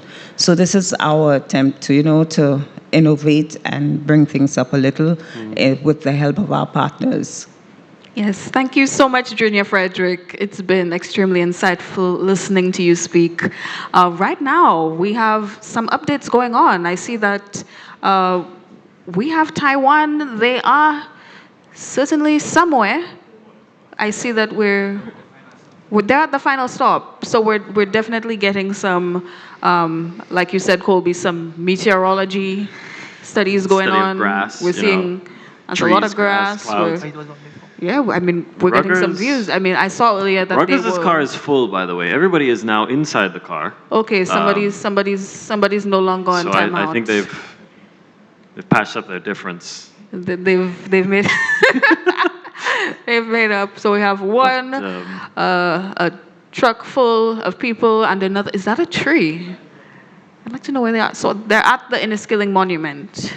I'm Again, guessing. I'm very grateful to this team, like Negmawa, taking us on their journey and Yeah. not leaving us to stare at Yes. some seats, you know? I think next time it would be nice if a team got a GoPro and they just put it on their forehead so we could just be following them It the entire would be pretty interesting. I don't know how you would connect all of that, but the entire time. but I don't have to do that. I just have to sit Yeah, here the and data talk. plan has been working full speed this entire time. Yeah. So we're just waiting on some updates from both of them. I think Taiwan is going to get that last one, and then they're going to be coming But, okay, down. so here's the thing, and again, I asked the question. If Ruggers shows up here with a decoy, Mm-hmm. and Taiwan's watching the stream, Mhm. and Taiwan knows that Ruggers shows up with a decoy, they could just spend the rest of the day looking for the chest. That's what I would do. I would just stay there. Be like, That is true. We have an update. Anthony, can you give us an update on what's going on? Right, so Ruggers is actually on their way back to the National Cultural Center, I've been told. I don't know whether or not they have the prize, but they're on their way back. And of course, Team Taiwan is still in the search for the treasure. I've also been told that they have 6 minutes left in that search, after which they need to leave the site and return to the cultural center, where we will decide if everyone gets to go back out and look for the treasure, I or did not know they were being if timed. they have become successful.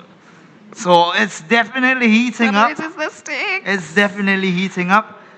It's still anybody's I didn't know prize that at they were this being point. timed at the stages. Yeah, because that is true. They could just That literally explains why they just- can't do what I would do and just They could just take the wait it entire out. afternoon and just watch the stream and be they'd like, have oh, they didn't get it? they'd Cool, have- we'll be they'd here have till the time to go buy a midnight. metal detector and go look for the treasure chest. So Yeah, I mean, 6 minutes. yeah. It's 3:36 now. Yes. So 3:42 is what you're saying? yes, they have a very By then? limited amount of. Does anybody have any Jeopardy music on hand? Any Jeopardy music? So, oh my goodness, this is crazy. So Ruggers is on their way Nail back. biting, yes. Yes. Ruggers So is on their way back. And again, yes. we have a countdown to the amount of search time that Team Taiwan has at stop number 17. If they are not successful, which we still will not know until they get here, then everyone gets to go back out and search And look for again the treasure. for that treasure, which would have then been relocated. So it will not remain at the Inniskilling Monument. It will be I'll tell you relocated this. to a new Nothing would location. drive me more mad than if my 6 minutes ran out and And then you- I watched the marshal go and pick it up from the most obvious Oh. place. It's true. Yes, I wonder if they'll reveal where it was at the Inniskilling of that time. Yes, but I mean, as you can see, they're really going through the site, going literally Yeah. under stumps of trees, etc., really trying to find where that treasure Yeah. is hidden. So they really have this opportunity to explore the site Yeah. and not just, surface Really? level. Yeah. Yeah, I mean, I've been there quite a few times. I believe that is on the South campus. I used to, There's a gate. when I was really young, my dad used to take my brothers and I up there. We would go and ride our bikes. And I'm pretty sure they didn't have the green fence around it when I was a child. Because I remember trying to climb up it. Bad you idea? what? Yes. Very bad You idea. tried to climb I'm up the aware Inniskilling of- Monument. Yes. You see, But- that's why they put the fence around it, Colby. I'm aware of these things, but I did it. That and we would try to get on the cannons and sit on the cannons. I mean, stuff them. I mean, they've survived hurricanes. They've survived hundreds of years. I mean, I'm sure they can survive a little boy trying to sit on them. I'm sure. I'm sorry. The National Trust is probably listening to me saying this and is just cringing. I'm sorry. No, Probably don't not do it. happy about any No, of this at all. we respect Forget our. I said it. It was No. years ago. They Yeah. were certainly sturdier then. Yeah, we respect our national monuments. I didn't do it. Never happened. Yeah, our people are just going. They're touching with their eyes. They're looking. They're leaving lots Touching of with their footprints, eyes. but not actually, interfering with. Yeah. I mean, now they've got the fence, so you can't, Yeah. you can't go and I try to mean- climb it. But no one will. But we won't. Anyways.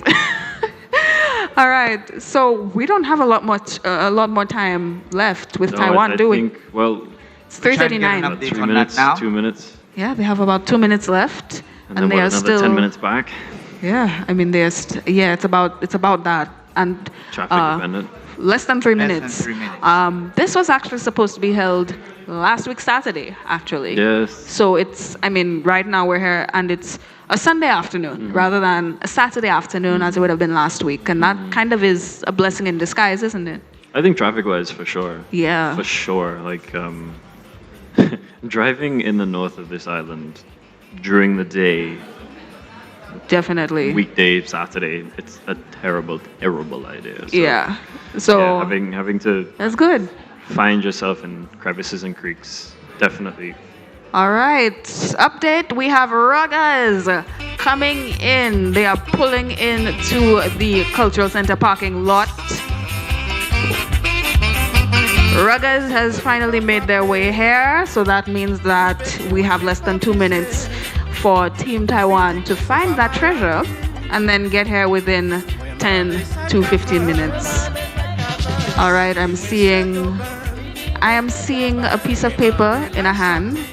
An envelope. I'm not seeing I'm not seeing a treasure, the treasure chest. Wait, what is that? Oh no, it's a bag. I'm just, your nervous energy is rubbing off on me, Colby. Now I'm like, wait, I do think it's very is that amusing the treasure chest? Is it how- a bag with a Lucian flag on it? At this point, What's in the bag? I think it's just her bag. I think it's just her bag. I don't think it's a treasure chest in any way. I don't know what that movie is, but you know that one line where it's like, "What's in the box?" This is me with the bag. Like, What's in the bag?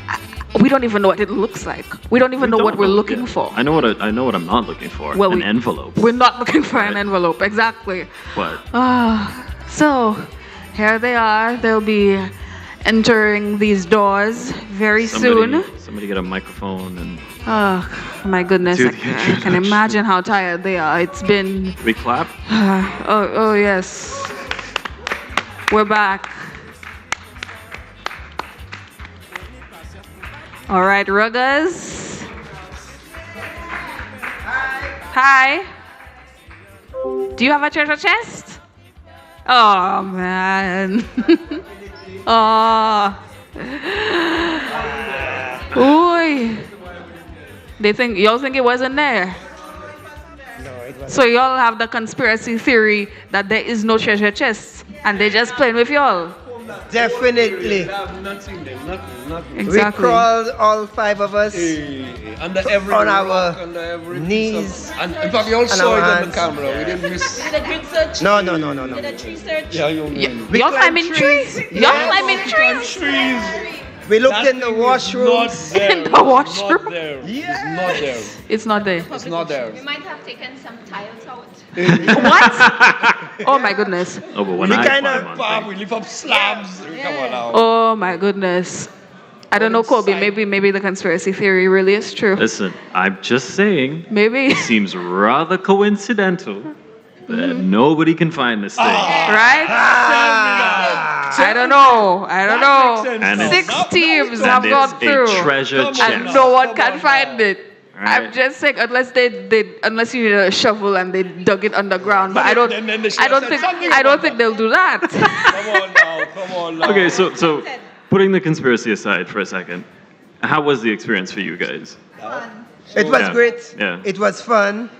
We climbed, how you call that?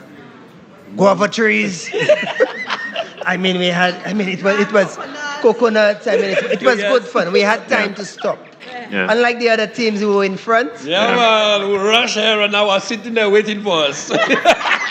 We had the presence of our cross and our Lord with us. Yes. So, yes. So we were blessed, and we were saying, you know what? If anybody had to win this challenge, we put the most effort and we had the most fun. So, some people disagree.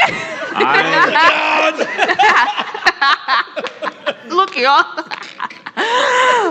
So it's been. And we have a good mix. I mean, we have Rastafarians. We have I can see that. And y'all get along so well. We have the Asian connection. I mean, we have a good mix. We have females. We have exactly. We have a well-balanced team. So if y'all couldn't get it, nobody. That's what they say. That's what they're saying. Come on now. I'm just quoting them. All right. So since y'all have such a diverse group. But now we are rooting for yes. We're Team Taiwan. Yeah. So we are rooting for them. Their time has actually is that the live is that live? I don't know if that's live. Oh, okay. So that's them going down. The South Louis Community College Road. And then they're coming back. Do they have something with them? Maybe, maybe not. I don't know. Maybe it's the one last style y'all forgot to take out. It was under that. All right. Since y'all have such a diverse team, let's find out about some of y'all. Any of y'all have any skills or any exploits y'all want to tell us about? What kind of skills you ask? What kind of skills? Who's into theater? Yes, I recognize some of y'all. Some of y'all do acting. Some of y'all are theater people. That's an attack, man. Yes, that's a very personal attack. I'm talking to you. Yes. Tell us about yourself. Yeah, come to the mic. As so discovered, I am a theater person. I was brought into, and I like to say that, I was brought into theater by Mr. Weeks, Travis Weeks' father, as a student of the Entrepot Junior Sec. So that tells you a little about my age. And it was a wonderful thing that 2 years ago I did a play, Kesno, written by McDonald Dixon, and it was directed by Kendall Hippolyte. And we brought Mr. Weeks to see the play, and he said, "Yes, boy, now you are an actor." So that was a great moment for me in that part of that life of mine. Fantastic. I've been at every Carifesta since 2015. Haiti, Barbados, Trinidad, and then back to Barbados. We didn't have Carifesta because of COVID. So yeah, this is the most I can say about me on mine. So you got to go to all the other islands for Carifesta. Yes. And every Carifesta since 2015. And today, you went to all of the places in Saint Lucia. Yeah, you know. So you're a real Caribbean traveler right there. What I want to know is what he did to get himself put in the back of the truck. You were in the back of the truck. Oh, yes. Well. See that's what I'm intrigued by. How did I get there? We had to open the gate. Okay. The gate to somebody closed the gate. Yeah. Oh. That was what, 14? Yeah, about 15. Okay. Somebody closed the gate, and we were not sure if to open the gate or just turn back. Or maybe turn back. Oh. So he volunteered to go down and open the gate. And I just stayed in the back. I saw guava tree, so But then we were not sure if to close the gate back. I mean, but we left. So we're hoping the Taiwan is closed in, but then again, the house was open when they got there.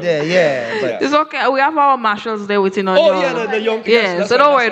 No, but the marshals wouldn't have known it, but they will wait to the end. No, but when they're coming out, they'll close it. When they coming out, close it. Yeah, so don't worry about that. Because Kobe and I were arguing because No, that's how I got So we were saying they put you at the back on timeout. No, I mean, now that we are here, I could tell you I wanted to put it on timeout because in the beginning,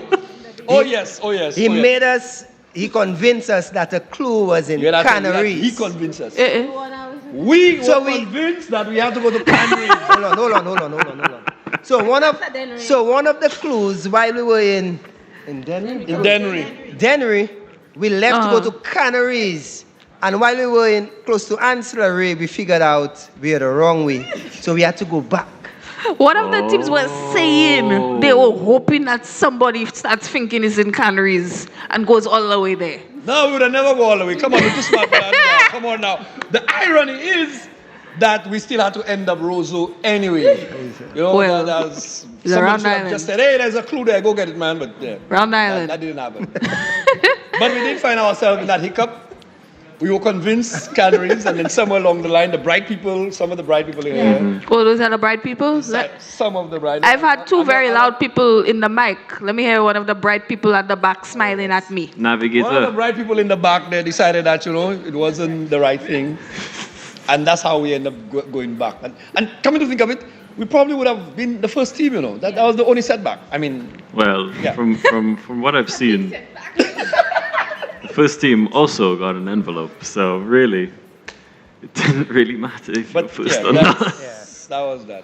Yeah. And we almost missed the River Dory Church. We passed it, and it was raining. We couldn't see anything. The guy probably went to shelter the rain, so we missed him. Yeah. But then again, some of the bright people in here, decided that, no, we should go back. And that's how we ended up at River Dory. We noticed the bright people are all women. Oh. Come on now. We're not going to, That's what I'm saying. We're not going to deny that. You saying the bright people decided this. So we have the two spokesmen, and then we have the three bright people in the back. And y'all have them in the back. So those are the brains, and y'all are the brawn. I mean, behind every successful man, you have women. Yes. Well, that's what they say. All right, thank you, Ruggers. So right now, everybody. Oh, okay, good. I need everybody I'm letting you announce. to this. listen. I can't. I'm not going to. Oh, okay. Oh, really? Okay. I've just gotten something over the earpiece. Everybody. The last team out is Taiwan. Taiwan has not found the treasure. Nobody has found the treasure. Well, we figured that out. They're on their way. Therefore, Taiwan is on their way back here from town. As soon as Taiwan arrives here, the search will begin again in this nearby area. As in, I don't know where to say. I don't know. I cannot give much detail because I don't know anything. The clue will be read. I don't know. Yes, the clue will be read, and everyone will disperse in search of the treasure. Yes. So, Kobe. Listen. How are you feeling about this development? I said this was going to happen. They're saying they have tools in the van. Right? So if they will unscrew things, somebody's going to get a shovel and start digging in the ground. Let me tell you. It's $5,000, right? Yeah, $5,000. Like I'm saying, you get the $5,000, you can buy as many shovels as you want. It pays for itself. Does anybody know how much is for a shovel? Anybody? $57. $50? I don't know. I made that up. 100 shovels? No, I don't know. I don't know. I made that up. I don't know how much a shovel is. I don't need a shovel. I don't have a shovel. I don't have a vehicle. So I don't have 99 shovels. I still turn a profit. I have nothing. Probably about $50. But. Anyways, away from the shovels. So we are still awaiting Taiwan to be coming back. So I mean, it's been quite the experience. I mean, I feel like some people might say, "Oh, we went all around the island for no reason, or we didn't get any of the treasure. Why did we that?" But these people are not like that. They're not saying, "Oh, we did that for no reason," because number one, the experience was to learn about our history and our culture, and I think that was definitely done by everybody. Everybody got the experience. I certainly did. And the second priority was to have fun. And I think everybody had fun. I've been stressing. Yes. And third of all, we're not walking away with everybody going home with nothing. We are still going to have a winner. Yeah. So it is still at this point anybody's game. And Taiwan could walk in at literally any moment. And once Team Taiwan does walk in, that is when the final round will start. I'm feeling very tense. Yeah, very I'm tense. extremely tense. Yeah, I think Taiwan is getting close to Barnard Hill. This whole thing has made me very tense. Yes. Right, like from the very beginning when Charbel and Ika rush in at the same time. Yeah. Nobody's got it, and then everybody else one by one. But yes. Yeah, I think we do need a reveal of where in the I'm so tense. I'm that cold. was. Yeah, me too. We're very. Oh, look, there they are. There's Team Taiwan. The final team has pulled up to the cultural center. Although we have been told in advance that they do not have it. They do not have the treasure. Nobody has the treasure. So once Taiwan comes in, I'm going to get a bus to the Mon to go and look for that treasure myself. But anyways, Team Taiwan is coming. Please look at the. I live pretty close to there. Yeah, Kubaril. Yeah. How do you know that? Huh? I went to school with your brother. One of your many brothers. Anyways. Put all my details out. I know all your details, Kobe. I know all your business. All right. Taiwan is walking back. They look very happy. They've looked happy the entire time. They've been happy. They had lunch. They did have lunch. I keep coming back to the fact that they had lunch. Because they planned this to perfection. Now, did they get the box? No. No, but I mean, they're belly full. Nobody else had lunch. Exactly. All right, so. Ladies and gentlemen, let's give our visitors, Taiwan crew. Right, just come over. We're going to give you 30 seconds of interview. Yes. Team Taiwan. 30 seconds of interview. All right, one of you have a seat. Group leader, come and talk to us. Group leader. You see me? Yeah. Oh God. So tell us how that was. It looked like you guys were having a great time. I think it went beyond what I imagined. Yeah. And I think I like the teamwork. Yeah. It's not just within our team member, also with Taiwanese and Saint Lucians. We don't know the clues. We have to show the clue to the Lucians, and they tell us, give some hints. I like that part. It's like a communication and the collaboration with the local and the as a helper here. Yes. That's good. And you guys had a good time? Yeah, we had a good time. Yeah, exactly. Including especially the roads? the muddy road. Oh my God. Horrible. No wonder everyone having pickup. We have an SUV and we're still like scared. It was fun. But it was really admirable. I mean, even some of these clues, even me as a local, I would have been, the clue would have said, go to the Trumansey River. I self would have been in Canaries. I would have been one of those people that got it wrong, right? I mean, for you being from Taiwan, from a completely different country, and to be able to talk to people to get those answers, that's so. It's a lesson for all of us. Very, I mean, we really. We learned so much today. Yes. Thank you. It's been a pleasure having you. So thank you so much, Team Taiwan. It's been great talking to you. Good luck, because. Yeah, no, yes. the second round, right? Yeah, exactly. Yes, round 2. So cheers, yes. have a good time.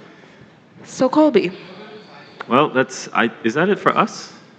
All right. We'll see. Let me just join you, Shan. Yes, I'm Mr. Merlin. So at this point, ladies and gentlemen, because nobody won the treasure, we are going to release you one last time, and it will be for 20 minutes.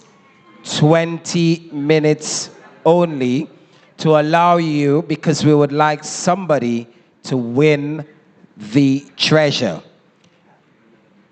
The clue, please. The clue. The Cultural Development Foundation was formed by an act.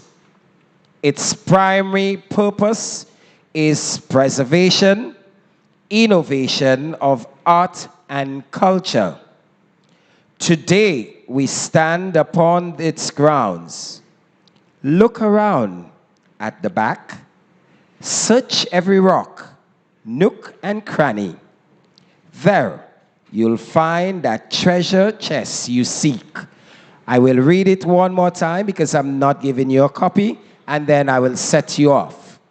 The Cultural Development Foundation was formed by an act. Its primary purpose is preservation, innovation of art and culture. Today we stand upon its ground.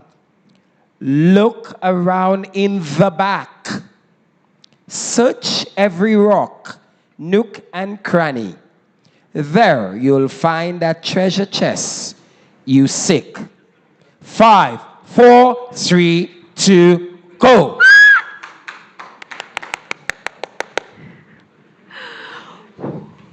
Oh my gosh.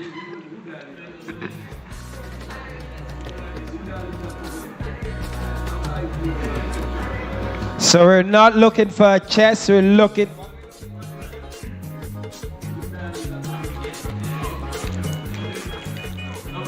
We're looking for an envelope. A golden envelope. A golden envelope. A golden envelope.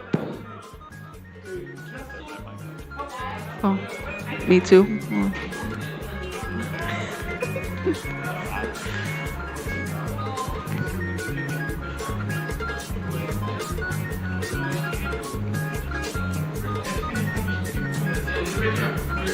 All right, we're right here at the Cultural Development Foundation grounds. And we have, look at that, every rock, nook, and cranny. Every rock. I mean, I'm looking forward to seeing where they get this. Wait, has he found it? What does he have in his hands? Is that the envelope? What is that? Is that it? It's an envelope. Is it the golden envelope? Or is it just something somebody leave there? What is that? It doesn't look gold, it looks orange. He's running. They said 20 minutes. It's been 30 seconds. All right, he's coming back. Is this what we're looking for? Is it an envelope that flew out of a window? Is this it? A treasure chest. Yeah. I think we have located the treasure. Goodness. Is it it? Give it up, give it up. We have located the treasure. Yes, it is. Yes, it is. One for the second time. Congratulations. We have won the treasure. The world's sleepiest detective. Team Shadell. Team Shadell winning for a second time according to his teammate. Well, in one day. So we're going to stay right there as we await the rest of the team. Stage managers, just shout them, let them know they can come in. Team Shadell. So as we await the rest of your team, because they're still searching, we are going to do our formal presentation.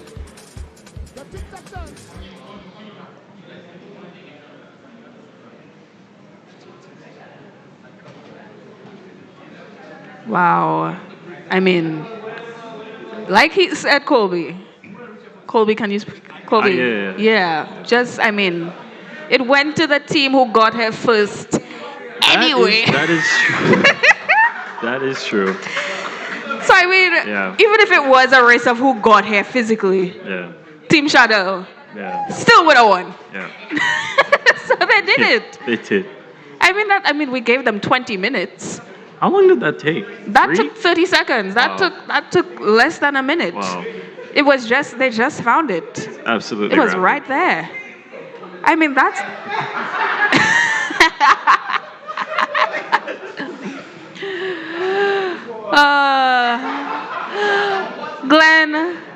Glenn, come. Let's have a word. Supported by your team members. All right. I know you want to know the secret. Okay. I'll let you go ahead because People, that's my friend. So this is it. Yes, I believe in divine justice. Divine justice. Divine justice. You'll reach here first, so y'all must win. You know, but Exactly. Team Shadell, y'all the have done universe it. just conspired to make it happen. All right. Yeah. All right. So whatever you tell us, it's been a very long day. We have y'all not sleeping or waking up too early, whichever one, going around the island, and it's finally culminated with the victory. How are y'all feeling? Talk to us. Sleepy. Sleepy. Sleepy. Yes. Yes, come to the mic. I want to hear your thoughts. I don't know. It's just wow. Yeah. I mean, that's it. Yeah. It's just wow. What else can be said? No. It's Yes. congratulations. Congratulations. Certainly Yes. deserved. And of course, congratulations to everybody who's participated. Everybody, It yes. was, I'm sure, Yeah. extremely educational, and it was a good fun watch. It was anxiety inducing in many parts. Yes, it was. But yeah, Yes, we enjoyed it. I'm very happy that this Yes. has gone as well as it has. So congratulations to you all. Congratulations to Team Shadell, the champions for this year. And once again, let's give a round of applause to each of the teams that participated today. So let's go one by one. Team Negmawa in the blue with the headbands. Team Ruggers, the Kicks Off crew. Team Taiwan, Team Ica, and Who Moved the Clue? Yes, and of course, thanks must be given, of course, to everybody from the Cultural Development Foundation, from Allbiz, to everybody who made today possible. And just for the final time, let me just state our thanks to some of our sponsors. Yes, you getting it? Yes. Our sponsors, of course, Jean-Marie Gas Station, Massey Stores, Sandal Saint Lucia, Heineken, Ethany's Creative Designs, who designed these necklaces, KFC, The Cell, and Saint Lucia Distillers. Thank you so much for making today possible. So we move on. We would like to present the winning check to Team Shadell. Come on, ladies and gentlemen. TV Land, please give it up for the team, the entire team. Please join. Winning for the second time, according to them. Second time. They were the first to get into the cultural center. Give it up for them one more time, please. Winning $5,000. One Shadell, never two. Thank you. We want to thank our driver, the driver in the back. Playing shy, so give it up for the driver. Thank you so much for staying safe. Thank you, Team Shadell. Would also like to thank you guys. Would like to also award those persons for the bonus questions. Kicks Off crew, please come forward. Answering one of the bonus questions, come forward. The whole team, please. Whole team. Yes, you won something. Come to the center. Come to the center right there. It will be presented by the creative producer. And you win yourself some vouchers, cash vouchers. Thank you very much. Give it up for T Kicks Off crew. Ica, you've won yourself some prizes. Come closer, Ica. I think you answered one or two of the bonus questions. Please come forward. You will be receiving some cash vouchers also. Ica. And this is presented by the Communications Director for CDF. Thank you very much. Thank you. And for your hard work. Negmawa, You won some prizes. Come on down. We're going to say thank you to y'all. We're having more fun than anybody else. Cash vouchers. That's what you're getting. May not be much, but it's okay.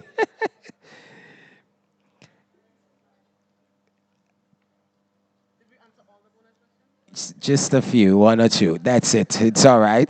And we want to welcome Ruggers. You also. You have you answer a question or two. Please come forward. Yes, you did. Yes, you did. Or two, or three. It's okay. Just you answered the question, and you will receive some vouchers also. Not sure. Yes, you have other prices. We have to give away all the prices. We are not going to keep it. And you will decide who gets what. Give it up for Ruggers. Come on. Oh, help, please. Help, help. Yes. You have a lot of things. A lot of things. Right. Malt, Peter, earphones, headphones, and an envelope. All right.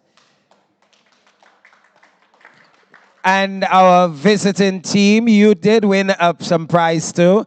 Team Taiwan, come forward. You answered a question or two. Thank you very much for participating. We're going to present you with a prize also.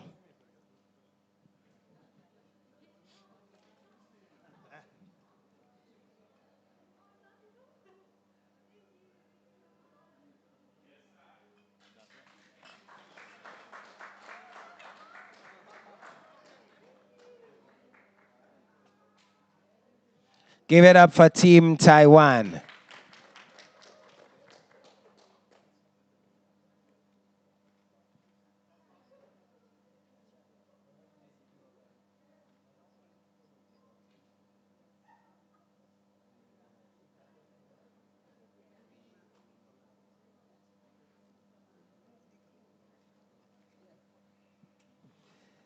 And we also want to show appreciation to our team. Move the Clue.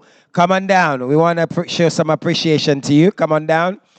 We are going to present you with a token of appreciation for participating in today's activity. So thank you on behalf of all of us here at CDF.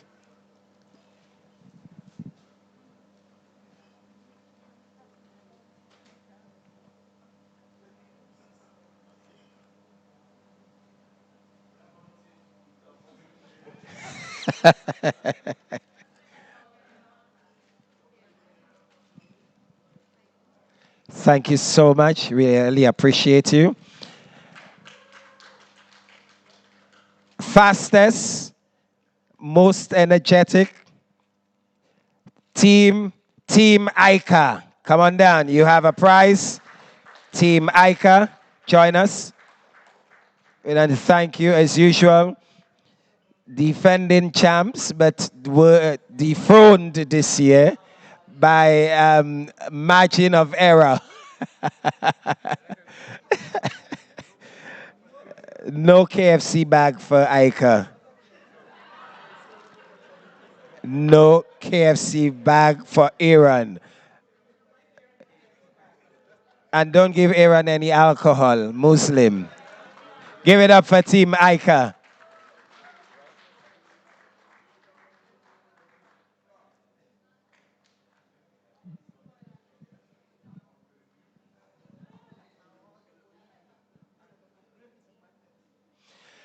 We would also like to acknowledge the only female team. I hope I'm not wrong. We have two, Trinia. There's two teams, both female teams. We want to compliment the drivers for doing a fantastic job. Ladies on the road. So come on down. We want to show some appreciation to the two drivers. Come on down. Thank you very much. Taking the wheel, getting the ladies right across the island safely.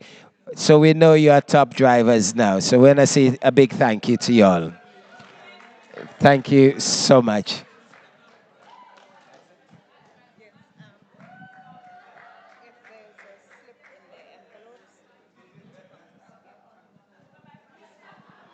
Ladies and gentlemen, if you got an envelope with a slip with information, you need to check in with CDF between the hours of 8 to 4 p.m.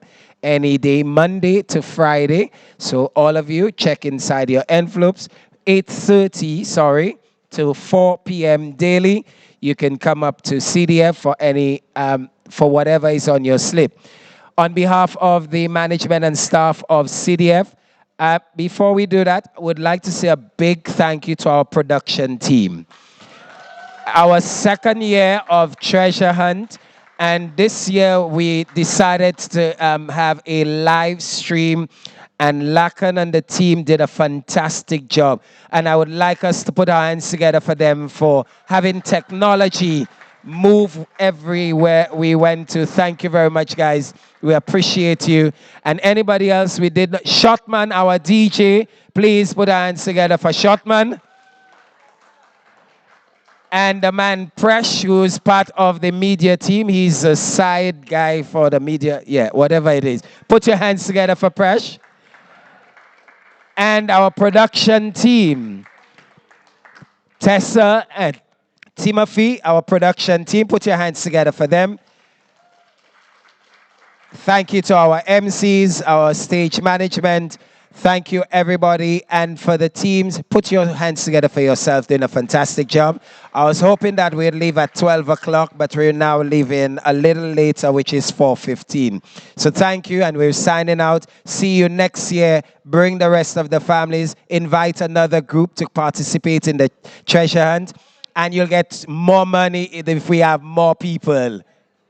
You can use 2 vehicles next time. Yes, that's 2 groups. So ladies and gentlemen, thank you very much on behalf of the management and staff of Cultural Development Foundation. My name is Mervyn, signing out. Thank you.